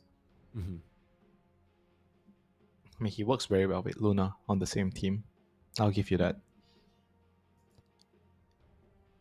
But if you want a better laner, Tide is not the hero here. It's not the solution. So it's mostly lanes that you're a bit more concerned about at this stage. Yeah, I mean, Night Stalker kind of has the same problem. Very weak in the lane. You get bullied by morphing. He's very good against their heroes with the silence and the nighttime. But he has a very weak laning phase, and you're with Shadow Demon. Shadow Demon is not the strongest laner, but if you can pull off the laning phase and you can survive it, Night Stalker can wreak havoc against the Gig Fam lineup. The Silence destroys, the Morphling destroys Enchantress, the Bat, the Vision, the Night Vision with the Luna is excellent. Oh, good point. Yeah. Yeah. I also think this NP support, right? Yeah, almost certainly. Is looking fairly good, right? You talk about the Vision game, and you've a lot of heroes that are going to want to be utilizing that to try and get the right jumps in these team fights. So fully expecting that to be taken advantage of. I always do really like talking about the Vision. Schem can provide a bit of vision, right, with the creeps, and then of course you have a lot of mobility here. Given that DK usually builds the eggs, Morphin can waveform, Mars usually builds a blink, right? And it should be a pretty fun fight. I actually think it might be a bit difficult for the Pango this game, to be honest. I think into the Mars, if you're on top of your game right now as a Mars, it does feel like that is usually a pretty good solution to the Pangolier. Even though you'd think it'd go the other way, you can swashbuckle, not in or out of an arena of blood, but you can do damage into it, which is a little bit rare. And then obviously you can roll right through it. But we just saw a Mars just absolutely destroy a Pangolier. It was not pretty. Hero, he might be back, the Mars.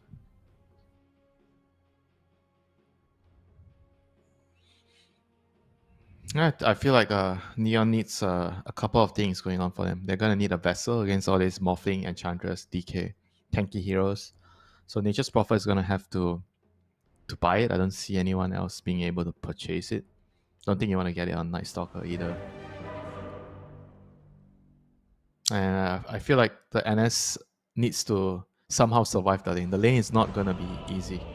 He's playing against Enchantress plus Morphling. This lane is tricky. And you have a Shadow Demon. Shadow Demon doesn't really excel at securing a Night Stalker's lane against Ench. I mean, we'll see. I mean, maybe the MP has to somehow figure out how he's going to TP over to help. That could be a solution, right? Trying to tip the scales there, utilizing the mobile presence. As we do hit a little bit of a pause. Is there a lineup you prefer here, Winter? I like the look of this Neon lineup, but I am doubtful about the impact that Pango is going to be able to have this game, to be honest. It looks good, but on the practical standpoint, I think it's easier to execute Radiant's lineup. Dire's lineup is cool. Everything, you know, Shadow Demon plus Luna, Night Vision, Pango rolling around in team fights to protect the Luna. But in practice, I think it's easier to play Radiant's lineup. I mean, you have a Morphling, kind of ready, makes a lot of things easier. That's true. I mean, you know, I like to talk about the lane. So whenever I see a draft, I see the team that has the better lanes, I tend to just favor that side. You know, as long as the advantage you can gain from the lanes is sufficient enough to be carried on towards the mid game. Right, Smoke trying to find wards. JG, Night Stalker, is abusing the vision. Oh, there's a ward here somewhere. It's tricky. This might be difficult to deal with. He might not be able to find this. Oh. He's trying to. He's trying to use basically... he's pinging incorrectly. Like tower echo location or something, isn't he? Seeing if he can find it. But yeah, that's that ward's a bit tough. Cutting the tree was an interesting move. Just a casual bit of deforestation. But not to worry, Mac, Captain Planet, is here to defend the trees. Sword in hand. Captain Planet? That's a name I haven't heard in a long time. I remember watching that cartoon when I was young.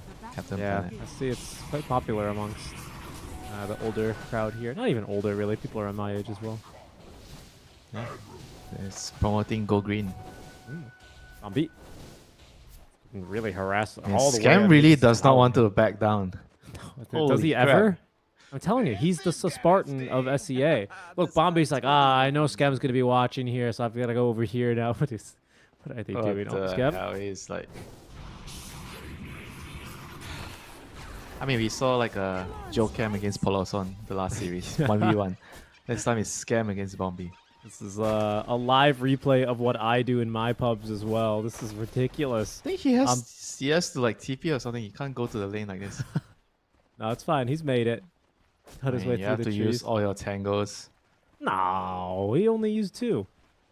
I mean, that's a big deal, you know, for the lane. Look, he knows who he's laning against. He brought a few more, and this is always the best. You want to trade inside of that tower, right? Because you get that bonus armor, get that health regen. Yeah, it was all part of the plan, right? Dragging the absolutely. Ancher away from bullying your precious Night Stalker. Yep, that's true. These early levels for him, these first few waves are going to be the most painful ones. Seems like perhaps he's already lost the range creep. Cox naturally is going to have it much easier here, as you can see there. They are still fighting, like just for 1.5 minutes. Yeah, just straight up. Okay, finally, Scam. You know, the blood rage ends. That man, you know, I don't know. It's like he killed his courier. He's been targeting his courier all game. All chatted him during the draft. Picked his hero that he wanted to play. You better not piss him off if you make him a pup. Honestly. He'll be hunting you down for the rest of the game. I like it when players do this, you know. Shows a lot of strong feelings towards the game. You're passionate about the game. You do not want anybody to disrespect you in the game. So you're not gonna stop auto attacking first. Both of these players, they don't want to be the first one to disengage. You know, it's like when you go to like a football show or whatever, a basketball event, and then the camera pans to you and there's like a stare down. Nobody wants to blink.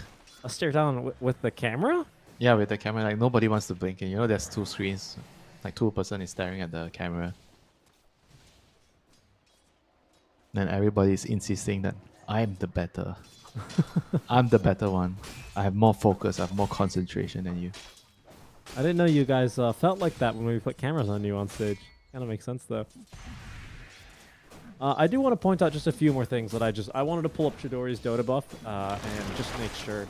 While you were talking about your cameras, I was studying the Dota buff, and what I learned is Chidori, he is got a lot of games here on the Luna, but even more games actually on the Morphling. So don't be you know, misguided. Does he have more games than Natsumi? Natsumi plays. I think he plays a lot as well. Almost certainly not. I always see him in pubs playing Morphling. Yeah, almost certainly not. I will check, but I would be personally shocked. Are you shocked about how the lane's going for the Night Stalker right now? He's doing okay. No, I'm not really that surprised, actually. I think it has a lot to do with the way that Scam was focused so hard on Bombi. Like, I actually think that was a fairly big win for Neon. Because if you could imagine all that harass instead being shared between JG, who just had enough regen to see himself through this difficult start of the lane. Now he's got the bracer ready as they get first blood up top. It is going to be Castaway falling. Yeah, this is the power of the Bat Rider Mars lane. I mean, eventually the support has to tank the gank or tank the spells till you die, so your carry can farm. I mean, Morphing is definitely the one farming the most here. 26, 27. I mean, is that really any surprise? Oh crap! I actually looked at the wrong CS. I thought the Night Stalker was actually surviving. Then he's actually not. I mean, 15-2 is okay. I mean, the Morphling is 30 and 11. Yeah, but it's a Morphling with an Ench. What are you gonna do? Nothing. Exactly. I mean, they picked Night Stalker into this lane, you know. I guess they felt like the value of Night Stalker would provide later in the game with the silence and the vision is gonna outweigh the laning phase. I would say that it depends on how hard you lose the lane. If you lose the lane too much, then it might not matter. Alright, so I am pulling up the Dota buff here. Detective, Seek, and Strike. Detective, Seek, and Strike has logged on. So the difference here in rank, Chidori is ranked 36, Immortal obviously, and Natsumi is ranked currently 3rd on the SK leaderboards. I can see they don't hide their match history, which is an absolute Giga Chad move. Let's see here. Okay.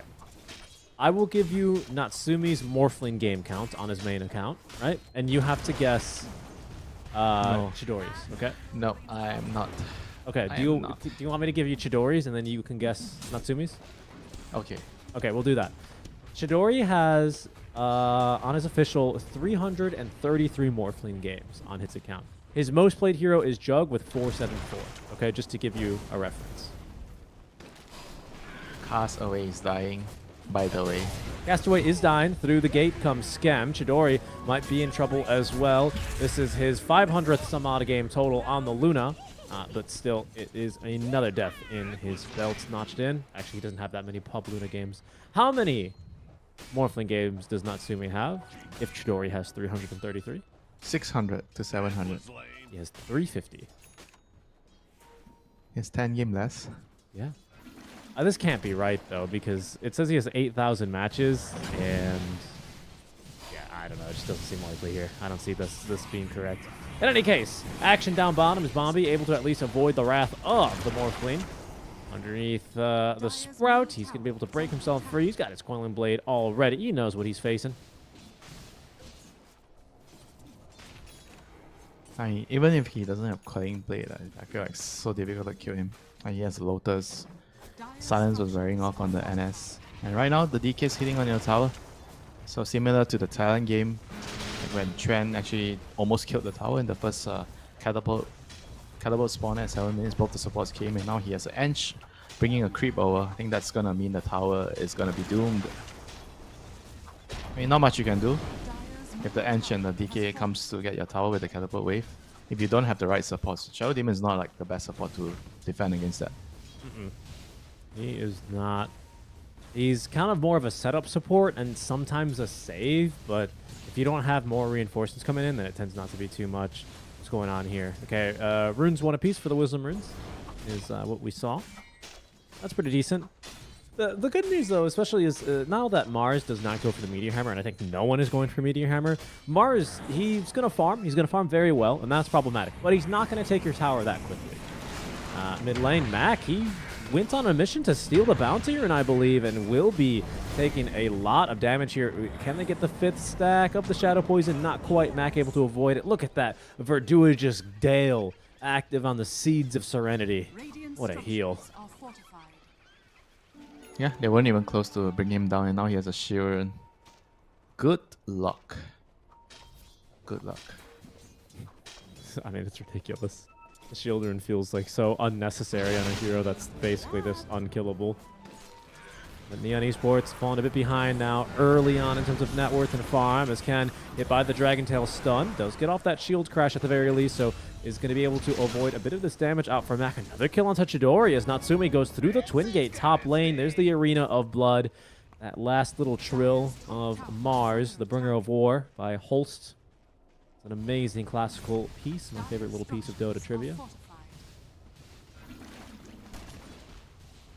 Good rotation from Natsumi. That's a very, very huge kill. The carry killing the opposing carry with rotating through the Twin Gate. And that's going to result in a 4k goal lead and 9 minutes for, it's for huge Geek Fam. for Geek Fam. I think one thing that's really heads up there for Geek Fam is the DK was basically kind of forcing both the Neon supports to sit in the mid lane. They just knew they can get that jump that they were looking for onto Chidori basically anywhere on the map. They have the number advantage. And that's not something you always, pardon me, get to say when you're playing against an NP. So it's kind of how troublesome I see this laning stage going so far. This laning phase is just going like way too badly for them. I mean, kind of like I expected, you know. They picked weaker laners in terms of the matchup, the core-to-core matchup, especially the Night Stalker lane. And that's allowing the Ench to rotate around to have a lot of freedom, because you don't really need the Ench to protect the Morphling already in the Morphling versus Night Stalker matchup, and you're bleeding into other lanes, so you're winning the other lanes as well. It's very, very tough right now for Neon. I mean, in the team fights, maybe they can actually try to conjure some magic with the roll, Night Stalker, Dark Ascension. I think that it's still possible, you know, if they find a good angle of approach with the roll, with the Night Stalker ulti, Nature's Prophet Wrath, they still have a bunch of damage. But right now, they need to find the right timing to do it. That's right. And that's going to be the trick here. As you can see, stringing those pieces together, really connecting on them.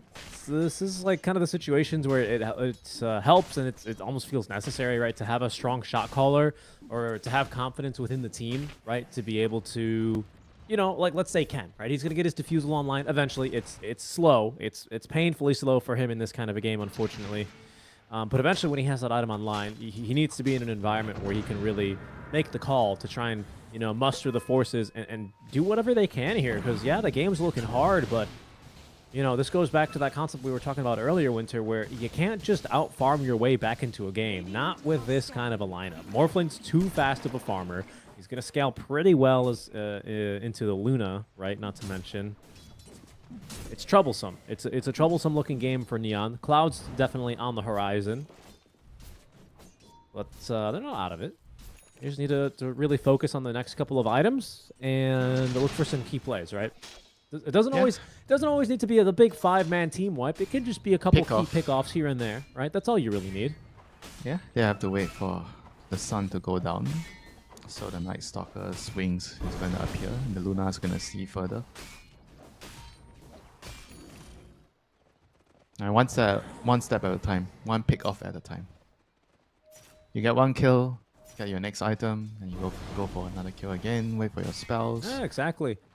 Put some vision up, you know, farm in that side area of the map, kind of force your enemies to move to a different part, use that information, smoke, sweep the map.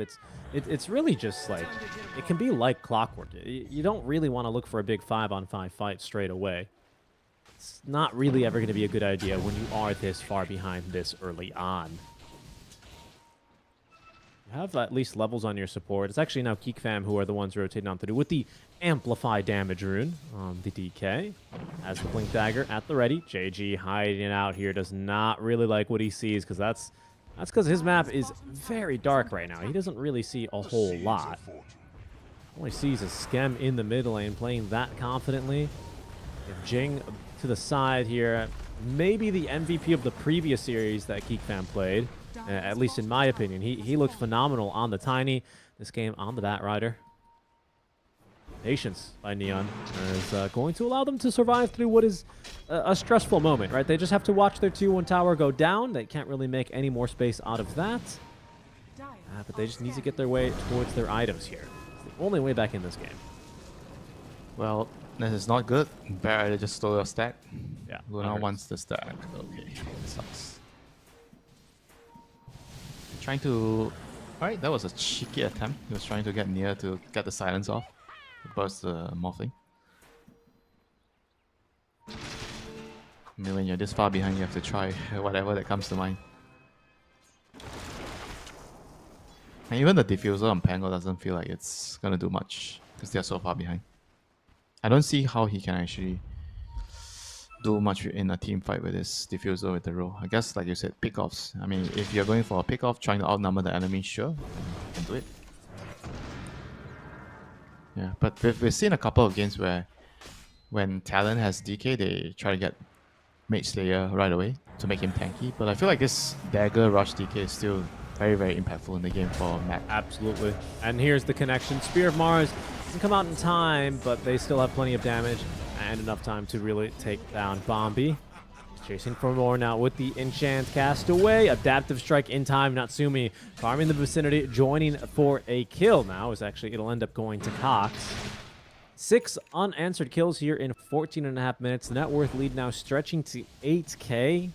At this rate, you know, it's not looking good for Neon. Chidori trying his best to farm his way, you know, into some sort of a situation where he can actually show up to a fight. Only really has the Dragon Lance and the Mask of Madness.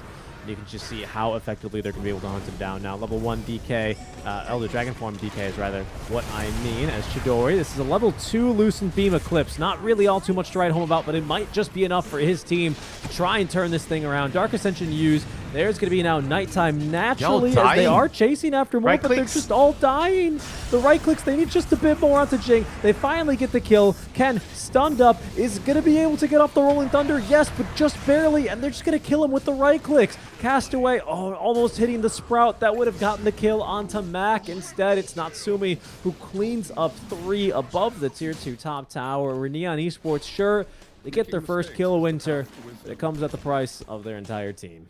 I mean, this is such a clinic, you know, how to play Dota 101. Snowball from the lanes, choke your opponents out, force them to a corner, and go to that corner and eliminate the rats trying to dodge you. Well, that's just very well played, you know. The Night Stalker popping ulti and dying, that is not what you want to see if you're the Night Stalker. And there's just no other play. You've used your Dark Ascension, you've used your Luna ults. There's nothing you can do. Oh, there's gonna be an arena this of blood. Might be a very, very quick one at this rate. I agree. Yeah, Morphling, he almost has enough. Yeah, does have enough for the Manta style there after the tower bounty. 16 minutes, Manta, Falcon Blade with Dragonlance? Holy shit. He's farmed. He's broken the 10k barrier. He's just going up to high ground. They don't even need an Aegis here. They're feeling that strong. They know that there's no Dark Ascension. Look at the Fortify. And in fact, an aggressive Fortify now from this Radiant side. They want to keep this push going. They have the Vlad's aura. They have the critical strike and the pack leader aura here as well. They have so much bonus damage on this morph. He's already hitting for almost... Oh, he is hitting for over 300 on auto attack, as they are going to try and force a fight here. Kent, I mean, he is just taken down so easily. Does burn a lot of this mana from Natsumi at the very least, but look at him go. He doesn't even need to morph into any strength. Max going to jump in even further underneath the tier 4 towers. Look at where they're fighting. What 17 the hell? minutes in, diving tier 3s. That's not going to stop this team. Tier 4s, they are man. too strong. At the tier 4s killing the opponent. No respect at all. Yeah. League players couldn't imagine this scenario. Dota players, we've all had a game go this rough for us. For Neon, I had a game. It's one to forget already. That was worse.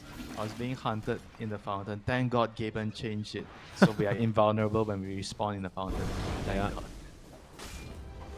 This is...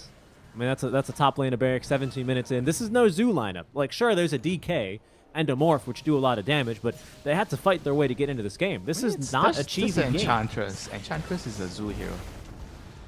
Yeah, okay. I guess she's Zoo light, though. You know what I mean? She's a deer. She's Zoo light. She's not like a freaking, you know... He's not that bad. Come on now. Arena of Blood here. Tier 2 towers. Oh no. Chidori's going to be saved here by the disruption. Ken, pretty decent rolling thunder now. Chidori letting loose this time a level 4 Lucent Beam Eclipse, but it's just still not enough damage. That being said, JG able to find a big kill on Natsumi. That's 1,600 gold over to the side now of Geek Fam. It's only the second kill Neon has found. It'll slow this tower push substantially. I don't know if it's enough to get them back in the game, though. Baby steps, right? Yeah, absolutely. Can't complain. I mean, everybody's like doing just a huge amount of damage, like the Mars, the DK. Like the Morphling is not just the only one, you know. That's why even if you kill him, but you have to use a lot of resources to do it. The rest of the heroes are still gonna be able to pick up the slack.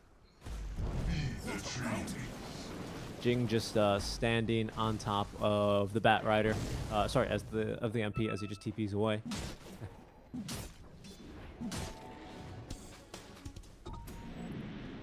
It's a long way back from here, I'm afraid. Long way back. Yeah, it is. I don't know if it's a very viable path, you know? You ever go like hiking or I guess like hiking's a good example, right? You go out with some friends who like hike a lot and they're like, "Oh, this trail's not that bad. It's you know, a little steep at the start and the end, but it's fine." And then you show up and you like have to rock climb and you're like, well, "I'm not built for this. I have sneakers on." That's kind of the trail back for Neon. It's doable. Yeah, it's doable. But that's kind of your fault, right? Before you climb the mountain or before you go on that route, you have to do your own research.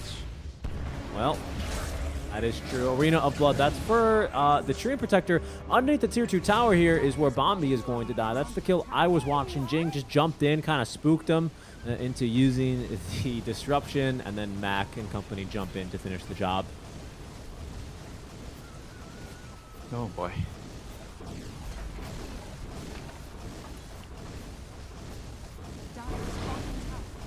I'm surprised they're still not giving up.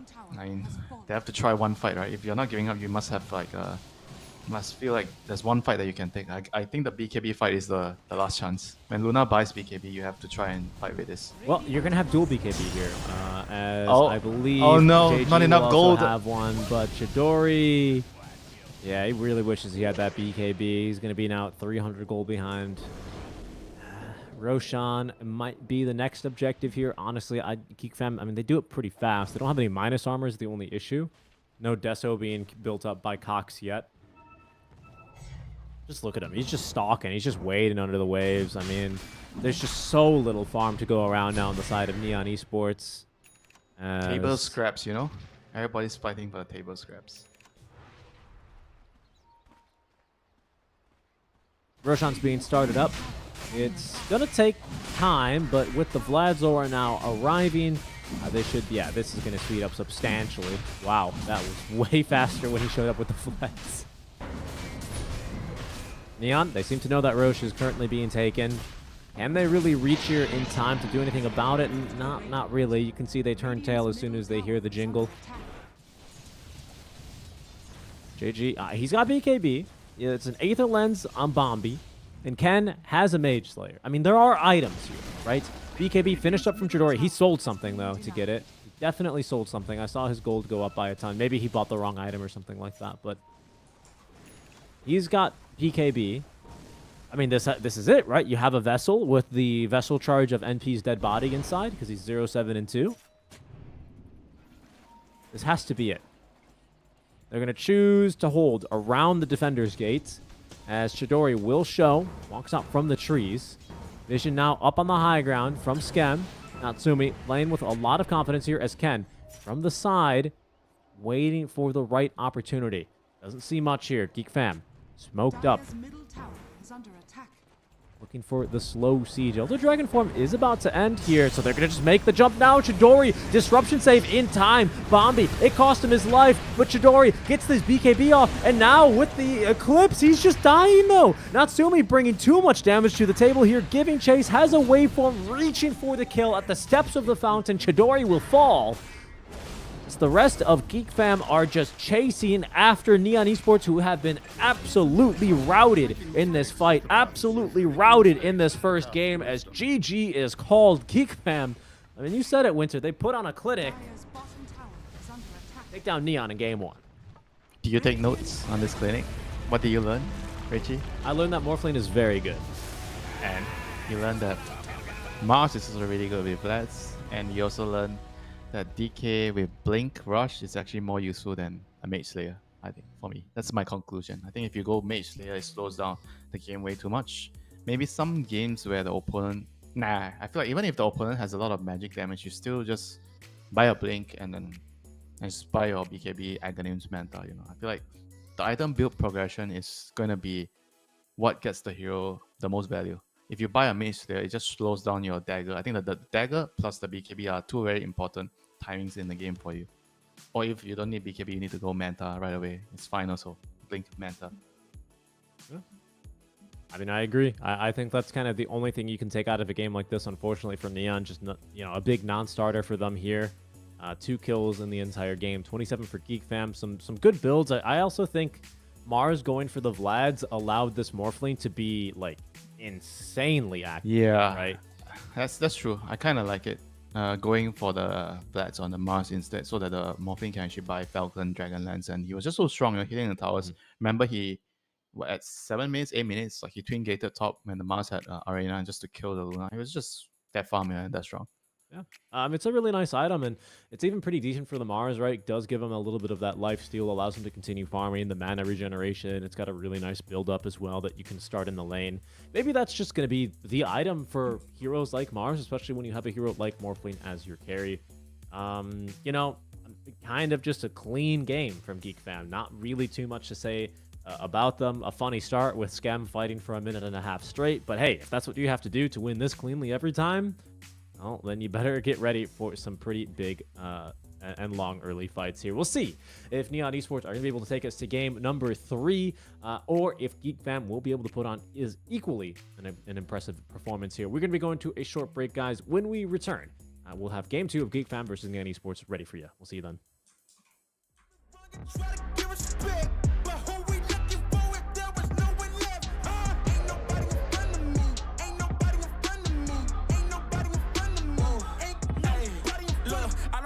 as the competition. But if you go against me, you the opposition. But if you want to look like you could close the distance, I'ma give it A forever since you're so persistent.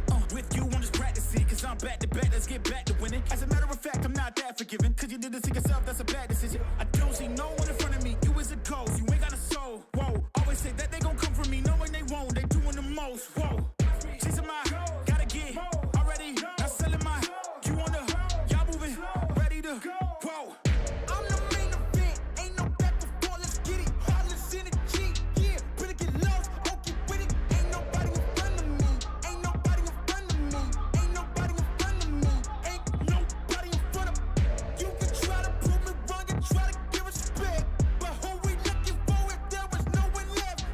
Ain't nobody in front of me, ain't nobody in front of me, ain't nobody in front of me, ain't nobody in front of me. This my game won't stop, no, I can't fit in your box, whoa, that's the mauling shot, froze, set the scene, no plot, hoes, whoa, please don't play me, cause when I let the beat sound, you think I'm crazy, but none of you critics gon' faze me, so when I talk like this, don't blame me, I know I'm bad with it, go against a goat, that's bad business, all of y'all are jokes so sad with it, to me you're just a ghost, don't get mad with me, just, it's a my, gotta get, already, not selling my, you on the, y'all moving, ready to, whoa, I'm the main event, ain't no back before, let's get it, heartless energy, yeah, really get lost, don't get with it, ain't nobody in front of me, ain't nobody in front of me, ain't nobody in front of me, ain't nobody in front of me.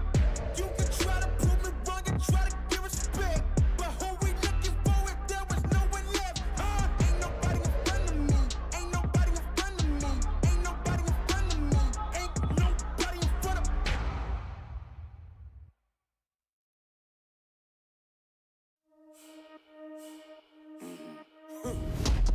Everybody trippy, yeah, we coming, yes, they're back.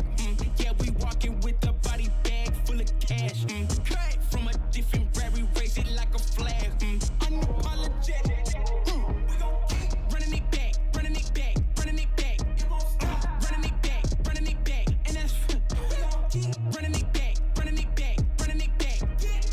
Running it back, running it back, running it back. Hey, 10 toes, I'ma never miss. Boy, I'm locked in, never take a loss in the sport, boy, I'm top 10. Giving work all around the clock, I know they watching. Got it out of the mud, ain't had no options. Oh, yeah, let me go ahead and change my style up.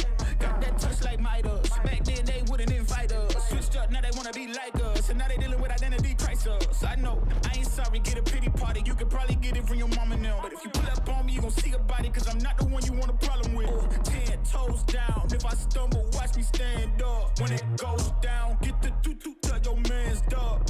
You can blame it on your homies, got you hyped up. Whoa. Everybody trippy, yeah, we coming, yes, they're back. Yeah, we walking with a body bag full of cash. Cut from a different rary, raise it like a flag. Unapologetic. We gon' keep running it back, running it back, running it back. It won't stop. Running it back, running it back. And that's we gon' keep running it back, running it back, running it back. Running it back, running it back, running it back. Hey, look, hand me the ball, I'm running it back. Answer the call, I'm all in my bag. They want me to ball, I charge on the max. And then they promote cause they paying me tax. I'm the solution and I'm the problem. If it ain't profit, it ain't an option. If you try to play me, I'm gon' get you packed up. If it's up, then that's up. Nothing's getting past up. No, we bout to act up. This whole game is wrapped up. Talk will get you smacked up. Refresh, you should back up. Hanging up these plaques up, it's fast, bro. Know that I'm a menace, catch you lacking with your hands up. 10 toes down, if I stumble, watch me stand up. When it goes down, get the doo-doo, tell your man's dog. You can blame it on your homies, got you hyped up. Whoa. Everybody trippy, yeah, we coming, yes, they're back. Yeah, we walking with a body bag full of cash. Cut from a different rary, raise it like a flag. Unapologetic. We gon' keep running it back, running it back, running it back. It won't stop. Running it back, running it back. And that's we gon' keep running it back, running it back, running it back. Running it back, running it back, running it back.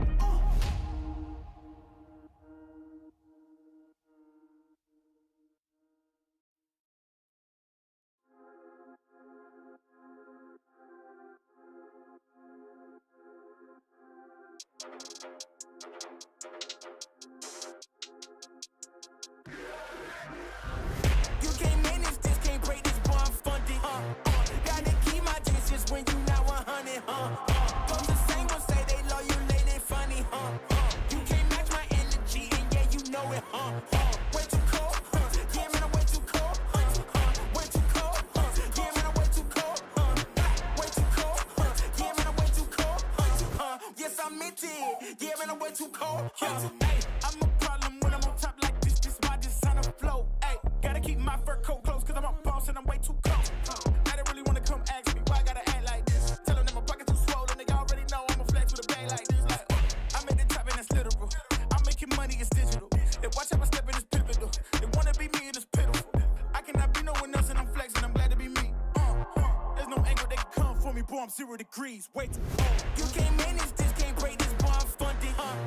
Gotta keep my distance when you not 100, Those the same ones say they love you, lady, funny, You can't match my energy, and yeah, you know it, Way too cold, yeah, man, I'm way too cold, Way too cold, yeah, man, I'm way too cold, Way too cold, yeah, man, I'm way too cold, Yes, I meant it, yeah, man, I'm way too cold, Yeah, I'm killing it, I'm the realest, Ain't gotta say, gotta know you feel it, My flow got a cold as sick as the illest, I know that I'm great and they about to witness me, going in, I went way up, about to go again, You see me on the telly, then you tell a friend, cause you know I'm about to rain, it'll never end, cause I got big dreams, big goals, never settle, gotta keep them going now, you say you got it, and I Red Bull, I got the wings and I ain't coming down, no, I keep it straight, every line is so intentional, this is your moment to let it go, you know that I'm into them way too cold, you can't manage this, can't break this, boy, I'm funded, gotta keep my distance when you not 100, Those the same ones say they love you, lady, funny, You can't match my energy, and yeah, you know it,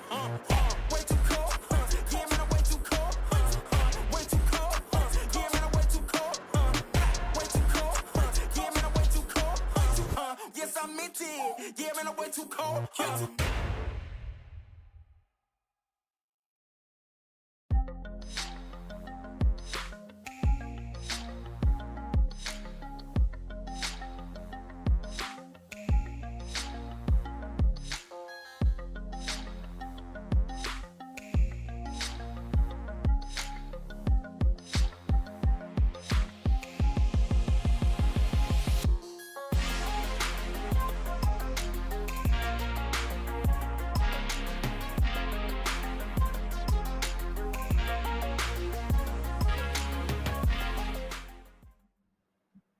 Hello, everyone, and welcome back to the ESL 1 Birmingham 2024 closed qualifiers, the upper bracket finals, already in game 2 here, guys. It was a fast game 1, one of the faster games that we've seen, especially on such a large map, and without really a Zoo lineup, unless you count the Enchantress as Zoo, which I think is arguable, to say the least, but Winter here, my co-caster, may think otherwise. Either way, a very clean game number 1 from Geek Fam. They are looking very strong as they continue their upper bracket run. And I just want to give a quick little nod towards the other match that's going on right now, guys, because this is not an elimination series. We're in the upper bracket finals.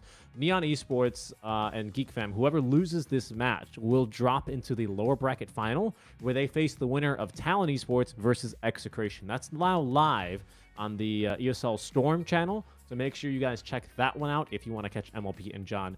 But if you want to stay here for game number 2, well, our draft is already starting, so let's go ahead and jump in and see if we're going to see anything different, if things are going to stay the same, and same but different is what I would say here, Winter. Same but different.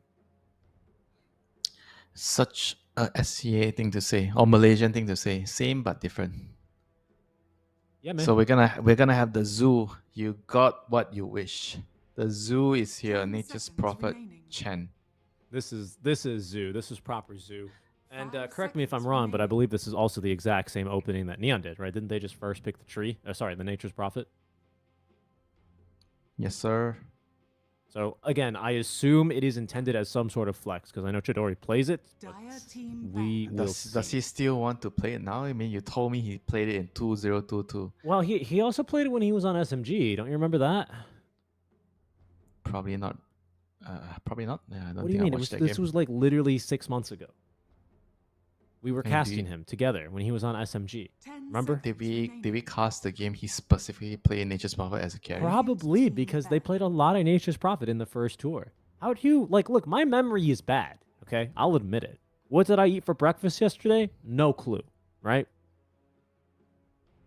all the important birthdays of the people in my life, you better believe it's on my calendar with reminders set up a week before. Otherwise, I'm just forgetting it. Heroes that Chidori likes to play, a guy that I casted from 2021, and as well as SMG. Yeah, of course I know that he plays this many heroes. Of course, everyone knows that. Radiant team pick. Dire team pick. Why are you trying to embarrass me now? I'm not. Why? I'm really trying to embarrass myself. It's embarrassing how I can't remember seemingly important social things, but the things about Dota, the interactions about Dota, the neutral creep abilities and their cooldowns and their mana costs, yeah, I got that on lock. Okay, seems like they're straying away from the morphing this game because they have Chen. Chen and Luna is a lot stronger. The jungle, is Luna part of the jungle? No, because she's a servant of Salamene, right? So she's like a priestess. So she has Priestess to of the buy. moon. She has to buy the tiara of Salamene. Well, probably, right? I don't think she plus just comes. 6 mana regen. Tower defender, Gandalf. Mid laner or support? Mid laner. I like mid laner, Koto. 10 seconds remaining. He's considered as like a cheating hero because you can't stop him from farming. Remaining. Because jungle stacks out farms you, gets his vessel, travels, and be annoying across the map. Radiant team pick.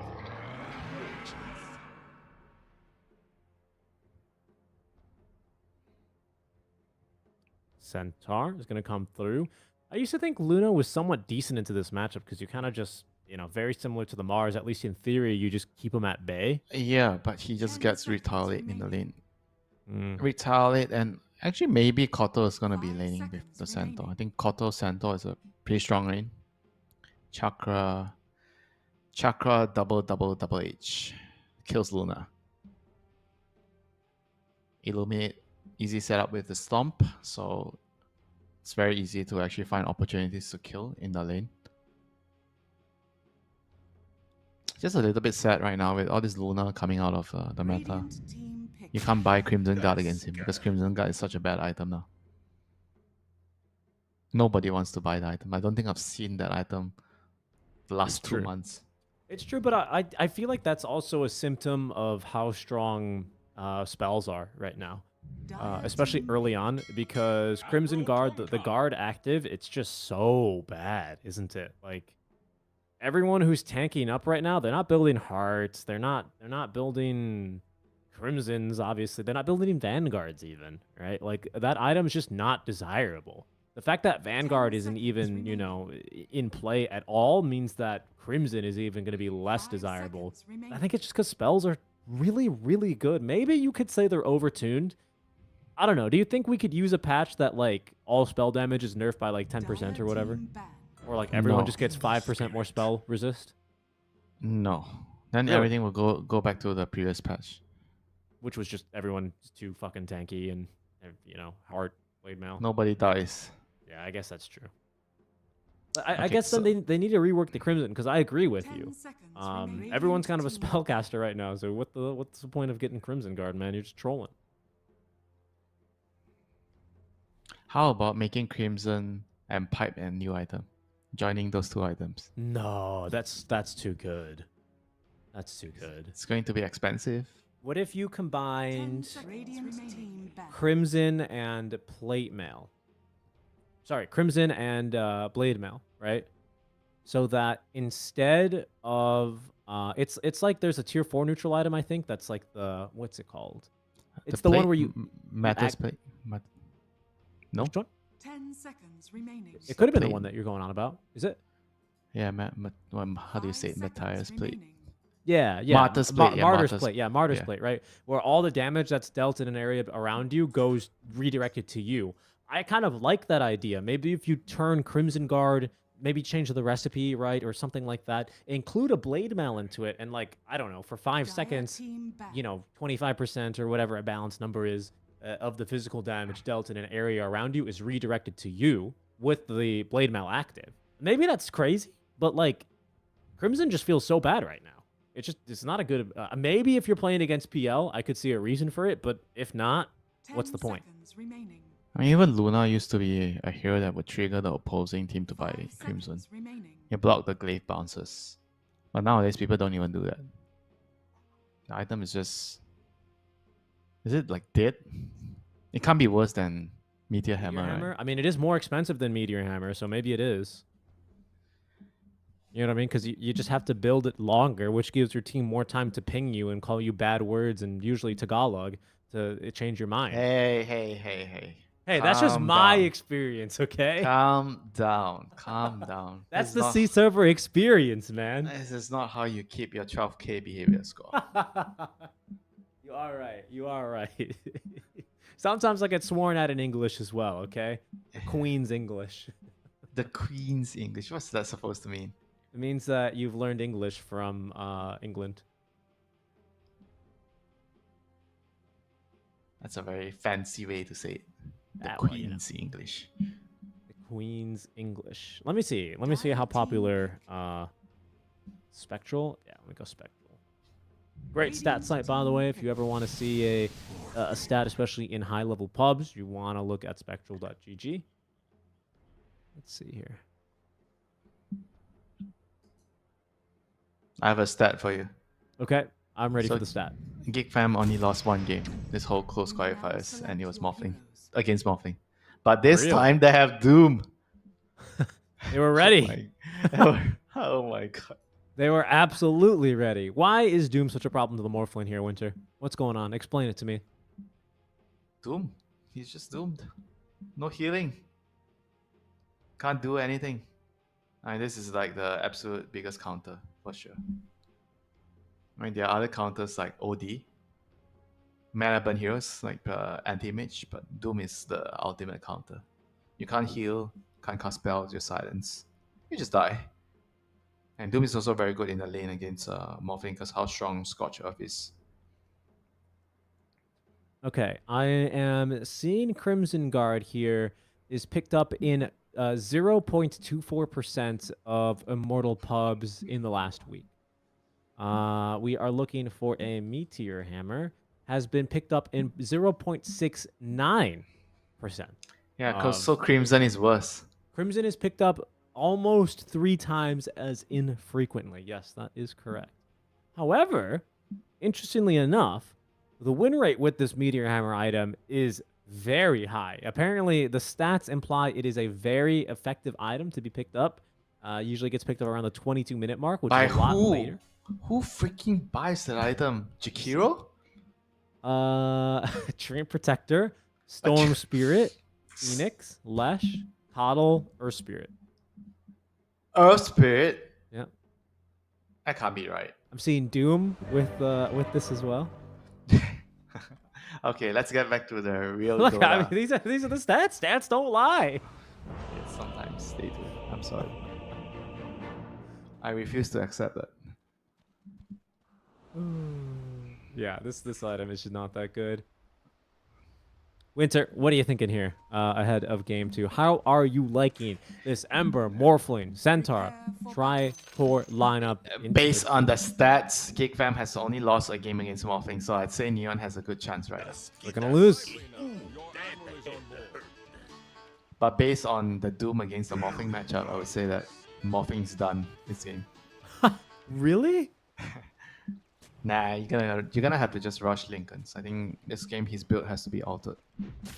Go Lincoln's rush, and then you buy your.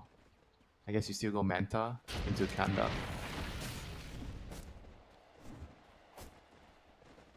Okay, that guy is way too fast. Still dead.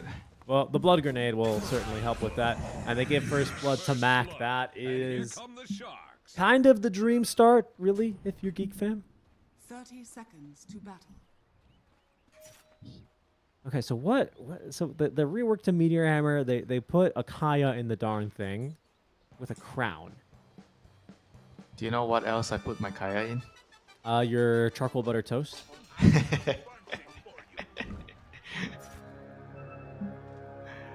I mean, you have to say yes. I mean, come on, don't leave me hanging. Yes. No, I actually put my Kaya on everything. That's pretty good. Rune fights, both for Neon. And are they going to end up with... Yeah, they should get 3 here, as Geek Fam will recover their lonely rune down bottom. So is that even? feeding first blood and getting 3 runes? No, no, absolutely not. I mean, Mac is going to have such an early bottle that Ken is going to really start feeling the pain. And this matchup is tough for the Ember. But should be able to just farm and just, you know, obviously there's not going to be much of a kill threat. So on the side lanes, this is the fun lane. The Centaur lane against the Tusk Luna. Oh, so they actually have Tusk and Luna and Chen and Doom on the same lane. Alright, interesting. They just want the Chen. I guess they didn't want the Chen down here against the Cotter. I wanted to dodge that matchup. Do you think it's more about having a ranged hero up here so that the NP and oh Morph don't yeah, have too easy of a time? Yeah, that's probably one of the reasons too. Range melee. Yeah, to try and keep a little bit more of a balance here. That way Tusk, you know, he is a little bit of a bigger threat to the Keeper of the Light. I think Coddle versus Chen is also fine, honestly, for Chen, but perhaps, you know, with some gap close, you can use the Ice Shards to neutralize the move speed advantage that Bombi has. I kind of like the sound of that a little bit better. And also Luna can better utilize tag team than a Doom, right, who doesn't really have any need for that. Oh, so he actually went for the Aura at level 1, Divine Favor, so he's been using it to trade. Dude, it's back. Brainless Chen is back.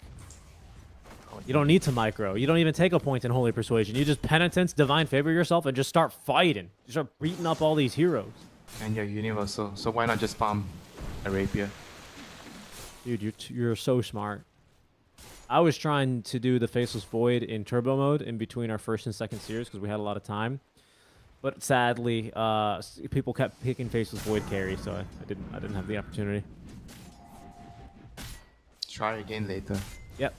Basically, as soon as this game ends, I'll be queuing right in there. We'll see how it goes, and I'll update you tomorrow. Is that an invite for me? Huh? Is that an invite for me to join? You wanna be my other support when I play Faceless Void support No. in Turbo? I No, didn't no. think you did. Alright. The Luna's actually struggling big time bot lane against the Centaur and Coddle, even with the Tusk. 7 CS to the 12. He's not having a very good time here.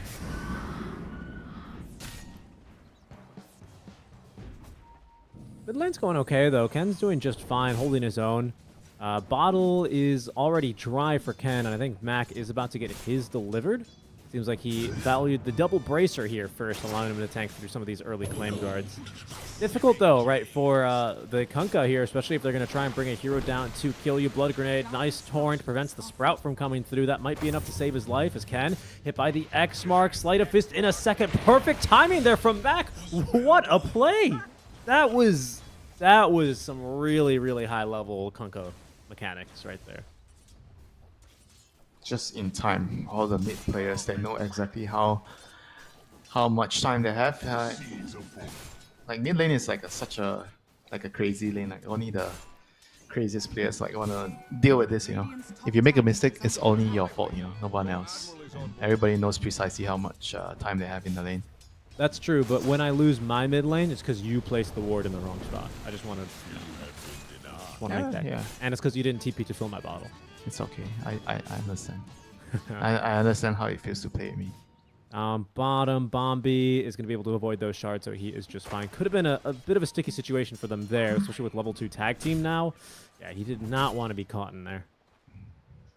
How is Doom doing? The Doom's having a decent time. 16 and 6 to the 20 and 4 on the morphing. Yeah, I think most importantly, it's given Scam some free time to really start doing his thing. And that is farm. That's his thing right now. His Doom doesn't really need a babysitter here. He's got the bracer. Will be going for those phase boots, right? So he's going to be able to shrug off a lot of this right-click damage coming through from Castaway, who is TPing mid a second time. Round number 2 this time. Scam is already making the rotation on through Boulder Hurl, not Ken, but it's not going to change it different as Mac, this time, he goes down. Neon, in fact, bringing 2 of their supports here. But it's still going to be a TP away in time here from Scam. Oh, nice TP. He actually didn't TP all the way back to base. He TP'd to the tower. He's got regen, doesn't need to. And look, he's going to activate Divine Favor on himself? No, he's not. I guess he doesn't need to with the salve running. But it amps your healing as well. You're such a nerd on this hero. Who, me? Yeah. Of course, man. He's so fun. I think Chen's one of the best heroes in the game. He's like such a beautiful design, right? Like imagine, not like the hero itself, obviously, especially Skem really, I mean, like myself, enjoys the rat mount, which is just like the funniest thing. The Rat King. But so many of MOBAs, so many games, in these PvP games, you know, they have all these neutrals that don't really do anything. They're just kind of like little monster blobs. And Dota's like, what if we gave the ability for you to just dominate these things? And then they updated them, and now they have levels, and it's fairly balanced, and you can do a lot of cool things with them. It's really one of my favorite things about Dota. You get to really flex your big Dota brain, you know? There's always a way to play a skill build or a item build in a different game, like in a given game. You know, that's why Dota is so complex. Like this build will only work in this given situation, this given scenario. Yeah. And I think Chen gives you a lot of opportunities to find stuff like that. Especially in a Dota 5v5 game, you know. Being able to do just silly things. So he's grabbed the Ogre Frost Mage. And, well, this is going to make life very easy now for Cox. He can just kind of come over every now and then and apply one. But he might be needed down bottom where Mac, actually, he TP's in first because they're trying to make a play onto Natsumi. Boat being called in. JG, he's tanky, though. He's really tanky, but eventually killed off by one last Lucent Beam. Good rotation there. Ultimately, the Chen, he can keep doing his thing. He's going to stack these Ancients and pick up his Wisdom Rune. So no contest here, as Castaway did use his teleport to try and get the kill down bottom. EekFam staying on top of things here so far in game number 2, but it's also a much more even start here, right? This time around, Chidori on the Morph lane has the early Ring of Health. He's not wasting any time here, Windsor. Definitely going into that Lincoln Sphere pretty much as soon as possible.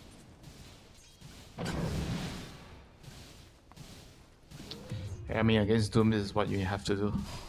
I don't feel like you can actually be greedy and get some Dragonlance or Falcon Blade. It's just not ideal. Hold on, in lane, Mac. Try and fight through this. There's going to be a Chakra Magic to essentially refresh these Syrian chains, but Mac's going to get away in time. And a good use of that level 1 X mark. Top instead. The Castaway is going to go down.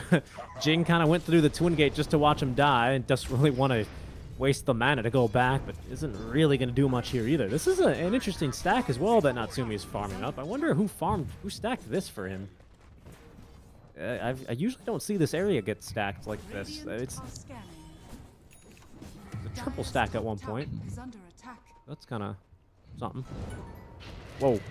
Zombie. That's going to be unlucky for him. Trapped on the wrong side here. And will be beaten to a pulp with that tag team and the creeps now coming in. My god, Scam's so far, and he already has mana boots. It's a Chen. Chen's always meant to be found, man. He's almost going to have his level 6. Around 9 minutes. I mean, yeah. That's pretty good. The ball up is going to commence very, very soon. The Chen with the heals and the creeps and the Doom and the Conquer with X Mark. It's very, very scary. Yep. Run buff as well, right, to fight with. You're going to be amping a lot of these, this early physical damage with the tag save. Team. Yeah, with the save as well on Snowball. Yeah, true. That's a good point, right? Snowball save, which is maybe going to be useful against the Centaur, especially, I think, is going to be really bothered by that ability. A good point. What will Neon have to face down this death ball? Perhaps Castaway can get up the Vessel in time, as Cox not too happy to see Ken rotating here. Chidori even thinking, pardon me, about making a move here, and now will commit. Hand of God is already out as the Doom's actually onto the Ember Spirit. Max rotated on through. Bo combo. Bo catches Chidori here as well as they get the kill onto Ken. Completely turning this on its head, as even Castaway is going to struggle to catch up to with the Doom, given the phase boots versus lack of boots now on Castaway. Should result in a second death here as he only traps the potato. Oh my goodness, and they get a kill down bottom onto JG? Oh, that's troublesome here. They're winning basically all 3 of the lanes at the same time. Quite surprising that the Luna actually killed the Centaur. He's only have 2 points in Lucent Beam. I mean, that's the power of Master of Madness plus level 3 tag team. It's a lot of physical damage. Mid lane. Jing getting dove yet again. Is going to be able to actually that illuminate. Still ticking down slowly, buying some time with the snowball. TPs are coming through from Scammy, who does not have the hand of God, only the divine favor to try and keep him topped up, and there's just too much damage here. But Mac is returning. He's got boat in 10 more seconds. They intend to try and defend this as the Fortify is going to get used here early on. Scam dying underneath his tier 2 tower. Doesn't have too much more regen to use as Ken gets on back to underneath his tier 1. However, with Cox and Mac now jumping in, they may be able to... No. Good remnant out by Ken, preemptively already having one place. That was very smart. But the tower is defended still, so... You know, even Scam with his death is going to do just a little bit, right? Causing the Coddle to overextend.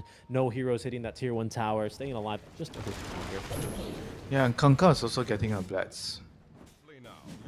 This is a very interesting item build on this hero. Chen's going for a quick mech. Oh, look at this. Look at this swashbuckle. Oh, boy. Swashbuckle. Swashbuckle. Not swashbuckle, Tidebringer. It does sound like he would be a swashbuckler, though, which for some reason to me is a pirate. You know, that's how much I trust you. I was thinking that you were trying to make a pun with that. Not a very good pun. Come on. You know my puns are not even that smart. It's just the dumbest things I can really come up with. Yeah, but you know what they say about comedy? It doesn't matter whether it sounds smart or not. What matters is if the person listening to it laughs. That is true. That is true. Comedy is judged by laughter. Jing is running for his life here, buying some space and time as there's a smoke after him. They will reveal the Ember now underneath this tier 1 tower, and especially with Max so low on HP, it seems like they will not bother. He's TPing, but he's TPing back home to continue farming here. So tier 1 bottom is going to be sacrificed now. They will get another Fortify for Geek Fam as soon as they lose their tower if they want to continue this push in the middle lane. As down goes the tower, they can choose to fortify the creep wave, but they won't. They're going to go ahead and just be happy they force some rotations. That's Natsumi coming back through the Twin Gate. Is Ken actually dead here? Holy moly, the silence from the Mask of Madness preventing Natsumi from collecting the kill with the Lucent Beam. A slight miscalculation there. Even then, I guess with the Max Flame Guard, he might have lived anyway. So it was probably the right move to go for that bonus attack speed there, but that was close onto the Emperor Spirit. They're going to try mid now onto JG. Good hoof stomp, but he's going to be swept up by that boat and now Torrent, and they have a Hurricane. Back on over to the high ground you go, JG. Dire's bottom tower is under attack. Wow, he actually finished a Blade Mail on the center. Oh. Okay, so no Blink. Just wanting to fight early with the Blade Mail. Well, it's kind of good against the Eclipse and the Scorched Earth and the boat. I don't know, I feel like without the dagger, it's a bit iffy. Like they're gonna rely on the slide chains a lot. This is also just a ton of damage, can I say? You have Max Lunar Blessing, you have Vlad's Aura as well. Dire's bottom tower is under attack. Wow, they are farming quickly and already in position to be able to steal away this Wisdom Rune. They're going to try and give it to Mac, but he... Wow. Okay. I was using my doubt voice there, raising my inflection to kind of imply that I didn't think Mac was going to be able to make it. Boy, was I wrong, but he might just pay the price here. Illuminate coming on in. He has a boat in 5 seconds. Going to try and fight through this one. 12 wand charges and the Vlads is all he has. And stuck on this tiny bridge. There's a lot of traffic here. Snowball save is going to maybe deny the rum buff here, however, and it does. So he doesn't have that Captain's Coco's rum. On this bridge is where his final resting place will be. Caught in the traffic jam. That's a bit unlucky for him. I've actually never seen a fight on this little damn bridge. Now you've seen it all. Yeah, truly. I've seen this fight a lot in the car park spaces. Yeah, everybody's exactly, trying to right. go through that small. Everybody's trying to fight for that one spot. Griff, our absolute nerd of an observer, is naming the bridge of Khazad-dûm. He even knows the exact place. You gotta respect it. All right, Mage Slayer online now for the Ember Spirit. He's pretty tanky now. able to dish out some more damage. He's still about a half item behind in terms of the itemization for, say, like Mac, Natsumi, or even Cox. But Chidori is keeping pace, and he is going to be a little bit of a difficult Doom target now that he has that first item Lincoln's completed. Seems to be like he's heading back into the match style. Mac going for a walk through the woods.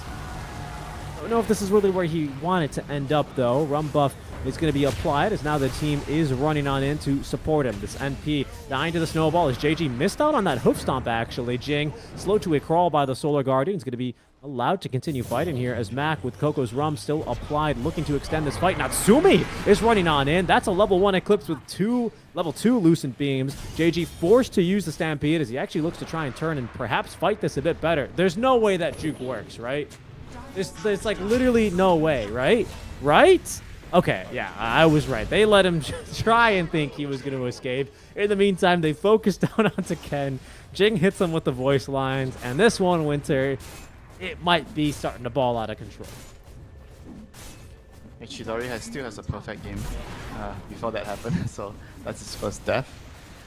Kind of dash a lot of the hopes that Neon have on him.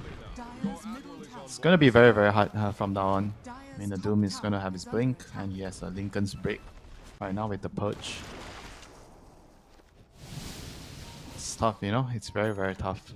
Like, even if you react and you have your strength morph up, you still die, because Doom doesn't allow you to heal.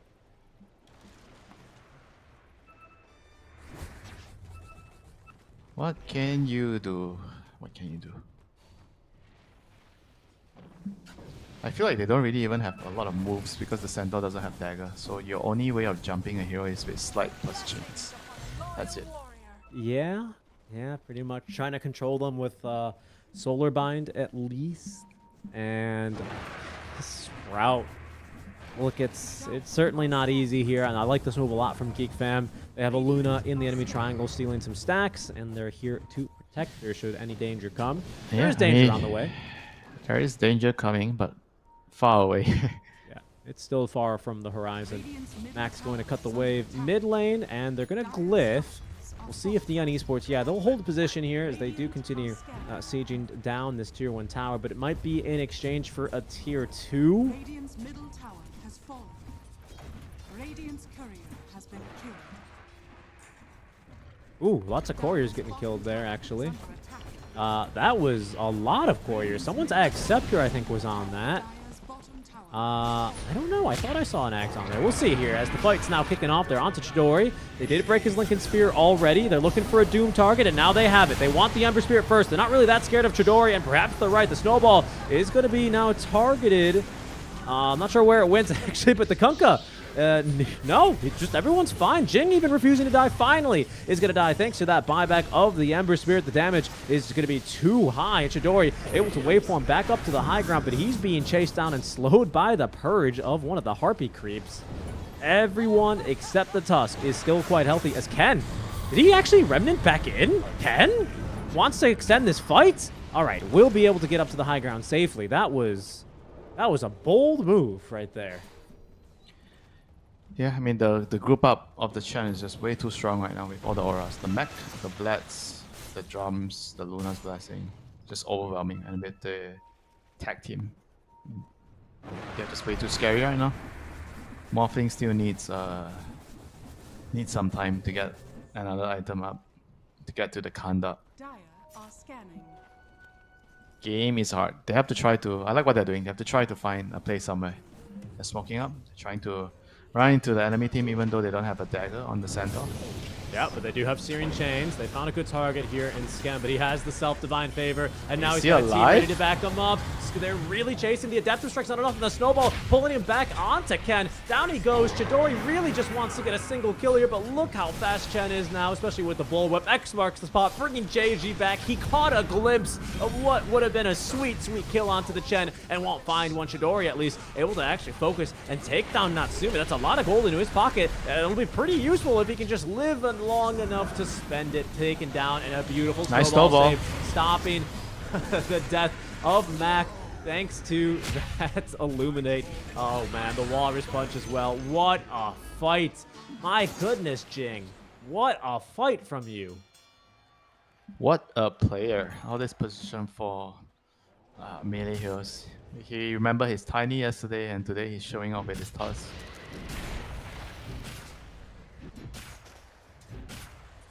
I mean, I respect Neon for doing that. I think they needed to try and do something drastic, even though Santor was very close to his blink. They decided, nope, there is no more waiting. We have to go. We have to try. Just really, really well done. Dire's top tower is under For them now, things are, well, they're just gonna get hard from here on out. There's no other way but to try and go for some of these pickoff plays, try and look for some of these +1 kills, and I fear at this stage, 16k, 21 minutes in, first Roshan is gonna go down very quickly here. We might be in for another one of these, maybe not impossible, but highly difficult games again. Dota Plus at this point giving them a 95 to 5 chance.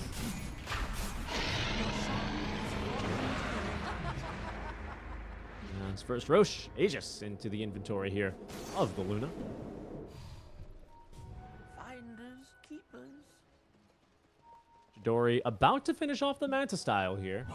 Piece of paper got very expensive after they changed the ultimate orb to the diadem.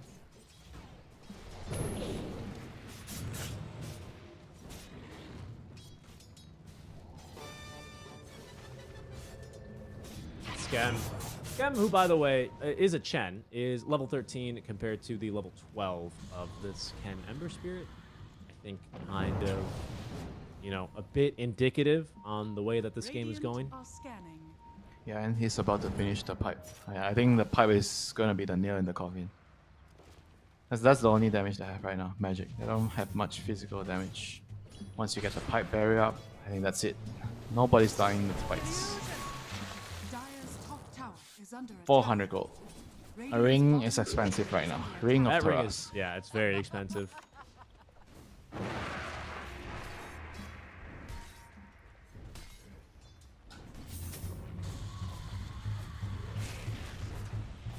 Dire's top tower is under Neutral tower top goes down top tower without as much as a whimper here from Neon Esports, as they are desperately farming their way towards what they hope will be the next item that will allow them to extend this game just that much more.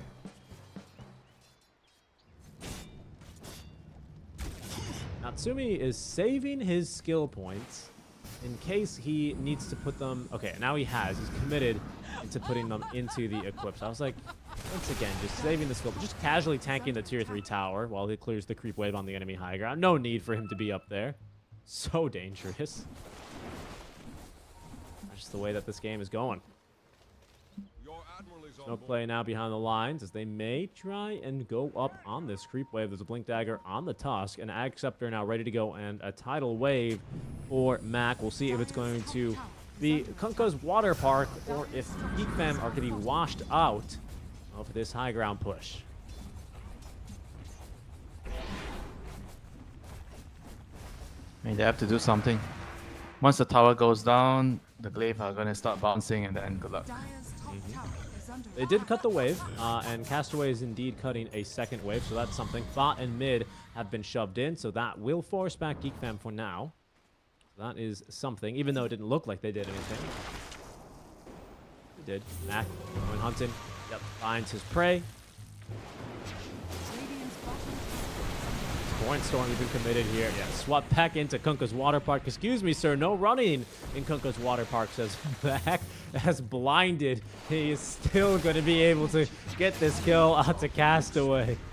Oh, no. What's going on mid as well? Mid lane, Cox finds a Doom onto Ken. So he's dead already, as Chidori is going to morph into Natsume, who has this shard online. He's really doing some damage. Is Kenny really just 1v1 Chidori here? You bet your bottom dollar that he can. Cox now unable to catch up to Bombi, as they can still at least get around these ice shards. Bombi trying hopelessly to TP away in front of the Luna. Lucent Beam is going to cut his hopes short. And guess what? The creep wave is back top after Mac extinguished the NP top lane. And now it is time for the glaives to be bouncing. Time to finish the game, says Natsumi. I'm tired of this Kotal Ember Spirit shenanigans. Dire's middle tower is under attack. Swagon's like perfectly positioned to bounce glaives between the buffer building and the tower. That's kind of unlucky.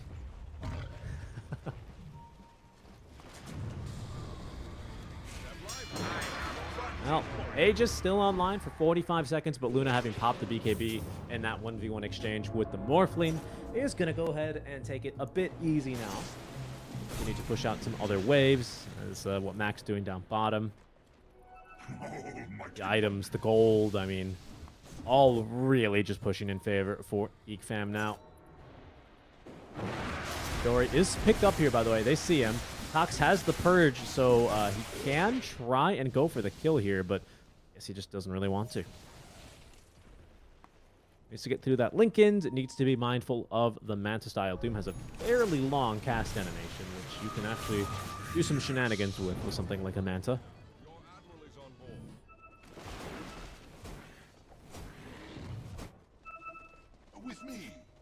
I'm just trying to come out of the base to play with. Oh my god, JG! Look at this legendary builds. He's going for Workhorse. Oh no, that's the Coddle. Honestly, their portraits look almost the same. If you click on the Coddle and then you click on JG, like the portraits. Sure. What do you mean? Look at the skin. They look exactly the same. They're both a hair. Yes. Let's go fight. Yeah, fight time. Oh, JG's already dead. Blade Mount not saving him there. And the Doom, it's onto Ken, but they need someone to cancel his TP. Oh, no, he is not going to make it out, so he canceled it himself, I believe. JG, having bought back, now finds himself already into the low ground where he's Walrus Punch, Tidal Waved on over to Natsumi, who, trapped inside the Sprout, is just having kills delivered to him. Like it's grab delivery here. Looking for perhaps one more now is Chidori, attempting to escape out from this game. Castaway, the only hero with buyback now, is Chidori pushed further and further from the relative safety of his fountain. I say relative because look at where he dies, right outside the fountain in Neon. They just have to call it. This one is all over. EekFam take a resounding 2-0 victory here to make it to the final day. They are in the best of 5. Congratulations to them. Oh, what a statement game, you know. They basically only lost one game in the first series, and until now, every single game just felt like on easy mode for EekFam. Playing very clean Dota, strategy is very sound, cohesion of the team's top notch. I feel like everything's spot on for them. It's very hard to find anything to fault them on. Just well played, you know. You can only sing praise. I've got to agree with you. I mean, unfortunately, in this kind of a one-sided series, I think it's just fair to call it what it is. I don't really think there's too much else to say that we haven't already. And, well, I would like to try and send you over to where some other Dota is being played, because live on the Storm stream, we have Talon Esports still continuing to make the lower bracket run as they are in Game 2. They're up 1-0 now versus Execration. You guys can check out the Storm stream to go ahead and catch that with MLP and Jonix Fire. We also have more Dota live across the ESL channels because Eastern Europe is now awake. You have Klee versus Yellow Submarine going live, in just about 45 minutes. And Na'Vi versus Klim Samic as well at the same time, so make sure you guys catch up with that. And if that's not your style, NA should be actually kicking off tonight. IC Team Bammy Soy versus Shopify Rebellion. Nouns as well playing later, so that should be real fun indeed. Winter, any other comments or thoughts as we wrap up our day and prepare to have one team qualified tomorrow? I feel like whoever qualifies is going to make SEA proud this time. Okay. It's gonna be this time, man. I feel it. I like Birmingham, SEA is coming. Just you wait. SEA pride, the trust and the belief in a region that has not performed very well on LAN for some time. This is it. We need more slots for the SEA region, and hopefully we have ourselves a team that is going to be able to deliver. EekFam so far looking phenomenal. We'll see if they're going to be able to make it through tomorrow when we are back live on this channel at 12 noon SGT for the lower bracket final, which is going to be between Neon Esports and the winner of Talon versus Execration. And following that at 4 p.m. SGT is the best of 5 grand finals between EekFam and the winner, of course, of the lower bracket. Series. To find out who is going to be playing in those, though, again, I will send you on over to twitch.tv/, ESL_Dota2 Storm with MLP and John to catch the finale of the Talent and Execration series. For now, on behalf of Winter, myself, and the small crew we have behind the scenes, thank you guys so much for tuning in for today, and we'll catch you tomorrow when the ESL 1 Birmingham 2024 closed qualifiers resume. Stay safe, and we'll catch you then. Bye-bye.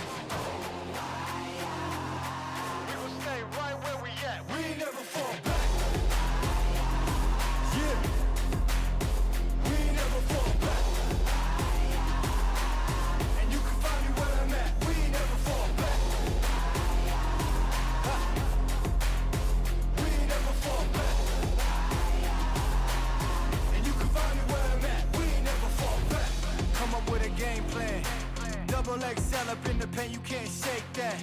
All the way gassed up, full tank, man. Moving too quick, keep the cameras in the playback. Dang, so tell me how you feel with it. You put a lid on it, I ain't got no chill with it. This right here your problem, you gon' have to deal with it. Lay it on the line, high risk, that's the meal ticket. Yeah, we ain't never fall back. Hold our ground where we at. Never fall back. No lies, no facts. We gon' stay right where we at. We ain't never fall back.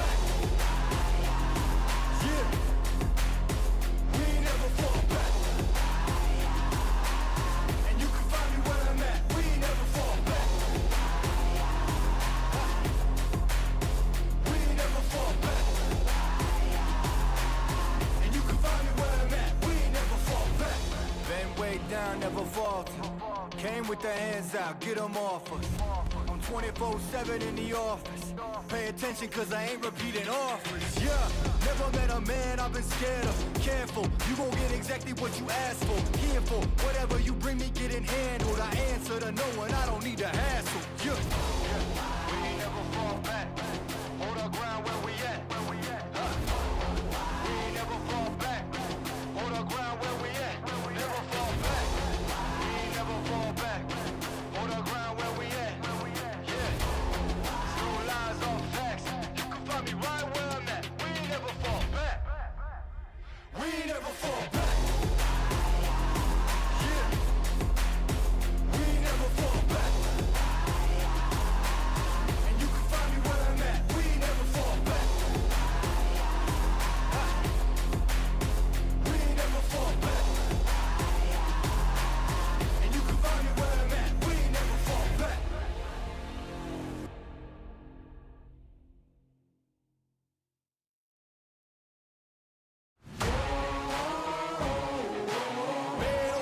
I'ma get it, you know I be on the way. Yeah. You know I be on the way. Man on a mission, I'ma get it, you know I be on the way. Yeah, it's all hard, ain't no fear here. You ain't giving this to all, you steer clear. Never beat, I've been down and I reappear. You got some money on the line, you better put it here. Rolling in and doing that work. Check priorities, I'm doing that first. Checks big and I'm sure that hurts, but it's checkmate. We ain't selling short, know the work. Ain't nowhere to hide. You ain't gotta see me come and keep me on your mind, cause I be on the way. Yeah. You know I be on the way. Man on a mission, I'ma get it. You know I be on the way. Yeah, man, we coming for them bags that they said I couldn't have. Get the team. I got a vision for the things you ain't believe. Here's the motto, hard work, this over everything. It's that comeback. I'm calling plays, hit the pass, then the run back. Yeah, I'm far ahead and gotta run laps. But we ain't letting up, we never done that. Ain't nowhere to hide. You ain't gotta see me come and keep me on your mind, cause I be on the way.